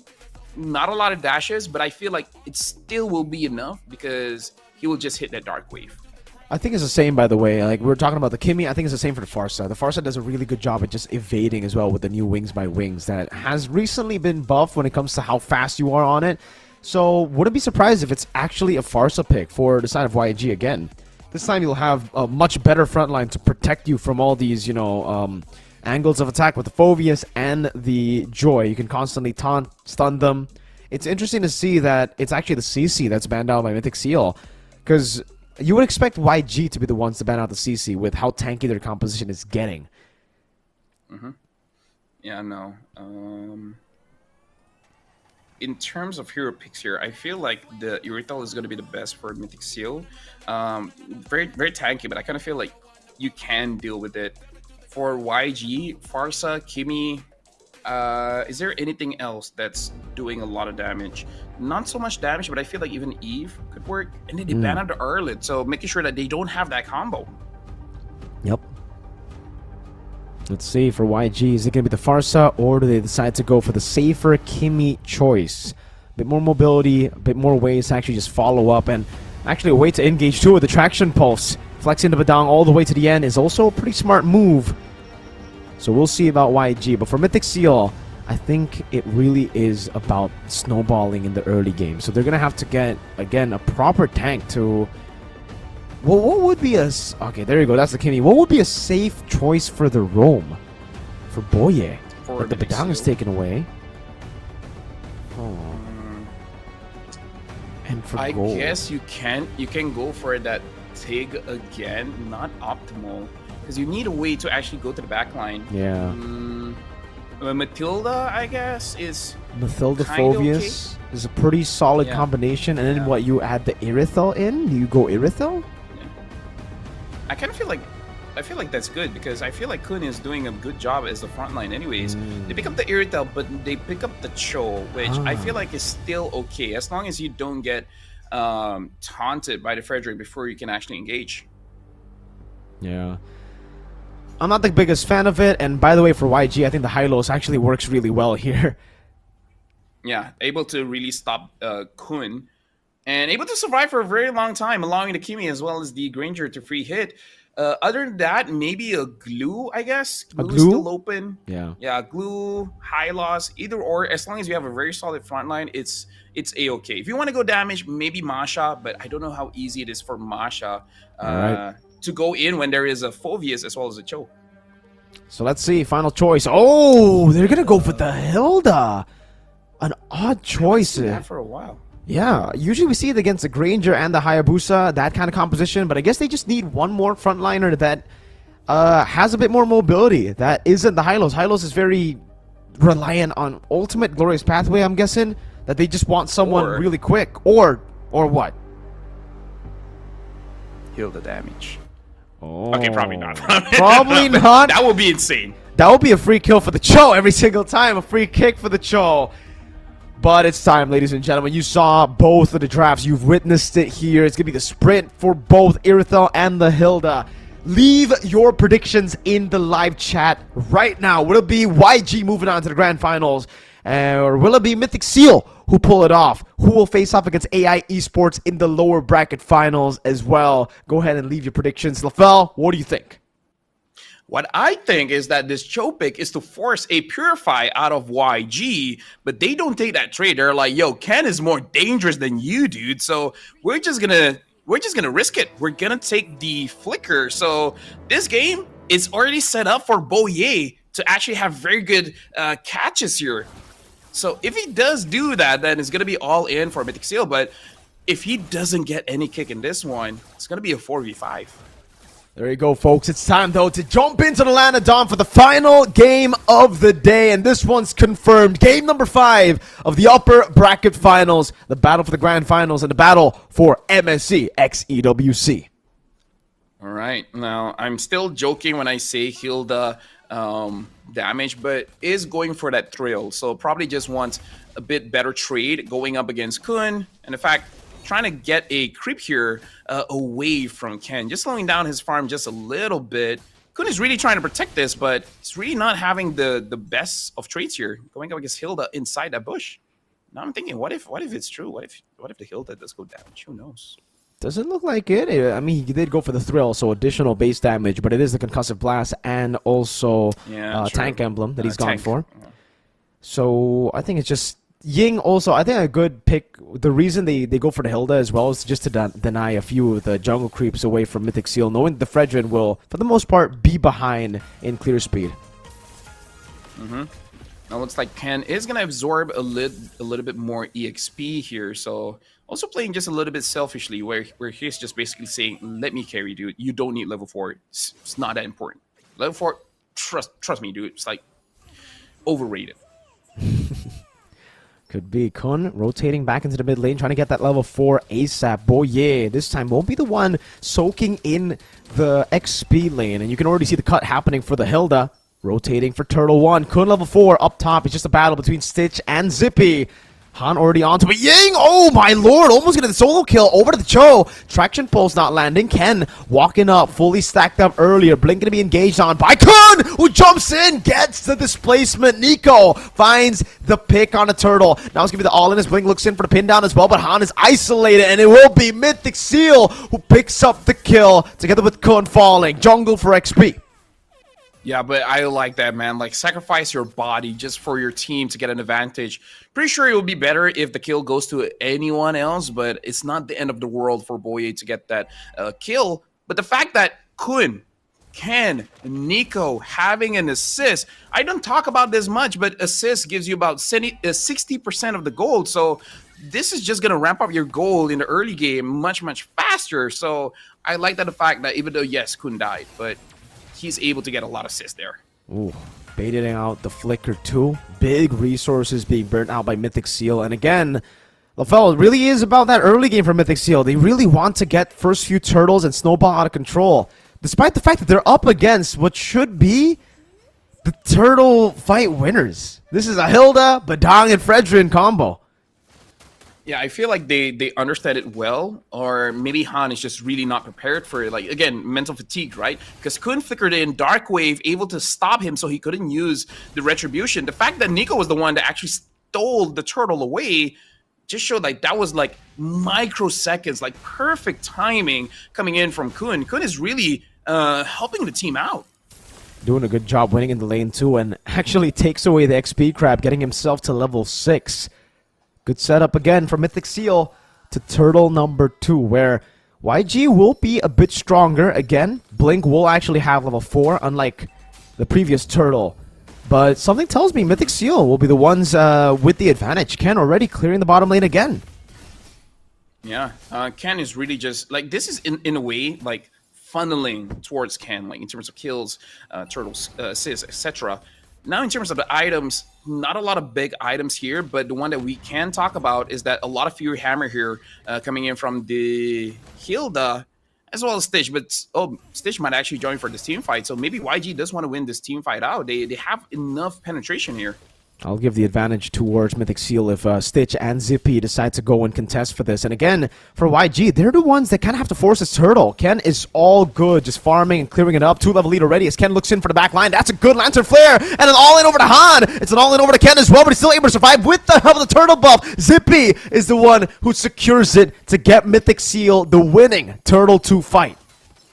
Yeah, and both junglers got taken down. So I would say this is an okay trade coming in from YG, because Han died, honestly, not that big of a deal. Ken dying, that's precious seconds of farming. So they'll take this. They'll take this any day. But we're gonna slowly start to see the impact of the carries of YG not having that Purify, because sooner or later they're gonna get caught. So YG has to play perfectly this game. The moment they get lazy, the moment they get complacent, that's when they're just gonna make a mistake, and then Boy is just gonna counter that.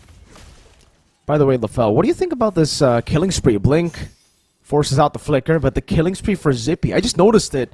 That's the reason he's been so quick around these team fights. Not as quick and not as sustainable in lane, but yeah, he's just been kind of like non-laning, just farming, and then looking for team fights. That's actually very interesting now that I think about it. That makes a lot of sense. More movement speeds and etc. And now Ying looks like gonna get caught here, pulled up, and then Ken gets the kill. Yeah, killing spree, getting the heal, getting the movement speed, more damage. Oh, and then never thought of that. Yeah, it makes sense. It does. I like it too. I think this might be my choice again if I ever do pick up the Irithel. It's a trade down below, a kill for a turret for just a turret up top for YG. It really seems like everything's going to plan for Mythic Seal. You gotta understand that for YG, Stitch and Lina are gonna have a tough time later on if Ken and Zippy continue to farm like this, continue to get resources. You can already see again for Kun, he's in the mid lane. He's giving full XP towards the jungler. Ken is 2 whole levels ahead of Han. And that's crazy, because if you look at the kill score, it's just 3 and 2. And yet the levels are just so different. Even Zippy has an advantage here. Boye try to get a catch onto anyone. Finds Ying. Got to kick Ying. He has a sprint. Oh, Blink goes in. Able to find the fist track. Traction pulse locks him down as well. But Ken is able to survive now. The taunt doesn't land. Ken still able to escape. Ying very low as Zippy got taken out even with the sprint. And YG somehow recover from the pretty horrible early game here to Turtle 3 contesting for a Nico. Zoned away completely from turret number 1 in the mid lane. Not gonna lie, I did not see that coming. The moment Blink jumped in, I was stunned. Like, I was not caught in the wall, but even I was like, yo, what was that? And now YG taking full advantage, going for mid. Oh, great pick on Boy. Yeah, able to get the way to Dragon Stitch, able to escape. Ken jumps in with Electrify and beats and dodges away from the Stormtrooper's bullets. That was good, and this is what we've been setting up for. Like, you will get caught the moment that you, okay, we won that one, we can get mid for free. Boye, fast reactions, even faster decision makings. Like, okay, if I don't go in now, we might lose our turret. So amazing choice coming in from Boye, 2-0-1 at this point. Stitch and Lina, they got to be a little bit careful because they don't have that Purify. They can't be greedy. Almost a take from Kun, but Han pops into the Appraiser's Wrath, and YG, despite winning Turtle 3, I thought it would be stabilization. They actually have lost a bit more gold than they... the position is Mythic Seal. 2,000 gold lead. A turret up top as well. They have so much more tempo to play with. Yeah, I feel like the fact that Ken didn't die like twice now in places that he should is really helping out Mythic Seal. Because I feel like if Ken dies maybe just 2 more times, it's going to be very, very difficult for them to actually establish map control, because I feel like they're getting this control with him getting into the jungle plenty of times. But Zippy Cutie, he also has to be careful, right? Because we saw what would happen if you get caught. Yes, you can run away with your sprint, but mad difficult once you get caught by the Badang. Looking at the items here, Kimi looks like is going for the Blood Wings, making sure that doesn't get punished if it does get caught. Stitch is a bit unfortunate because you do have that Sky Piercer, but it doesn't look like he's able to get the stacks, at least for now. It's all back to the setup game for Mythic Seal. They still want to hold on to this gold lead as much as they can. They want to utilize it to win in the team fights, but they have to play and split the map up. They can't just go for an all-in team fight. The longer the game goes, Stitch and Lina will start dealing some non-ignorable damage, you know? And Han, Ying, with Blink too, they're going to have ways to just shut down this Joy. You walk up, you deal damage if you get your 3 stacks. If you get Chain CC'd before that, locked down, you're not going to deal any damage. By the way, just to point this out, Mythic Seal has 2,500 gold lead. True? All of it is on Ken. He's the only one that has the goal advantage at this point. Okay, it's a battle. Nico walks up, retreat battle. Han, despite the crazy level lead, gets a bonk to Stitch. Able to get the kill. A killing spree picked up. Lina able to flicker out the safety. And boy, yeah, will be locked down by Han. A Lord +2 for YG. I think Mythic Seal didn't thought they would go for it. Maybe they were like, oh, they're going to reset. 100% they're going to reset. All right, check this out. And then it's like, YG is not resetting. It's like, wait. We have to go in. And I think that's where we see the desperation from Nico using the Crimson Beacon, trying to stop them, because the rest of the team, they weren't aware that YG is going for it. So Mythic Seal got caught lacking there. Like, they were pretty much saying that YG isn't going to go all in, so they're not in position to actually counter. So good thing from YG just committing to it. They tried to call the bluff, man, and it didn't work out. It was actually not a bluff. YG were fully committed. They knew they were in a desperate position, and Ken might be just caught here. Taunted up, Link. Walks up. Good disengage from Nico. Kun caught in the traction pulse. Brought back again. Immobilization. He's forced to jump in to the bullets of Stitch. Tier 2 falling up top and down below. Mythic Seal are slowly and surely crumbling to YG. Miracle, stop supporting Mythic Seal, man. Like, if you lose, you lose. But not like this. Not after almost having a reverse sweep. Oh, man. Like, if I was them, you know, if I'm going to lose, might as well make it a 3-0. Nico, oh, Crimson Beacon used. Mythic Seal They're in a tough spot, LaFell. They were the ones holding the lead, and that's what can give them the edge. But without a lead, YG's front to back, I think it's too hard to crack. Here's the thing. You gotta believe. Because in this situation, you just have to ask the jungler, can you do it? And then he just has to be like, yes, I can. You just gotta believe. But the setup has to be good, though. The setup has to be good, and it has to be Kun. Boye, if he gets a good kick, amazing. That's like a birthday present. But otherwise, Kun is the more reliable one to be that front line, pulling people towards your side of the map and then enabling Ken to do his work. With that being said, Iritel has to pull her own weight. The Haas Claw is there. The Berserker Fury is there. And now even having the Great Dragon Spear. So a lot of burst damage and a lot of movement as well. So as long as Zippy gets to deal damage, it should be good for Mythic Seal, honestly. Man, but what you said is really, it's all buts, man. It's all like conditional. YG, it just seems like their front to back is too much. Conceal already up top. Not gonna get anyone, so that's actually a waste to conceal. Mythic Seal, another angle. One of those conditions met, from what LaFell said. No holy defense. That wave is actually gonna crash down into the base turret, and no one's going to show up there quickly enough to stop it from getting a few good shots at the turret. That could be a winning angle there for Mythic Seal. One of the win cons. An all-in over with Lantern Flare. Ken does crazy damage. Blink! Oh, no. Gets the full pin down. Ken will be shut down. That massive lead that was held by the jungler of Mythic Seal is now gone. That retribution that they could have relied on is gone. Dude, now they got to depend on Zippy. Zippy, you got to do something, man. Right now, looks like someone's getting caught again. Oh, Han very low in the back line. Nico able to find the kill on Blink. Ying still walking up as well, but Zippy Cutie with the sprint is able to kite away. YG. They have not given the Lord just yet. Yep. Oh, they're going to go for it. They get a kick on Han. Wait, the Dragon Stitch locked up and the red tree. Han finds it in the end on the Praetor's Wrath. Not necessary. Lina was able to get the kill. A Winter Crown bought in time, and now Lina's going to be chased down. Oh, Lina! Able to go for a Zippy Cutie, though, with the help of Nico. Makes him miss a lore accurate Stormtrooper to prolong the series even further. Dude, Nico is doing work with this Jushin, man. If it weren't for Nico, it would have been GG. It would have been game over. He gave a lot of space for Zippy Cutie to do a lot. Only 1 kill, sure, but Zippy Cutie has 6 assists. 10,000 gold here. Basically full items. At this point, Nico, what are you doing? Nico? Okay. I was worried if he was lagging. Yeah. Right. I guess he's just holding it. Just want to show off? Okay. I like the aura farm there.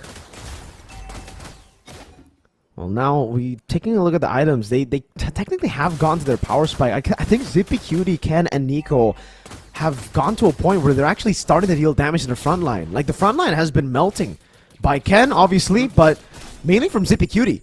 We don't expect this from an early to mid-game Irithel, but in the late game, is it because YG just don't have enough items that... Do they have too much magic damage, defense items, that they have completely ignored Zippy? I don't remember the itemization, but I feel like Zippy is not... Like, it does a lot of damage, but honestly, if you're really looking at it, he's hitting them for a lot. So I wouldn't say it has the highest damage on the Irithel now, but just moving around, and like I said, Nico just buying time. That's why we see Zippy doing a lot of damage. Like, I feel like at this point, it's really just Nico supporting him, making it look free, essentially. It's all about playing in the front to back. Earlier, it was quite messy. Yes, they were able to get the joy, but then they lost track of their win conditions. Ying was just walking up randomly, getting poked down and taken out. Blink as well. Not really playing with Lina and Stitch. They just have to play with Lina and Stitch. As long as Mythic Seal can't bypass the front line, Stitch and Lina will do work. You saw how much damage they were able to do. But now this is the big problem for them. Mythic Seal aren't going to attack just from one angle. They're going to be attacking from every angle. Nico will try to flank. Ken will try to enter from the side as Zippy stays with Boye and Kun in the front. And honestly, like, boy, that was amazing catch. Able to catch Stitch before. If he's able to do that one more time at 18 minutes into the game, that's going to be the majority of the damage of YG being gone. And I feel like Kun is having a hard time because he's dealing with both Lina and Stitch. If he only has to deal with one, I feel like it's more probable for him to survive the fight. So Boya's job, make sure that there's only one person dealing the damage. And then after that, the entire lineup of Mythic Seal will look much stronger than it does now. No. Conceal. Ken. No. Ken gets taken out in YG. They have another shot at this. But it's just like deja vu. Ying all alone in the mid lane. They're going to have to clear these waves up. Look at the waves controlled so well by Mythic Seal. They can look for a base turret here with the Lord taken down in the 17-minute. Red trade from Han. Going to be consistent. We'll be able to find it. Kun will be taken down as well. But they instead go for the flanks. And it won't really be good. Ying is right there. A good kick to disengage. YG lost 0 members. Got another on top of the Lord. Yeah, I think there was a bit of miscommunication there between Kun as well as Nico. Because looking at the movements of Nico, he pretty much understands that there's no way that we can get this Lord. Like, unless Han like gets a random ping spike, there's no way that the Lord will go over to them. So he was just poking around, but Kun really invested by after the Dark Wave. Jumping in, like, you don't have to ult at that point. You just want to slow them down and then defend for this Lord. I mean, it's a good thing it's just 80 minutes. He's gonna come back alive, but he can't make that mistakes in late game. Now it's a siege. Lafell, a blade armor finally built up by Blink. That's the item that is necessary up against the Irithel. It's going to be the final push of the game, ladies and gentlemen. YG trying to stop that reverse sweep from happening. Nico foresees the Crimson Beacon already. The traction pulse was enough to bait it out. Blink in the enemy base. Inside of it, looking for an angle to attack Ken. Able to clear it out. And we will see yet another battle for the victory in the upper bracket finals. Yeah, now Stage having that Sea Halberd as well. So Kun is gonna have much more difficult time here. Oh, they're able to pull Han in! Uh-oh, caught on the bad spot. Lancer Flare and the Wishing Lantern almost dealing it up. Flicker forward, Nico! That was a risky move. He goes for it again. Ying gonna be picked up, thrown back. That's Kun looking for the lockdown again. Over to Ying, gets it, but there's no follow-up. The rest of the team were not confident in going in there. Yeah, good catch, but again, just though the follow-up is not there just yet. Ken, he really needs to start hyper-focus on this one because YG is catching him with his pants down because they understand that Ken is a farming monster. So the moment you see a camp, it's like, okay, he's going to go for that 100% and then they're going to catch him. So I feel like at this point of the game, Ken doesn't need a lot of gold. So you don't have to fully invest dashing into a farm trying to get that. Like maybe as your teammates just to check, hey, is that area safe? Don't just go in without thinking, you know? I agree with you. At this point of the game, yes, the gold the gold is quite important because you can item swap with it, but it's not as important as your life, right? It's not as important as opening up the bushes this late in the game. And I agree with you. Yeah, YG have been sublime at just reading through the patterns. Look how much gold Ken has. He starts buying elixirs. Oh, good escape from Boye. The rock potion. Mm-hmm. Yeah. I do agree. Like at this point, get a rock potion because it gives you some resilience as well. So in case if there's any kind of crowd control, you're able to run away. So maybe that's the tipping point where Ken won't get caught again. This Lord is going to be pretty important though. 20 minutes. 20-minute Lord. If I don't know. It's rough. I don't know. Like the draft YG 100%, but something about the movements here, I feel like Mythic Seal can turn it around.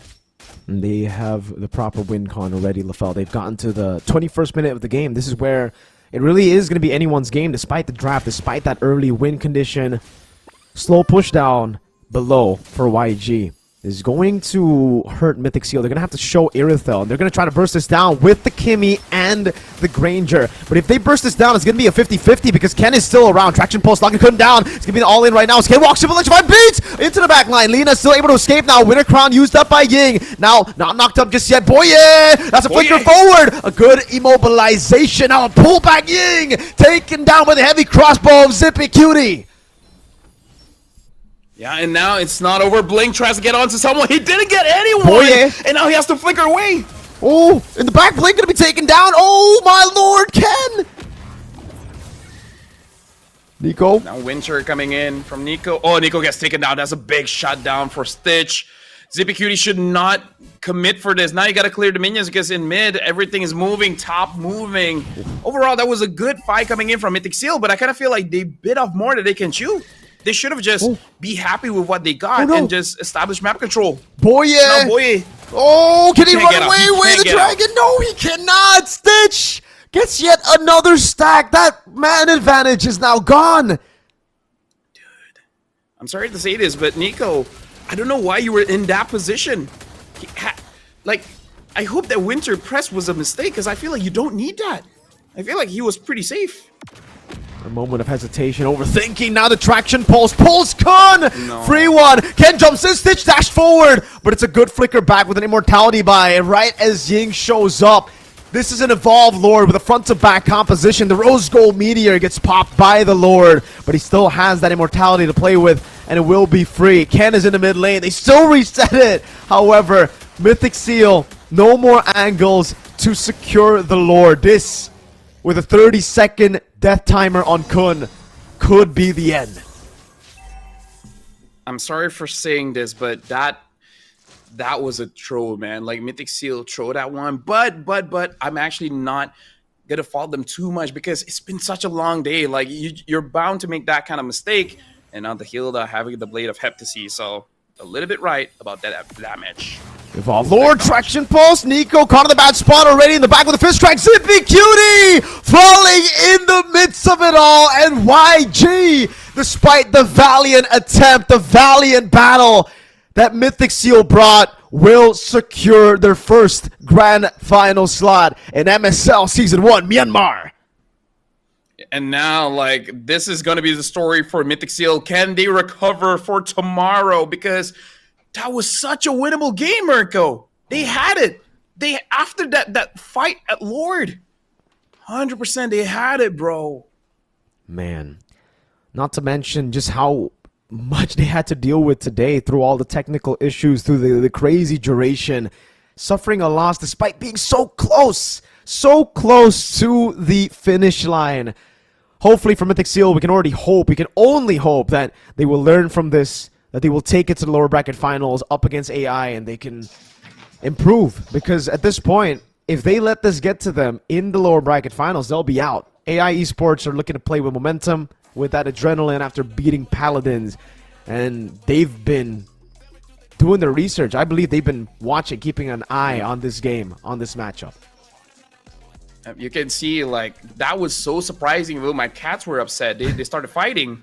But, yeah, I'm sure people can hear that. Do we know? That was an amazing play. I feel like as much as AI probably learned from that matchup, I really want to see Mythic Seal learning as well. And not just from their opponents, but for themselves. Because I feel like if they review the game, they can see where it went wrong. Like, this is all fixable mistakes. The question is, can they fix it? Can they fix it within one day? Because after this, personally for me, you can talk about the game a little bit, but you got to start sleeping, man, because you're gonna play early tomorrow. Yes. And then if you win, you have to play one more best of 7. It's back to back against against YG. So I know you guys want to talk, but you guys really need just to get some rest. A few of those, individual throws as well, man. Nico in that bush, just staying too long. That was so bad. That really was a game-changing moment, and a man advantage for Mythic Seal turned to a man advantage for. Well, first it went to just being even, but because the death timers were so staggered between Nico and Kun, it was too late. It was too much to handle, and at the end of the day, it was definitely going to be a Lord conceded.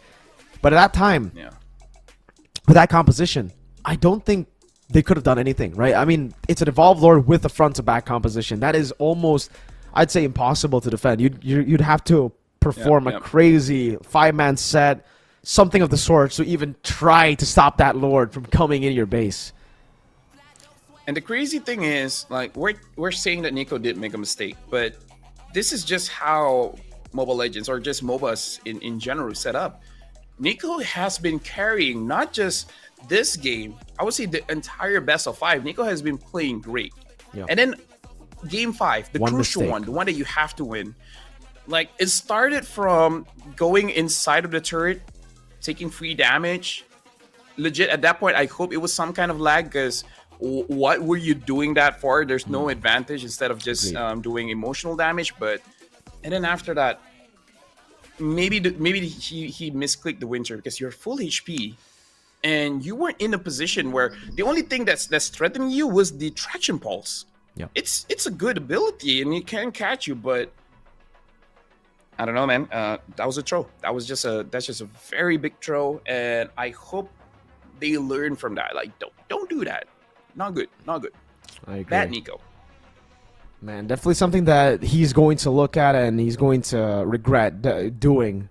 It's been a long day, and you can definitely see again from the fatigue as well. It could have gone to the players. Could have gone.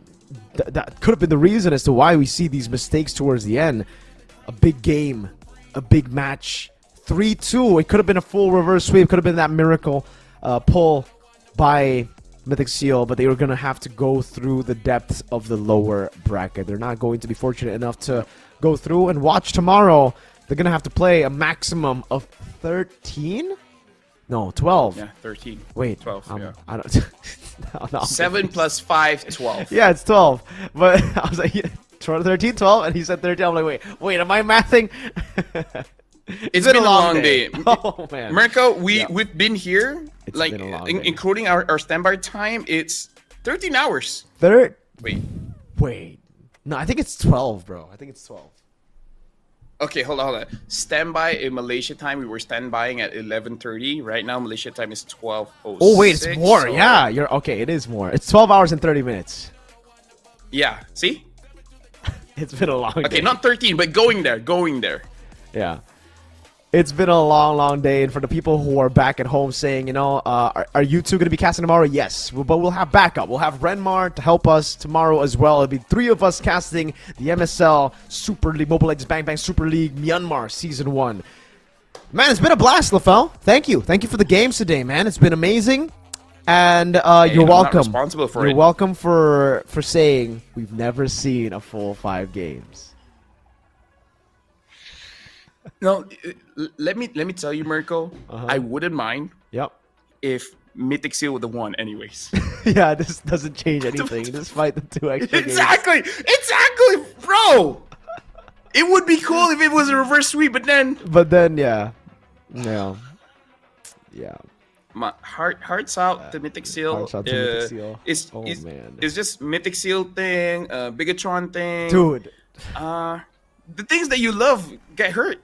I don't know how else to explain it. This never happens to my I mean, technically it did. It did a couple of times. Yeah, never mind. Lina, MVP for game number 5. Do you agree with this, LaFell?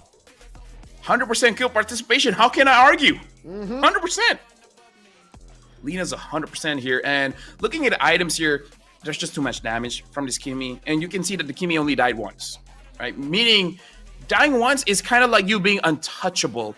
Glowing wand, anti-heal. Holy crystal, holy lot of damage. And then having that concentrated energy just ramping up your damage. Because people think it's healing. Yes, there's healing, but here's the thing, bro. The more you hit, the more damage you ramp up. And then the Divine Glaive and then the Blood Wings.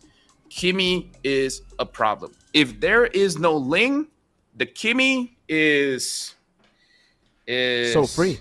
I can't even think of a funny thing, man. Like, and that's it for me. Yeah, definitely. And we can take a look at the items here again just to see that.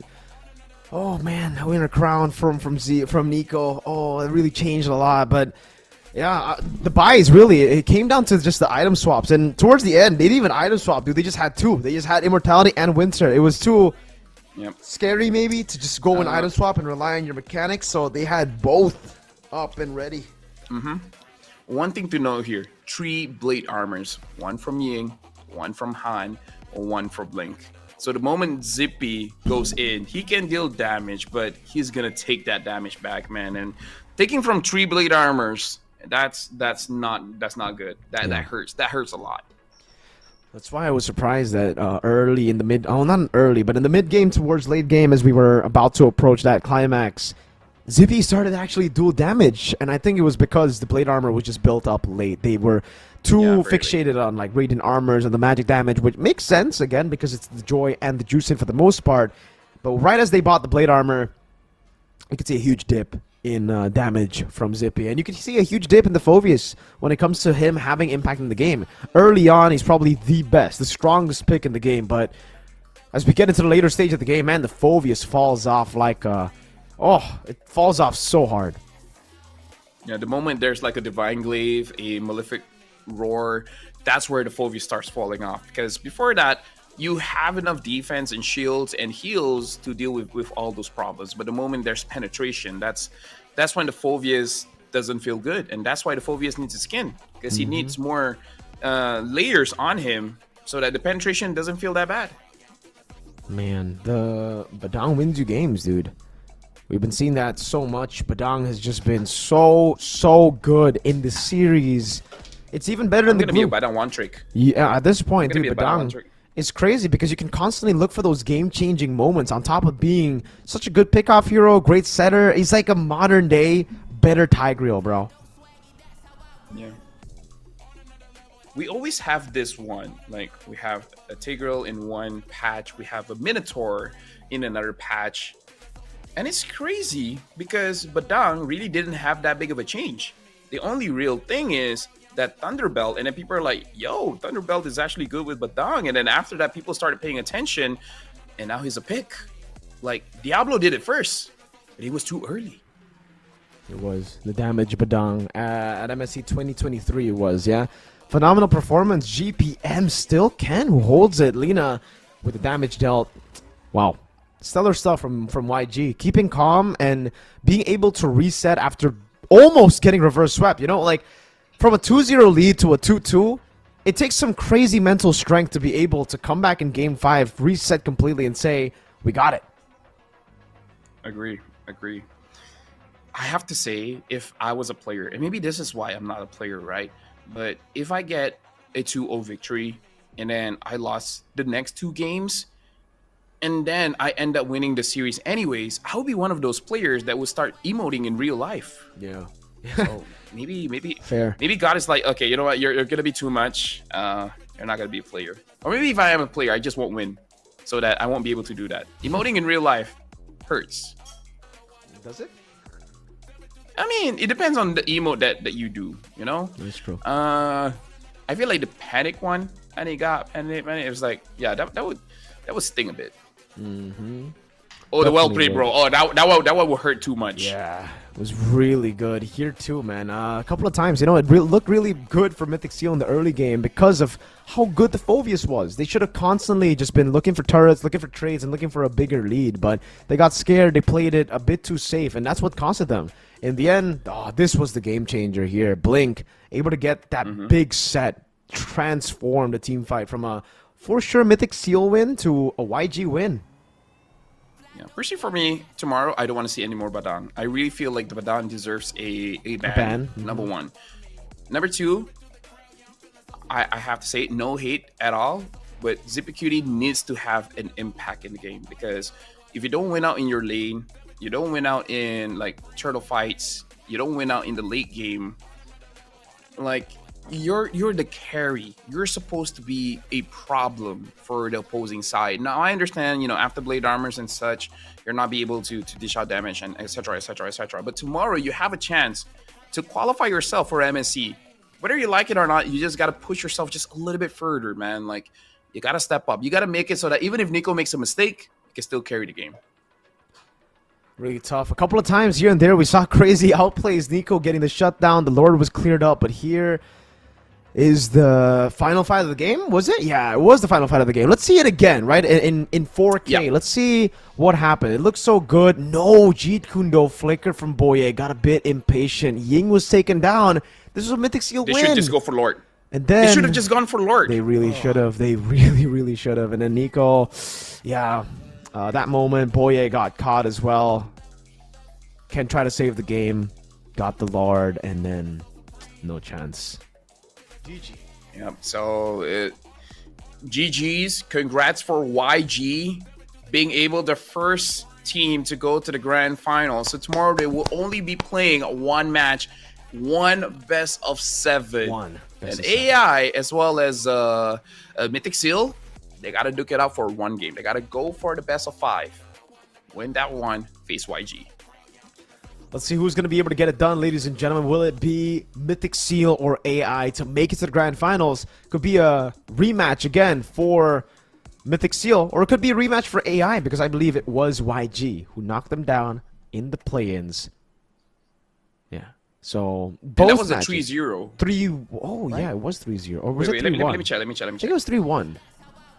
YG. Oh wait, they didn't 3-1. So sorry, I was thinking of YG against Paladins. My mistake. But yeah, Mythic Seal against AI 3-1. So